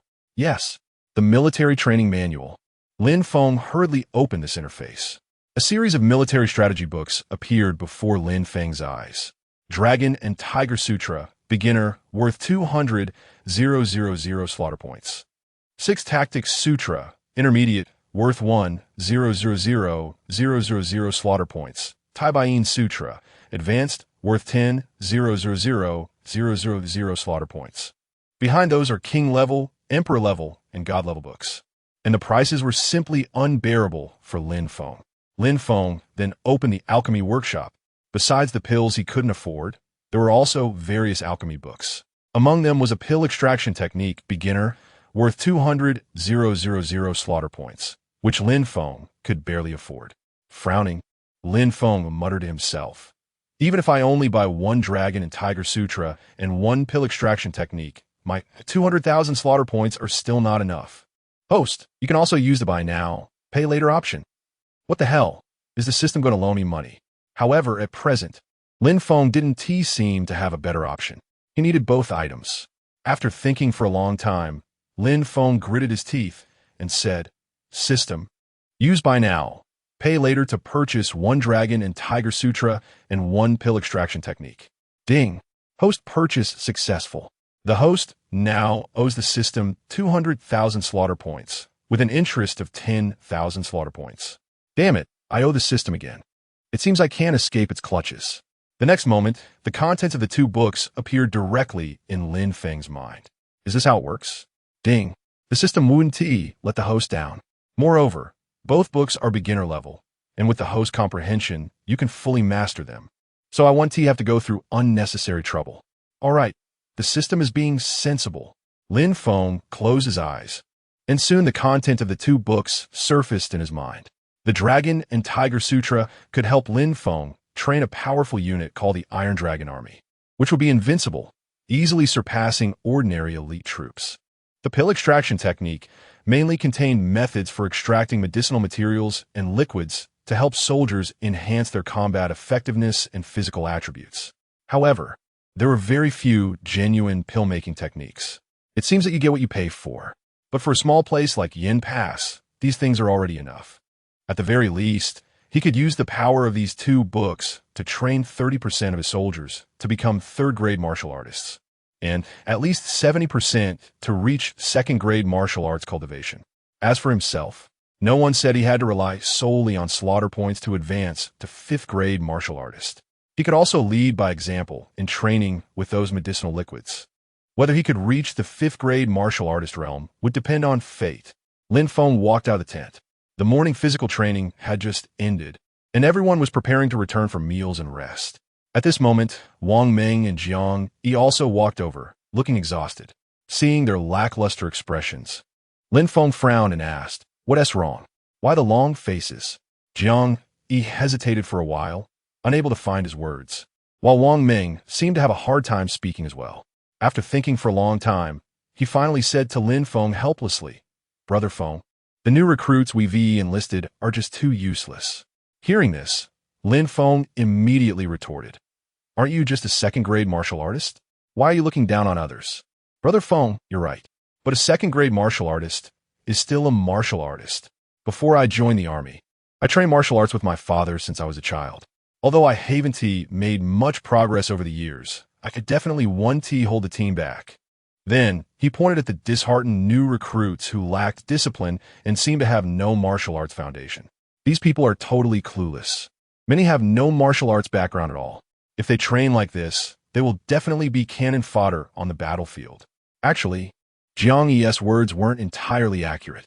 Martial arts cultivation does depend on the individual, but time is also crucial. With prolonged military training, even the most incompetent soldiers can become first-grade martial artists. However, the key issue now is the lack of time. Who knows when the war will start again? If things remain like this, it will likely be uncontrollable like a flood breaking through a dam. At such moments, Jiang Yi always looked to Lin Feng, as if Lin Feng could always create unexpected miracles. The most crucial point is that Jiang Yi is no longer the same rookie soldier he used to be. He is now a centurion, responsible for his brothers under him. More importantly, he cannot let his older brother down. Wang Ming also has a large escort team under him, all to protect Centurion Lin Feng. But if these soldiers can't even protect themselves, how can they protect Centurion Lin Feng?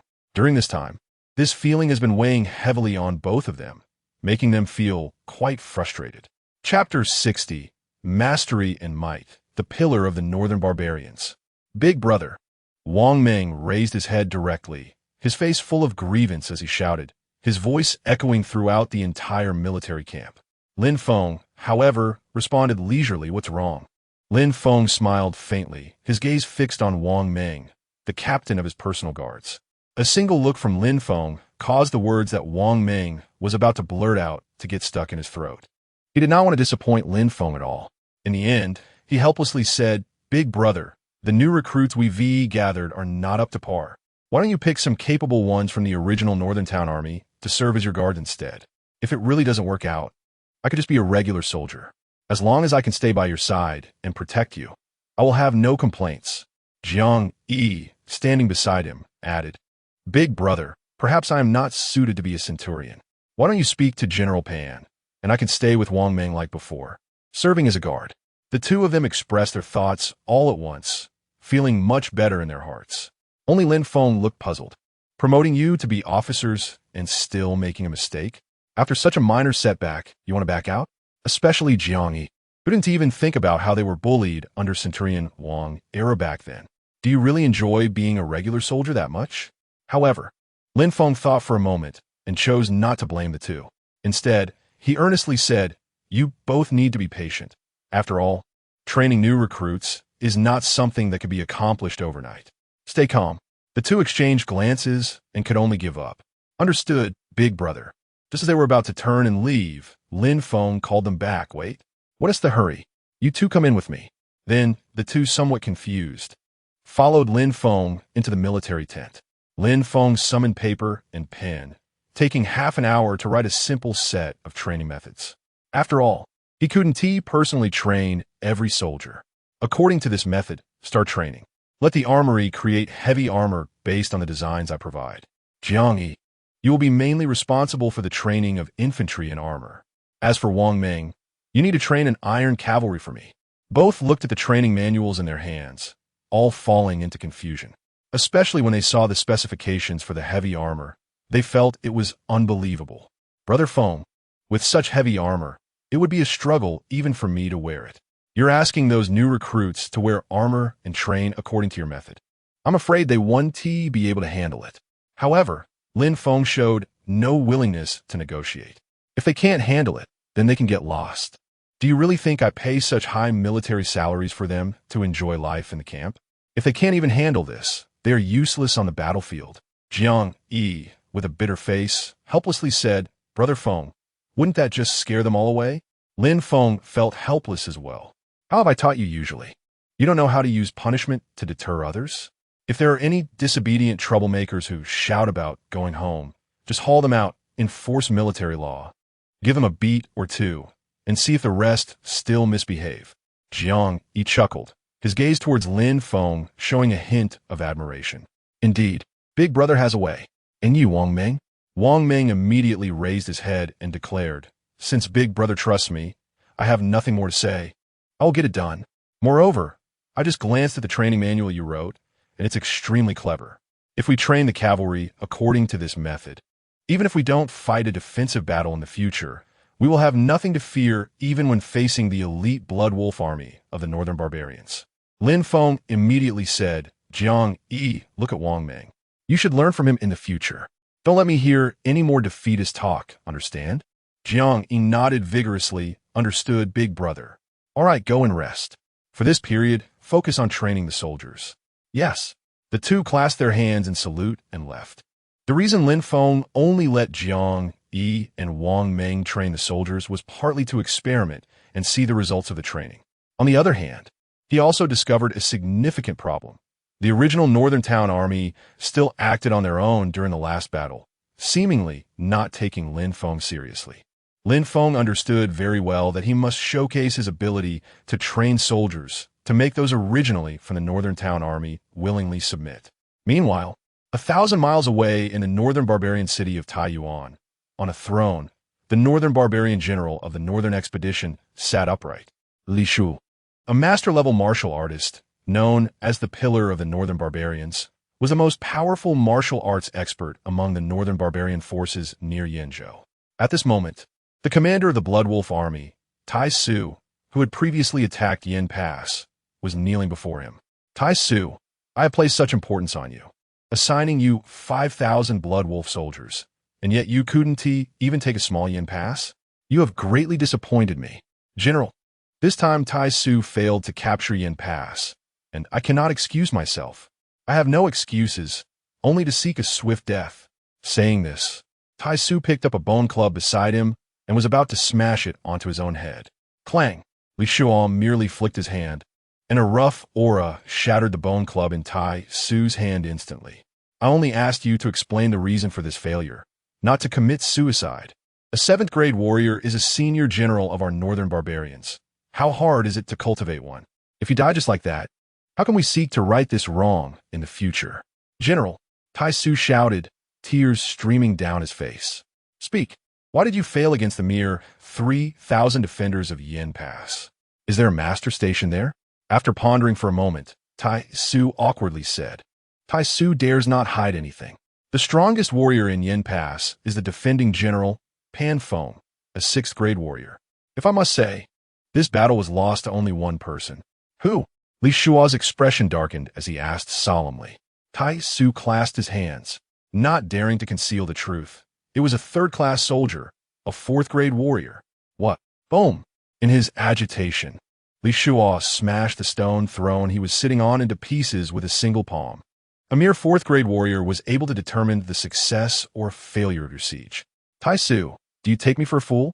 In an instant, Li Shua appeared right in front of Tai Su. The terrifying aura made even the battle-hardened Tai Su tremble all over, cold sweat streaming down. Ultimately, unable to withstand such terrifying pressure, Tai Su collapsed to the ground. He sincerely said, "General, Tai Su speaks not a word of falsehood. If I dare to deceive you, let the Almighty destroy my soul." Chapter 61. The New and Old Confrontation in the Great Competition. The true God of heaven is the supreme ultimate belief of the northern barbarians. Even in death, no northern barbarian would dare to lie about this. Upon hearing this, Li Shua slowly reined his aura and calmly asked, "Get up. Tell me in detail how this third-rate soldier turned the tide of battle." It took Tiesu a moment to slowly rise from the ground, his entire body soaked in sweat. "General, although this person only has the strength of a fourth-tier warrior, his archery is extraordinary, 1 in 10,000. Many brave warriors from my Blood Wolf army have died under his arrows. Moreover, this person is full of tricks. I was also unwittingly caught in a scheme and was severely injured." Upon hearing this, Li Shua's gaze turned increasingly cold. After pondering for a moment, he said in a deep voice, "The king means that after winter sets in, our northern barbarians' front line has been stretched too long, which is not conducive to our army's combat. Does the barbarian king intend to withdraw?" Tiesu asked somewhat unwillingly. He. Li Shua let out a chilling laugh. "Withdraw? Impossible.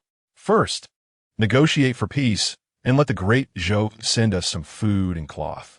Once spring arrives, we will continue to fight him. During these months, you should not be idle. I will give you another 5,000 troops, and you can deploy them as you wish. Before the grasslands freeze, we need to hit them hard and scare them. Only then can we get what we want, right?" Upon hearing this, Tiesu excitedly clasped his hands and said, "General, rest assured, this time I will not let you down." Yin passed the military camp. Wails echoed continuously. Watching Jiang lead a large group of infantry in weight training, the other soldiers were dumbfounded. Corporal Chao, Jin Yuan, and Hua Changzai leisurely patrolled the army while discussing cheerfully. "What is going on? Jiang, he tortures the soldiers day after day. Does he have a sadistic hobby or something? Ha ha ha. We see through it, but one T say it. Don't forget Jiang Yi is the brother of the 1,000-man commander. Offending him is not beneficial," Hua Changzai said with a smirk. Just then, a somewhat weak new recruit, unable to bear the burden, stumbled and fell to the ground. This immediately drew ridicule from Chao Jinyuan and Hua Changzai. With this kind of training method, they might as well go to town and carry sacks. I really don't know what they're training for. Get up. Continue training. If you can't endure this hardship, then get lost.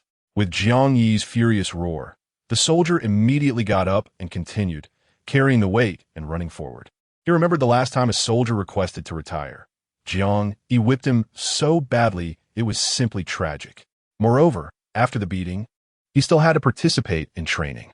Now, if anyone dared to utter the words retire, they would probably be even worse off than that guy. Gao Ziniwan Sa Gun Li, disdainfully saying, "Why use proper military training methods when we can engage in such crooked ways? What can we train out of this?" Hua Changzai seemed to recall something and said with concern, "Don't say that. A few days ago, I saw Wang Meng bring in quite a few good horses, and his training method is similar to Jiang Yi's, just for cavalry training, using all newly crafted excellent sabers. I've seen that setup, and to be honest, it has some merit." To this, Chao Jinyuan still maintained a dismissive attitude. In his view, it was just Lin Feng being partial, giving all the good things to his trusted subordinates. A group of new recruits, even if given the best equipment, would just be a bunch of useless people on the battlefield.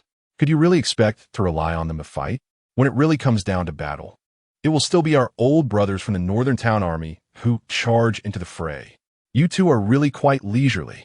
Suddenly, a familiar voice rang out behind the two. Upon hearing the voice, Chao Jinyuan's body shook, and the disdainful expression on his face instantly stopped. his demeanor becoming much more obedient as he quickly turned around. The other soldiers also made way for the newcomers. Lin Feng and Su Chong approached with stern faces. "Greetings, sir and commander." "Greetings, Tuzantman Commander." The two hurriedly saluted. Lin Feng waved his hand. "This is the military. No need for so many formalities. Let me ask you too, do you look down on this 1,000-man commander as training methods?" Hearing this, the two exchanged glances. As corporals, they had long known that the next Yin Pass commander would likely be Lin Feng. Therefore, no one would be foolish enough to offend Lin Feng now. Chao Jinyuan quickly smiled and said, "Commander, where does that come from? As long as it's your training plan, it must be the most effective." Lin Feng looked impatiently at Hua Changzai and asked, "Does Corporal Hua think so too?" Hua Changzai quickly responded with a smile, "Of course, of course." The two exchanged glances, somewhat unclear about Lin Feng's true intentions. Lin Feng scratched his head, directly making the two step back a few paces. "Is it that serious? Am I that scary?" Lin Feng felt helpless. He usually treated them quite amiably. The two felt a bit suppressed, and finally, Hua Changzai couldn't take it anymore and stepped forward, saying, "Sir, you don't need to be like this. Just now, I and Chao Jinyuan said your training method had problems. If you want to punish someone, just punish me." Lin Feng glanced at the two, then took a deep breath and said, "If I were to punish my subordinates for a few complaints, wouldn't that make me too petty as a 1,000-man commander? As the old saying goes, a mule or a horse, you have to take it out for a walk. How about this? You two continue with your training. In 10 days, we'll have a big competition to see whose training method is better, the original or mine. What do you think?" Lin Feng knew well that although these old veterans might not match the new recruits in combat power, they were all stubborn and headstrong. If he suddenly changed their training methods, they would definitely not voice their discontent, but would harbor it in their hearts. If they trained with negative emotions, what good soldiers could be made? This was also why Lin Feng had never entrusted the new training methods to Chao Jinyuan and Hua Changzai. The two looked at each other, unsure whether the 1,000-man commander meant it when he proposed a competition or was subtly reprimanding them. What's wrong? Can't even let out a fart? Aren't you two the elite of the Northern Town Army? The mention of the Northern Town Army's elite made their expressions change immediately. After all, they were also corporals who had fought alongside General Yin Nantian in numerous battles. Now, seeing Lin Feng ridicule them like this, they naturally felt a surge of resentment. Chapter 62, What the Hell is Fair? Chao Jinyuan couldn't hold back any longer and stepped forward, cupping his hands and saying, "My lord, you can hit me, scold me, and I have nothing to say. But you can't make a joke out of the Northern Town Army." Seeing the fury on the other person's face, Lin Feng fortunately added fuel to the fire. "I'm not joking." "What? You can't even say the words Northern Town Army? Don't you know why you were left at Yin Pass?" Upon hearing this, even the usually good-tempered Hua Changzai was filled with rage. "My lord, we stayed here to assist you in defending Yin Pass. If you think we are unworthy, you can just let us leave. Why humiliate us like this?" Lin Feng still maintained a calm demeanor, smiling as he replied, "Worthy or unworthy, you and I have no say in that. Only when two armies face off will we know who the hero is and who the coward is. At this point, if they didn't accept the challenge, they wouldn't be men of the army." Chao Jinyuan gritted his teeth and said, "Since the captain has said so, we will accept the challenge. As for the reinforcements, we won't need them. Our 800 Northern Town veterans can handle the 1,000 new soldiers under the captain." "I agree." Hua Changzai also cupped his hands and said. Facing Lin Feng, the battlefield killing god, the two of them indeed felt outmatched. However, they had never looked down on the newly recruited soldiers. Yet, Lin Feng waved his hand. "No, 800 against 1,000 is too unfair. I want a fair duel." Due to the lack of centurions, the original 800 Northern Town soldiers were divided among 4 centurions, including Chao Jinyuan and Hua Changzai. The remaining new soldiers, over 1,000, were mostly under the command of Jiang Yi and several other original Yin Pass defenders. At this moment, Jiang Yi was training only about 200 soldiers. "So, how about this? Your 800 Northern Town soldiers, Jiang Yi's 200 newly trained soldiers, plus 80 cavalry trained by Wang Meng. How does that sound?" Both men were stunned. "Is this what you call fair?" Isn't this obviously letting the original Northern Town soldiers bully the new recruits? Captain, you really underestimate us original Northern Town brothers. Chao Jinyuan gritted his teeth, unwilling to accept it. Lin Feng smiled and said, "Which one of us is the captain? Who makes the decisions?" This left Chao Jinyuan speechless. The higher the rank, the more authority it carries. So what if we win? What if we lose? Hua Changzai subconsciously asked this question.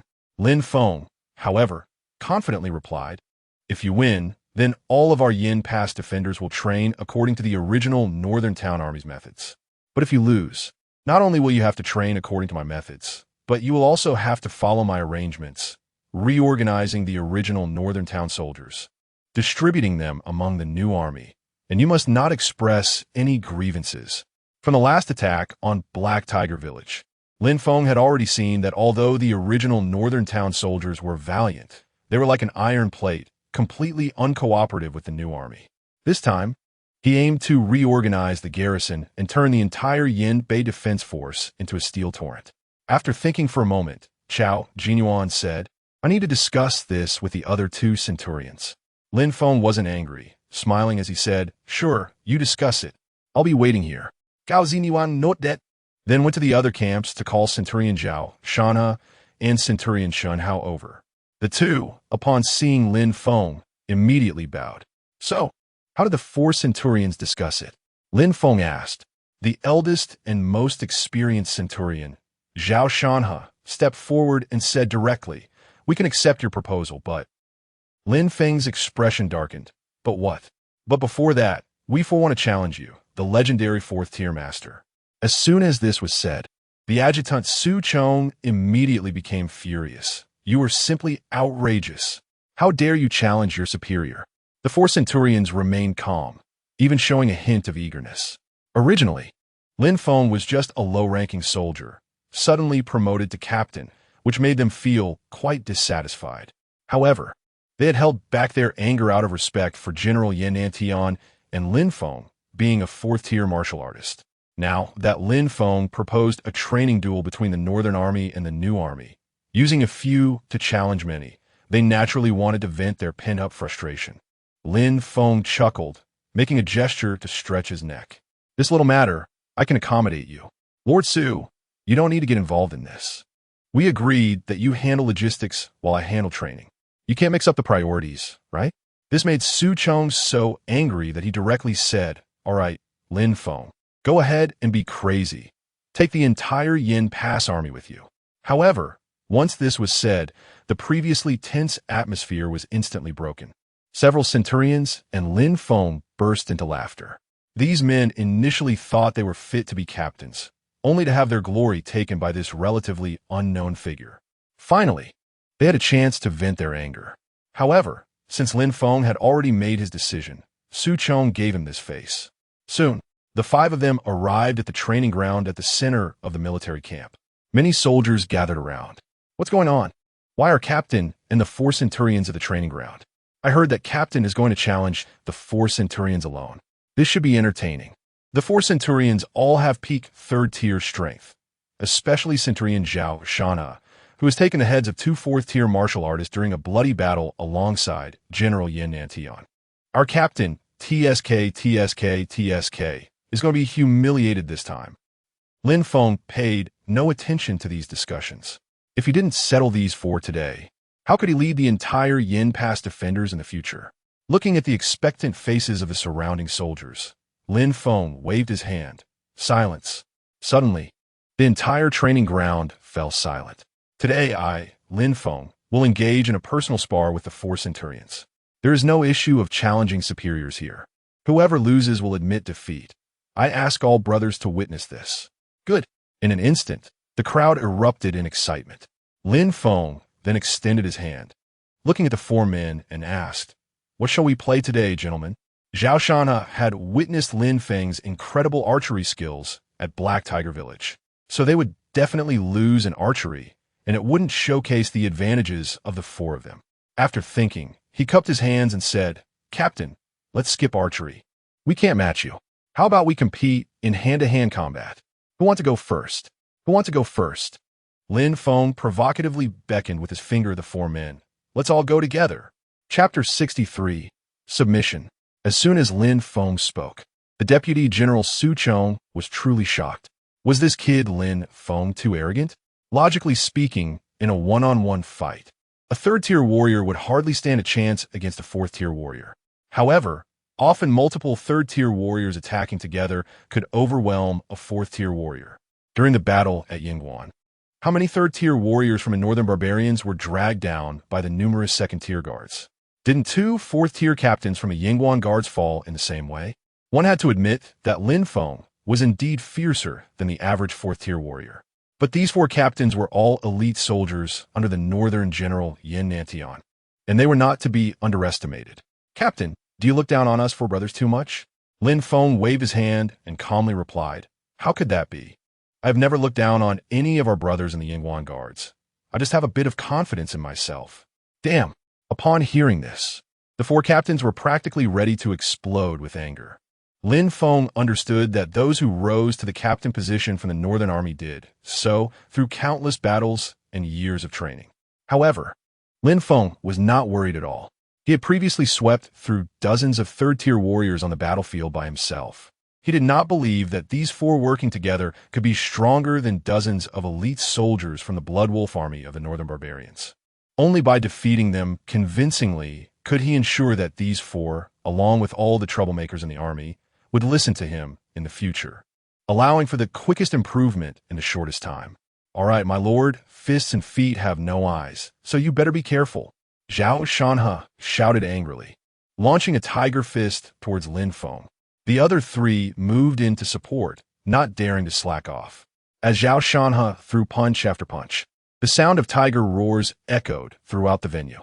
Instantly, cheers erupted from the crowd. Lin Feng kept receiving the blows, testing the strength of his opponent's punches. Not bad. Not bad. The tiger fist looked quite good, but old Zhao, it seems your tiger hasn't grown up yet. The power just isn't enough. Seizing the opportunity, Lin Feng turned his hand into a knife, striking directly at Zhao Shanhe's palm. A burst of intense pain shot through Zhao Shanhe's palm and arm, causing his entire hand to curl back. Seeing Zhao Shanhe falter, the remaining three immediately attacked together. Leopard Fist, Dragon Claw, and Mighty King Kong Leg all launched at Lin Feng.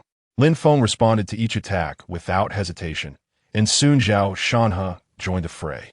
Initially, the four had a bit of gentlemanly spirit, thinking of taking turns to deal with Lin Feng.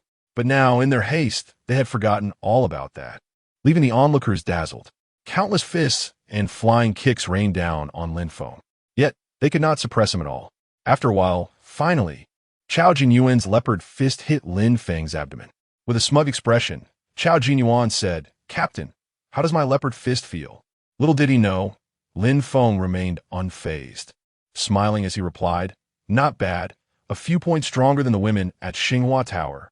Upon hearing this, everyone present showed surprised expressions. It was known that the leopard fist was Chao Jinyuan's signature move, and he had once used it to incapacitate a third-tier warrior who could not even care for himself anymore. Huh! Lin Feng scoffed lightly, and a surge of overwhelming qi erupted from his abdomen, directly sending Chao Jinyuan flying. What a joke! Did he think my silver core was given for free? In fact, Lin Feng was also giving the four captains some face, otherwise, ending it hastily would be too damaging to their pride. Feeling that the timing was right, Lin Feng directly unleashed the Heavenly Slaughter Blade technique.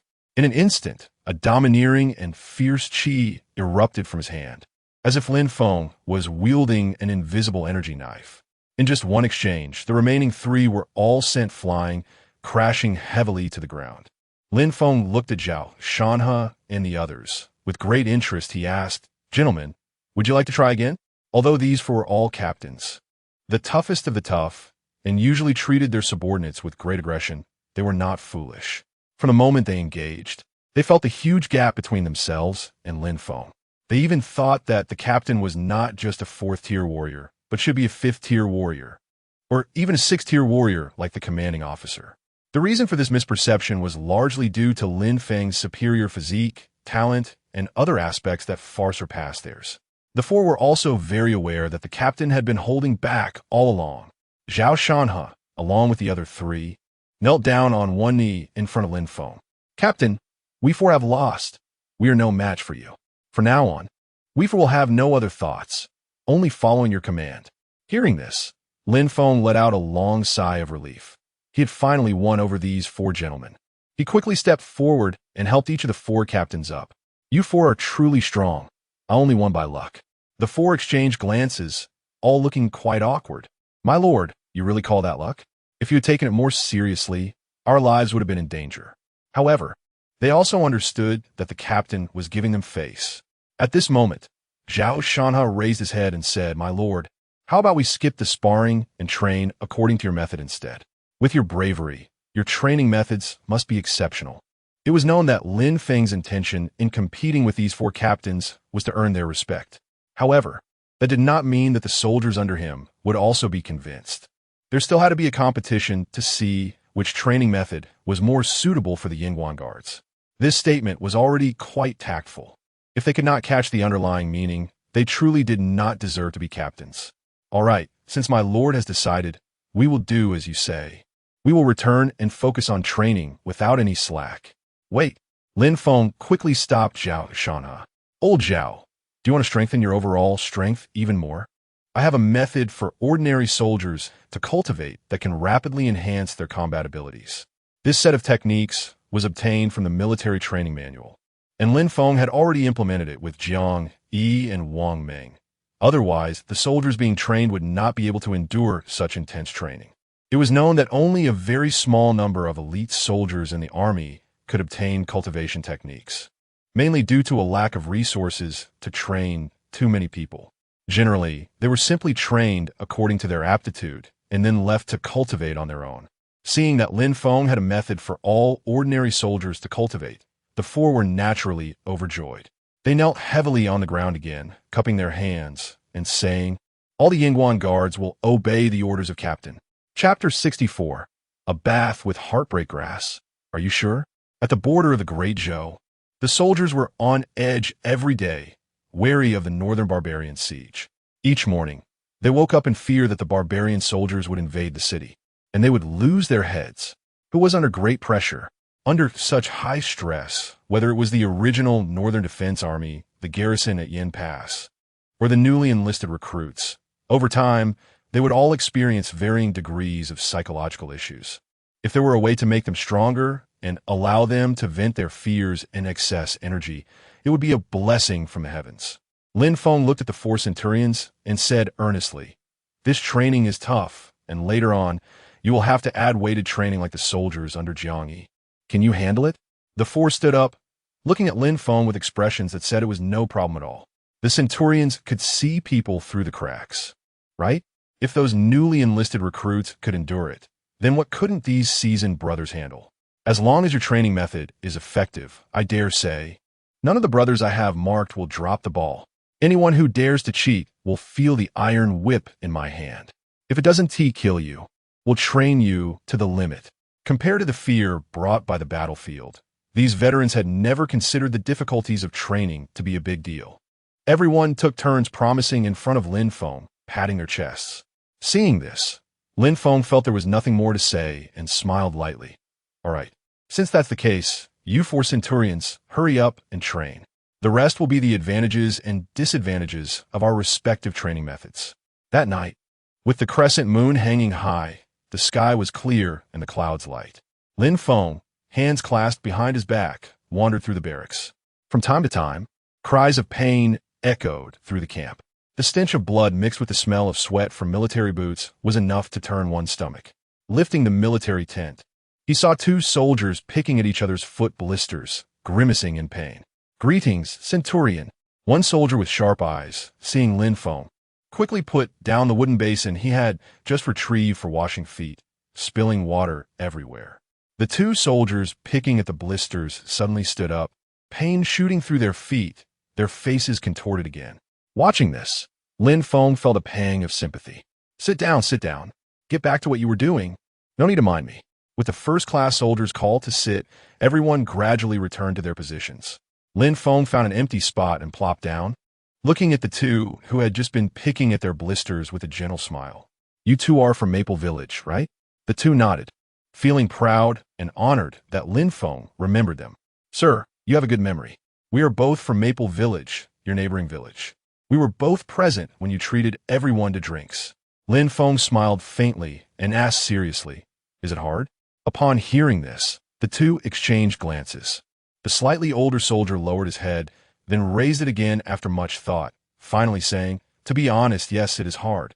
We understand that you are training us this way to reduce our sacrifices on the battlefield. As new recruits, we have no foundation. If we don't train well, we will just end up as fodder for the barbarian soldiers on the battlefield. Hearing this, Lin Feng felt much relieved. Exactly.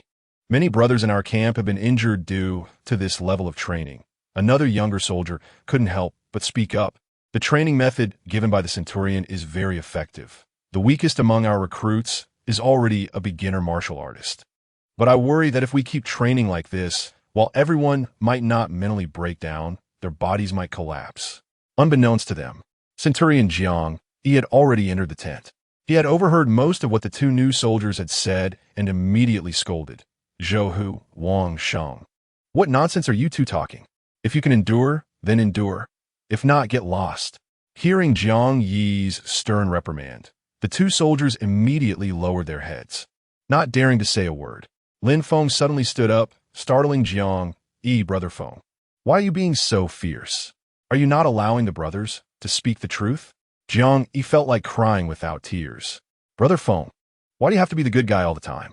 Then, Lin Feng looked at Jiang Yi seriously and asked, is this situation common? Jiang Yi's eyes rolled around, unsure whether to tell Brother Feng the truth or a lie.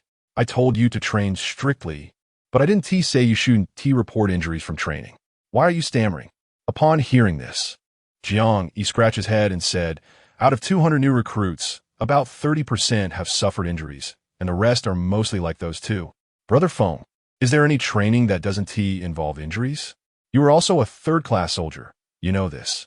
Lin Feng knew very well, but this training method was too harsh.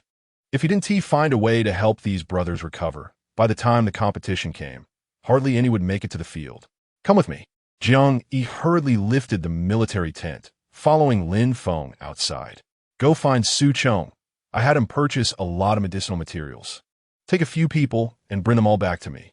Also, prepare a large pot of spring water. Jiang Yi was taken aback. What is Big Brother trying to do? Make porridge? Or cook? At this late hour? Until Lin Feng kicked Jiang Yi in the butt. Jiang Yi started to run while saying, let me go, I'll go, there is no need to hit me. In the center of the camp, a large pot was set up with a roaring campfire underneath, and the water in the pot had long since boiled. A group of soldiers gathered around this scene. Su Chong, who had been dragged out of his sleeping bag by Jiang Yi, also walked over. He couldn't help but ask, Lin Feng, it's the middle of the night. Aren't you going home to accompany your wife? What are you doing? I'm not going back tonight. I need to boil this pot of medicine to enhance the brothers' physiques a bit more. That way, training will be much more effective in the future. As Lin Feng added various expensive medicinal materials into the pot, a delightful aroma soon spread throughout the military camp. Not bad. This could be a late-night snack, right? Lin Feng shot Su Chong a glance. Who told you this is for drinking? It contains heartbreak grass, 7 kill flowers, and mandrake. Do you want to drink it? If you want, I'll serve you a bowl first. Hearing about these poisons, Su Chong quickly shook his head and waved his hands. This is for their medicinal bath. You can add a ladle to each tub, and each tub can be used repeatedly for 10 people. I didn't expect this training to be too harsh. If I really end up killing these kids when their parents come, who will take responsibility? I'll help you. Su Chong reached out to grab the medicinal materials, but was lightly tapped on the hand by Lin Feng with a large wooden spoon. Do you know what medicine to add at each step? Go call the soldiers for the medicinal bath. Not a single one can be left out. Su Chong immediately complied, but he was muttering in his heart, since when did I, a 7th rank official, become the messenger of a 9th rank official? Chapter 65. The perfect combination of twin swords, extraordinary. Watching the burly men soaking in the medicinal bath and then returning to their respective tents, Lin Feng felt a bit anxious himself. This medicinal bath formula was provided by the system. If it had no effect at all, he would be in big trouble. How many soldiers have undergone the medicinal bath? Lin Feng asked. Jiang Yi picked up the roster and said, according to the progress, nearly half of the soldiers should have completed the medicinal bath by now. Let's go see how it turned out. Lin Feng and a few others returned to the military tent. It seemed that the soldiers knew Lin Feng would come back to check, so they were all dressed neatly. How's the effect? At this moment, every soldier's face showed genuine joy. Captain, this medicinal bath is amazing. I soaked once, and not only did all my fatigue disappear, but even the bruises from training have basically healed, and I feel much stronger. Where did you get this formula? We used a lot of the physician's ointment before, but it didn't work well. With this, we can double our training tomorrow. As soon as these words were spoken, several soldiers immediately glared at the one who said it. Are you a chatterbox? Seeing this, Lin Feng smiled faintly and said, don't worry, just follow the normal training schedule. I'll 1T add any extra tasks. At this, the new recruits cheered happily. Captain is mighty. At this moment, many people regarded Lin Feng as their deity. No one wanted to improve their physical abilities. Now, with this medicinal bath, along with the cultivation methods given by Captain, as long as they worked hard, they could all become higher-level martial artists. Such kindness was akin to being reborn for them. Looking at the moonlight, feeling that it was about time, Lin Feng waved his hand and said, all right, everyone, make sure to rest well. We still have training tomorrow. Then Lin Feng walked out of the military tent and asked Jiang Yi beside him, have 400 captains also undergone the medicinal bath? Jiang Yi nodded. The whole army did it together. Lin Feng would not show favoritism. They were all his brothers. Only when everyone's strength improved could they become a fierce and formidable army. That's good. It's getting late. You two should hurry back and rest.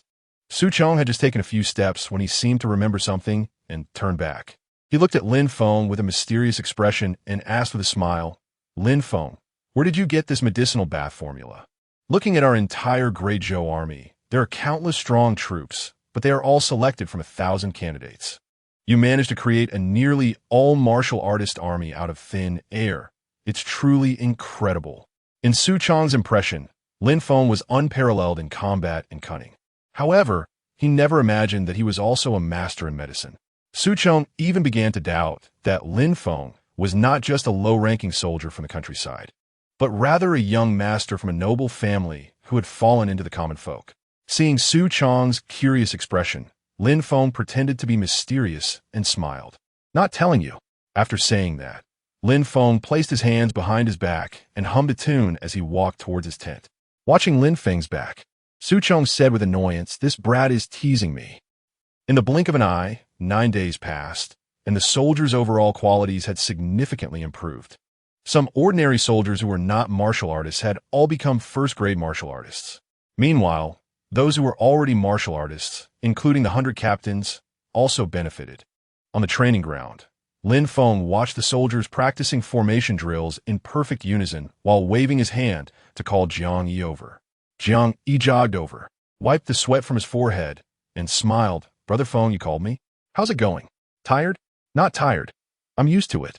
Although Jiang Yi said this, the sweat on his forehead revealed the intensity of the training.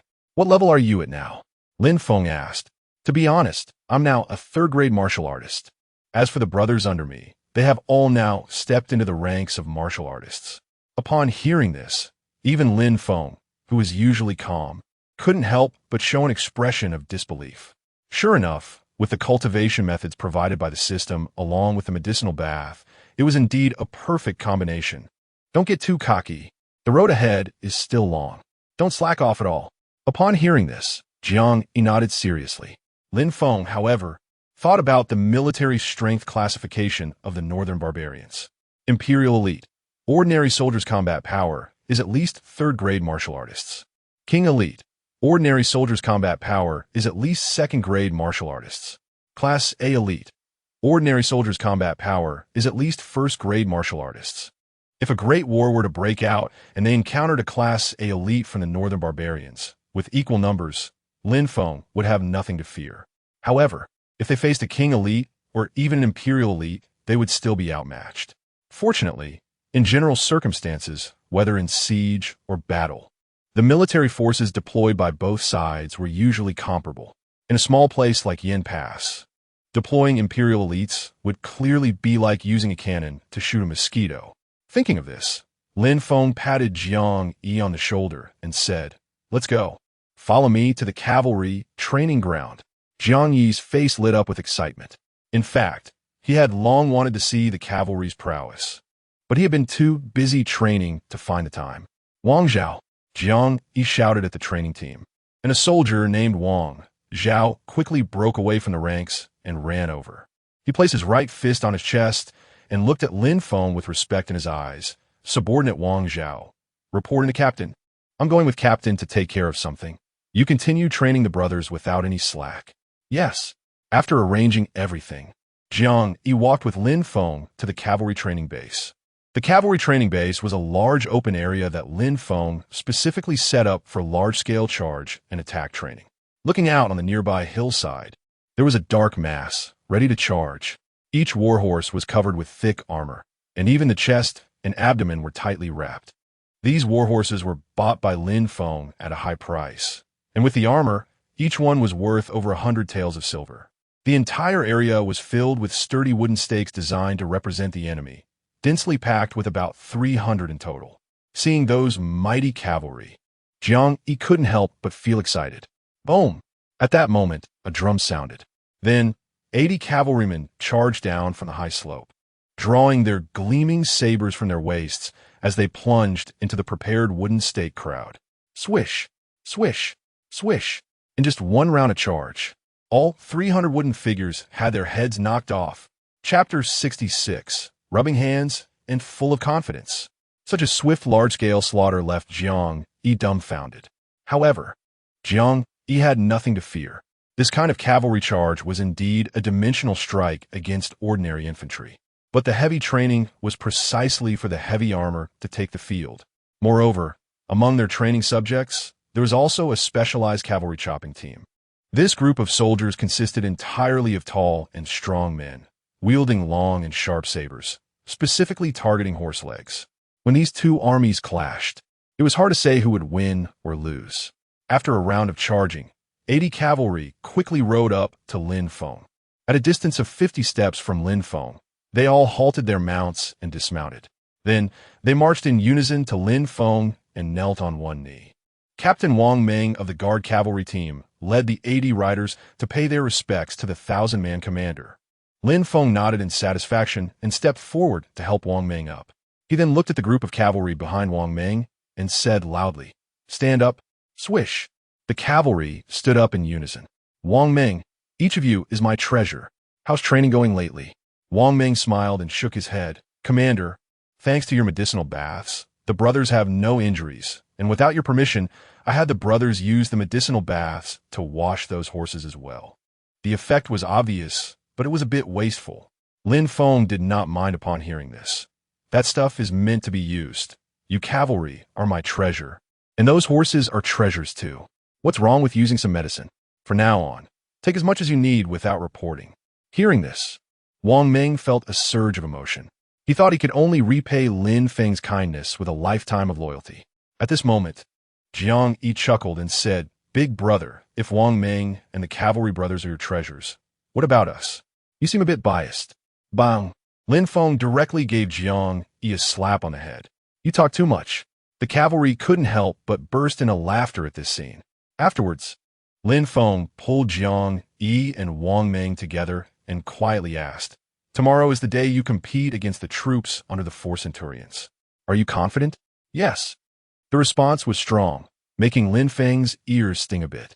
It should be noted that 99 of these training soldiers were newcomers who had just joined. Their opponents, on the other hand, were the original troops of the Northern Town Army with years of combat experience.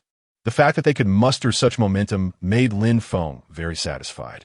However, he reminded them, "Don't underestimate the brothers of the Northern Town Army. You must know that General Yan's men are not weaklings, and their combat experience is much richer than yours.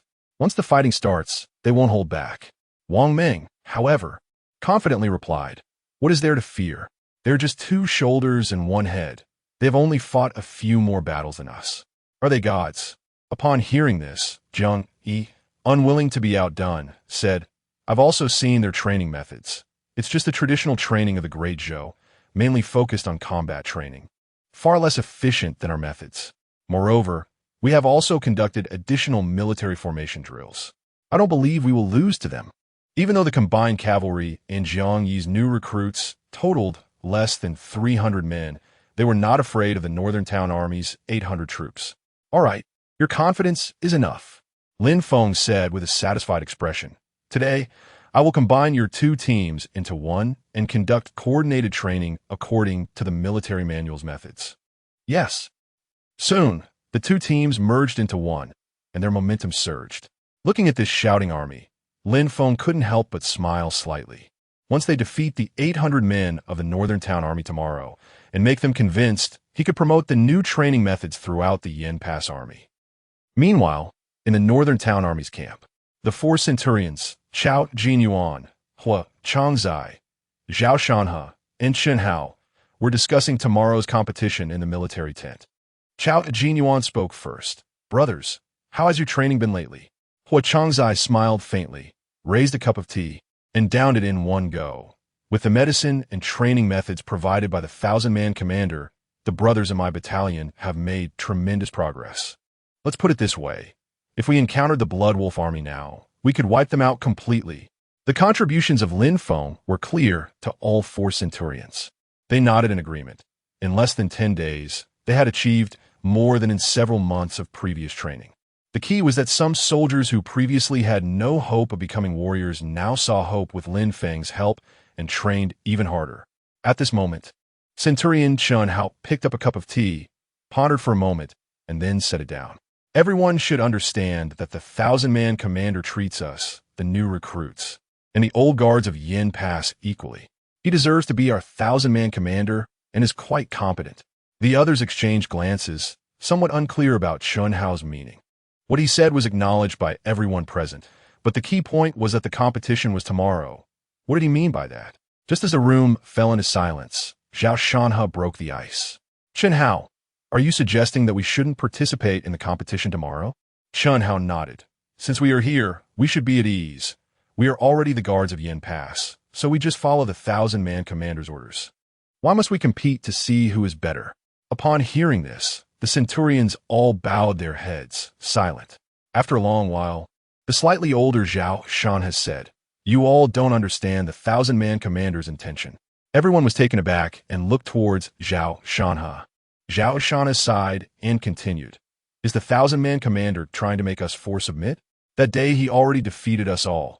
Who is still unconvinced now? Are you not convinced, or are you, Chao Jinyuan, not convinced?"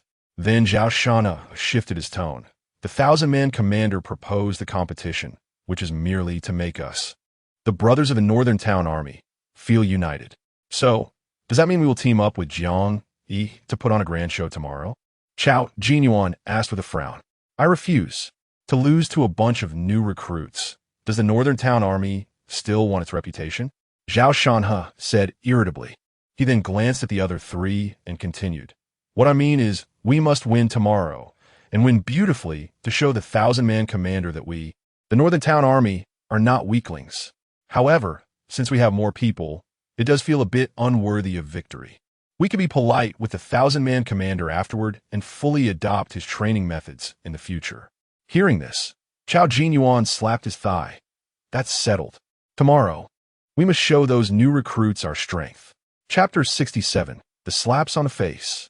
On the 10th day, early morning, at the Yin Pass Central Training Ground, the soldiers of the Northern Army of Baibuan marched in unison to the south side of the meeting venue.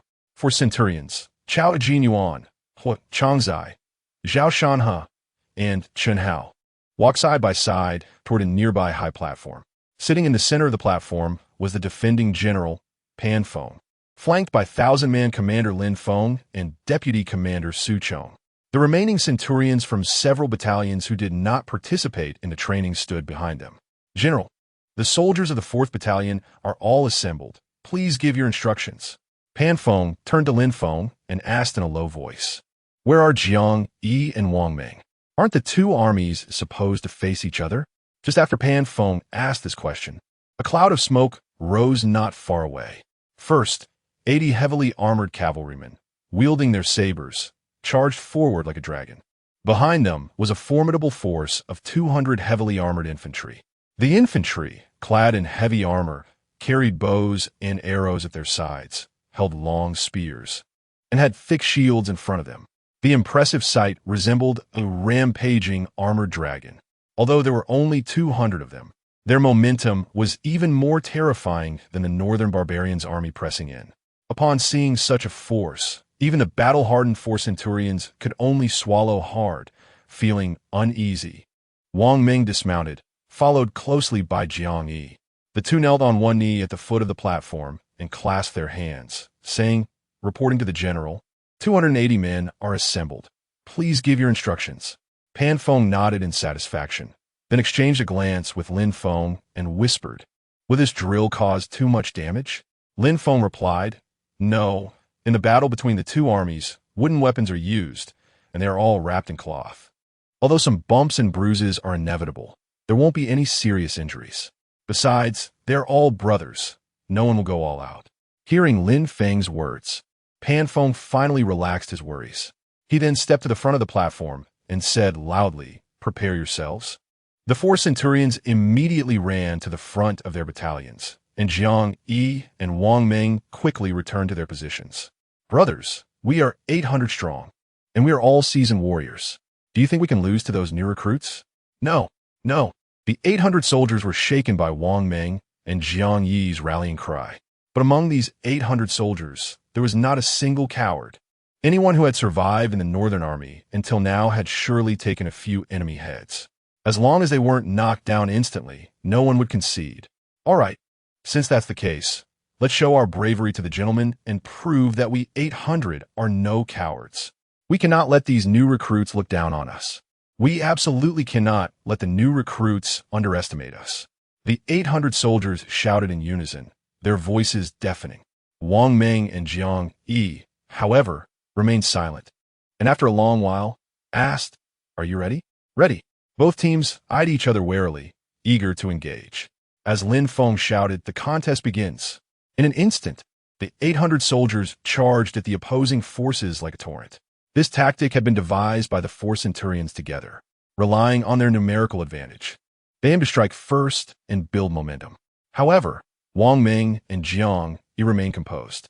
Once the soldiers had charged a distance, Lin Feng took a command flag from his sleeve. With a wave, Jiang Yi immediately divided the forces to the sides, forming a wing-like encirclement. Seeing this, Zhao Shanhe couldn't help but smile. Indeed, the 1,000-man commander was still too young. To think that a mere 200 men would attempt to encircle an 800-strong battalion was simply wishful thinking. In the next moment, Lin Feng waved the flag again. The 80 cavalrymen charged down like tigers descending the mountain, directly rushing towards the 800 soldiers. Avoid the cavalry. Even as Zhao Shanhe shouted this command, his soldiers had no chance of evading such speed. Swish, swish, swish. Countless wooden sabers fell, and soldiers were knocked down one by one. The remaining men attempted to deal with the heavily armored infantry on the sides. But the wooden swords could not inflict any damage on the shields, and they were instead knocked to the ground by the long spears. In the next moment, countless headless arrows rained down from behind the shielded soldiers. The 800 soldiers under the four centurions fell in droves. This kind of overwhelming strike was unprecedented and unheard of. The 800 were instantly scattered and fell, unable to organize even a single decent counterattack. The four centurions watched in despair, feeling anxious. But there was no way to break through the defense. Did it mean that an entire battalion of 800 could collapse in less than 15 minutes? The four centurions had initially thought they would vindicate the Northern Army. Now it seemed they were merely presenting their faces to be slapped. In the next moment, Lin Feng's military flag changed again. From the high platform, it could be seen that the cavalry had retreated from the battlefield, while the heavily armored infantry formed a scale-like formation. In groups of 3, they methodically slaughtered the remaining enemies. The white dye wrapped around the strips meant that any soldier hit in a vital area would automatically withdraw from the battlefield. About half an hour later, all 800 soldiers were dead. Even the second and third rank warriors among them had barely made any impact. Faced with such a swift and overwhelming assault, they were powerless to resist. After the entire battlefield was cleared, Wang Ming and Jiang Yi returned to the front of the high platform. 80 cavalrymen, not a single casualty. Wang Ming clasped his hands and said. Jiang Yi reported 2 injuries among the 200 heavy infantry, with no serious injuries. Not even 300 men against 800 seasoned battlefield veterans had resulted in a single death. Moreover, it took less than half an hour. Such results left even the battle-hardened Pan Feng dumbfounded. Looking at the 4 centurions, each one of them hung their heads dejectedly, like frostbitten eggplants. During this time, they had not neglected training, and all the rewards given by Lin Feng had been utilized, with several third-rank warriors emerging in their battalion. Even if they lost, it shouldn't have been such a devastating defeat, right? Just as Lin Feng was about to comfort the 4 centurions, all 4 suddenly knelt before him in unison. Zhao Shanha looked up, clasped his hands, and said, 1,000-man commander, we concede. Please distribute these 800 soldiers among the various battalions. We 4 will have no complaints. From now on, we will strictly follow your military training strategies. Seeing this, the other 3 also clasped their hands, sincerely saying, please, 1,000-man commander, promote this training method throughout the army. Who wouldn't want to become stronger? Upon witnessing the overwhelming power of the heavily armored forces, no one in the Yin Pass army doubted Lin Feng's training methods and military talents anymore. Chapter 68. Your father is General Wei? A second-rank official. In the small courtyard, He Kai Wei and Su Miaojin were busy cleaning the yard together. During this time, Lin Feng was occupied with training soldiers and had no time to send Su Miaojin back to the capital. However, fortunately, although Su Miaojin came from an official family, she did not have a hint of delicacy about her. She was quite adept at tasks like grinding rice and washing clothes, making He Kai Wei somewhat reluctant to let her leave. Just as the 2 had finished cleaning the courtyard, the sound of hoofbeats came from outside. Looking in that direction, they saw Lin Feng carrying a food box. He stopped his horse, dismounted, and walked into the courtyard with a broad smile. He Kai Wei and Su Miaojin quickly set down their tools and went to greet him. My husband is back. It's been tiring for the brothers with day and night training, so I gave them a couple of days off to take a breather myself, Lin Feng said. Su Miaojin took the food box, while He Kai Wei helped Lin Feng take off his military coat. That's wonderful.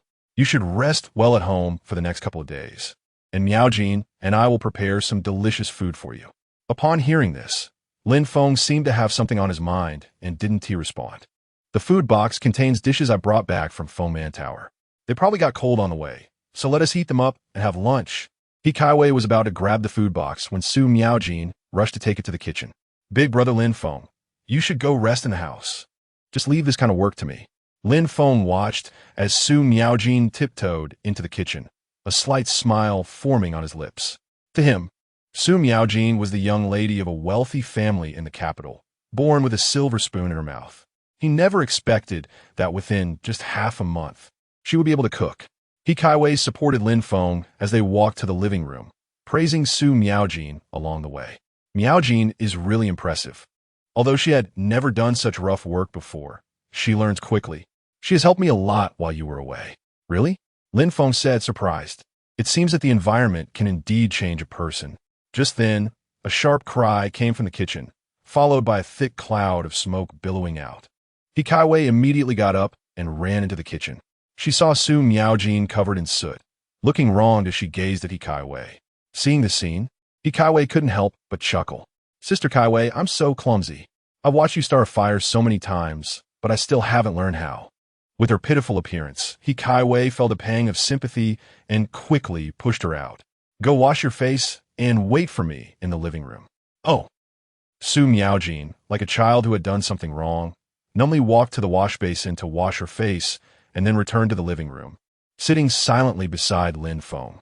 Don't force yourself to do things you can't do, Lin Feng said, handing Su Miaojin a handkerchief to wipe her face. Upon hearing this, Su Miaojin was on the verge of tears, sobbing, Big brother Lin Feng, I just wanted to cook for you to thank you for saving my life. But I'm so clumsy, I can't do anything. Looking at Su Miaojin's tearful expression, Lin Feng felt both amused and heartbroken. He comforted her, it's okay. You haven't done this before. I saved you just out of duty, so you don't have to take it too much to heart." Hearing this, Su Miaojin raised her head, her eyes glistening with tears, and said, "Big brother Lin Feng, how can that be? You may treat it lightly, but for me, without you, I would have been." Just then, He Kaiwei came in carrying 2 plates of food. Su Miaojin quickly got up, wiped her tears, and walked towards the kitchen. "I'll help carry the dishes." He Kaiwei turned to look at Su Miaojin, puzzled, and asked Lin Feng what happened. "Why did you make her cry?" Lin Feng looked wronged, quickly explaining, "How could I have such power? I don't know why she cried." At this moment, Su Miaojin had already brought the dishes over. "Big brother Lin Feng, sister Kaiwei, the dishes are all ready. Let us eat." Seeing that Su Miaojin was fine, the couple finally sat down to eat with ease. After a while, Lin Feng put down his chopsticks and suddenly said, "Miaojin, you've been in Yingguan long enough. Tomorrow, I'll send someone to escort you back to the capital." Upon hearing this, Su Miaojin froze. Her big eyes filled with tears again as she put down her chopsticks and said, "Big brother Lin Feng, do you think I did something wrong, and now you want to send me away?" Lin Feng was taken aback, wondering where this idea came from. No. I just think you stayed too long in Yingguan. Your parents must be worried since they haven't heard from you in so long." He Kaiwei also urged, "Once you go back, it doesn't mean you can't come visit us again. Besides, once Big brother Lin Feng is not busy anymore, we can also go see you." Unexpectedly, Su Miaojin shook her head vigorously. No. Big brother Lin Feng, sister Kaiwei, there's something. I lied to you." Lin Feng and He Kaiwei exchanged puzzled glances, not understanding what Su Miaojin meant. "In fact, I came here not to find my family, but to escape from an arranged marriage." Upon hearing this, both Lin Feng and He Kaiwei were taken aback. Although marriages were arranged early in ancient times, He Kaiwei was only 15 or 16 years old. Weren't her parents being a bit too hasty? "My father is General Wei, Su Dachuan." Hearing this, Lin Feng felt his head almost explode. General Wei was a second-rank military officer, a grandmaster in combat, responsible for the defense and security of the capital, and was the highest commander of the Dazhou troops guarding the capital. He never expected that Su Miaojin's father would be such a prominent figure. "It's because my father betrothed me to the foolish son of the Minister of War, Zhuo Xiao, and I'm to be taken to his house in 2 years. I truly don't want to agree to this marriage, so I ran away." As she spoke, Su Miaojin suddenly knelt in front of Lin Feng and He Kaiwei. "Big brother Lin Feng, sister Kaiwei, I don't want to marry. I really don't want to marry. I would rather stay by your side for the rest of my life than marry such a fool." Seeing Su Miaojin's pitiful appearance, Lin Feng and He Kaiwei felt uncomfortable. However, both knew that with the power of General Wei and the Minister of War, they would eventually trace Su Miaojin to Yingguan. At that time, things would likely become even worse. He Kaiwei quickly stepped forward to help Su Miaojin up, saying, "Miaojin, get up. Let's talk about this after you stand." Su Miaojin was pulled to a chair by He Kaiwei, but she still kept sobbing. After pondering for a moment, Lin Feng sighed. "Miaojin, there's no wall that doesn't let the wind through. Your father will eventually find you. You should go back to spare your family from worrying. However, I can promise you one thing. As long as you don't want to marry, no one can force you." Chapter 69. Something unusual must be afoot. Su Miaojin looked at Lin Feng with tears in her eyes. Unsure if Lin Feng's words were a promise or just a way to brush her off so she would leave sooner. "Miaojin, I am an orphan. Since you call me brother, then you're my sister. And I have never lied in front of Kaiwei. Since I have promised you, I will definitely make it happen." Looking into Lin Feng's determined eyes, Su Miaojin felt a bit touched. He Kaiwei, standing beside them, said solemnly, "Miaojin, your brother Lin Feng is always true to his word." Although He Kaiwei did not know how Lin Feng would accomplish this challenging task. After all, one side was a second-rank General Wei, and the other was the powerful Minister of War. However, He Kaiwei understood that her husband was not joking at this moment. "Su Miaojin not that weakly."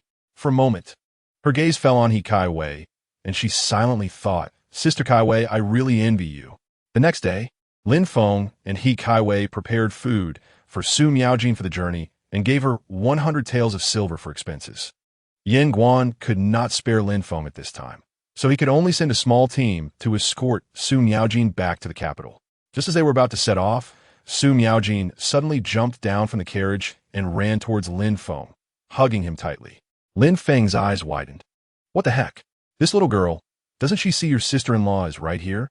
Fortunately, he Kaiwei didn't mind, thinking that Su Miaojin was reluctant to part with them after spending time together.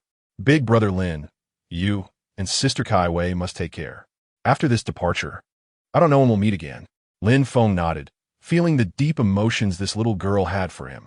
Afterward, Su Miaojin released Lin Feng and took out a blood-red warm jade from her waist, handing it to him.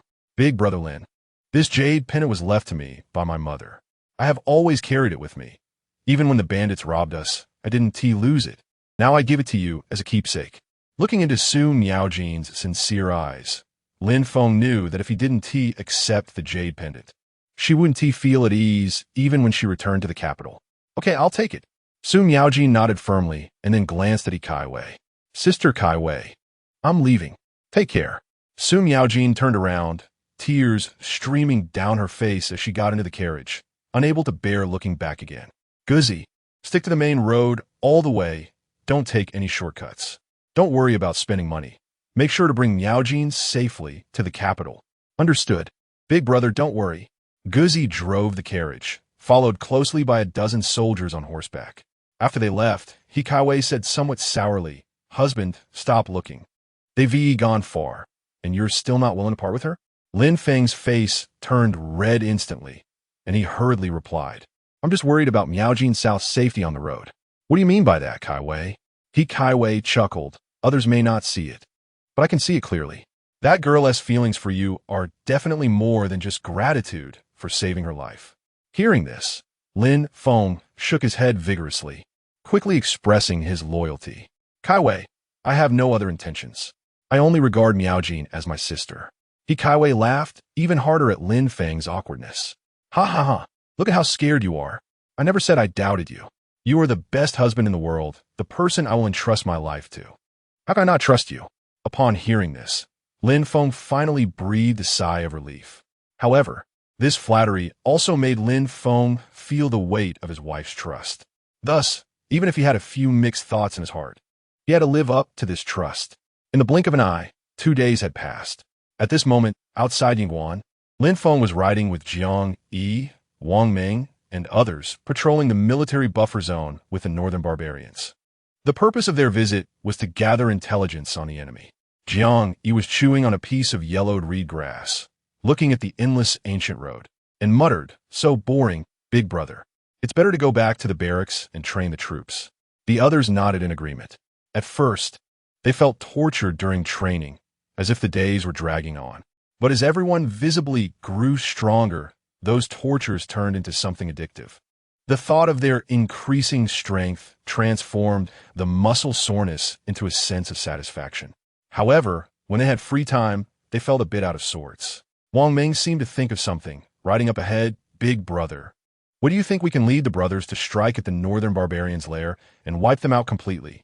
Lin Feng glanced back at Wang Ming, who immediately straightened his chest, his muscles bulging as if to prove his eagerness. Lin Feng smiled lightly, since you're so eager. How about you double the training for your cavalry unit? That way, you can head north to retaliate sooner. What? Before he could process this, the nearby cavalry brothers glared at him.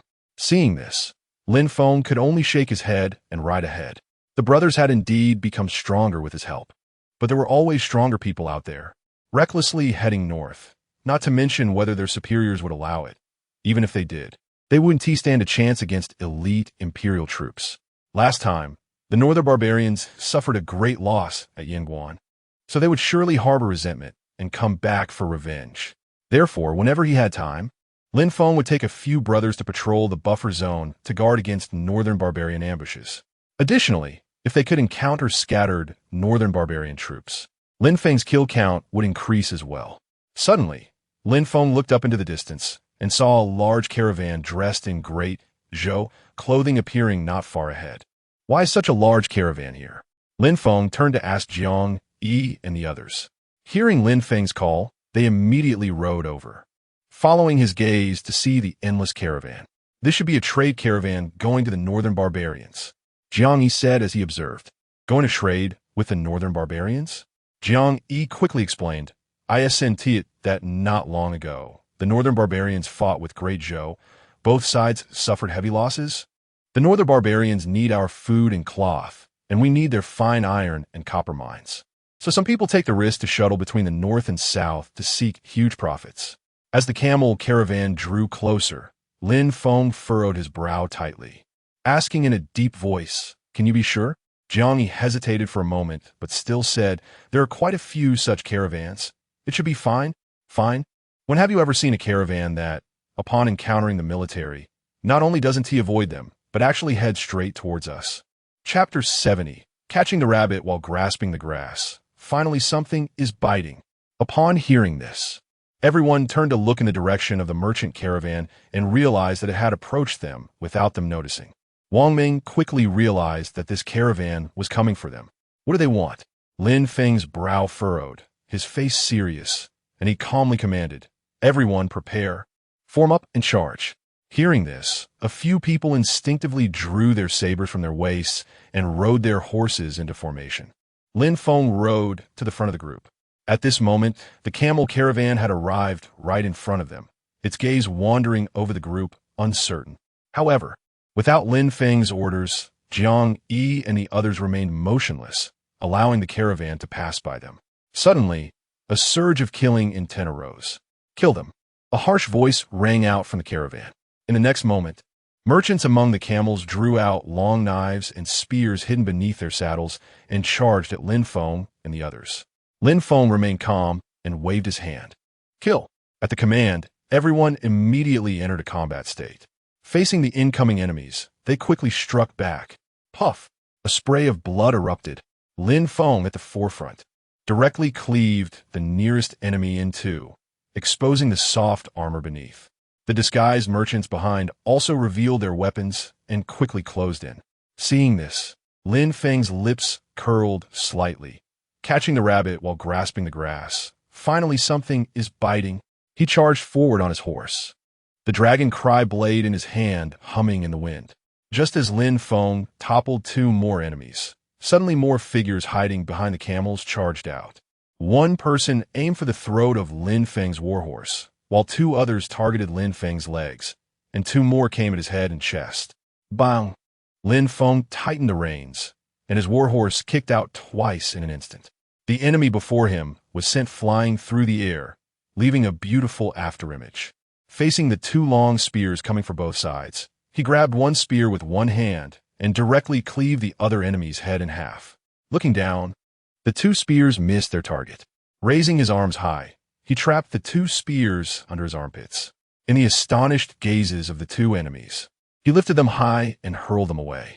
They crashed heavily to the ground, dying on the spot. The system issued a notification sound. Ding! Killed 5 elite soldiers of the Northern Barbarians, third-grade martial artists. Killing value, 1,500 points. Indeed, they were spies from the Northern Barbarians. After killing the enemies before him, Lin Feng immediately turned to look at Jiang Yi and the others, only to find they were easily dealing with the Northern Barbarian spies. He no longer paid attention and turned his gaze to the enemies gathering again. As these people closed in, Lin Feng also sensed their martial arts levels. The vast majority were third-grade martial artists, and among them was even one fourth-grade martial artist, at the same level as himself. Clearly, this person was the leader of the group. It seemed these individuals were not to be underestimated. Altogether, kill him. As they approached, several Northern Barbarian spies charged at Lin Feng. Their movements were strange, their spears striking like dragons, completely different from the previous Blood Wolf army. However, as Lin Feng swung the dragon cry blade, a flash of cold light appeared, and 3 more heads fell to the ground. Ding! Killed 3 elite spies of the Northern Barbarians, third-grade martial artists, killing value 900 points. Lin Feng flicked the blood off the dragon cry blade and sneered. Too weak. This scene caused the remaining Northern Barbarian spies to tense up. They immediately realized they had encountered a tough opponent. The leading spy gritted his teeth and said, How could we run into such a fierce character before even getting into the city? Captain, intelligence indicates that there is only one fourth-grade martial artist among the Yin Pass guards. Could it be he is? Before the spy leader could finish, his expression changed drastically. Could this be the Lin Feng who had caused the Northern Barbarian Blood Wolf army to tremble in fear, even severely injuring the 7th grade Master Iron Speed? However, the spy leader quickly regained his composure. No matter what, even if he is that killing god, we must deal with him here. I don't believe it. Being a 4th grade martial artist, he can't have more than one head. You all step back. Let me take care of him. As soon as he finished speaking, the spy leader charged at Lin Feng with a huge Northern Barbarian curved knife in hand. Curved knife slash. As a 4th grade martial artist, he was entirely different from those 3rd grade martial artists. His movements were swift, and in the blink of an eye, he was in front of Lin Feng. The curved knife swung with his arm, rapidly transforming. Countless afterimages appeared before Lin Feng. Swish, swish, swish. Lin Feng leaped up, and his warhorse was directly cut into several pieces. Lin Feng's expression darkened. On the opposite side, the spy leader wore a smug look. Just a 3rd grade soldier. How could he possibly compare to me, a seasoned elite of the Northern Barbarians? Just among the same rank of 4th grade martial artists, I've killed no less than 10. How could he take Lin Feng seriously? However, he soon sensed that something was off. The blade's aura could kill a horse. Yet it hadn't harmed Lin Feng in the slightest. Clearly, the blade's aura passed through the horse's body and struck Lin Feng's chest, yet he showed no signs of injury. In a daze, he seemed to see a trace of disdainful mockery flash in Lin Feng's eyes. Damn it, underestimating me. The spy leader's anger surged, although he did not understand why Lin Feng had taken his blow without any reaction. But this arrogant attitude was something he could not tolerate. Oomph. Today I will. Bang. However, before he could finish his threat, a ghostly figure suddenly appeared in front of him. In the next moment, a powerful kick struck his chest. Under this terrifying blow, the true energy within the spy leader rapidly released, forming a protective layer. However, when Lin Feng's kick made contact with his protective true energy, it immediately deformed, cleverly dissipating some of the force, while the remaining force still struck against his chest. Immediately after, the spy leader's figure was sent flying several dozen meters away. When he landed, he crashed onto a camel with a thud, causing blood and flesh to fly everywhere. Looking up, the spy leader had turned into a bloodied figure, covered in blood. Whether it was his own or the camel's, he couldn't tell. Lin Feng looked at the spy leader, who was staggering to stand up, and coldly said, "Do you really think being able to cut a horse means you can kill people? I'm not someone you can kill." The spy leader's eyes were fixed on Lin Feng, confused as to why, despite being a 4th grade martial artist, Lin Feng's aura was still beneath his own. Yet, the strength of his body and combat power far exceeded his level. Feeling a surge of panic, after a few moments of consideration, he shouted, "Retreat! Retreat? I sent it a bit late now." As soon as he finished speaking, Lin Feng transformed into an afterimage again, the dragon cry blade rising with the wind. In the next moment, the spy leader's head flew into the air and then fell heavily to the ground with a bang, exploding like a ripe watermelon. Ding! Host killed the leader of the Northern Barbarian Scout team, a 4th grade martial artist, killing value 400 points. Chapter 71 What? King level elite. It seems that with my current strength, killing martial artists of the same level is no longer a difficult task. However, the method that Guy used to protect himself with chi is indeed worth learning. After muttering to himself, Lin Feng raised his head to look at the remaining Northman scouts around him. Their eyes were filled with fear and unease. That was a top-notch centurion from the Northman army, a 4th grade martial artist, not some cheap cabbage sold by the roadside. How could he be easily killed in just 2 exchanges? They had originally planned to disguise themselves to infiltrate Yanguan City, launch surprise attacks, assassinate high-ranking officers among the guards, and incite panic among the Yanguan defenders and the civilians. But now, they had not even seen what Yanguan City looked like and had nearly been annihilated. At this moment, their hearts were already filled with fear. They couldn't escape, nor could they surrender. They were in shock, dazed, and at a loss. With just a glance, Lin Feng was certain that these people had lost all desire to fight. Well then, why not eat the fat meat delivered to his mouth? Lin Feng did not give them a chance to think, directly flashing forward and raising his long knife. When the Northmen saw Lin Feng charging at them, they finally reacted. "No, before the words of begging for mercy could escape their lips.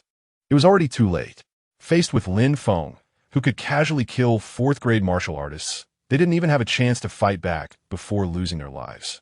At this moment, only one Northman scout remained, several dozen meters away from Lin Feng. He had witnessed everything that had just happened.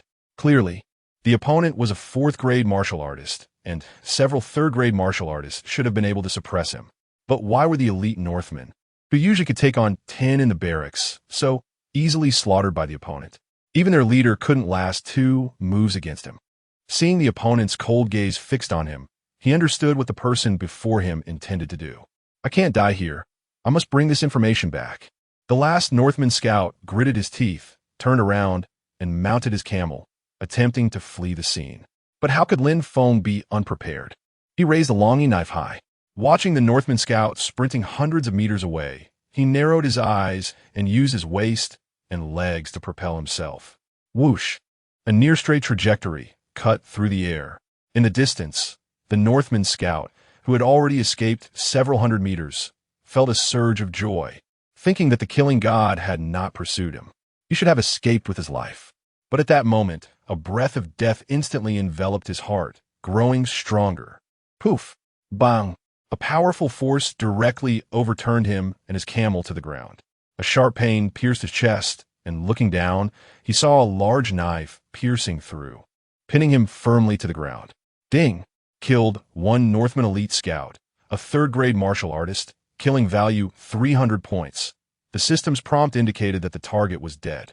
Lin Feng walked over unhurriedly, pulled out the longy knife embedded in the scout's back, and shook off the blood on it. Wanting to escape from my hands? Dream on. After finishing this, Lin Feng turned around, his gaze falling on Jiang Yi and the others not far away. Jiang Yi and the others were no longer the ordinary soldiers they used to be, who only knew how to fight head-on. They cooperated with each other in battle. And even when facing several times their enemies, they maintained a good offensive and defensive balance. With the cavalry tactics, they had already caused the Northman scouts to be thrown into disarray. If this had been before, facing so many Northmen third-grade martial artists, they would have been completely flustered and fought individually, likely resulting in casualties. As Jiang Yi swung his knife to take down a third-grade martial artist, Wang Ming raised his hoof high and brought it down heavily, ending the last scout's life. Looking across the entire military buffer zone, apart from a few scattered camels, there were no enemies left. Seeing the bodies of the Northmen on the ground, the group exchanged glances and smiled brightly. Finally, they had proven their strength and gained some pride. When they saw Lin Feng approaching, they immediately dismounted and led their horses forward. Brother Feng, how did we perform? Did we embarrass you? Jiang Yi asked excitedly, unable to contain himself. Lin Feng scanned the nearby corpses and was very satisfied with their results. 27 Northmen third-grade martial artists. They had indeed grown a lot. Apart from Lin Feng, there were only 9 of them. This means they had the strength to confront 3 Northmen third-grade martial artists by themselves. Of course, this was also a result of tactical cooperation. If it were purely based on individual combat strength, they would not have been able to achieve this. Compared to the big brother, we're still far off. Wang Ming looked at the bodies lying around and thought that the big brother must have dealt with more than 10 Northman elite soldiers. If he wasn't mistaken, one of them was also a 4th-grade martial artist who had just died under the centurion's knife. This kind of terrifying strength made everyone present feel a sense of admiration. They all knew the centurion was powerful, but to single-handedly take on more than 10 Northman elites, including a 4th-grade martial artist, was something they had not anticipated. Bring back their heads. Brother Feng, what do you want those for? Jiang Yi asked, looking puzzled, although they had all crawled out of a pile of dead bodies. This work was indeed not very pleasant. Lin Feng raised his hand and gave him a light slap on the head. Bring them back to the county office and let Lu Hong give us money. During peacetime, killing a Northman soldier earns 20 taels of silver, didn't you know? There could even be unexpected surprises. The group then began to work, their hearts no longer feeling any discomfort. While they were busy, Lin Feng reminded them, those camels can also fetch a good price. Bring them back too. The medicinal materials needed for soldiers' baths aren't cheap. Although the Yin Guan garrison's treasury is indeed ample, life still needs to be budgeted carefully. The entire army is starting to promote new military training methods. Which soldier doesn't long for a piece of heavy armor?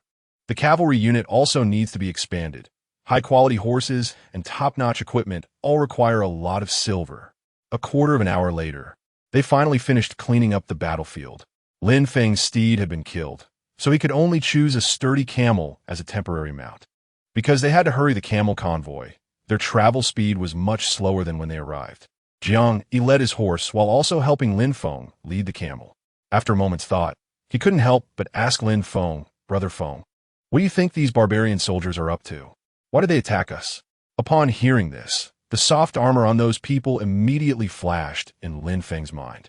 Judging from the level of protection of their soft armor, they should be scouts from the king-level elite of the Northman army. What? King-level elite? Upon hearing the term king-level elite, everyone couldn't help but gasp in shock. Such a small place as Yanguan had never seen king-level elites before. Chapter 72. False Negotiations? However, everyone present had experienced bloody battles, so they were only astonished for a moment. Wang Ming walked over with the horses and couldn't help but laugh. "Big brother, who would have thought that our little place, Yin Pass, has become quite the hot spot, even attracting the attention of elite forces? This must be due to the reputation gained by the Yin Pass garrison during the last city defense battle. War is about eliminating local living forces, and since a powerful force has appeared on the border, the enemy will naturally take notice." At this moment, Lin Feng's mind quickly flashed through the information he had read about various Northern Barbarians' troops, based on the materials and styles of their armor. These people should be the elite king-level Crazy Lion army under General Li Shuo of the Northern Barbarians. And the Blood Wolf army that previously attacked Yin Pass was also under this general's command. Is the Northern Expedition General very formidable? Jiang Yi asked curiously. After all, being able to command king-level elites, such a person must be very strong. If I remember correctly, Li Shuo should be a master-level powerhouse, known as the Pillar of the Northern Barbarians. He not only commands king-level elites, but also has emperor-level elites under him. Heavens, a master-level powerhouse? That's someone several times more formidable than the Northern Defense General. In the Great Zhou Army, that would be an extremely rare existence. Being targeted by such a person, I really don't know if it's a blessing or a curse.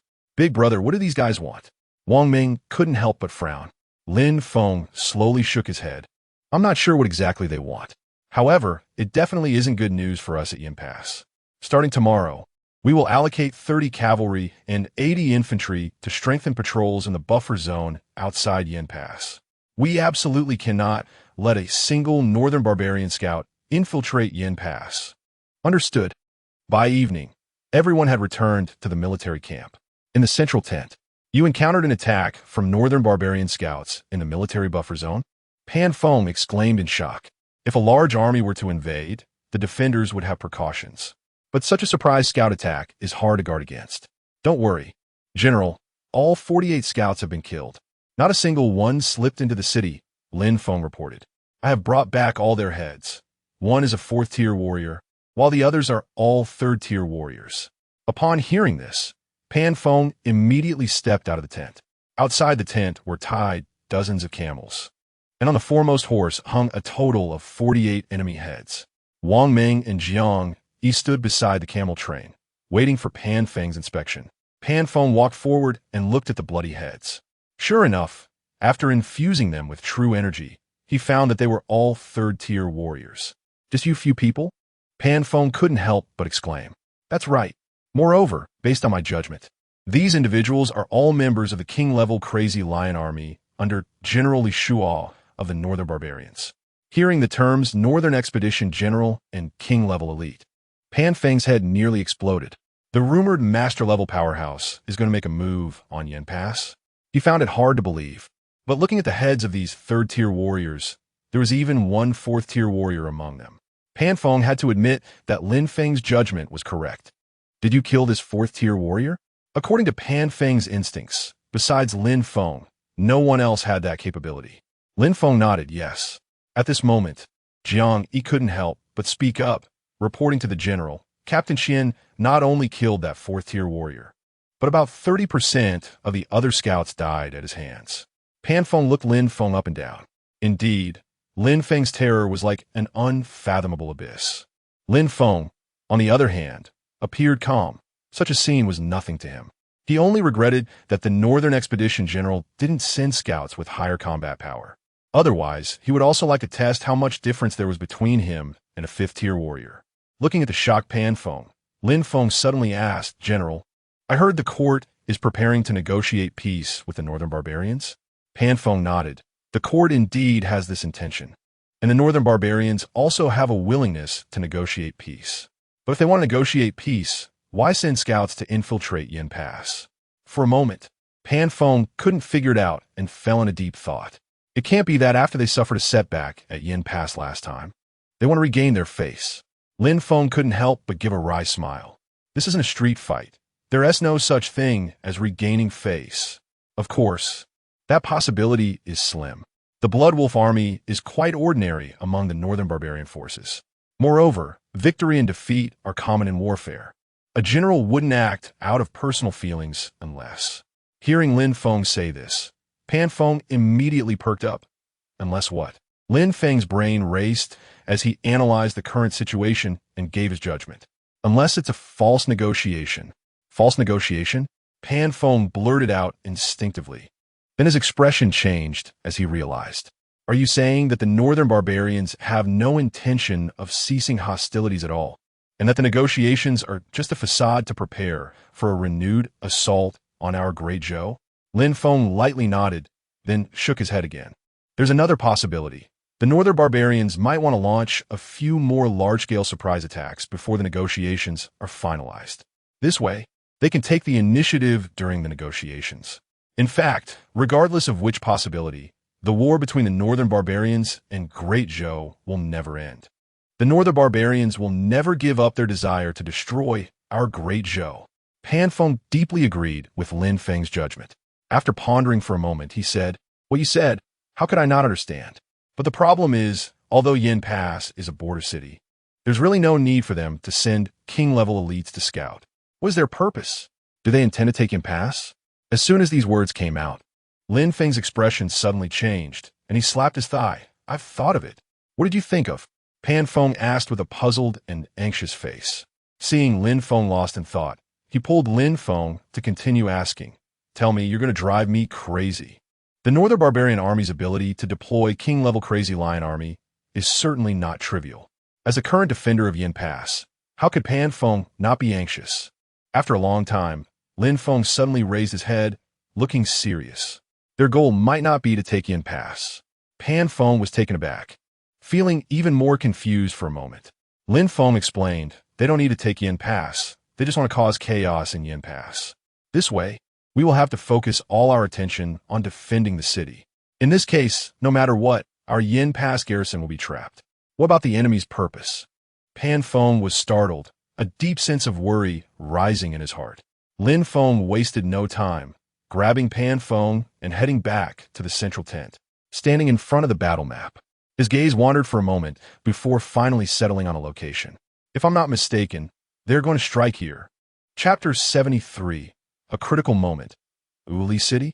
Impossible. Uli City is the most fortified stronghold in the northern border, with over 10,000 troops stationed inside and outside. General Yin Nantian commands a large army. It would be easier to harass the Northern Barbarians. Upon hearing this, Lin Feng shook his head slightly. There is nothing that is absolutely impossible. It is precisely because everyone thinks this way that the unexpected places often become the targets. What makes you think so? Pan Feng turned to look at Lin Feng. After all, even if there is such a possibility, it must be based on evidence. Mere speculation is not enough to justify a military judgment. Lin Feng pointed in the direction of Uli City. General, look. Although Uli City is as solid as a fortress and heavily guarded, the eastern side is a wasteland, and the only reinforcements available are from Liaohai City. Thousands of miles away, with the only support coming from the western side, Yin Pass. While the Northern Defense Army is indeed outside the city, their forces are too scattered. A surprise attack on the Northern Barbarians might work, but they may not be able to hold up against a counterattack. Suddenly, Lin Feng thought of something and quickly asked, "Who is the commander of Uli City?" "General Wu Wei. An 8th rank warrior, Hexin. Hexin? Lin Feng was taken aback. Which Hexin? The one whose younger brother was killed by General Yin Nantian? Years ago, Hexin's brother worked under General Yin Nantian. Due to unfavorable military operations that delayed the army's plans, he was executed by Yin Nantian's military law as a warning to others. This incident caused quite a stir in the military and became a typical example of General Yan's strict discipline over the years. It was this person, years ago, his brother, Hefeng, made a mistake while drunk and was ambushed by the northern barbarians. General Yin was furious and executed him in front of everyone. However, Pan Feng appeared unfazed. You need not worry too much. I believe that even if Hexin has grievances, he would never betray the Great Zhou. The Northern Defense Army is invincible, and the Ministry of War has even reinforced his troops. The Northern Defense Army now has over 20,000 men. Who would dare to act against the public interest for personal reasons? Hearing this, Lin Feng candidly replied, I am not worried that Hexin will lead a rebellion or collude with the Northern Barbarians. What I am concerned about is that if the Northern Barbarian Army attacks the Northern Defense Army and Uli City remains indifferent, the Northern Defense Army will have no way out and no escape route, which would make them like fish in a barrel. If the Northern Defense Army is defeated and scattered, then Uli City will definitely not hold. Once Uli City is taken, the gateway to the northeast of the Great Zhou will be wide open, allowing the Northern Barbarians to march southward and seize half of the Great Zhou's territory. Upon hearing this, Pan Feng felt a chill run down his back. Even if Uli City cannot be taken, if the Northern Defense Army is destroyed, besieging Uli City would mean that whatever the Northern Barbarians want, the Great Zhou will have to give it. At that point, the Great Zhou would be no different from drinking poison to quench thirst. Pan Feng's face turned pale, but he still argued. Impossible. With just the strength of the Crazy Lion Army, it cannot accomplish this. Lin Feng disagreed and said solemnly, Don't forget, the one orchestrating this is the Northern Barbarians' pillar, General Li Shuo of the Northern Expedition. His subordinates are not just the elite Crazy Lion Army. At this point, even if Pan Feng were slow to react, he understood. What should we do now? After all, if the lips are gone, the teeth are cold. If Uli City is really breached, even if the Yin Pass defenders are brave, it would be nothing but a drop in the bucket. The immediate plan is to send someone on horseback to the Northern Defense General Station to let him gather his forces and communicate with the Uli City commander, Hexin, ensuring mutual support and not acting impulsively. As for our Yin Pass, I have arranged patrols to inspect daily and prevent any Northern Barbarian forces from entering the city. As long as we maintain order at Yin Pass, even if the Northern Barbarian Army mobilizes, we can strike back and relieve the Northern Defense General from his predicament. Good. Lin Feng, we are fortunate to have you at Yin Pass. Lin Feng smiled lightly and humbly replied, If not for General Pan's appreciation and the Northern Defense General support, how could I, Lin Feng, be the current Centurion? I think I should personally lead the team to inform the Northern Defense General. Upon hearing this, Pan Feng quickly rejected the idea. After this time together, Pan Feng had already realized that the current Yin Pass has Lin Feng as its backbone. He is the current defender of Yin Pass, but in the soldiers' hearts, there is only one leader, and that is Centurion Lin Feng. Absolutely not. Our Yin Pass can do without me as the defender, but cannot do without you, Lin Feng. However, Lin Feng insisted, General, today's Yin Pass defenders have already undergone a transformation.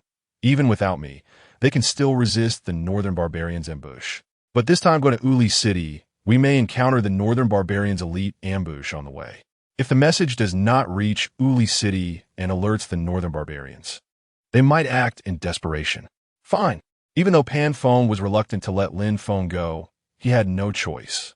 As the defender of Yin Pass, he could not leave without orders from the court or the Ministry of War. Thus, this heavy responsibility had to fall on Lin Feng's shoulders. Lin Feng took Wang Meng with him and selected 12 skilled riders from the cavalry. First, he returned home to give his wife, He Kaiwei, some instructions, then returned to the military camp to arrange matters. After that, the 13 riders hastened towards the Northern Defense Army station outside Uli City. Wang Meng, who was accompanying him, asked in confusion, Brother, has it really come to this? Do you really need to go in person? A critical moment. All his deductions were based on the existing information. He did not understand the specific situation of the Northern Defense Army and Uli City. Perhaps the situation was even worse. Moreover, even when he reached the Northern Defense Army, he would have to figure out how to persuade General Yin Nantian. General Yin Nantian appreciated Lin Feng, but this matter was too serious, and he would surely find ways to send someone to verify the truth. This would waste a lot of time. If, unfortunately, Lin Feng's concerns were correct, the Northern Barbarian Army might already be on the move. Even a delay of a minute or a second could change the entire situation. In short, the sooner the news reaches the Northern Defense Army, the better. Lin Feng did not dare to waste a moment on the way. Originally, the journey to Uli City would take 2 days and 1 night. At this speed, they would probably arrive in just 1 day and 1 night. From the afternoon until midnight, Lin Feng had covered a third of the distance, and both the horses and men were exhausted. Seeing this, Lin Feng immediately pulled on the reins and ordered, "Dismount and rest for a stick of incense's time." Upon hearing this, everyone quickly dismounted to rest, replenishing their water and food. Just as they had taken a few bites of dry rations, they heard a rustling sound around them. Lin Feng immediately put away the rations and tightly gripped the hilt of his sword. Chapter 74. Enemy Attack.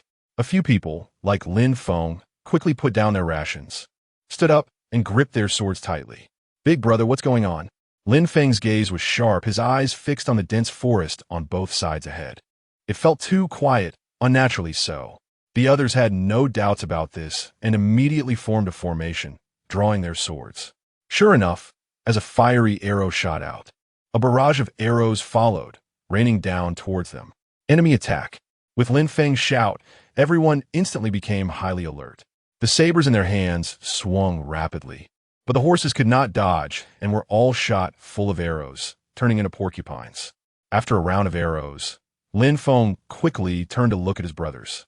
Fortunately, they were all third-tier martial artists and had trained during this time, so they managed to cope with the situation without anyone getting injured. However, seeing the fallen horses still crying out in pain made Lin Feng's heart ache. If it weren't for the need to hurry, he wouldn't have allowed his brothers to remove the armor from the horses. Those were horses bought with real gold and silver, nurtured for such a long time. Even more frustrating was that without these horses, they would have to walk the remaining distance to Wuli City, which would delay them significantly. At that moment, flames erupted from the forest, and more than 30 ambushers dressed in Northern Barbarian clothing emerged. The leader, a tall man wielding a mixed iron rod, exuded the presence of a 5th-tier martial artist. "The master said someone might go to Wuli City to report, so we lay in ambush here. I didn't expect them to arrive so quickly." His gaze fell on the group, then fixed on Lin Feng. "4th-tier martial artist? You're the guards of Yin Pass." The leader analyzed from their attire. Lin Feng took a step forward.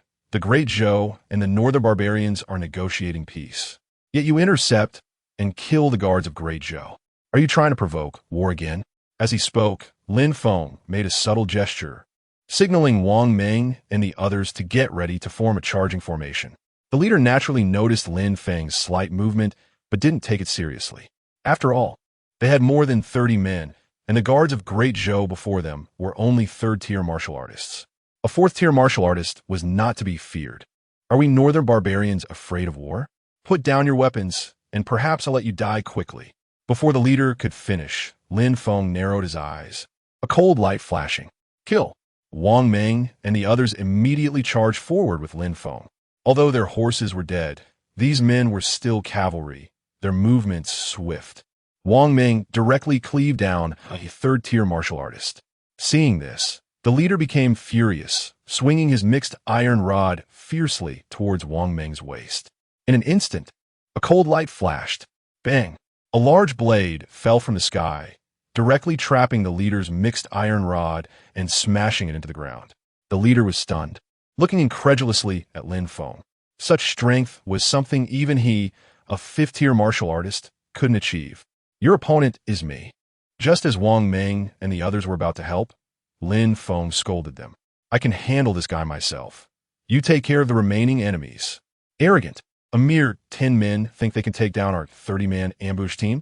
This kid must be either crazy or extremely arrogant. Seeking death. The leader suddenly pulled out his iron rod, sparks flying. He then unleashed a flurry of strikes at Lin Feng. The force was so fierce and the true energy so strong that Lin Feng was forced back dozens of steps. Indeed, a fifth-tier martial artist was quite powerful. However, Lin Feng remained calm, secretly delighted. Not for any other reason, but because he realized through their exchange that although he was a fourth-tier martial artist, he could still contend with a fifth-tier expert from the Northern Barbarians. He might even be able to defeat him. Kid, your strength is impressive. You actually managed to take my consecutive blows. You are a talent. How about joining us, Northern Barbarians? If you're willing to serve us, I can give you gold. Beautiful women, luxurious mansions, whatever you want. Lin Feng sheathed his sword, looking at him as if he were an idiot. Oh really? Do you mean what you say? The leader burst into wild laughter. I am Yi Chong, captain of the Northern Barbarian Crazy Lion Army, so of course I mean what I say.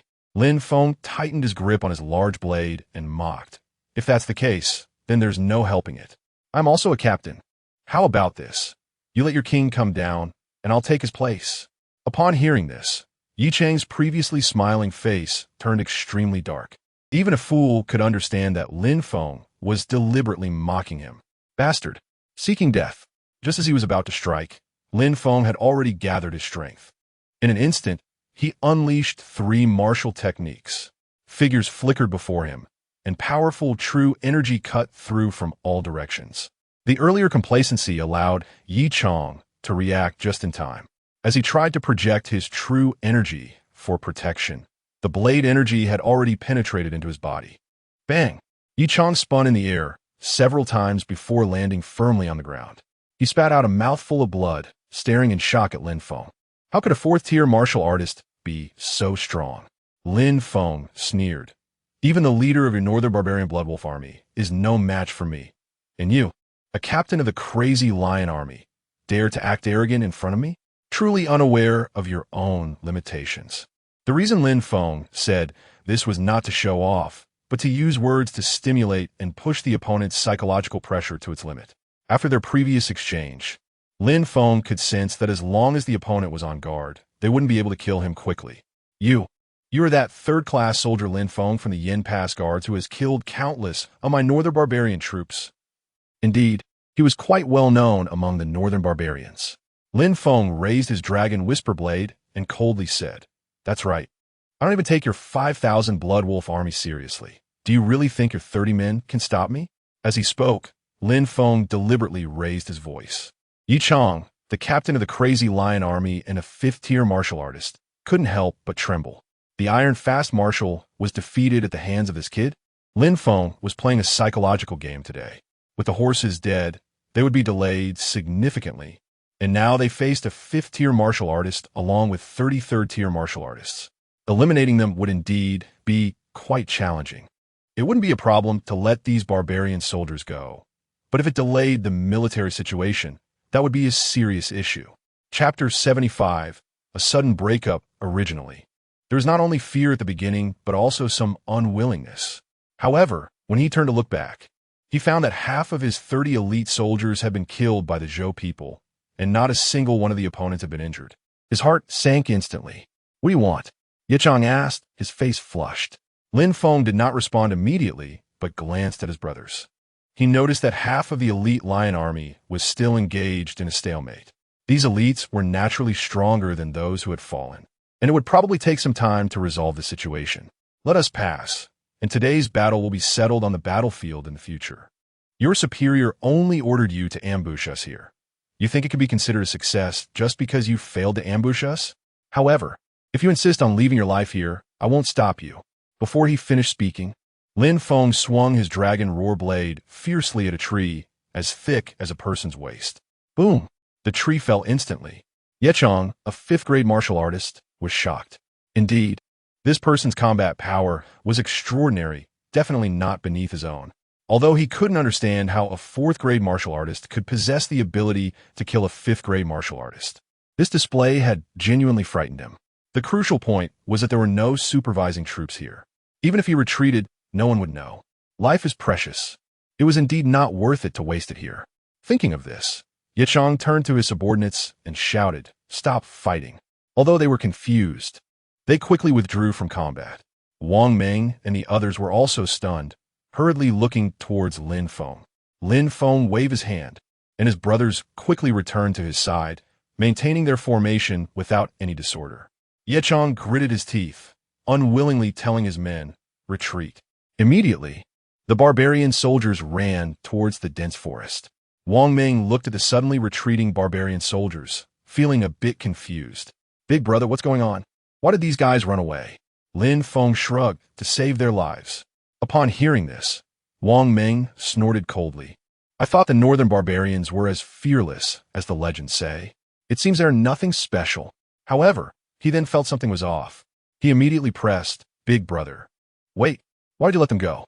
In another hour or two, we could have wiped out these barbarian soldiers." Lin Feng rolled his eyes. "Why don't you go chase them? We'll wait for you here." This remark left Wang Meng speechless for a while. "Our horses are out of commission. It will take us at least another day to reach Uli City. Since there are ambush troops here, it confirms my suspicion that the northern barbarians are indeed planning to attack Uli City. How much time do you think we can afford to waste here?" The brothers exchanged glances. Although they were somewhat reluctant, Lin Feng was absolutely right. Lin Feng sheathed his dragon roar blade, and the other brothers also put away their weapons. He looked at the group and immediately ordered, "Run forward quickly, and we must reach the northern army's camp by dawn the day after tomorrow." After the order was given, Wang Meng and the others immediately started running, not daring to slack off in the slightest. Lin Feng led the way, running while saying, "Keep an eye on your surroundings in case there are other ambushers." The others nodded. After this period of training, the soldiers' physical condition had undergone a tremendous change.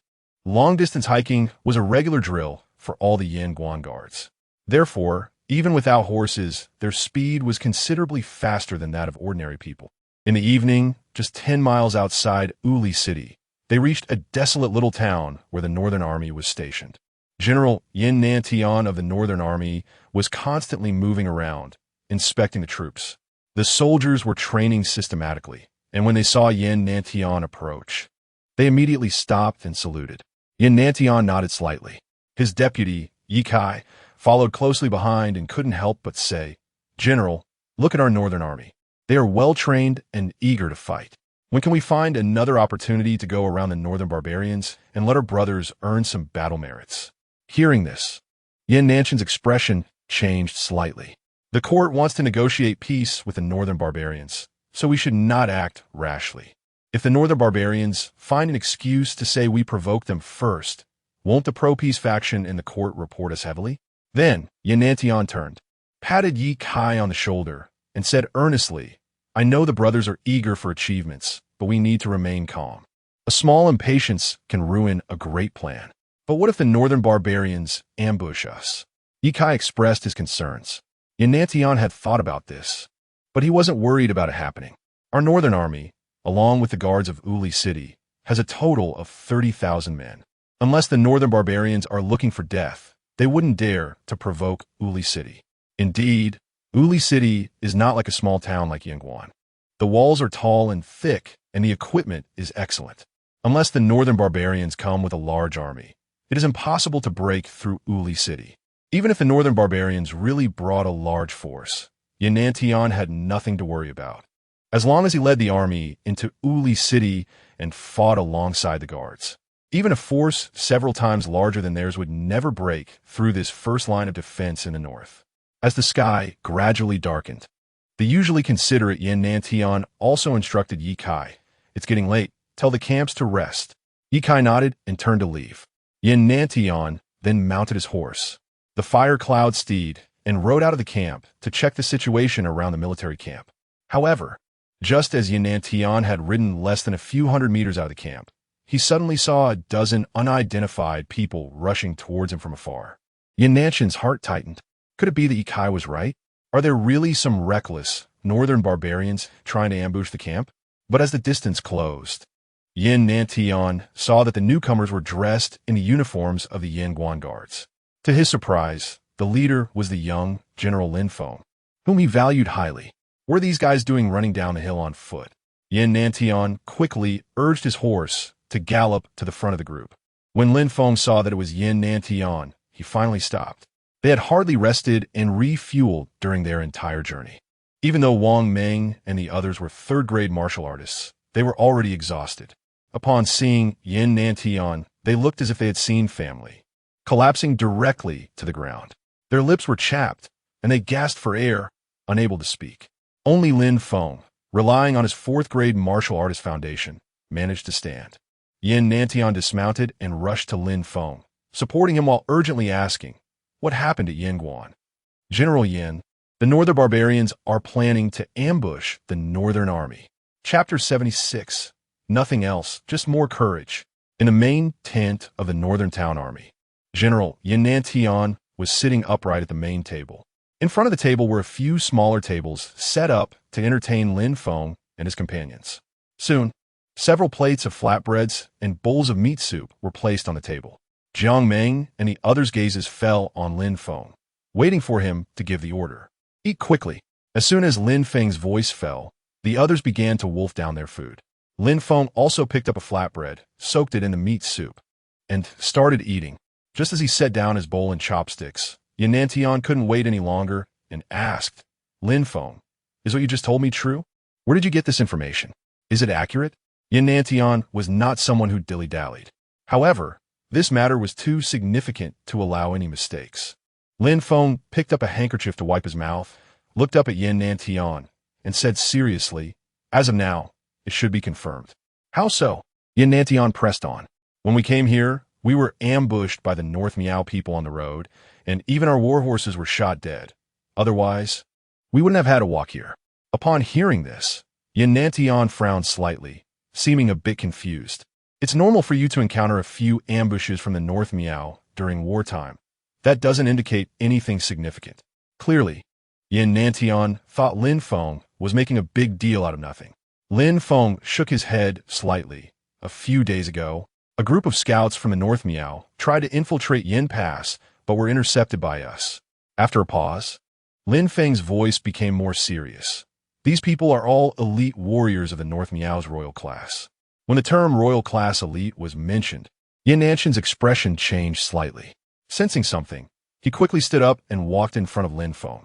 Lin Feng also immediately stood up and continued, "General, logically speaking, given Yin Pass's troop strength and its strategic importance, the North Miao shouldn't need to deploy royal-class elites. I suspect their target isn't us. If not Yin Pass, then where is it?" As Yin Nantian pondered this question, his expression grew increasingly grim. Then he waved his hand and quickly summoned his subordinates to clear the dining table and bring over the sand table for strategizing. Following what Pan Feng had said, Lin Feng casually picked up a stick from the strategizing table and indicated the positions of Yin Pass and Wuli City. "You see, near Wuli City, apart from Dongliao City, which is 1,000 miles away, there's only Yin Pass as a support point. If the North Miao keeps Yin Pass preoccupied, once something happens at Wuli City, it will become an isolated fortress." After hearing these words, Yin Nantian was also taken aback, looking troubled. If Lin Feng's analysis was correct, then the Northern Town Army situation was indeed precarious. "General, aren't the Northern Town Army's forces quite dispersed right now?" Yin Nantian nodded slightly, then pointed to several locations on the sand table with the stick in his hand. "The most troops are stationed downhill, with 8,000 men. Xinjie and Guizhuang each have 4,000. The vanguard is at the military buffer zone by the Heishui River with 2,000 troops. And there are 1,000 each stationed at the left and right flanks in Fengshan and Zhaozhuang." Upon hearing this troop deployment, Lin Feng felt like his head was about to explode. The front line was stretched too long. If they were surrounded, supplies and provisions could not be delivered. If it came to that, the North Miao could completely pick them off one by one. "General, with so many outposts and such a long front line, this is a major military taboo." Lin Feng's voice was urgent, his eyes filled with concern. Yin Nantian looked helpless as he pressed a large hand on the sand table, explaining, "It was my misjudgment. I thought that with the two countries negotiating peace, the North Miao wouldn't take any military action, so I scattered the troops across various outposts. If negotiations fail, we would immediately mobilize the stationed troops to launch surprise attacks against the North Miao and seize territory. This way, we wouldn't have to worry about the front line and supply issues." If things had gone according to Yin Nanshan's plan, it would indeed have been a risky move, but also a clever one. However, the problem was that the North Miao had ulterior motives. They had never truly intended to negotiate peace. At this moment, Yin Nantian hurriedly shouted to the personal guards at the front of the tent, "Go. Find Yi Kai for me." Yes. Seeing the northern town general so furious, the personal guards didn't dare to be slack, quickly running out. In less than half a tea's time, Yi Kai rushed in, breathless. "General, what do you need?" Yi Kai lifted the military tent and immediately saw Lin Feng standing across from Yin Nantian. He approached with a smile and playfully punched Lin Feng. "Kid, why aren't you in Yin Pass doing your job as a 1,000-man commander? What are you doing here?" However, the next moment, Yi Kai's expression froze. He realized that although it was a reunion of old friends, everyone's face was tense and serious. He couldn't help but ask what happened. Yin Nantian didn't have time to explain to Yi Kai and quickly ordered, "Yi Kai, immediately dispatch messengers to all military outposts and recall all troops back downhill without fail." Just from the expression on Yin Nanshan's face, Yi Kai could tell how urgent and serious the situation was. He quickly cupped his hands, took the messenger flag from Yin Nantian, and immediately turned to exit the military tent, gathering the messengers to set off at once. Yin Nantian strode to the front of the tent and saw Yi Kai leading the messengers swiftly leaving the camp, feeling a bit more at ease. Hopefully, nothing will go wrong. Lin Feng stepped forward and, after hesitating for a long time, finally asked the question that was on his mind. "General, if the Northern Town Army is ambushed by the North Miao, can we safely and quickly retreat into Woolly City?" Yin Nantian turned around, his brows already furrowed into a knot. Seeing the tension on Yin Nanshan's face, Lin Feng understood that his concerns were not unfounded. "Yi Sun." After a long pause, Yin Nantian slowly uttered these two words. Because of the previous incident where Yin Nantian killed Yi Sun's brother, the two had always been at odds. According to court regulations, part of the supplies for the station troops was to be provided by the local area. Previously, when Yin Nantian asked Yi Sun for supplies, Yi Sun had refused, claiming that the supplies for the defending troops were insufficient. If war truly broke out, it was not impossible for Yi Sun to ignore the Northern Town Army and close the city gates. This was always a hidden danger. "Lin Feng, do you have enough guts?" Suddenly, Yin Nantian fixed his gaze on Lin Feng, asking seriously. Lin Feng shrugged and smiled. "General, if you're looking for gold, silver, and jewels, I can't provide them, but I have plenty of courage. As for Yi Sun of Woolly City, I have a grudge against him for killing his brother. In this critical moment, if you go to see him with me, it will be a matter of life and death." Yin Nantian said solemnly. "Isn't that what soldiers do? Always hanging their lives on the line?" Lin Feng smiled faintly, appearing unconcerned. "Besides, with General Yin here, what do I have to fear? Even if I die in battle alongside you, it would be an honor for me." Lin Feng. Upon hearing this, Yin Nantian laughed heartily. "Good lad. You really know how to lift people's spirits. Tonight, you and I will break into Woolly City." Chapter 77. Need more money. The downhill camp was not far from Woolly City, and Yin Nantian and Lin Feng quickly arrived at the foot of the city. Yin Nantian drove his horse to the city gate and shouted to the soldiers on the city tower, "I am General Yin Nantian of the Northern Town. Quickly open the city gate. I want to see your commander, He Xin." As his voice reached the city tower, several torches were lit, and the soldiers below looked up. After confirming that the visitor was indeed Yin Nantian, a soldier shouted hoarsely, "General Yin, it is already curfew today. Without the command of the commander, no one is allowed to enter the city." "Nonsense." Yin Nantian couldn't help but curse angrily. The northern barbarians hadn't even attacked yet, and the dignified general of the northern town couldn't enter the city at night. What if the northern barbarians launched a surprise attack? Thinking of this, Yin Nantian felt a chill run down his spine. Lin Feng urged his horse forward and shouted, "Brothers on the city tower, General Yin has urgent matters to discuss with Commander He. Please report it. We will wait here." The soldier on the tower thought for a moment, seemingly afraid of delaying military affairs, then shouted back, "Please wait a moment, General Yin. I will report it right away." The soldier then took a torch and walked down the tower, heading towards the commander's residence. "They really don't know their place, even daring to block me," Yin Nantian said with a face full of resentment. If someone in the Northern Town Army had dared to speak to him like that, he would have slapped them across the face long ago. When under a roof, one must bow their head. General Yin, you can't fly over the city wall. Can you? Lin Feng teased. Yin Nantian smiled bitterly and glanced at Lin Feng beside him. Although the words were not pleasant, they contained some truth. General, have you noticed anything from that soldier's attitude? Lin Feng rode up beside Yin Nantian and asked softly. Yin Nantian pondered for a moment and shook his head slightly. Aside from arrogance, I really can't see anything else. Logically speaking, as the general of the northern town, whether it was at Yin Pass, Uli City, or any border city in the north, they were all under your jurisdiction. But a mere soldier in Uli City didn't take you seriously, which can only mean that Uli City is united and resolute. Upon hearing this, a layer of goosebumps rose on Yin Nanshan's body. This meant that if war broke out, the Northern Town Army would want to retreat into Uli City. As long as Commander He Xian did not agree, the Northern Town Army would have no chance of entering the city. After that, Yin Nantian fell silent, only coldly staring at Uli City. He did not believe that He Xian would dare to commit such a heinous act, abandoning the entire Northern Town Army to die. In Uli City, the commander's residence was brightly lit with music and dance. The luxurious scene was something that even the other commander, Pan Feng, could hardly imagine. Commander He Xian was drinking with a young man dressed in luxurious furs. In the living room, 6 beautiful women in exotic clothing were dancing gracefully. He Xian raised his glass with a smile and said, Prince Harry, I toast to you. The young man slightly nodded, looking proud, and lightly clinked glasses with He Xian, downing the drink in one go. Then, the young man looked at He Xian with a sly gaze and asked with a smile, Commander, how have you considered the matter we discussed? He Xian paused for a moment, then clapped his hands, and all the dancers stopped. Everyone, please leave.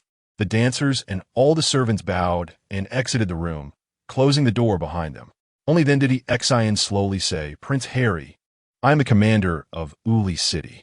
You want me to collaborate with you to eliminate the Northern Town Army and take Uli City? That would be a serious crime of treason. Prince Harry sneered, showing no surprise at He Xian's response. Commander He, you have been exchanging intelligence with us northern barbarians for years and trading tea, horses, salt, and iron without hesitation. Isn't that already treason? Upon hearing this, He Xian's expression suddenly changed, and he slammed the table. Are you threatening me? Seeing that He Xian was genuinely angry, Prince Harry quickly said, Commander He, we have known each other for many years, and you and my father, the left wise king, have been close friends for a long time. How could I threaten you? The left and right wise kings are the 2 highest-ranking princes in the barbarian kingdom aside from the barbarian king, with formidable combat power, each being one below 10,000 in the barbarian kingdom. Thus, Prince Harry's status is self-evident. If he weren't currently serving under the general of the Northern Expedition, Li Shua, and was also the deputy commander of the Mad Lion Army, how could he deign to come to Uli City? You should know that the one leading the charge to take Uli City this time is the Northern Barbarian Pillar, General Li Shua, a master of martial arts. With an army of 60,000 Northern barbarians, not lacking elite warriors, do you think we can't take Uli City without your assistance? Master of martial arts, Northern Barbarian Pillar, General Li Shua. Every word shocked He Xian's nerves. Prince Harry gently patted He Xian's shoulder, continuing to apply pressure. Yin Nantian killed your younger brother. Don't you want to take this opportunity to avenge him? He Xian's eyes flickered slightly as he fell into contemplation. Avenge my younger brother?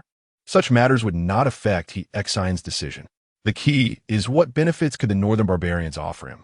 Prince Harry, I am now the commander of Uli City, a general of the martial guard, an 8th-grade martial artist, holding a 5th-grade official position, and His Majesty treats me well. As he said this, He Xian downed his drink and smiled at his companion. Sure enough, this old man was waiting for benefits. Uli City is too important for the Northern Barbarians, so any price is worth it. Thinking of this, Prince Harry smiled and said, 100,000 gold. He Xian could hardly believe his ears. With his 5th-grade martial general salary, even living 100 years would not accumulate so much gold. But soon, He Xian regained his composure. What else? He Xian also needed to ensure that after his betrayal, the northern barbarians could grant him corresponding status and protection. Otherwise, gold is of no use if one has their life at stake. As long as, General, he is willing to serve us, northern barbarians. Uli City will still belong to you in the future, and my father SA generals are still missing one. If, General, he is willing, you can take over, and your status will be no less than that of your 4 town generals. After speaking, Prince Harry directly took out a handwritten letter from his father. The left wise king from his sleeve. The conditions had already been clearly stated in the letter. As the XIN read the letter carefully, his eyes flickered with greed. It should be noted that he XIN had always been suppressed by General Yin Nantian and had no solid connections in the court. Being a martial guard general was already his peak. Unlike the Great Zhou, the generals in the northern barbarians and the various kings in the royal court all have their own fiefs. If he were to submit to the northern barbarians and hold Uli City, he would become the local emperor here. This is 100 or 1,000 times better than serving the Great Zhou. After much contemplation, he XIN handed over a jade pendant he carried as a token to Prince Harry. Prince Harry, this item is my family heirloom. Please take it back to the left wise king and tell him that he am willing to serve the northern barbarians. Just then, a sudden urgent knocking sound came from outside the door. General, Yanantian is calling at the city gate. Should we let him in? Chapter 78. The cup shattered as a signal Hushin felt a wave of anxiety upon hearing the words. Could it be that Yanantian had sensed something? Hushin took a few steps forward, opened the door, and coldly asked, how many people did he bring? Only 1 deputy, a total of 2. Hearing this news, Hushin's face was filled with astonishment. Was Yanantian's courage really that great? He killed his own brother and dared to barge into Uli City with just 1 follower? Was he really so careless of his own safety? All right, bring him to the mansion. Furthermore, immediately arrange for 100 skilled axe and knife men to ambush in various places within the mansion. The shattering of a cup will be the signal. As soon as you hear the sound of the cup breaking, you must rush out and not let the 2 escape. Understood. Watching his trusted aide leave, Hushin turned to Prince Harry. Prince Harry, today I will make a great contribution to the northern barbarians. Consider it my declaration of allegiance to the northern barbarians. Upon hearing this, Prince Harry laughed heartily, looking at Hushin with satisfaction. Good. Then I will assist you here, General, to eliminate this thorn in the side of the northern barbarians. Outside the city, Yanantian and Lin Feng were becoming increasingly impatient. What was going on with this Hushin? Did he really expect the general to beg him to open the door? Lin Feng pondered for a moment and shook his head slightly. General, I'm afraid something has changed. If Hushin truly harbors ill intentions, we could be in big trouble entering the city. To this, Yanantian scoffed dismissively and coldly replied, what is there to fear? I am a dignified 9th-tier warrior, about to step into the realm of a master, capable of taking the head of a general amidst 10,000 troops. If Hushin truly has rebellious thoughts, I will personally slay him. Lin Feng sighed and spoke frankly, you indeed have the ability to take the head of a general among 10,000 troops, but even if you are a master, can you really kill 10,000 people in one go? Don't forget, there are actually tens of thousands of people in Uli City. For a moment, Yanantian was left speechless by Lin Feng's words. After a while, he angrily retorted, you brat, always talking about gloomy things. If it were someone else, I would have dealt with him long ago. Just as the 2 were venting their frustrations, the sound of the main gate opening caught their attention. The city gate was pushed open, and the heavy gate was raised. Then a group of people emerged from the city gate, holding torches illuminating the area. A guard quickly walked up to the 2 and smiled, saying, General Yin, sorry to keep you waiting. General Hushin invites you to his mansion to discuss matters. Yin Nantian snorted coldly. Your General Hushin really has a big attitude. After saying this, Yin Nantian shook the reins and galloped towards Hushin's guard mansion, with Lin Feng following closely behind. As they passed through the city, Lin Feng deliberately glanced around his surroundings. Fortunately, there was no sign of troop movement along the way, and his heart, which had been hanging in suspense, relaxed considerably. Upon arriving at the guard mansion, the 2 dismounted together. Yin Nantian headed straight for the mansion. At that moment, Lin Feng's heart tightened. The surrounding environment made him feel anxious. It was too unusual. There wasn't a single patrol soldier in the entire guard mansion. Out of the corner of his eye, he caught a glimpse of several armored figures moving at the end of the corridor. This was bad. This old man Hushin truly harbors ill intentions. He has arranged for axe and knife men within the mansion. This is clearly directed at the Northern General. Just as Lin Feng wanted to inform Yin Nantian of what he saw, Yin Nantian had already quickly stepped into the hall. Lin Feng had no choice but to follow closely behind, gripping the dragon-esque cry blade at his waist tightly. It seemed that today's battle was inevitable. Ha ha ha. General Yin. Long time no see. Hope all is well. Hushin greeted with a beaming smile, clasping his hands together as he approached, followed by Prince Harry, who had changed into the attire of the Great Zhou. Yin Nantian glanced at Hushin and directly sat down in a chair in the hall. He coldly stared at Hushin and angrily scolded, "Hushin, you truly know how to command troops. Your men knew I was coming, yet they still closed the city gates. It seems the highest authority in the Northern Territory is not me, Yin Nantian, but you, Hushin." Hushin's smile stiffened, and he secretly swore inwardly, then quickly regained his composure, saying with a smile, "General Yin, the curfew was your command. Why must you be so furious? Come, let me toast you with a drink to express my apologies." After saying this, Hushin downed the wine in his cup. After putting down the cup, he offered another cup of wine to Yin Nantian. Yin Nantian took the wine cup but did not drink, instead placing it down. Seeing this, Lin Feng let out a quiet sigh of relief. Thankfully, Yin Nantian did not completely let down his guard. "I'm not here to drink with you today," Yin Nantian said coldly. Hushin's face darkened, gripping his wine cup tightly, ready to shatter it at any moment. "The Northern Barbarians' army is about to attack Woolly City. I want you to open the city gates starting tomorrow and coordinate with my Northern army. After the army returns, we will jointly resist the Northern Barbarians' forces." Upon hearing this, Prince Harry's expression changed instantly. How did Yin Nantian know that the Northern Barbarians were planning a sneak attack? Who leaked this information? Hushin was also taken aback, but quickly calmed down, smiling as he replied, "General, are you too worried? The Northern Barbarians are not fools. Our Woolly City is as solid as a fortress. If they attack us, wouldn't they be seeking death?" Yin Nantian's expression darkened as he turned his head, looking at Hushin with suspicion before erupting in anger. "Hushin, are you deaf? Or can't you hear the order from this general? Do you intend to defy military orders?" At this, Prince Harry, standing behind, coldly laughed. "General Hushin is the highest commander of Woolly City.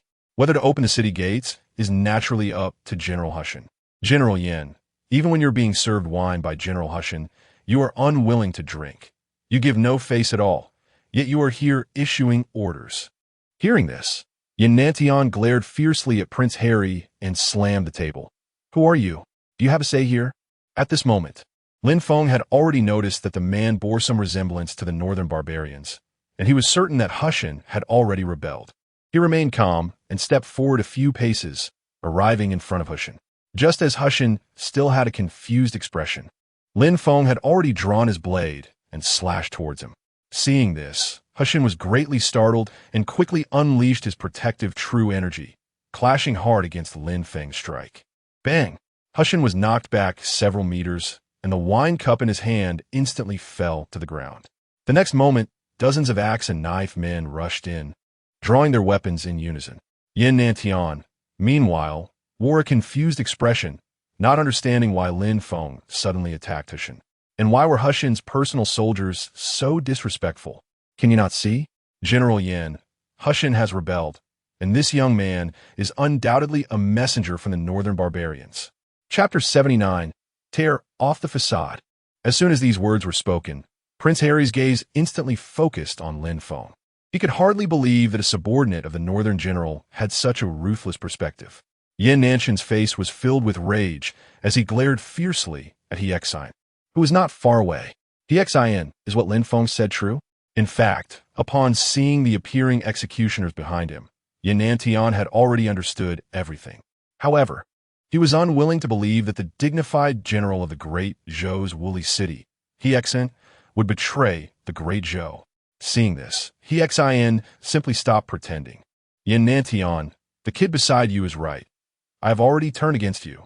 He stepped forward and coldly said, "I am now the general of the northern barbarians." A good bird chooses its tree to perch on. The great Zhou's court is filled with factions, and the civil and military officials in the capital only know how to pursue fame and profit. Who cares about the lives of us border city generals? If you are smart, surrender now, and I will speak a few good words for you in front of the barbarian king, and even reward you with a— Shut up. Yin Nantian roared hoarsely, his eyes wide with anger, gritting his teeth. I was truly blind to bring troops to guard Woolly City, to join hands with a treacherous scoundrel like you to resist the northern barbarians. Hearing this, Xian let out a cold laugh. Yin Nantian, have you forgotten that it was you who personally killed my brother? Do you think I would forget this? You are lucky to be alive today. Today, I will kill you in my mansion, avenge my brother, and achieve merit for the northern barbarians. Meanwhile, Prince Harry quietly moved behind a pillar, slowly lifting his sleeve.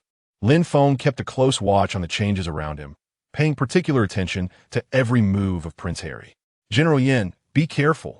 Just as Prince Harry activated the mechanism in his sleeve, Lin Feng shouted towards Yin Nantian. Whoosh!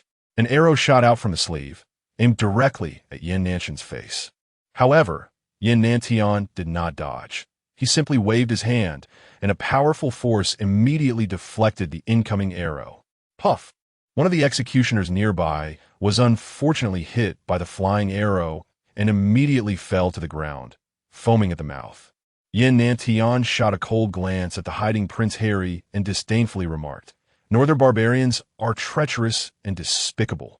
Prince Harry, however, disregarded Yin Nantian's insults and impatiently shouted at Xian, Xian, what are you waiting for?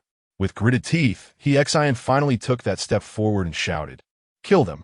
The executioners, receiving the order, immediately rushed forward.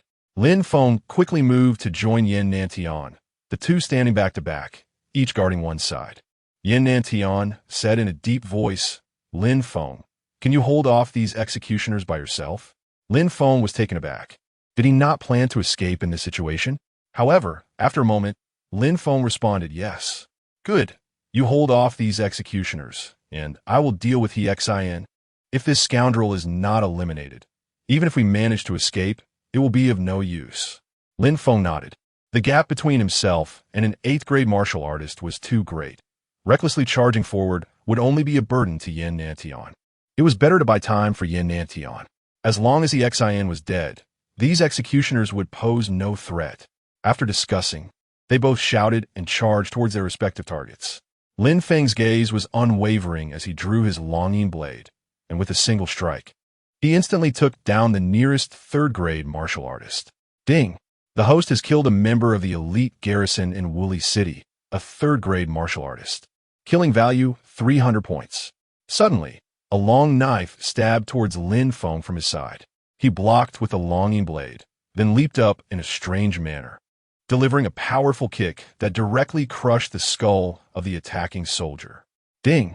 The host has killed a member of the elite garrison in Woolly City, a 3rd grade martial artist, killing value 300 points. Next, 2 3rd grade martial artists armed with spears charged at Lin Feng's chest. A flash of cold light passed, and the 2 spears broke into 2 pieces upon impact. Then, another flash of cold light appeared, and the 2 3rd grade martial artists who had just wielded spears had their heads chopped off halfway. Ding! The host has killed 2 members of the elite garrison in Woolly City, 3rd grade martial artists, killing value 600 points. In the next moment, Lin Feng, like a ghost, charged into the crowd. As if in a no-man's land, his longing blade danced up and down, and countless severed limbs and blood flew everywhere.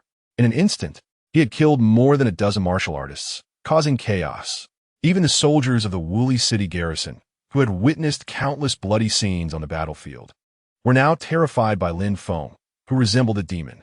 Some of them even lost the courage to hold their weapons. They gasped for breath, their eyes filled with fear and anxiety, unsure if they would be the next to be reaped by the Grim Reaper's scythe. Lin Feng, however, felt nothing but disdain. Compared to his brothers, the soldiers of Woolly City, though also 3rd grade martial artists, lacked fighting spirit. People like Wang Meng would continue to fight to the death, even when facing enemies of a much higher realm. without a hint of cowardice. These people were simply unworthy of being soldiers under his command. The group of soldiers continued to be slaughtered, retreating step by step, and within moments, they had retreated outside the general's mansion. Lin Feng turned to see Yin Nantian facing off against the general He Xin and the cunning northern barbarian alone. Although Yin Nantian had the upper hand, the northern barbarian occasionally released cold arrows, preventing Yin Nantian from easily taking He Xion's head. Just as Lin Feng felt anxious, a powerful aura suddenly surged from his side. Lin Feng instinctively raised his longing blade to block. Bang! Lin Feng felt a powerful force hit him, causing him to stagger back several steps. Turning to look, he saw a tall, heavy-set general of the Wuli City garrison, clad in heavy armor. From his appearance, he seemed to be a deputy general. Judging by his aura, he was a 5th-grade martial artist. "Kid, are you trying to chop my brother like a watermelon? That's not appropriate." The man thrust his giant axe into the ground, creating a crack in the ground. Lin Feng gathered his breath and prepared while saying, "Brother, you're the deputy general of the Wuli City garrison, right? Do you know that your general, He Xin, has already defected? By following him, you are no different from him, just as foolish. Do you want to become a sinner of the Great Zhou too?" The deputy general's expression slightly stiffened, clearly unaware of what had happened in the hall. Lin Feng continued, "It's not wrong to follow your superior's orders. But when the matter of home and country is before you, can't you think about it?" The deputy general's expression was conflicted, but the next moment he coldly threw out a sentence. "We are soldiers of General He Xin, and we follow the general's orders. If you want to persuade me, defeat me first. Stubborn." Chapter 80. Let me wake you up. However, Lin Feng also noticed that not all of the guards in Wuli City were blindly loyal. If he and his companion managed to capture He Xin today, many among them still had their hearts tied to the Great Zhou and were unwilling to become traitors. After all, even if He Xin amassed mountains of gold and silver, he wouldn't share a single coin with them. Rather than betraying their country and carrying the infamy for a lifetime, it was better to honestly serve as a soldier in Wuli City. "Kid, there's no point in talking. Let's fight. Let me see the strength of the Northern Town Army." The Wuli City Deputy General clearly regarded Lin Feng as a member of the Northern Town Army. However, Lin Feng didn't care much. He only understood one thing. He was a citizen of the Great Zhou and a defender of the nation. No matter what, today he must subdue the guards of Wuli City. Otherwise, if the Northern Town Army was ambushed and Wuli City was taken, the entire Great Zhou would fall into irretrievable ruin. "All right, then let me wake you up." Lin Feng swung his longing blade again, activating his martial skills. 3 streaks of cold light shot towards the Wuli City Deputy General Zhao Ta. The other party was taken aback. He had 4th-grade martial artists under him, but none of them could match this kind of technique. The crashing waves. Zhao Ta raised his giant axe high and suddenly unleashed a martial skill. Bang! The 2 powerful forces collided, and both sides were knocked back a few steps. 4th-grade martial artist? How could he have such combat power?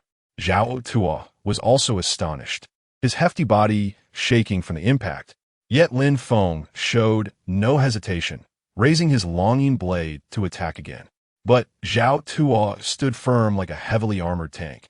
And no matter how Lin Feng attacked continuously, he couldn't break through the defense. Indeed, killing a 5th-grade martial artist was not so easy. Moreover, Zhao Ta was even stronger than the 5th-grade martial artist Lin Feng had encountered before. However, after several rounds of attacks, Lin Feng noticed a flaw in his opponent. This Wuli City Deputy General had indeed formed a good defense relying on his physical advantages, but in terms of stamina, he was far from Lin Feng's match. After a while of fighting, Zhao Tuo's movements clearly slowed down, and his breathing grew heavier. Realizing this, Lin Feng's heart surged with joy. He immediately began to mobilize his internal true qi, frantically operating the Lutian blade technique, making his movements faster and faster. The soldiers on both sides, fearing being caught in the crossfire, were dumbfounded. This kind of battle was unlike anything they had ever seen. The longing blade that Lin Feng wielded left trails of afterimages in the air.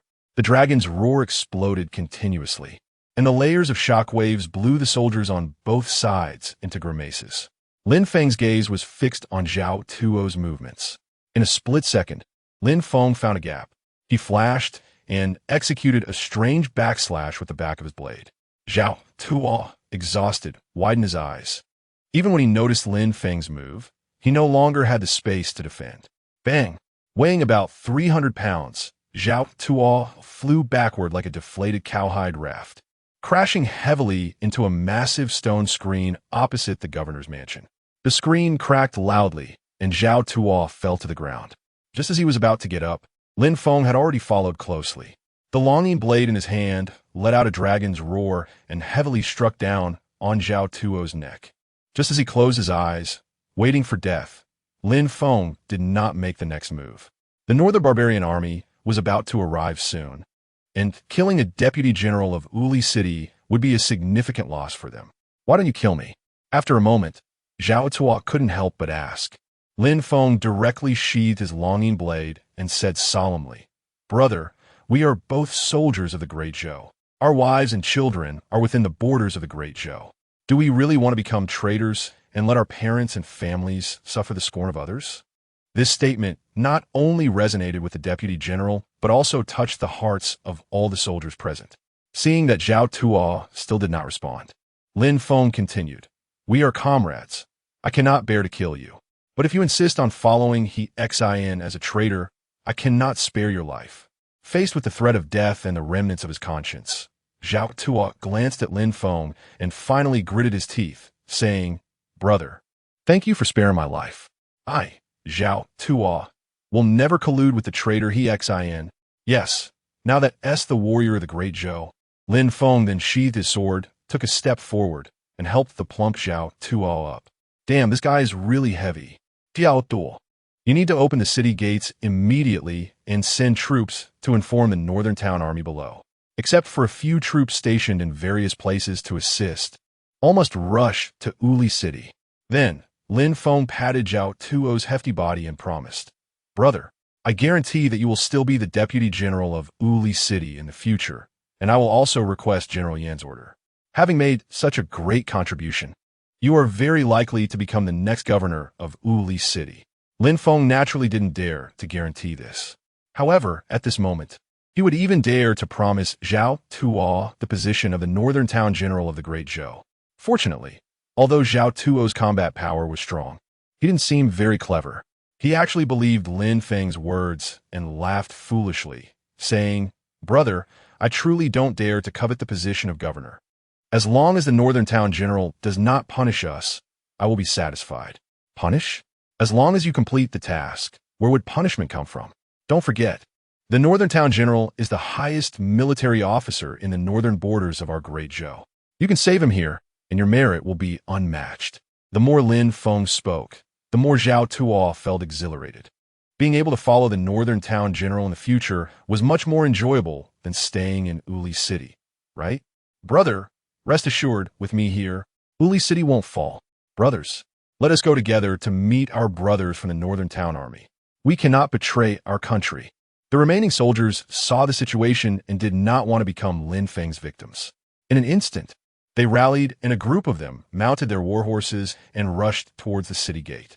Seeing Zhao Tuo leading the soldiers from the governor's mansion to retreat, Lin Feng finally breathed a sigh of relief. He quickly looked up at the governor's mansion. The entire hall was shaking violently from the collision of the true chi of the 8th grade and 9th grade martial artists, in a state of disrepair. The battle between the 8th grade and 9th grade martial artists was indeed earth-shattering. As for that northern barbarian youth, despite his young age, he had the aura of a 6th grade martial artist. Reaching the 6th grade martial artist level at such a young age could either mean he was a genius among the northern barbarian army or a member of a noble family. Lin Feng raised his longing blade and quickly approached. "Kid, today you will stay in Uli City." Chapter 81. Seizing the opportunity in the hall. The clash of swords and the release of true chi filled the air. In an instant, the long sword in Yin Nanshan's hand unleashed dozens of streams of true chi as he closed in on his opponent. Soon after, dozens of true chi strikes landed, forcing He Xin to kneel before him. Clang! He Xin blocked with his knife. Sparks flying. He Xin, you haven't wasted your time in Uli City. You've sharpened your blade to such a degree of dominance. You've taken hundreds of my strikes, and still haven't been defeated. I, Yin Nantian, have underestimated you. He Xan gritted his teeth, struggling to hold up his treasured knife, staring fiercely at Yin Nantian, who was pressing down on him. You killed my brother. I haven't wanted to kill you for a single day. So my knife has never been idle. As he spoke, he tilted his body, narrowly dodging a deadly blow, but a large chunk of flesh was sliced off his shoulder. At that moment, Prince Harry, who had been hiding nearby, seized the opportunity while Yin Nantian relaxed, throwing a demonic staff, an Earth-grade weapon, directly at Yin Nantian's lower back. However, such a trick would at most distract Yin Nantian and would not cause any real harm. Yin Nantian raised his hand and waved it, sending the staff flying back. With a bang, it pierced through a pillar, creating a large hole. If Prince Harry hadn't dodged in time, he would have likely been pierced through as well. As Harry felt anxious about whether to continue helping, he sensed a terrifying killing intent behind him. As he turned, a cold gleam flashed by. Before he could even summon true chi to protect himself, the cold light sliced through his chest, causing him to grunt in pain. When he reached to touch his chest, blood was already pouring out. Luckily, due to his timely reaction and the robust body of a 6th-grade warrior, he wasn't injured internally. However, when Harry focused and saw who had attacked him, he couldn't help but gasp in shock. It was the attendant beside Yin Nantian. Harry quickly turned to look outside the courtyard and saw several bodies lying in disarray. He shivered involuntarily. Did this guy really kill all the hundreds of Uli City guards? He distinctly remembered there was a general station outside. Could it be that he also fell victim to this person? For a moment, Harry felt extremely uneasy. Kid, who the hell are you? You've suppressed your aura. You're not a 4th-grade warrior? Lin Feng coldly smiled, speaking leisurely. I am indeed a 4th-grade warrior. But even your Northman Blood Wolf Army's commander, Tai Su, was injured by me. Do you think I can't handle a few small fries outside? This was another psychological tactic from Lin Feng. Regardless of who the opponent was, even if they were a warrior with a much higher realm, as long as their mental defenses were broken, their combat power would drop significantly. Harry's gaze towards Lin Feng instantly filled with fear.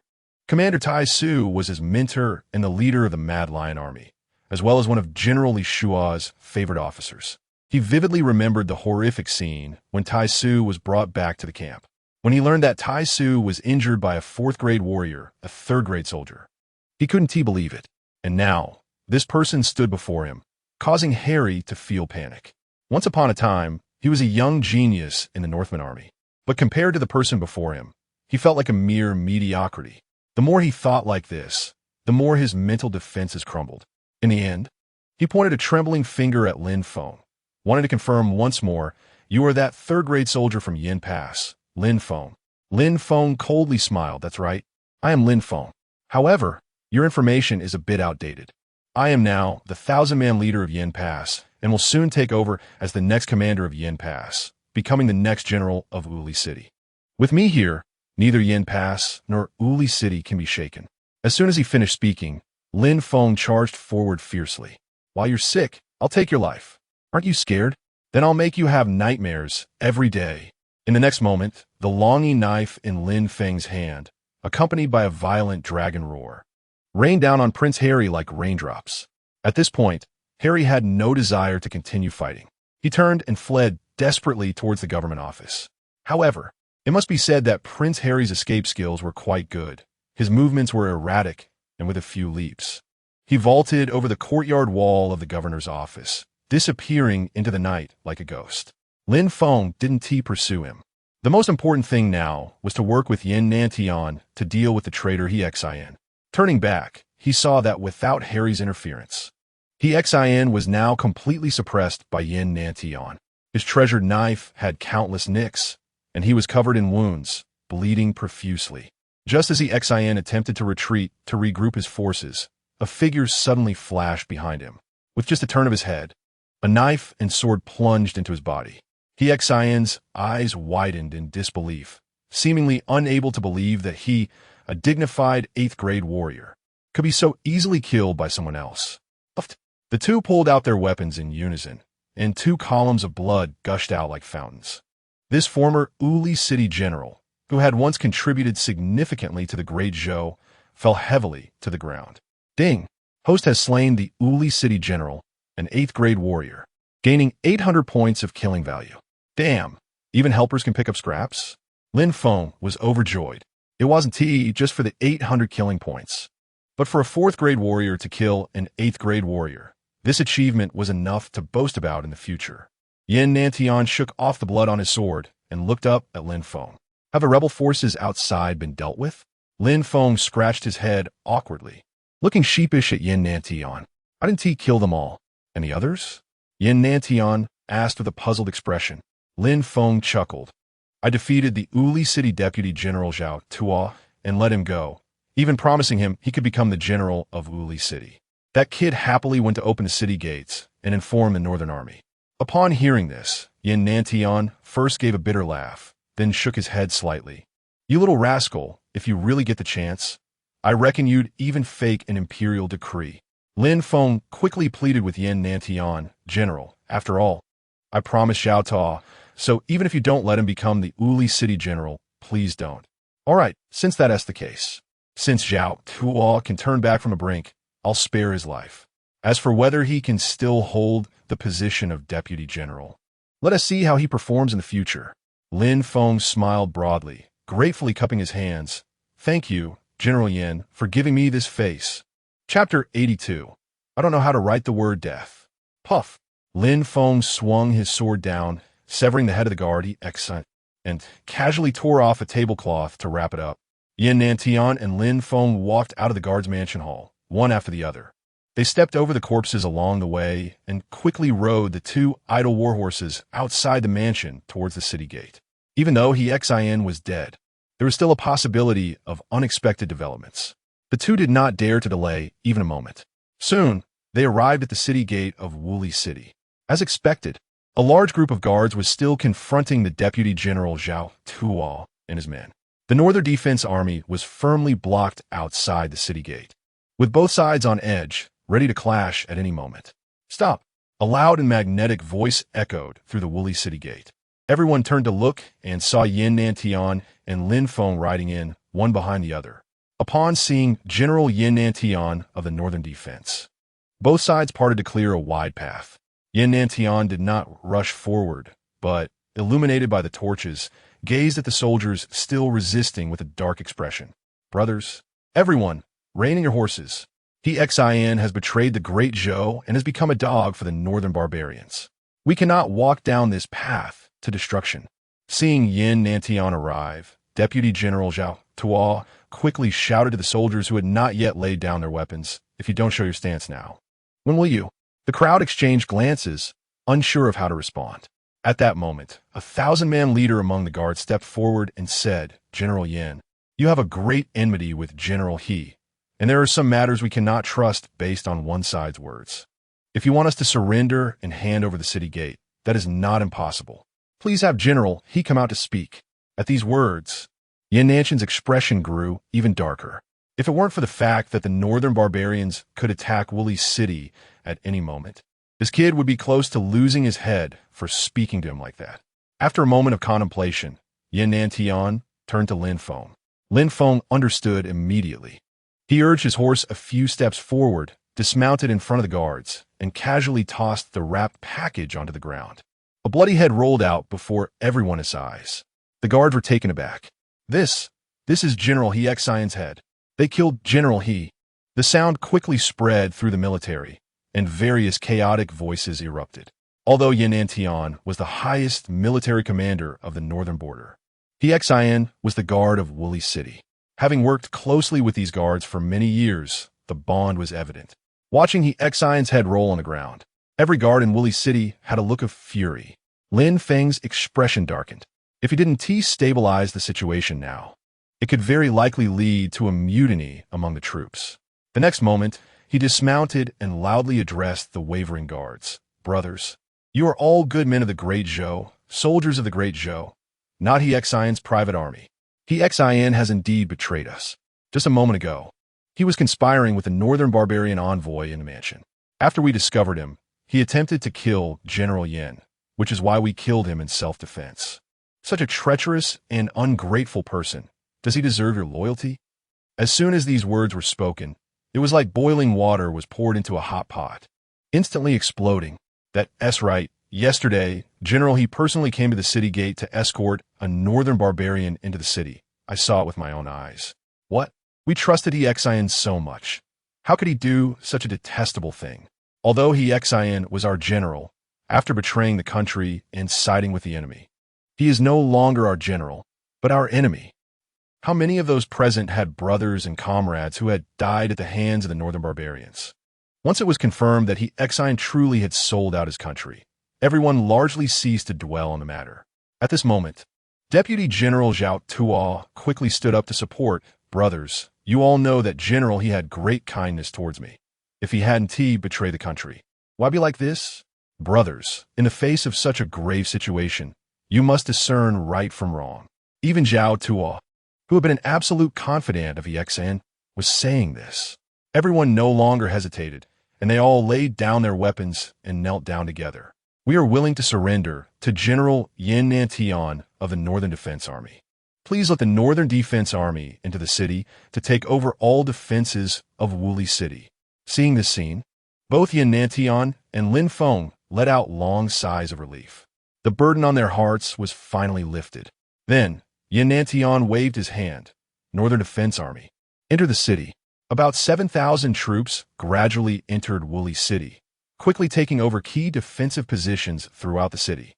The next day, in the morning, the previous night, everyone had rested in a corner at the city gate, leaning against the city wall. Lin Feng woke up feeling sore all over. Wang Ming and others had found Lin Feng. Big brother. Lin Feng got up and nodded slightly. How is the situation outside the city? Have all the station troops returned? Wang Ming shook his head slightly.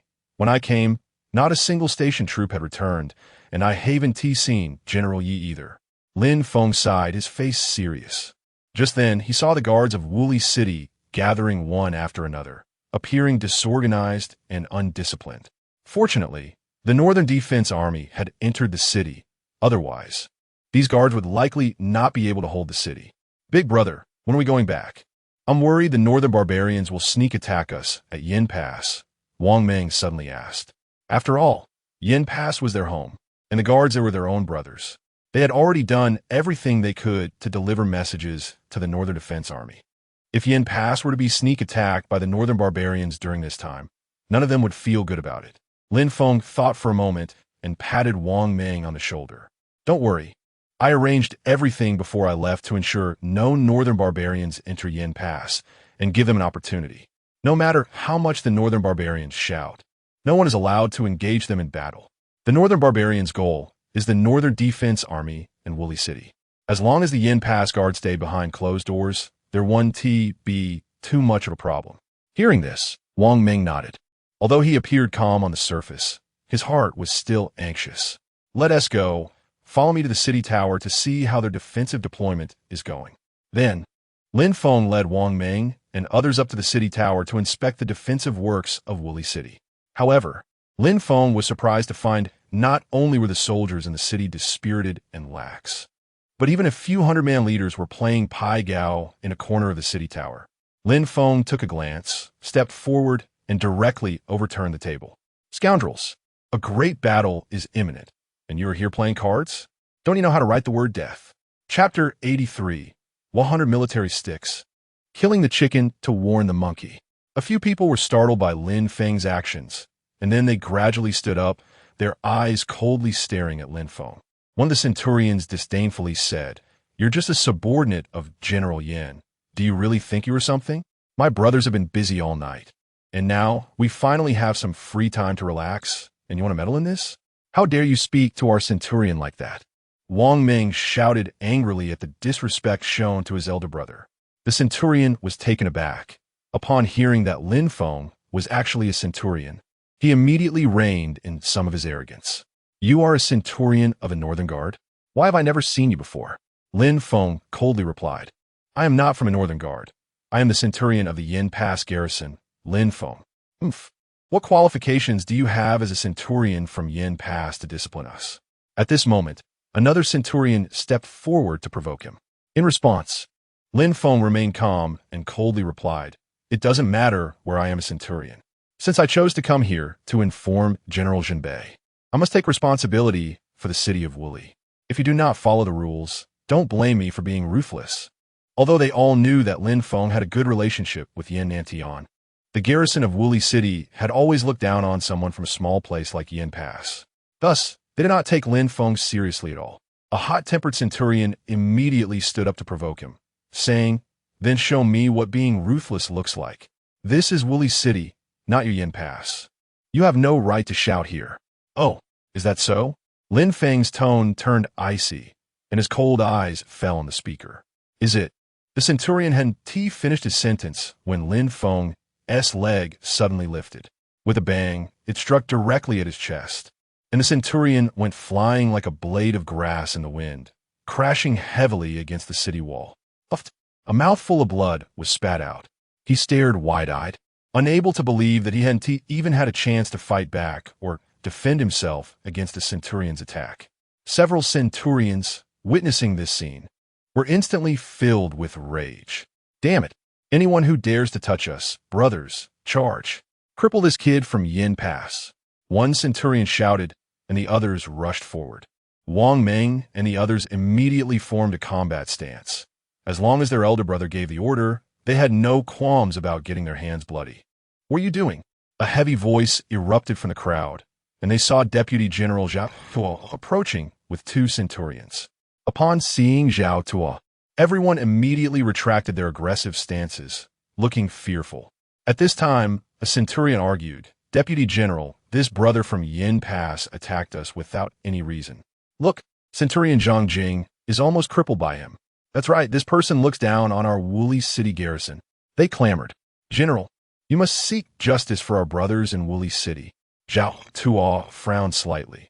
Although he was a deputy general and ranked above Lin Feng, he knew very well who Lin Feng was. Not to mention in Yin Pass, he was probably the second most trusted person under Yin Nantian in the Northern Guard. However, he was the deputy general of Wuli City and couldn't show favoritism. He had to ask for the whole story to give both sides an explanation. "Centurion Lin, what exactly is going on here? Why did things escalate to this point?" Zhao Tuo asked cautiously, not daring to act arrogantly in front of Lin Feng. This scene astonished everyone present.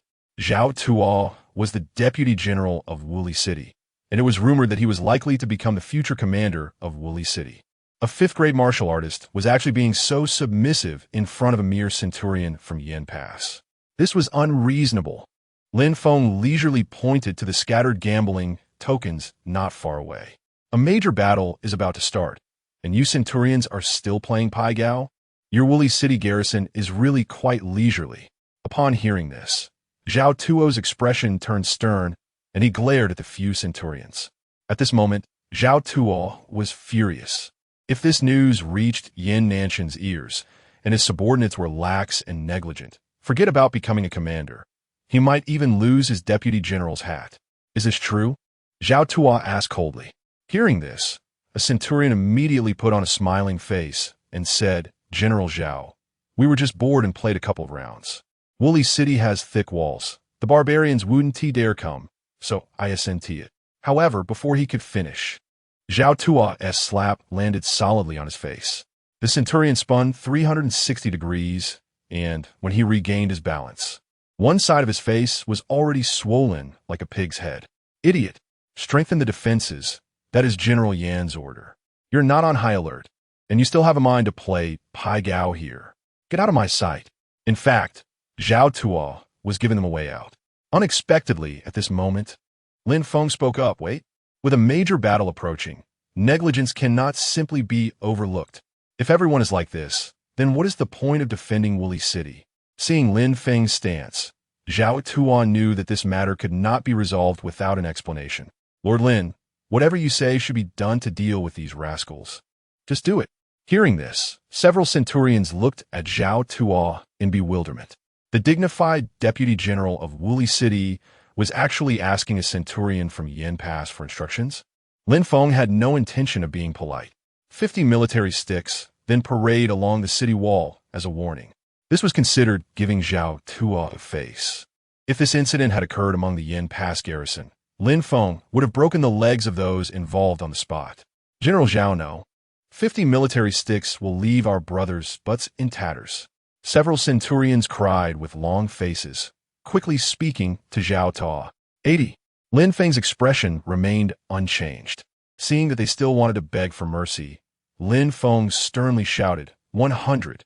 Zhao Tua saw that if this continued, these ignorant kids will be crippled. He quickly waved his hand and shouted, come, drag these centurions away, punish them with 100 military sticks, and then parade them publicly as a warning. With the order given, several personal soldiers immediately dragged the troublemaking centurions away. In less than a moment, the entire city wall echoed with heart-wrenching wails. Seeing the scene, the previously relaxed Woolly City garrison no longer dared to leave their posts. At this moment, the sound of urgent hooves echoed from not far outside the city. Lin Feng looked into the distance and saw Ye Kai leading a troop rushing towards Woolly City. Quick, open the city gate. Chapter 84. The army approaches. Lin Feng quickly descended from the city tower with Wang Ming and a few others. At the same time, Yan Nantian, who had heard the news, rushed over immediately. As the army entered the city, Lin Feng glanced around and saw that everyone looked disheveled and defeated. The returning troops numbered no more than 5,000, and an ominous premonition arose in his heart. Thud! Just then, Ye Kai could no longer hold on and fell off his horse. Upon closer inspection, he had several gruesome wounds on his body, from which blood was gushing out. Lin Feng hurriedly stepped forward, supporting Ye Kai with one hand, and took out some wound medicine to sprinkle on the injuries. Ye Kai winced in pain, but did not cry out. At that moment, Yan Nantian also arrived, dismounted, and ran over. What happened? What on earth is going on? Seeing Yan Nantian arrive, Ye Kai could no longer hold back. A man of 7 feet tall broke down in tears right there. General, we were ambushed. The northern barbarians pursued us relentlessly. Of the 8,000 troops from Xinjia and Guizhuang, I brought back less than 5,000. Yan Nantian was momentarily stunned, then, as if unwilling to accept it, he grabbed Ye Kai by the collar and asked, what about the 2,000 vanguard troops stationed by the Blackwater River? What about the 1,000 from Fengshan and Zhaozhuang's flanking assault teams? Ye Kai knelt before Yan Nantian and said with a heart-wrenching cry, the 2,000 vanguard troops were all annihilated, and the assault teams were completely wiped out. By the time I arrived, it was already a mountain of corpses and a sea of blood. This time, the northern barbarians not only sent a large army, but also had a thorough understanding of our troop deployment. If I hadn't evacuated in time, we wouldn't have been able to hold Xinjia and Guizhuang either. General, I'm sorry. Hearing this, the seasoned and usually composed Northern Defense General Yan Nantian lost his composure, sitting down on the ground in despair. It was known that those 2,000 vanguard troops and the 2,000 flanking assault teams were the elite of the Northern Defense Army. The weakest among them were third-grade warriors, and the captains were sixth-grade experts. Although 5,000 troops were brought back, in reality, Yan Nantian lost his trump card for launching a counterattack against the Northern Barbarian Army from this day onward. If I hadn't been so naive to believe that he Xian wouldn't betray the great Zhou, perhaps the news of our station troops wouldn't have leaked. My vanguard troops, my assault teams, my 4,000 good brothers. In an instant, tears streamed down Yan Nantian's face. In his eyes, the reason for all this was his own arrogance and poor command. Seeing this, Lin Feng did not have time to comfort Yan Nantian and quickly turned to Ye Kai, asking in a serious tone, how far is the Northern Barbarian Army from Woolly City now? How many troops have they come with? Ye Kai, hearing this, could no longer blame himself and replied immediately. The Northern Barbarian Army has already occupied the downhill area and is only a few dozen miles from Woolly City. I'm not sure exactly how many have come, but it's a sea of black, at least 50 or 60,000. As soon as he said this, the faces of Zhao Ta and the other officers turned pale. Although Ye Kai brought back 5,000 troops, their elite forces have been decimated. Coupled with the remaining 7,000 Northern Defense troops and the 10,000 defenders of Woolly City, they had barely over 20,000 men. In this situation, defending the city would be much more challenging. After a moment of sorrow, Yan Nantian quickly adjusted his state of mind. He was the Northern Defense General, the highest military commander in the northern border. No matter how sad he felt, he could not fall at this moment. Yi Kai, quickly distribute the 5,000 troops you brought back to key points and defense positions in Wuli City. Wuli City is the gateway to our great Zhou's northern border. We cannot afford to lose it. Yes. Yi Kai cupped his hands in acknowledgement and, enduring the pain, began to give orders. Soon, everyone, including Lin Feng, quickly made their way to the top of the city tower, their gazes fixed on the distance, ready for battle. Woo! About half an hour later, a long horn sounded from afar. The officers and soldiers present all changed their expressions dramatically. Lin Feng pointed towards the distance and said in a deep voice, "They are here." In the next moment, everyone immediately looked in the direction Lin Feng pointed. They saw clouds of dust rising not far away. At the same time, the sound of horns continued without end. Soon, countless black dots appeared within their field of vision. Upon closer inspection, they realized those were the heads of the barbarian soldiers.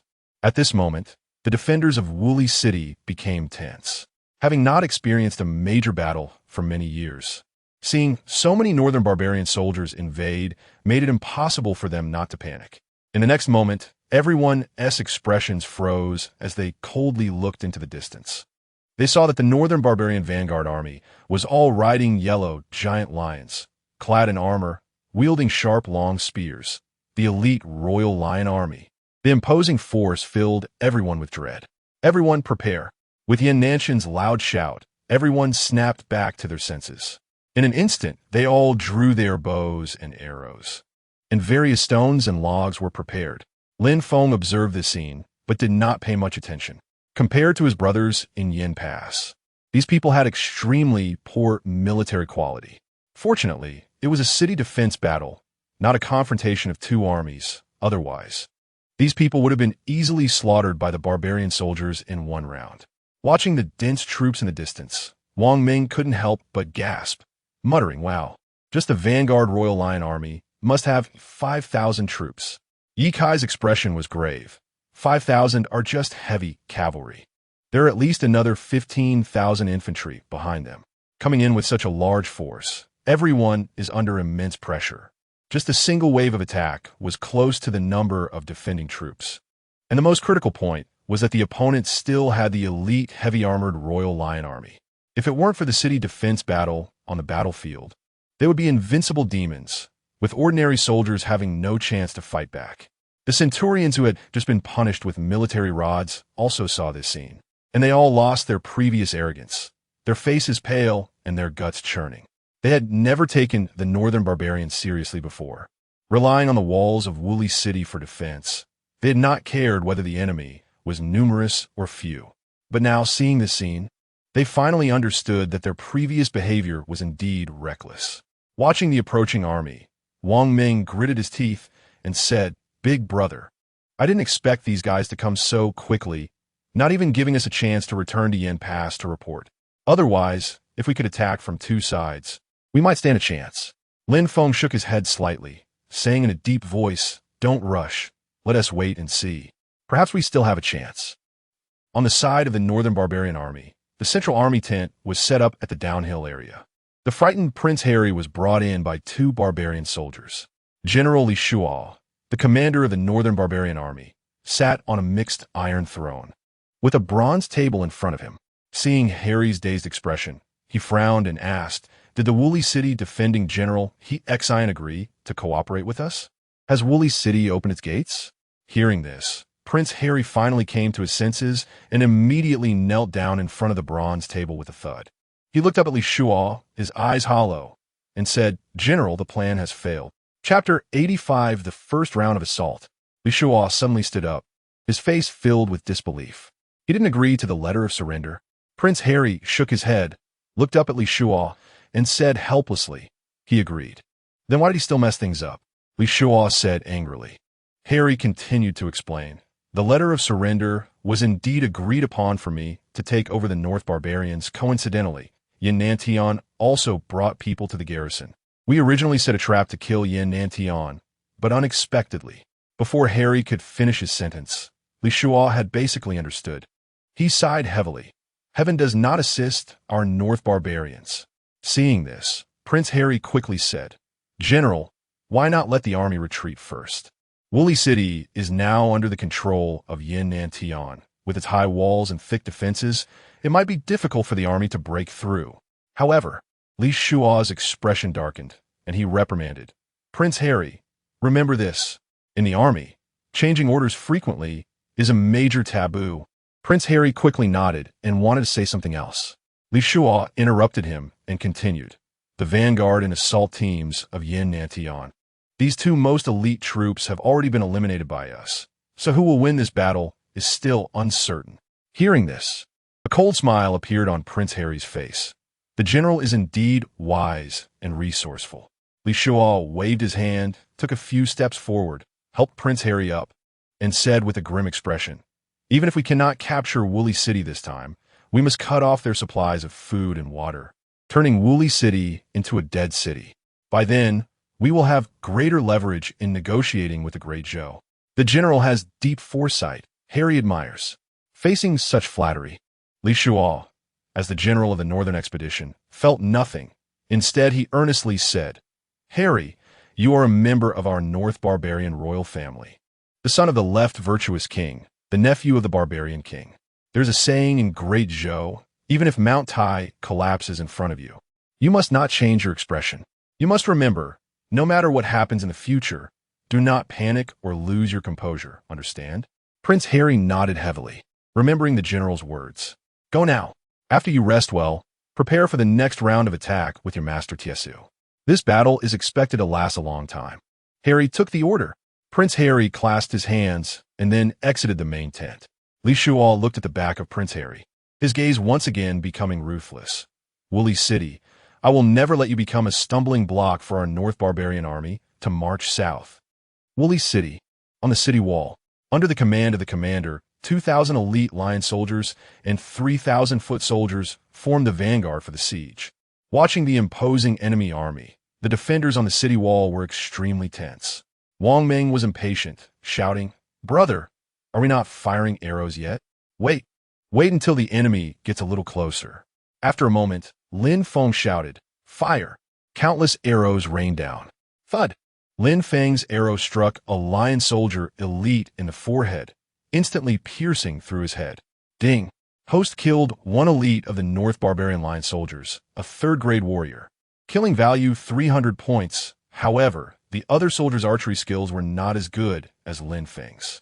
After a wave of arrows, the lion soldiers did not suffer significant losses. Mainly, those lion soldiers were wearing thick beast skin armor, which greatly reduced the impact of the arrows. The yellow-haired giant lion beneath them was much stronger than the previous blood wolves. The arrows hitting them caused no fatal damage, and some were even deflected by the lion's muscular bodies. Even if hit by several arrows, those lion soldiers could still continue fighting, their vitality far surpassing that of the previous blood wolves. Damn it, these lion soldiers are too resilient. It would be better to just open the city gates and go down to fight them. I don't believe my sword can't chop off these beasts' heads. Wang Ming shot several arrows, all of which were blocked, making him lose his composure. He wished he could directly engage in melee combat with the North Barbarians. Lin Feng rolled his eyes at Wang Ming, coldly saying, What are you panicking about? If it comes to it, you can go down alone. I won't accompany you to your death, brother. Wang Ming continued shooting arrows, looking aggrieved. Those are lion soldiers in heavy armor. Our heavy cavalry is not in the city. What will you use to fight them? Just with your third-grade warrior body? Even if you can kill 10 or 8. I can kill 80 or 100. And then what? Will we both die in that lion swarm? Just talking nonsense. If I had heavy cavalry, would I still need to shoot arrows at those barbarian soldiers? I would have long since slaughtered them, making the lion soldiers fall into chaos. Although the lion soldiers are strong, against Lin Feng's trained heavy cavalry, they really wouldn't stand a chance. Both sides have similar levels of bravery, but the lion soldiers clearly lack proper formation training, acting like a group of headless flies, fighting individually. Against ordinary Great Zhou border troops, it is indeed a crushing blow.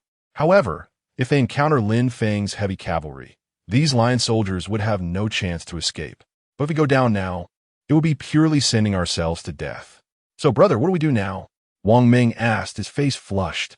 Lin Feng said nothing. scanning the approaching elite lion soldiers, quickly making a judgment. Given the defensive level of Woolly City, this round of attack could not possibly capture Woolly City. We just need to focus on killing enemies from the city walls and wait for the right moment. Hearing this, Wang Meng nodded. The several centurions assisting nearby also agreed with Lin Feng's statement, even starting to regard Lin Feng as their leader. Just then, some lion soldiers' cavalry and infantry reached the foot of the city wall. Ladders were continuously raised. However, they did not consider one issue. Woolly City is different from Yingguan. The height of this city wall is nearly twice that of Yingguan. After the ladders were set up, they could not reach the edge of the wall at all.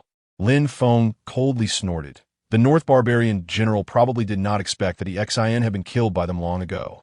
The siege preparations were so rushed, and they still wanted to take Woolly City? Dream on. At that moment, a few lion soldier elites, not believing in evil, directly rode their lions and quickly climbed up the ladders. The lions pushed hard with their limbs, leaping up, intending to jump onto the city wall. Lin Feng smiled coldly, seeking death. In an instant, an arrow flew through the air, piercing through the lion soldier elite, attempting to climb the wall along with the lion beneath him. Whoosh, whoosh, whoosh. Then several more arrows were shot out. The nearby lion soldier elites with similar intentions were easily dealt with. Ding. Host killed one elite of the North Barbarian lion soldiers, a third-grade warrior. Killing value 300 points. Ding. Host killed two elites of the North Barbarian lion soldiers, a third-grade warrior. Killing value 600 points. The defending soldiers, seeing this, began to imitate. The chances of leaping onto the city wall were already very slim, and now the lion soldiers had even less opportunity. Chapter 86. A pot of boiling oil, all familiar faces. As one elite member of the crazy lion army, after another leaped up and then fell from the city walls. Cheers erupted from the soldiers on the walls. What North Barbarian, king-level elite? They're all a bunch of useless trash, dreaming of climbing up to the city tower. Yuri City will never fall. Hearing the shouts of the Yuri City defenders, Lin Feng did not feel at ease. The prestigious crazy lion army, North Barbarian, king-level elites, surely had more tricks up their sleeves. At that moment, the crazy lion army below slowed their attack. Commander, we can't get up to the city walls. What should we do? A centurion knelt beside the commander of the assault, anxiously asking. The commander glanced at his subordinates and then looked up at the walls of Yuri City. His eyes were cold, and the corners of his mouth slightly curled up. Send the order, prepare the catapults. With a command, dozens of catapults were pushed to the front lines. With a wave of the commander's hand, the stone throwers filled the slings with giant stones, aiming closely at the soldiers on the city walls. Attack in an orderly manner. Throw. In the next moment, countless giant stones were hurled into the sky. Seeing the dense barrage of stones descending, Lin Feng quickly shouted to everyone, "Take cover." Bang. Duck, bang.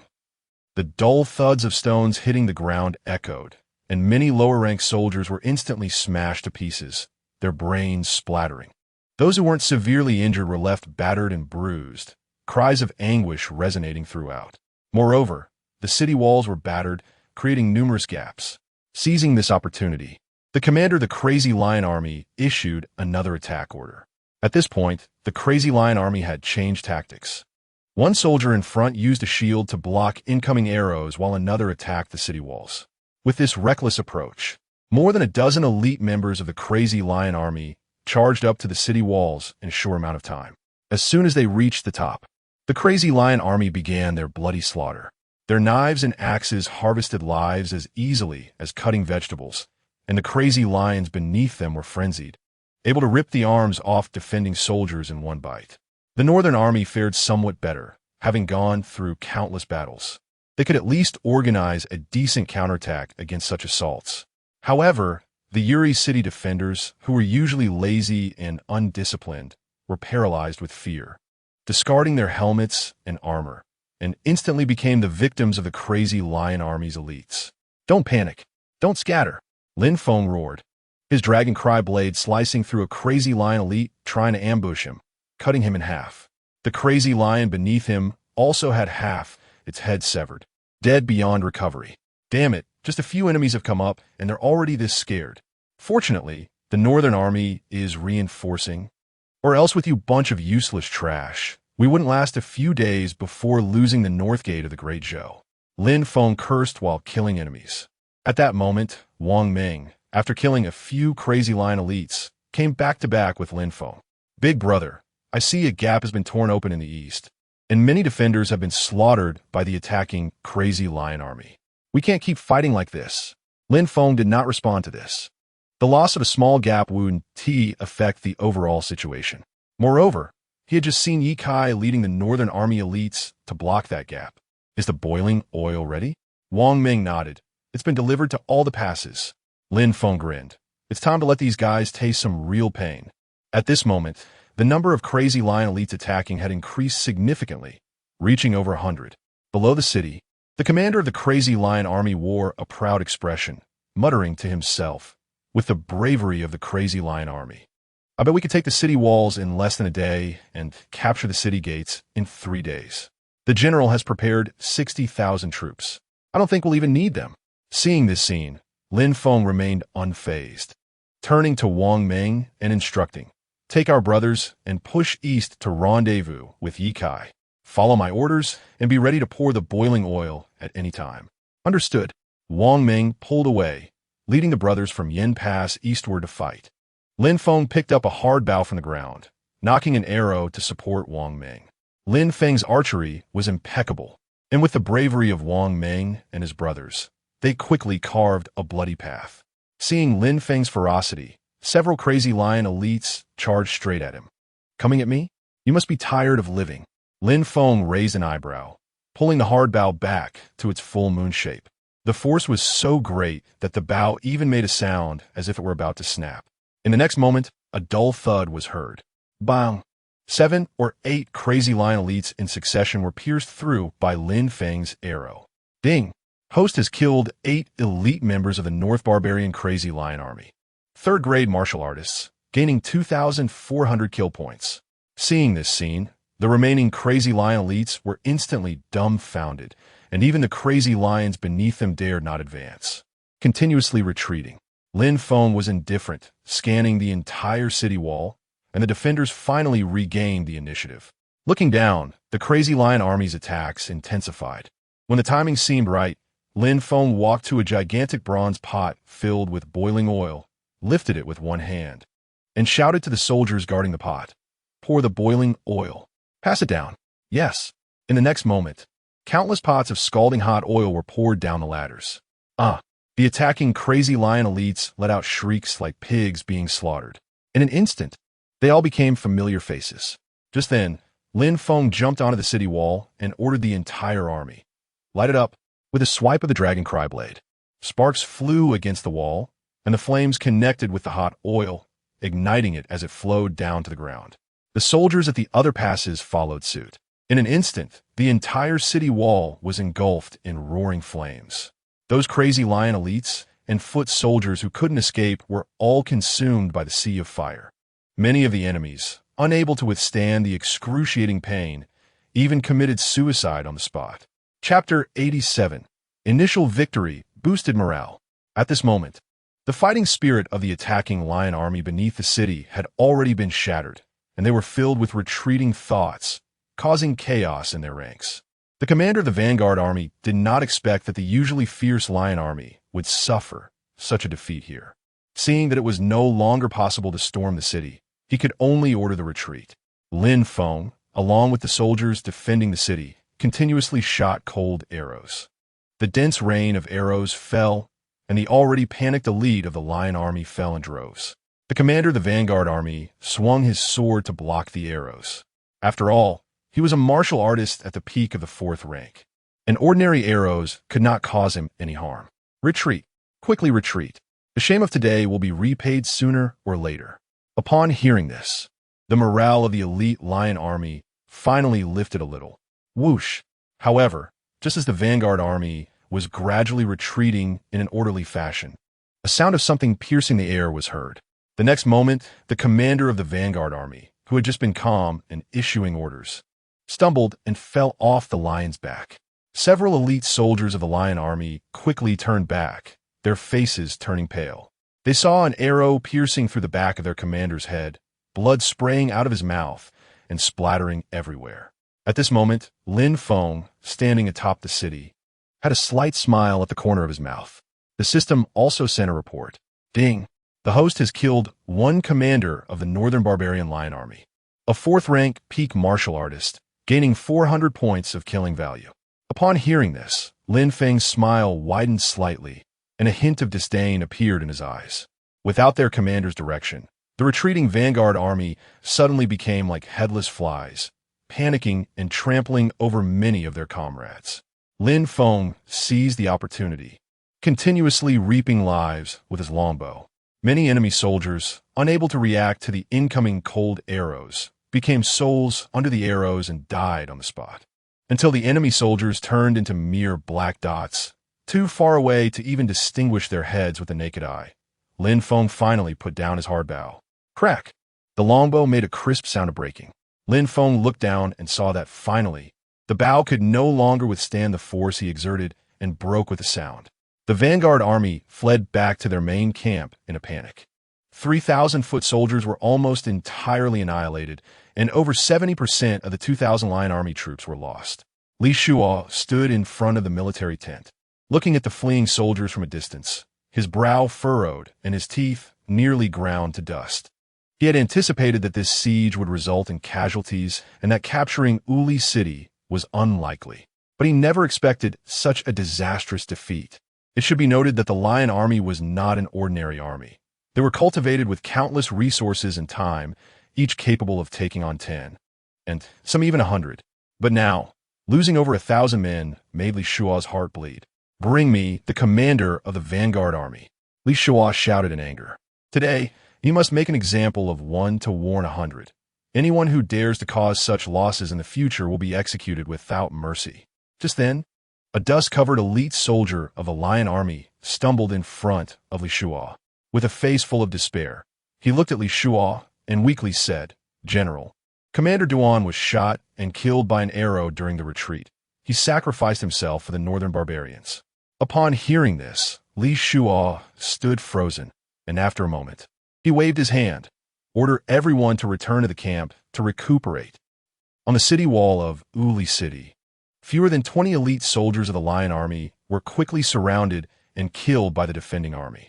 Yin Nantian, Yi Kai, Wang Ming, Zhao Ta, and several commanders excitedly approached Lin Feng. "Kid, well done." Yin Nantian stepped forward and patted Lin Feng on the shoulder. "Lin Feng, why not just follow me from now on? In the Northern Town Army, you would be second only to me above 10,000. Upon hearing this, everyone present was taken aback. The second in command of the Northern Town Army would at least have to be at the level of a military general. However, given Lin Feng's abilities, it would be a natural progression for him to eventually succeed Yin Nantian as the commander of the Northern Town Army. If such an opportunity were given to anyone else, their ancestors would probably be thrilled. Yet, Lin Feng seemed to act as if he hadn't heard, looking calmly at Yin Nantian and saying, "General Yin, I still can't bear to leave my brothers at Yin Pass. I appreciate your kindness, but I must decline." Upon hearing this, everyone present, except for Yin Nantian, was taken aback. Instead, Yin Nantian smiled and said, "Only you can repeatedly refuse me. However, the pond at Yin Pass is too small. It won't be able to hold you, this big fish, for long." To this, Lin Feng did not refute, but smiled and replied, "We'll talk about it when that day comes." Then, the defending soldiers began to clean up the battlefield, directly throwing the enemy corpses off the city wall.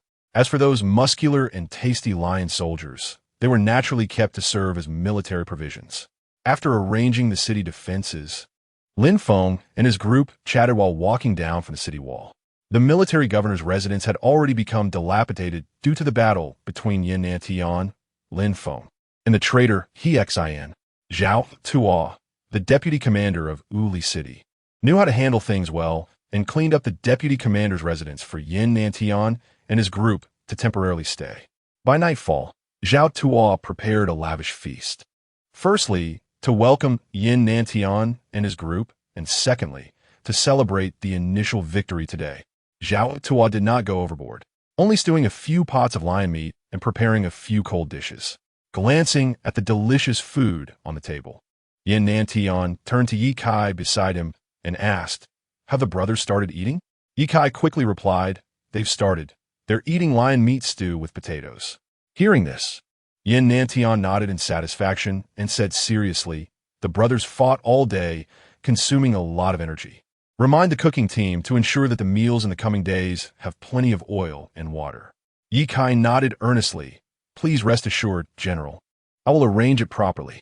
Then Yin Nantian stood up, raised a cup of tea, and said loudly, "Brothers, it's wartime, so it's not convenient to drink alcohol. Today, I will toast you all with tea instead. Thank you for the bloodshed and bravery in battle today. Cheers." Seeing this, everyone also stood up and drank heartily. In such an atmosphere, even though they were drinking tea, everyone was visibly excited. After putting down their teacups, Yin Nantian waved his hand, and everyone sat down. A servant refilled everyone's tea. This time, Yin Nantian did not stand up but turned to Lin Feng and raised his cup. "Lin Feng, this cup is for you. If it weren't for your risking your life to deliver the message, not only would the Northern Town Army have suffered heavy losses, but Uli City would also have fallen into the enemy's hands." Lin Feng also raised his teacup and said seriously, "General Yin, you overpraise me. It is the blessing of heaven for our great Zhou, the blessing for the people of great Zhou. I am merely fulfilling my duty as a soldier." Upon hearing this, Yin Nantian couldn't help but feel a wave of emotion. If all great Zhou soldiers had Lin Feng's awareness, how could they worry about losing territory? How could they fear the northern barbarians not being annihilated? Chapter 88. Food crisis, everyone. Hurry up and eat. You've all worked hard today. Eat a bit more to replenish your strength. Seeing that Yin Nantian had spoken, everyone stopped being polite to each other. Wang Ming directly tore off a large piece of lion leg meat, eating it with grease dripping from his mouth. Yin Nantian and Lin Feng, on the other hand, continued to chat while eating.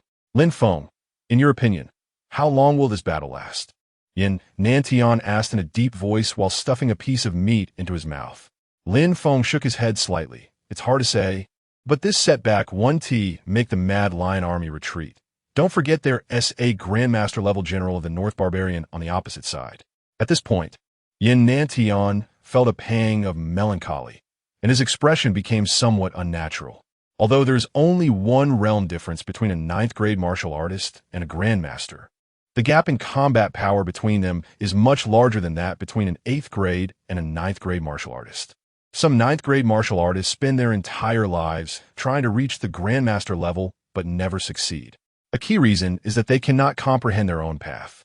Once they step into the grandmaster realm, they break free from the mundane flesh and enter a whole new world.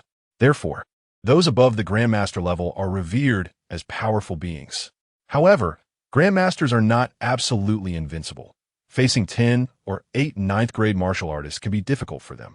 When confronted by an elite force of 1,000 men, just consuming true energy can wear them down.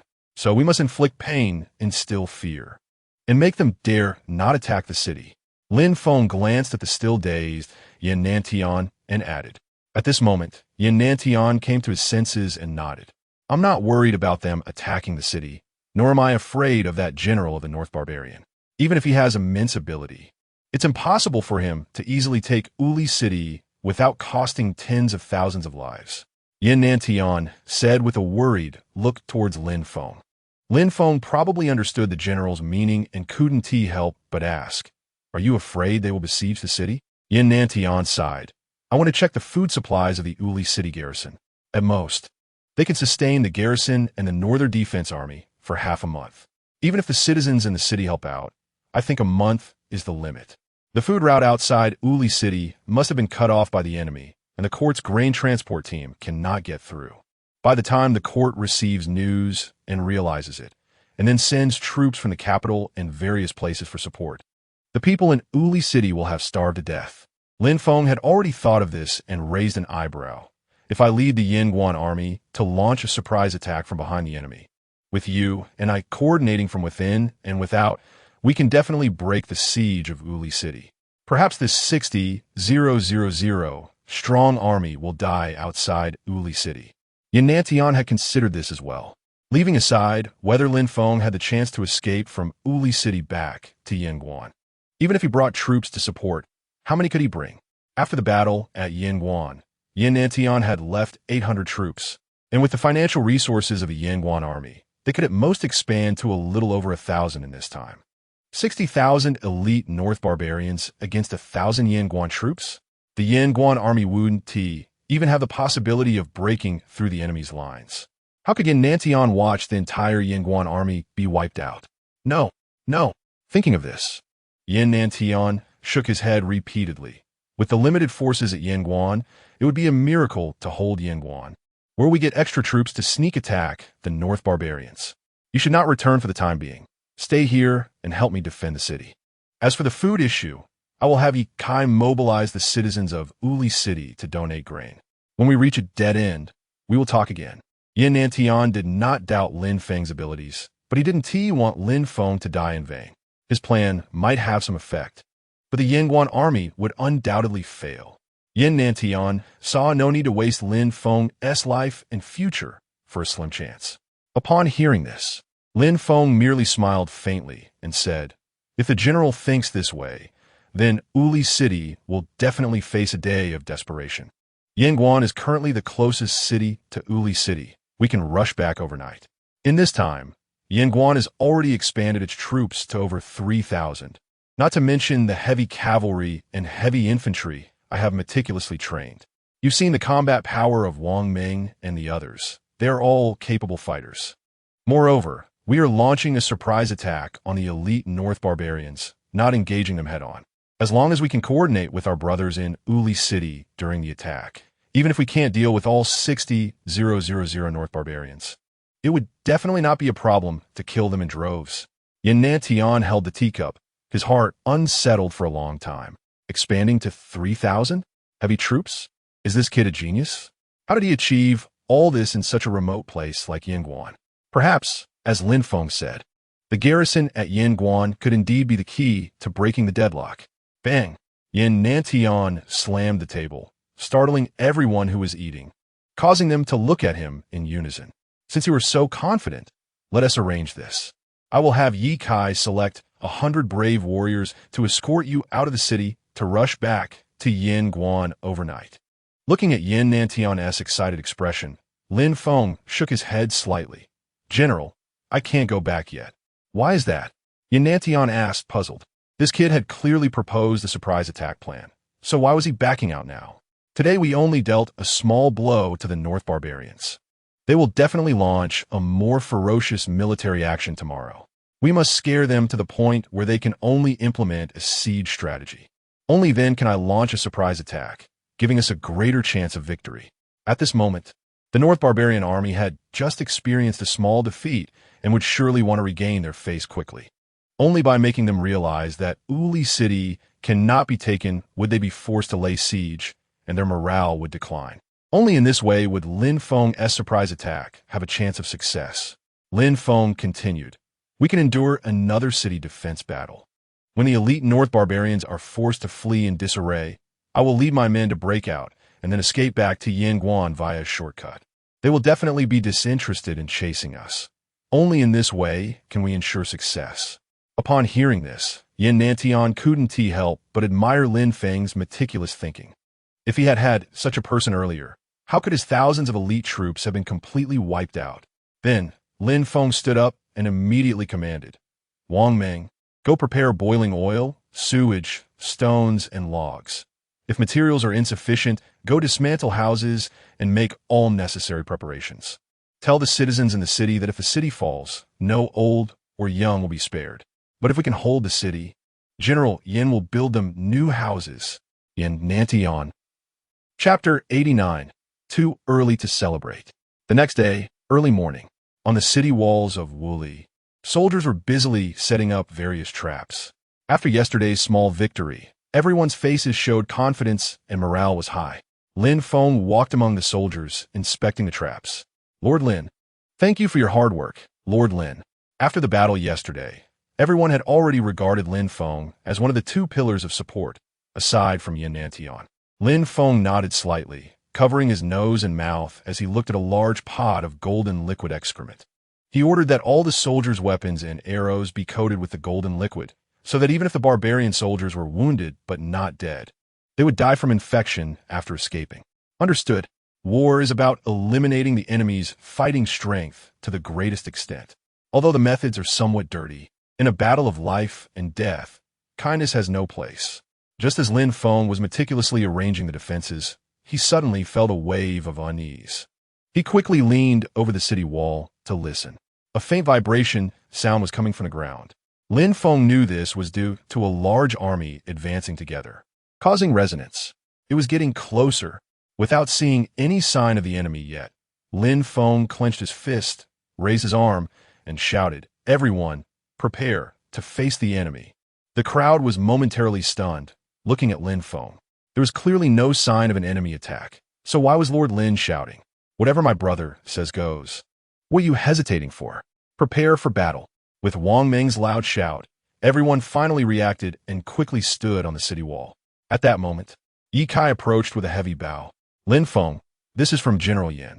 It's a heavy bow made of cold iron and black gold, a ground-level weapon. The general said this thing can't be broken. Ye Kai said, panting, showing just how heavy the bow was. Lin Feng took the heavy bow with one hand.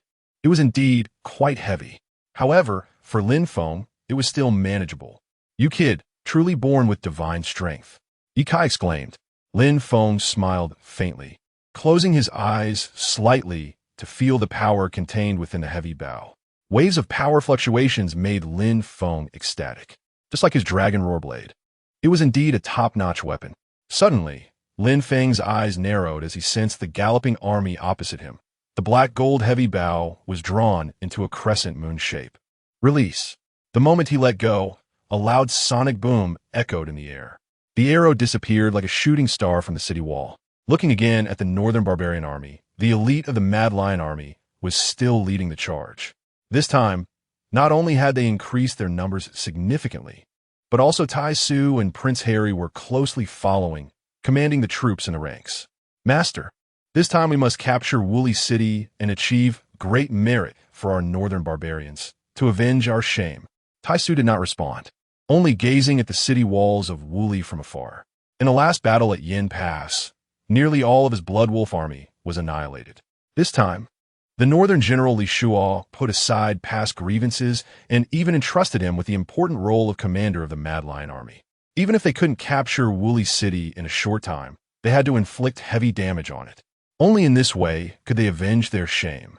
Today, the Mad Lion army was better prepared. To counter the archers and boiling oil of Wooly City, all frontline charging soldiers of the Mad Lion army were fourth-tier warriors, each wielding a heavy mixed iron shield. He firmly believed that with these people leading the charge, they could reduce casualties in the rear. Just as Tai Su felt everything was ready, a shooting star-like object suddenly struck a fourth-tier warrior at the front of the army with a loud bang. Tai Su looked up. The previously valiant fourth-tier warrior now had a large hole burned in his chest. The thick shield couldn't withstand this blow and fell straight to the ground. Blood gushed out. Tai Su looked at the arrow that was embedded in the ground, burned almost to nothing due to air friction, and a sense of foreboding arose in his heart. However, with the battle imminent, Tai Su dared not hesitate and shouted angrily, "Continue charging forward. Anyone who retreats will be executed." With Tai Su's command, the elite Mad Lion soldiers charged forward recklessly again. At this moment, Lin Feng on the city wall heard a voice from the system again. "Ding! Host has killed an elite soldier of the Mad Lion army, a fourth-tier warrior, gaining 400 points of kill value." Hearing this, Lin Feng's mouth curled up slightly. He was not happy about killing a fourth-tier warrior, but rather that with the blessing of this ground-level precious bow, he could kill enemies from 10 miles away based solely on instinct, without needing to see them. Then, without hesitation, Lin Feng pulled back the bowstring again and fired multiple arrows in quick succession. Ding! Host has killed a high-ranking elite soldier of the Mad Lion army, a fourth-tier warrior, gaining 400 points of kill value. Ding! Host has killed a high-ranking elite soldier of the Mad Lion army, a fourth-tier warrior, gaining 400 points of kill value. Ding! Host has killed a high-ranking elite soldier of the Mad Lion army, a fourth-tier warrior, gaining 400 points of kill value. Soon, The soldiers on the city wall could clearly see the approaching enemies. A dark mass, even more numerous than the enemies from yesterday. The crowd did not dare hesitate, quickly following Lin Feng's example, drawing their bows and shooting arrows. Although everyone desperately shot arrows, this time the enemy had brought heavy shields. And even the Mad Lions were armored, rendering the arrows a minimal threat to them. Even some heavy crossbow bolts shot at the northern barbarians' heavy shields were directly blocked by the higher-tier warriors. However, they had not rejoiced for long when they saw a barrage of shooting star-like arrows shooting down from the city walls. Faced with these arrows, the soldiers often had no time to react and were shot through along with their shields. Moreover, these unstoppable arrows did not target ordinary soldiers, but specifically aimed at those with higher combat power. With a triple shot per arrow, many high-ranking soldiers fell quickly, having just seen their comrades fall to the arrows. The soldiers were momentarily overwhelmed, their scalps tingling. All eyes focused on the source of the meteor-like arrows on the city wall. What kind of person could shoot them with such accuracy? It was terrifying. Charge! Keep charging. Do not retreat. Tai Su shouted desperately from a distance, knowing that in the current situation, if they did not storm the city walls, they would only meet a deadly fate. Just then, a flash of light shot toward his chest. A sense of crisis surged, and Tai Su immediately used his iron wrist to block it. The next moment, the arrow grazed his wrist, embedding itself heavily into the ground beside him. The ground-level iron wrist was directly dented. A chill ran down his spine as he coldly gazed at the city wall. This was also Lin Feng's first time looking down at the battlefield. Chapter 90. Enemies meet, extra red-eyed. Damn, Lin Feng couldn't help but exclaim. The person who had just dodged his arrow turned out to be the former commander of the Blood Wolf army, Tai Su. As the saying goes, enemies meet, and it's particularly intense. Tai Su also looked astonished. How did this kid end up in Yuri City? Moreover, his archery skills seemed to have sharpened even more terrifyingly. Lin Feng couldn't help but laugh. Commander Tai Su, long time no see. Well, it's better if you don't come back with bad news, since Yin Pass couldn't keep you. Let's have you stay in Yuri City today. At that moment, Tai Su raised a big knife and pointed it at Lin Feng's position. Ladders, bring up the ladders. At all costs, take down the archer on the city wall. With Tai Su's order given, a large number of ladders were once again set up. Having learned from yesterday's experience, the ladders built by the Mad Lion army were nearly twice as long as before, perfectly reaching the top of Yuri City. Attack! Tai Su roared, and countless Mad Lion soldiers charged towards the city wall on their Mad Lions. At this moment, Tai Su had a premonition, taking down Lin Feng. This archer was even more important than capturing Yuri City, although this thought seemed illogical. Tai Su felt that allowing someone like Lin Feng to continue growing would pose the greatest threat to the northern barbarians in the future. Under Tai Su's command, the Mad Lion army charged up the city wall as if they were injected with adrenaline, disregarding their lives. The defending soldiers on the wall also picked up stones and wooden stakes to throw down. Many walls caught fire with oil. The Mad Lion army suffered heavy casualties. But without Tai Su's order, no one showed any sign of retreat. Many Mad Lion soldiers, even when ignited, charged forward to embrace a defending soldier for mutual destruction. Unlike yesterday, both sides were now blood-red with rage. Charge! Keep charging for me! Tai Su continuously commanded from below the city. Such a reckless strategy left Prince Harry beside him, feeling horrified. Master, the casualties are too great. At this rate, our 20,000 men won't be enough to fill Yuri City. Many of the northern barbarian elite soldiers who died were close brothers of Prince Harry in the army. Seeing such a brutal scene, how could he not feel heartache? Unexpectedly, Tai Su grabbed Harry by the collar and roared, "You remember this. Harry, this is war. War has winners and losers, and casualties don't matter. Once we capture Yuri City and kill that archer, even if it costs our entire army, it's worth it." Harry, terrified, nodded after a moment. At this moment, Lin Feng was surrounded by 7 or 8 fourth-grade martial artists from the northern barbarians. Tai Su, seeing the scene from below, revealed a sinister smile. He remembered clearly that Lin Feng was just a fourth-grade martial artist, although his archery was unmatched. Being surrounded by 7 or 8 martial artists of the same level would likely make it difficult for him to escape. Lin Feng narrowed his eyes slightly. After the deaths of over 100 elite Mad Lion soldiers, they had sent up 7 or 8 fourth-grade martial artists to his wall. They were really putting in a lot of effort. All the Northern Barbarian fourth-grade martial artists glared at Lin Feng. "Kid, you just killed my comrades with great pleasure. Today, I will let you die under my blade and become the food for my Mad Lions." One of the elite Mad Lion soldiers nearest to Lin Feng said arrogantly. In the next moment, the dragon roar blade was drawn and a cold light flashed. The previously arrogant fourth-grade martial artist, along with the heavy shield on his left hand, was split in two. Blood, internal organs and brains, red, white, and yellow, spilled everywhere. The so-called savage elite soldiers of the Northern Barbarians nearly vomited on the spot. "Harsh. Too harsh. Talking so much nonsense in battle. You deserve to die." Lin Feng snorted coldly, showing no hesitation as he charged directly into the group. The elite Mad Lion soldiers immediately reacted and surrounded Lin Feng. In an instant, blades flashed and blood filled the air. Lin Feng's combat power had already reached the peak of fourth grade. After blocking for a while, he seized the opportunity and swung the dragon roar blade in a sweeping move. In the next moment, the 6 or 7 elite Mad Lion soldiers close to him were all sliced in half. The dragon roar blade drew a beautiful arc and returned to Lin Feng's hand. Those who were fortunate died on the spot. Those who could still hold on were left with only the qualification to wail. At this moment, Lin Feng was surrounded by piles of the elite Mad Lion soldiers' corpses. He merely glanced at the bodies and no longer paid them any attention. For now, he wasn't focused on these ordinary high-level elites. His target was the former commander of the Blood Wolf Army, Tai Su below. Lin Feng stretched his head out, stepped onto the city wall, picked up a Mad Lion soldier's corpse, and directly threw it off the wall. He fixed his gaze on Commander Tai Su below and provocatively extended a finger at him. "Come up." Tai Su never expected that Lin Feng could single-handedly kill so many fourth-grade martial artists. His teeth clenched and his anger boiled.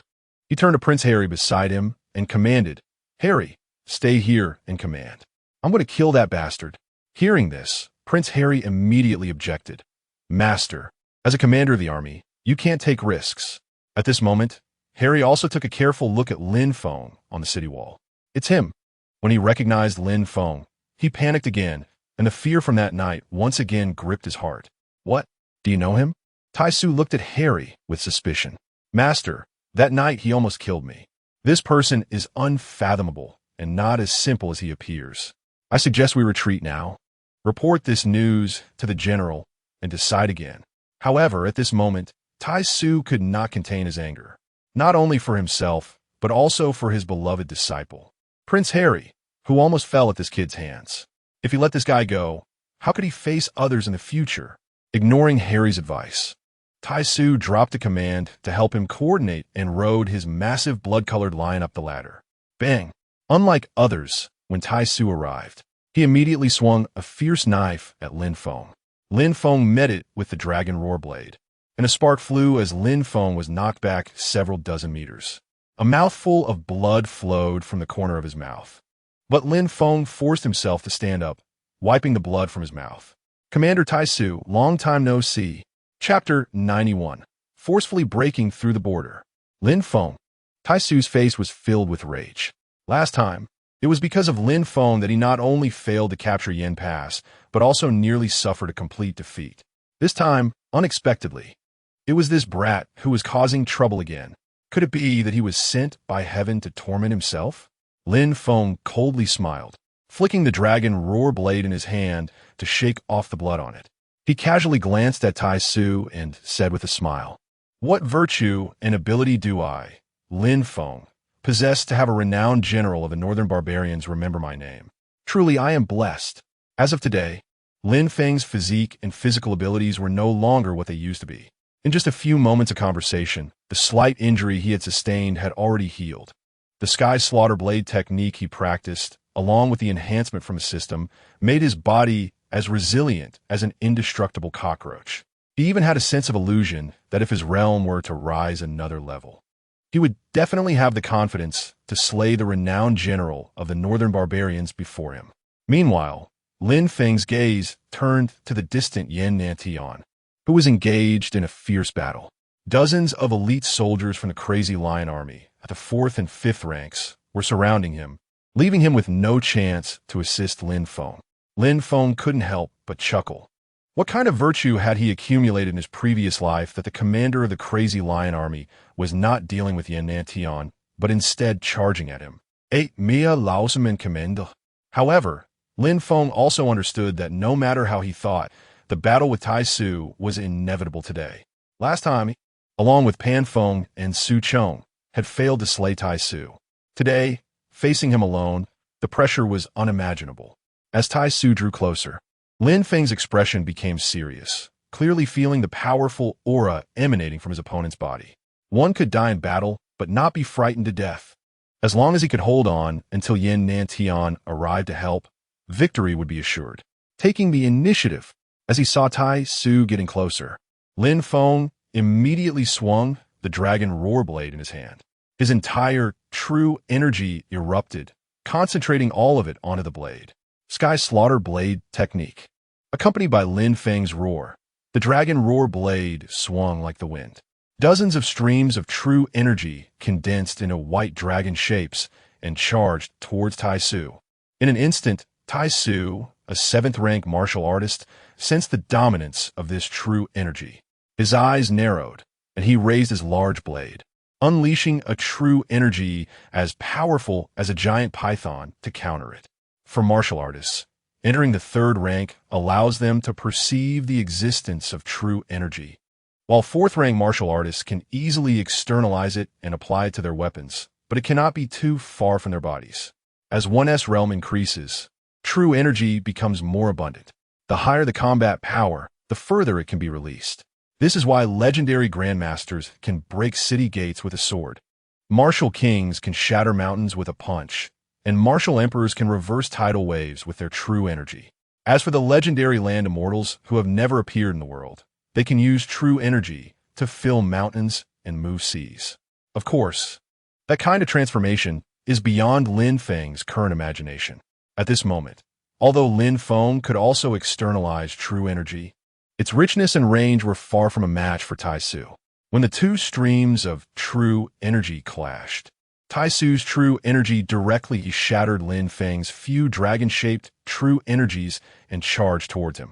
Faced with such domineering true energy, Lin Feng naturally would not be foolish enough to withstand it with his body. Since both were determined to kill each other, he would not expect Tai Su to show him mercy. He turned swiftly, narrowly dodging that domineering blade. Clang! The blade energy formed by true energy left a deep mark in the wall behind Lin Feng. Lin Feng couldn't help but gasp. Goodness, if that had struck his body, it would have taken half of his life. However, before Lin Feng could catch his breath, Tai Su unleashed several more blade energies. Lin Feng had no time to think and could only instinctively evade. Even so, an inadvertent blade energy still left a cut on Lin Feng's arm. Lin Feng understood that continuing to dodge like this was not a solution. A 7th-rank martial artist, especially one like Tai Su, whose true energy was almost comparable to that of an 8th-rank martial artist, would not be easily evaded. At that moment, Lin Feng slowed his dodging speed and quickly swung the dragon roar blade. With a chilling true energy, he became faster and faster. Under the might of his powerful physique, the dragon roar blade actually formed a shield of true energy around blade. When Tai Su's domineering true energy struck it, it was instantly deflected. Indeed, my guess was not wrong. No matter how powerful your true energy is, could you possibly break this inferior grade weapon? Then wouldn't your strength be worthy of being called a grandmaster? Tai Su's eyes widened in surprise. It was the first time he had seen someone use a weapon as a shield. Seeing his true energy fall short, Tai Su unexpectedly became flustered. In that moment of distraction, Lin Feng quickly arrived in front of him. Slash! As soon as the words fell, Lin Feng jumped up, stopping the motion of the dragon roar blade, and struck down towards Tai Su's head. Having already witnessed Lin Feng's power and cunning, Tai Su dared not show any signs of neglect. He raised his large blade, enveloping it in a mass of true energy, to block Lin Feng's descending dragon roar blade. In an instant, sparks flew. Bang! A loud sound erupted. It was the sound of the dragon roar blade heavily striking the wall. At the same time, The lion under Tai Su was split in two, dead beyond redemption. Did I hit? Lin Feng immediately looked up at Tai Su. He saw Tai Su bowing his head, blood dripping down his face. Before Lin Feng could rejoice, Tai Su stood upright again. Lin Feng's deadly strike had only left a shallow cut on Tai Su's forehead. Blood flowed down Tai Su's face, making him appear even more terrifying and ferocious. What a skill! If you were a fifth-rank martial artist, that last strike would likely have cost me my life. Tai Su's face was dark, and it was hard to tell if his words were praise or relief. Lin Feng, today, even if it costs me my life, I will eliminate you, this hidden danger for the northern barbarians. As soon as he finished speaking, Tai Su's aura surged, and his broken blade came at Lin Feng's lower abdomen from a strange and tricky angle. Lin Feng glanced over at Yin Nantian not far away, realizing he still hadn't broken free. With a fourth-rank martial artist's realm battling against this reckless Tai Su, there was no chance of victory. The killing value obtained from the barbarian soldiers he had slain in recent days, combined with loans, was still not enough to upgrade to a fifth-rank martial artist. It seemed that this time, he would have to rely on himself. In an instant, Lin Feng gathered all the true energy in his body into his dantian, forcefully attempting to break through to the fifth-rank martial artist realm. The Sky Slaughter Blade technique operated frantically, compressing, exploding, and compressing the true energy in his dantian. In just a breath, it seemed like hundreds of rounds had passed. Kid Die. Chapter 92. Breaking through to fifth-rank combat power, slaying Iron Speed. The broken knife in Iron Speed's hand sliced through the air in a straight line, enveloped in powerful true energy, aiming directly for Lin Feng's lower abdomen. Lin Feng did not dodge or evade. As the broken knife was about to split Lin Feng in two, in the next moment, the knife unexpectedly stopped, firmly grasped by a large hand. The sharp blade pressed against the opponent's palm, blood flowed freely, yet it could not advance any further. How could this be? With Lin Feng's previous combat power, it was impossible to achieve this. Iron Speed instinctively tried to withdraw the knife, but found it completely immovable. Suddenly, a surge of powerful, true energy erupted from Lin Feng's palm. Just as he felt incredulous, and a chill ran down his spine. He saw a fist the size of a sandbag aimed at his chest. Bang, bang, bang. 3 consecutive punches struck precisely at Iron Speed's heart. Poof! A mouthful of blood sprayed from Iron Speed's mouth as he was sent flying, crashing heavily against the heavy stone bricks of the wall. Boom!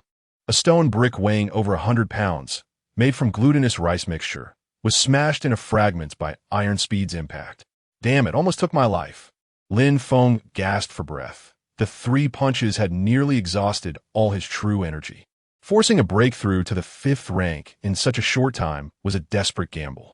A single misstep could lead to total failure, rendering him useless from then on. Fortunately, Lin Feng's physique was vastly different from ordinary people, allowing him to barely break through to the 5th rank. However, if there was a next time, Lin Feng would not dare to be so reckless.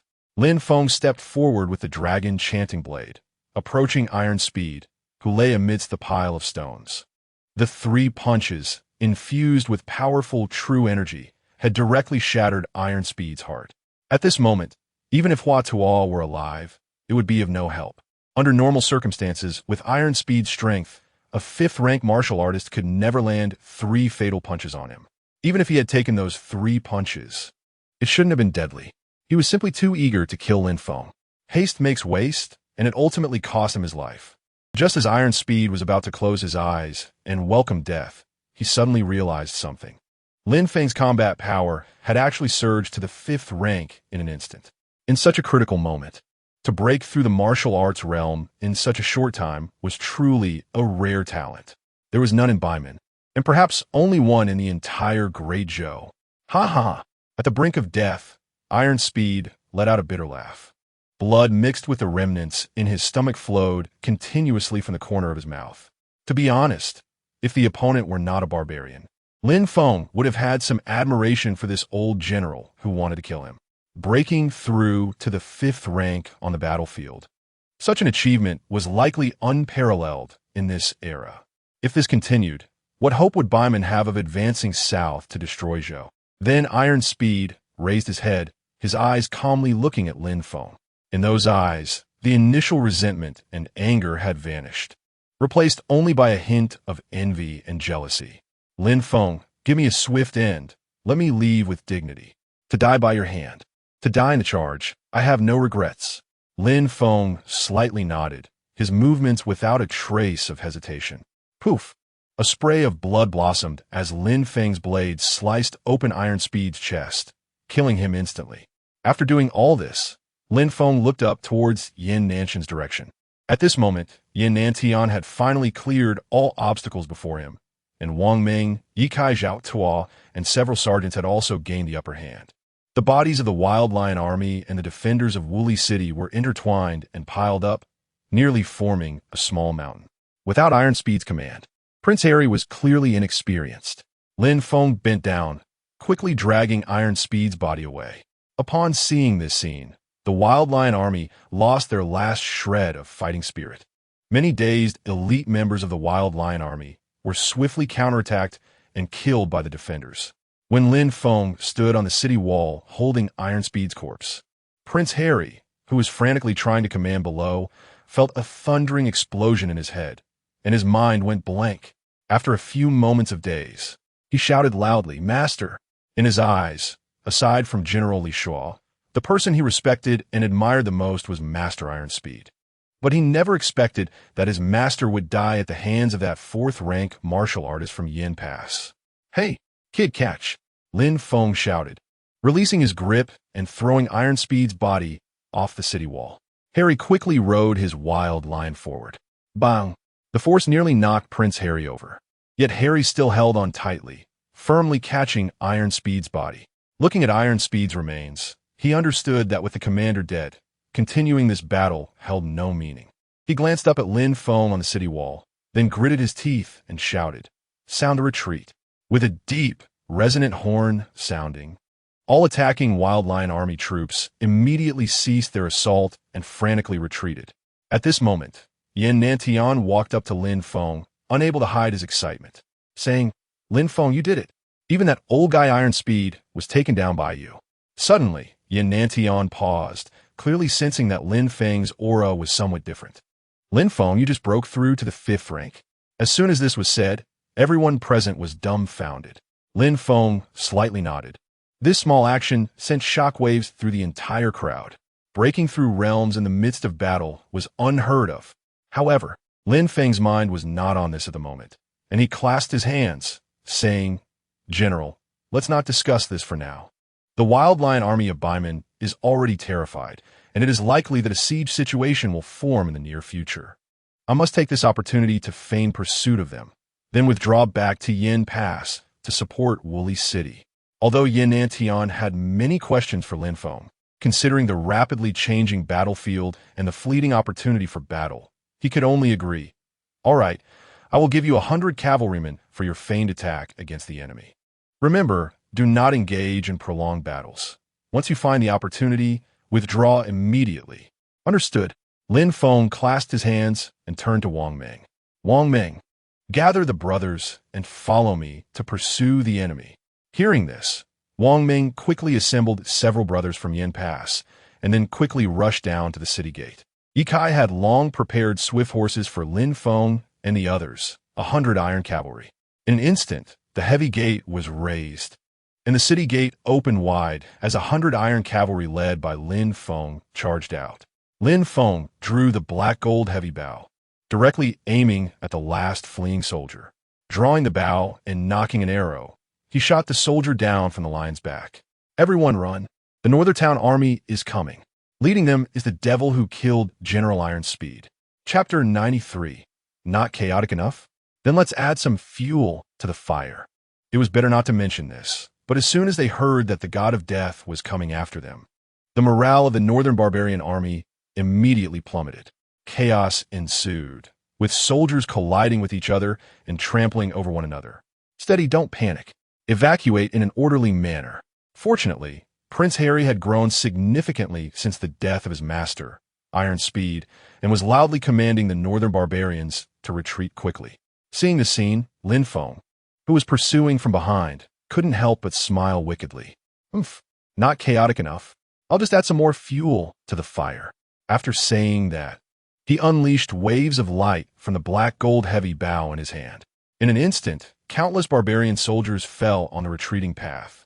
Harry turned to look at the pursuing Lin Feng, his brows tightly furrowed, wishing he could swallow Lin Feng alive. However, even the great Commander Ironspeed was no match for Lin Feng, so Harry naturally wouldn't be foolish enough to lead a counterattack against him. He kept shouting to his subordinates, "Retreat! Hurry up and retreat!" Only after seeing the northern barbarians completely disappear from sight did Lin Feng rein in his warhorse, clench his fist, and raise his right hand. "Stop! Don't chase anymore." Wang Ming, the cavalry from Yingguan, and 100 troops from the Northtown army quickly halted. Then, Lin Feng turned to the side road, with the right path leading back to Yingguan. Lin Feng clasped his hands. "Brothers of the Northtown army, thank you. Hurry back to Woolly City and assist General Yin in defending the city." At this moment, a soldier from the Northtown army, feeling somewhat unwilling, spoke up.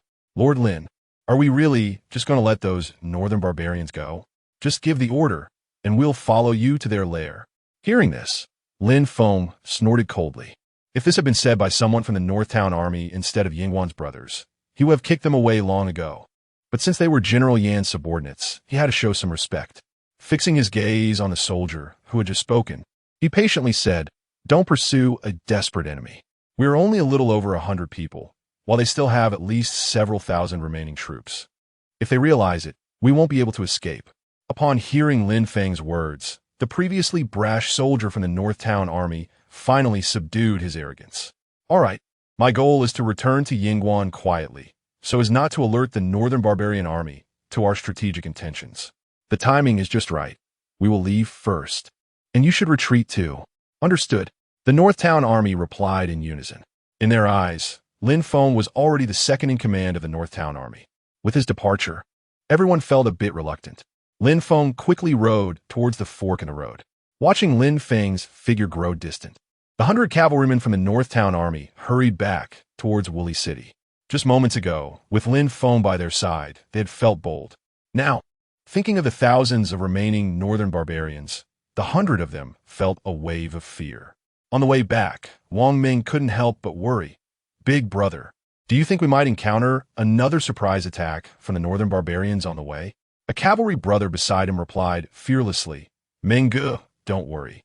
With our big brother here, even if there is an ambush, those barbarian soldiers won't come back." Lin Feng, while urging his horse, said, "Hurry up and head back to Yingguan as quickly as possible. Don't worry about ambushes. The great battle at Woolly City has already begun. Setting ambushes on this road is meaningless." Everyone nodded slightly, following Lin Feng's swift horse, racing across the wilderness. Thanks to borrowing the Northtown army's fast horses, their return journey saved about a third of the time compared to their arrival. By the time they returned to Yingguan, it was already noon the next day. "The Centurion is back," shouted a soldier on guard in the camp with excitement. The entire camp erupted in cheers, as soldiers who were about to go for lunch quickly gathered around. "Centurion, you're back. You've worked hard, Centurion. Finally, we see you." The garrison of Yingguan had deep feelings for Lin Feng, and upon seeing him return safely, everyone's faces were filled with joy. Hearing the noise outside, Su Chong walked out from the central military tent with some impatience and said, "General Pan is discussing the matters of defending the city with several hundred commanders. What are you shouting about?" However, before he could finish, he saw Lin Feng dismount and walk over, greeting him joyfully. "Lin Feng, you finally returned. How is it? Did Woolly City suffer an attack from the northern barbarian army? Were you injured?"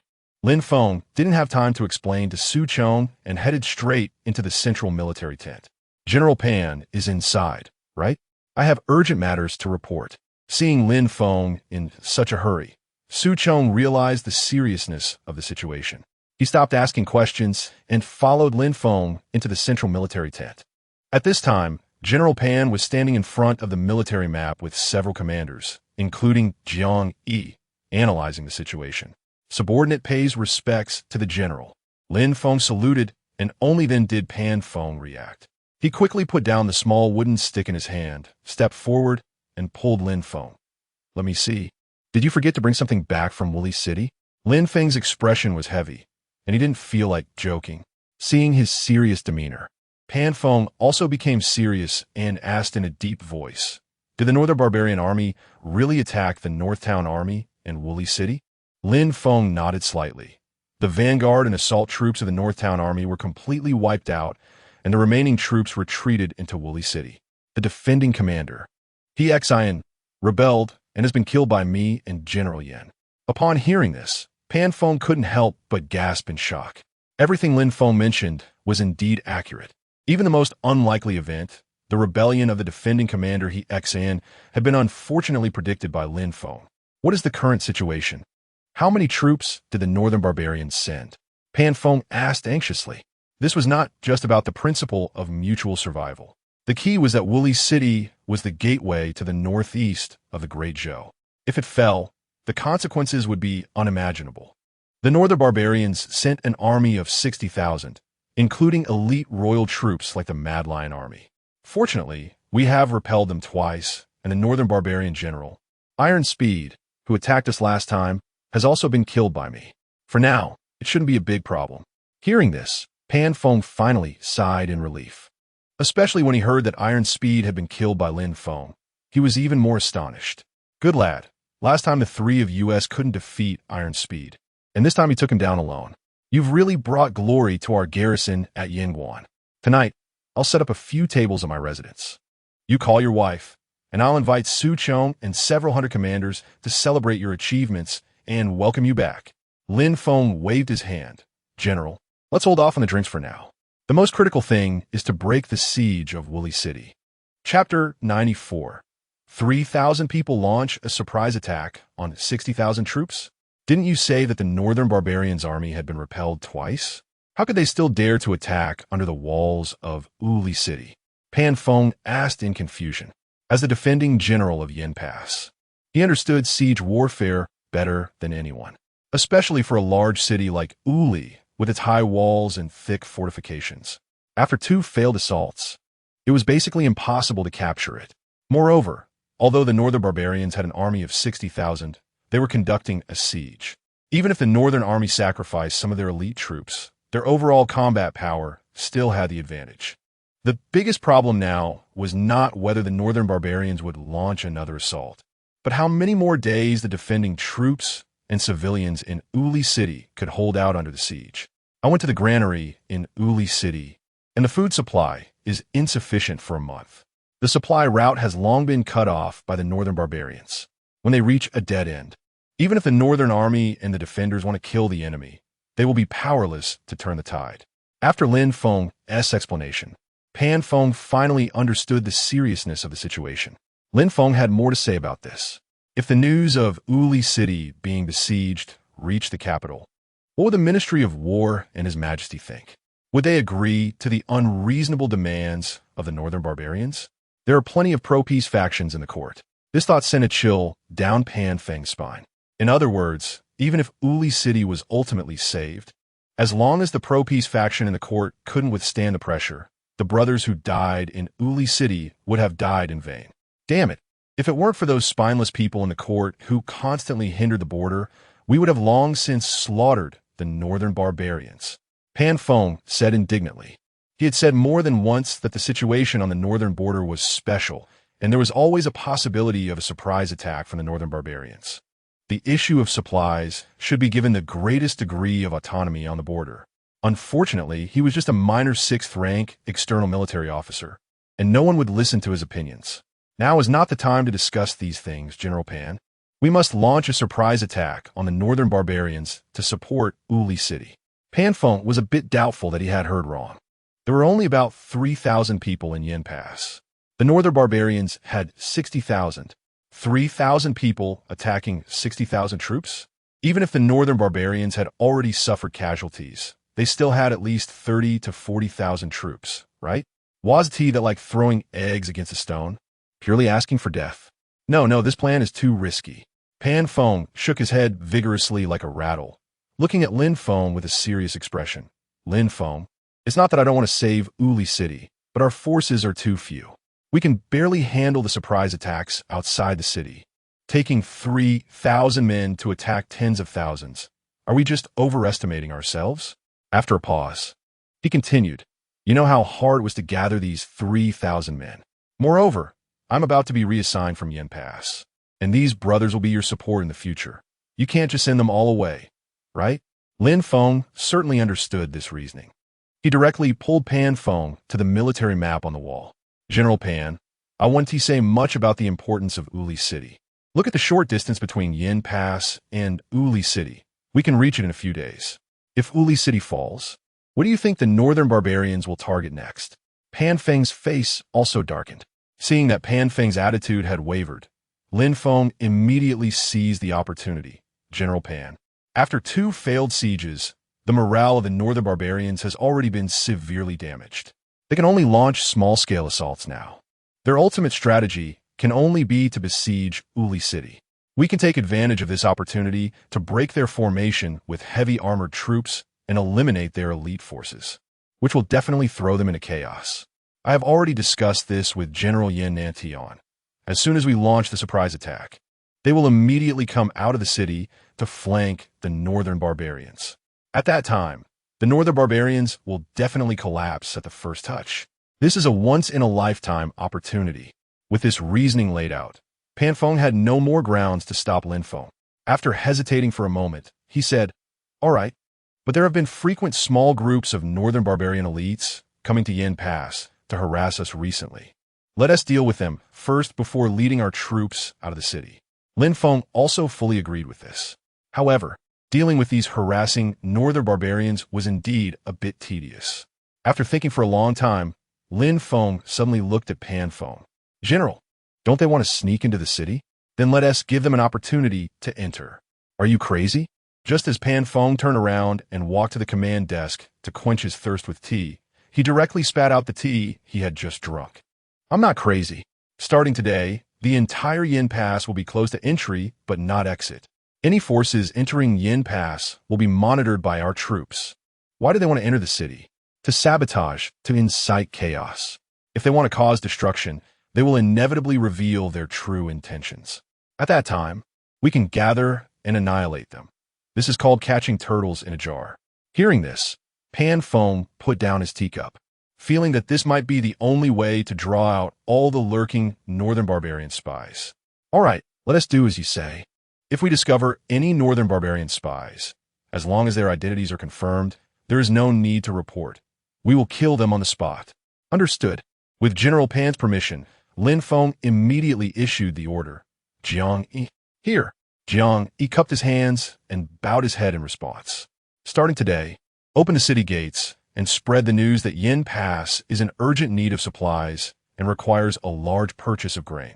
Additionally, select 100 capable men to be stationed near the city gate to mark any suspicious individuals. If there is any movement, report immediately. I want to kill them all. Understood. Wang Ming then stepped forward and asked, Big brother, what about me? How can our cavalry team be absent from the task of eliminating northern barbarian spies? After sizing up Wang Ming, Lin Feng shook his head slightly. You don't need to be involved in the task of eliminating northern barbarian spies. Focus on training the heavy armored cavalry. All the capable soldiers in the camps with cavalry experience should be selected for the heavy armored cavalry.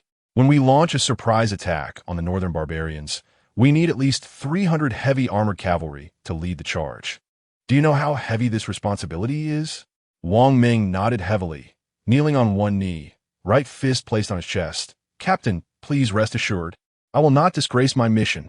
Now go and carry out your orders.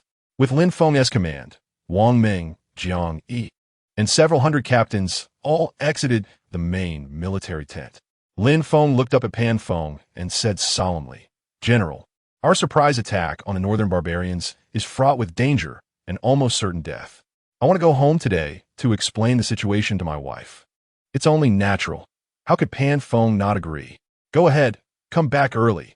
Our defending troops in Yin Pass cannot do without you. Chapter 95. Ensure they have no return. In the main tent of the northern barbarian army, the body of Tiesu lay in the center, covered by a large northern barbarian flag. Li Shual walked down the high platform with heavy steps and approached Tiesu's side. At this moment, he felt infinite sorrow and sighing for this subordinate, brother, and close friend. The closest to him was Prince Harry, who was also filled with tears. 2 rows of high-ranking generals from the Northern Barbarian army stood around, all pained by the death of their former comrade. At this moment, a deputy general could not help but say, "General, please give the order to attack the city. Our Northern Barbarian warriors fear nothing and must avenge General Tiesu." The other generals echoed in unison, "Yes, avenge, avenge.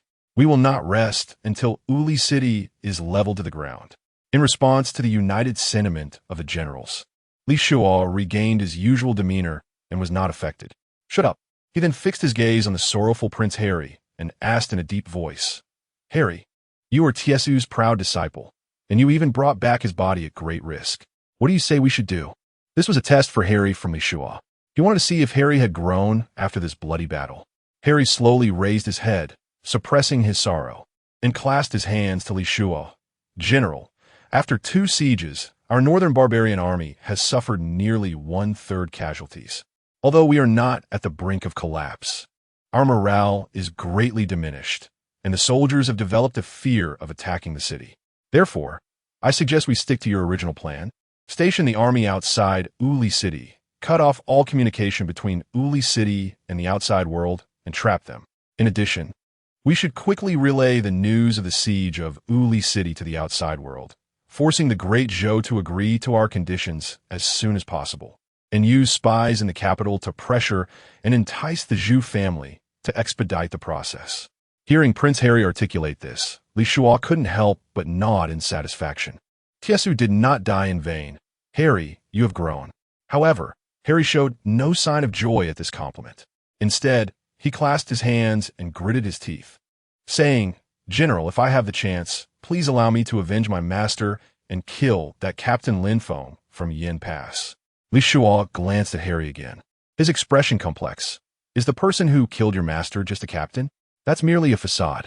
But this person is so young and possesses such means. He will undoubtedly become a serious threat to us Northern Barbarians in the future. If possible, I will personally slay him." Although Prince Harry felt reluctant, he also understood that the gap between him and Lin Feng was not trivial. However, it didn't matter who killed Lin Feng. He only wanted Lin Feng dead. Prince Harry knelt on one knee and said solemnly, "Thank you, General." In Yin Pass City, since the gates were opened, a variety of people had poured in within 2 days. Some were fleeing famine, some were doing business, and more were there to sell grain. However, after careful observation, Jiang Yi noticed a certain type of person who was very different from the normal entrants. Although these people tried hard to disguise their identities, their walking styles revealed a military demeanor. Moreover, they all had a wolf hair insignia on their clothes. Only a fool wouldn't see they were spies. Just as Jiang Yi continued to take notes at the city gate, Lin Feng rode over. Upon seeing Lin Feng arrive, Jiang Yi immediately stood up from a nearby chair and went to greet him. "Brother Feng, what brings you here? You should spend more time with sister-in-law at home." "I'm here, and there won't be any problems." Lin Feng waved his hand, his gaze scanning the crowd. "So, have you found any clues?" Jiang Yi pulled Lin Feng into a corner and said, "I found something.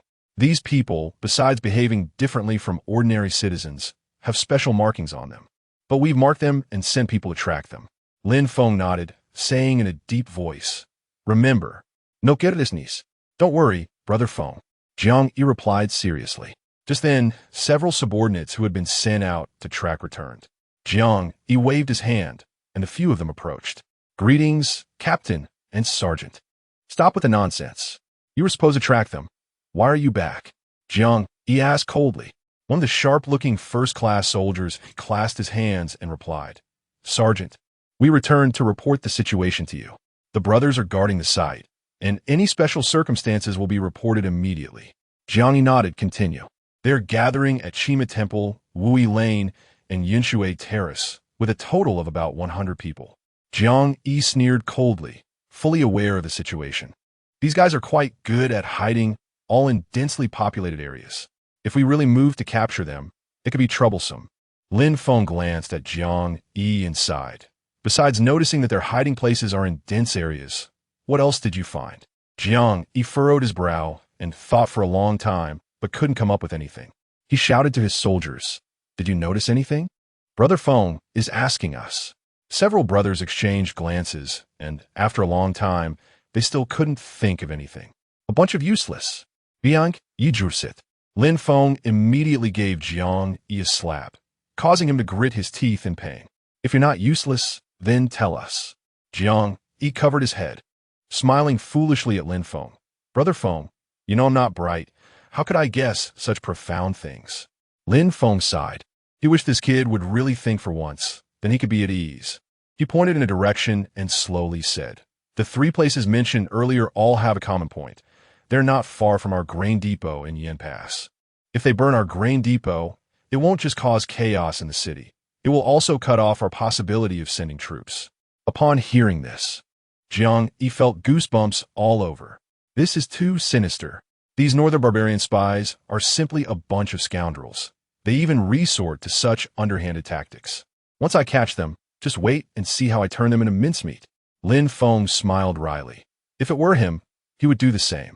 In the face of emergencies, one must remain calm. This is something Jiang Yi still has a long way to go. Viang Yi, you must immediately send someone to notify General Su, telling him the northern barbarian spies plan to act against the grain depot tonight. At the same time, position 100 armored soldiers to ambush the perimeter of the grain depot. As soon as they make a move, we will ensure they have no return. Chapter 96. Catching turtles in a jar in the middle of the night. The entire Yinguan street was silent, occasionally interrupted by a few dog barks. The watchman, holding a lantern and a clanging gong, patrolled the street as usual. Be cautious with fire in this dry weather. After striking the gong a few times, he took out a wine gourd from his waist and took a sip. Suddenly, a sharp pain pierced through his chest. Looking down, he saw a short knife had pierced directly through his heart, and he collapsed weakly to the ground. The attacker immediately stepped forward to support the watchman and gently placed the gong on the ground. Waving his hand, over 100 shadows swiftly rushed over from various corners. Stepping lightly, "My lord, should we act now?" The leader shook his head, his gaze fixed on the grain depot not far away. He said in a deep voice, "Wait a moment. Let's wait for the scouts sent to the grain depot to return." His subordinates were clearly impatient. "My lord, our journey here has been smooth. The Yinguan guards are evidently unprepared. We should take advantage of this opportunity to—" "Shut up. We are merely 100 men, while there are over 3,000 guards stationed at Yinguan. If we fail, it's not just our deaths that matter. Failing to complete the task assigned to us by General Tiesu would result in 100 deaths that cannot be redeemed." The speaker was a 5th-grade martial artist who had previously ambushed Lin Feng on the road to Yinguan and was a subordinate of General Tiesu. He did not yet know that Tiesu was dead. After the failed ambush last time, Tiesu had sent him outside Yinguan. In Tiesu's eyes, Yinguan was always a hidden danger that must not be allowed to have the possibility of mobilizing troops. At this moment, several scout vanguards stealthily approached. "My lord, the guard at the Yinguan grain depot is very lax. Besides a dozen patrolling soldiers, the other guards are already asleep. Our surprise attack on their grain depot will surely be easy." Hearing this news, the northern barbarian lieutenant's face lit up with excitement. "Great! Finally, I have a chance to redeem myself. No time to lose. Follow me in the Yinguan grain depot, kill anyone we see, and burn down the warehouses. We must turn the entire Yinguan grain depot into a sea of fire. Move quickly, and if we succeed, I will reward you heavily." Upon hearing this, the northern scouts were also excited. They all clasped their hands and whispered, "Thank you, my lord." Then, they quickly followed the northern lieutenant to the location of the Yinguan grain depot. When they arrived outside the grain depot, he raised his hand to signal for a halt. Seeing the gate wide open, with only a small squad of about 7 or 8 patrolling inside, he felt completely at ease. Such an important military stronghold, and the patrol is so lax. General Tiesu said the Yinguan guards were cunning and difficult to deal with, but it seems they are nothing special. Upon hearing their lord's words, the other elite scouts from the northern barbarians also felt a sense of pride. "Prepare everyone." The northern elite scouts immediately drew the short knives hidden on their bodies. "Kill for me." As soon as the words left his mouth, the northern scouts straightened up and rushed into the grain depot with their short knives raised. Enemy attack. The patrolling squad saw the enemies rushing into the grain depot and immediately shouted, then fled in panic. Seeing this scene, the northern scouts nearly burst out laughing. Is this the Yinguang Guard? Is this the soldiers of the Great Zhou? They're simply timid as mice, unworthy of being our enemies. However, just as their triumphant voices echoed, the northern lieutenant sensed something was off. Quiet. Too quiet? Even if the guard was lax, it shouldn't be this silent. The Yinguang guards had no reason to flee upon seeing them. No, we've fallen into a trap. Realizing the situation was wrong, the northern lieutenant immediately shouted, "Retreat."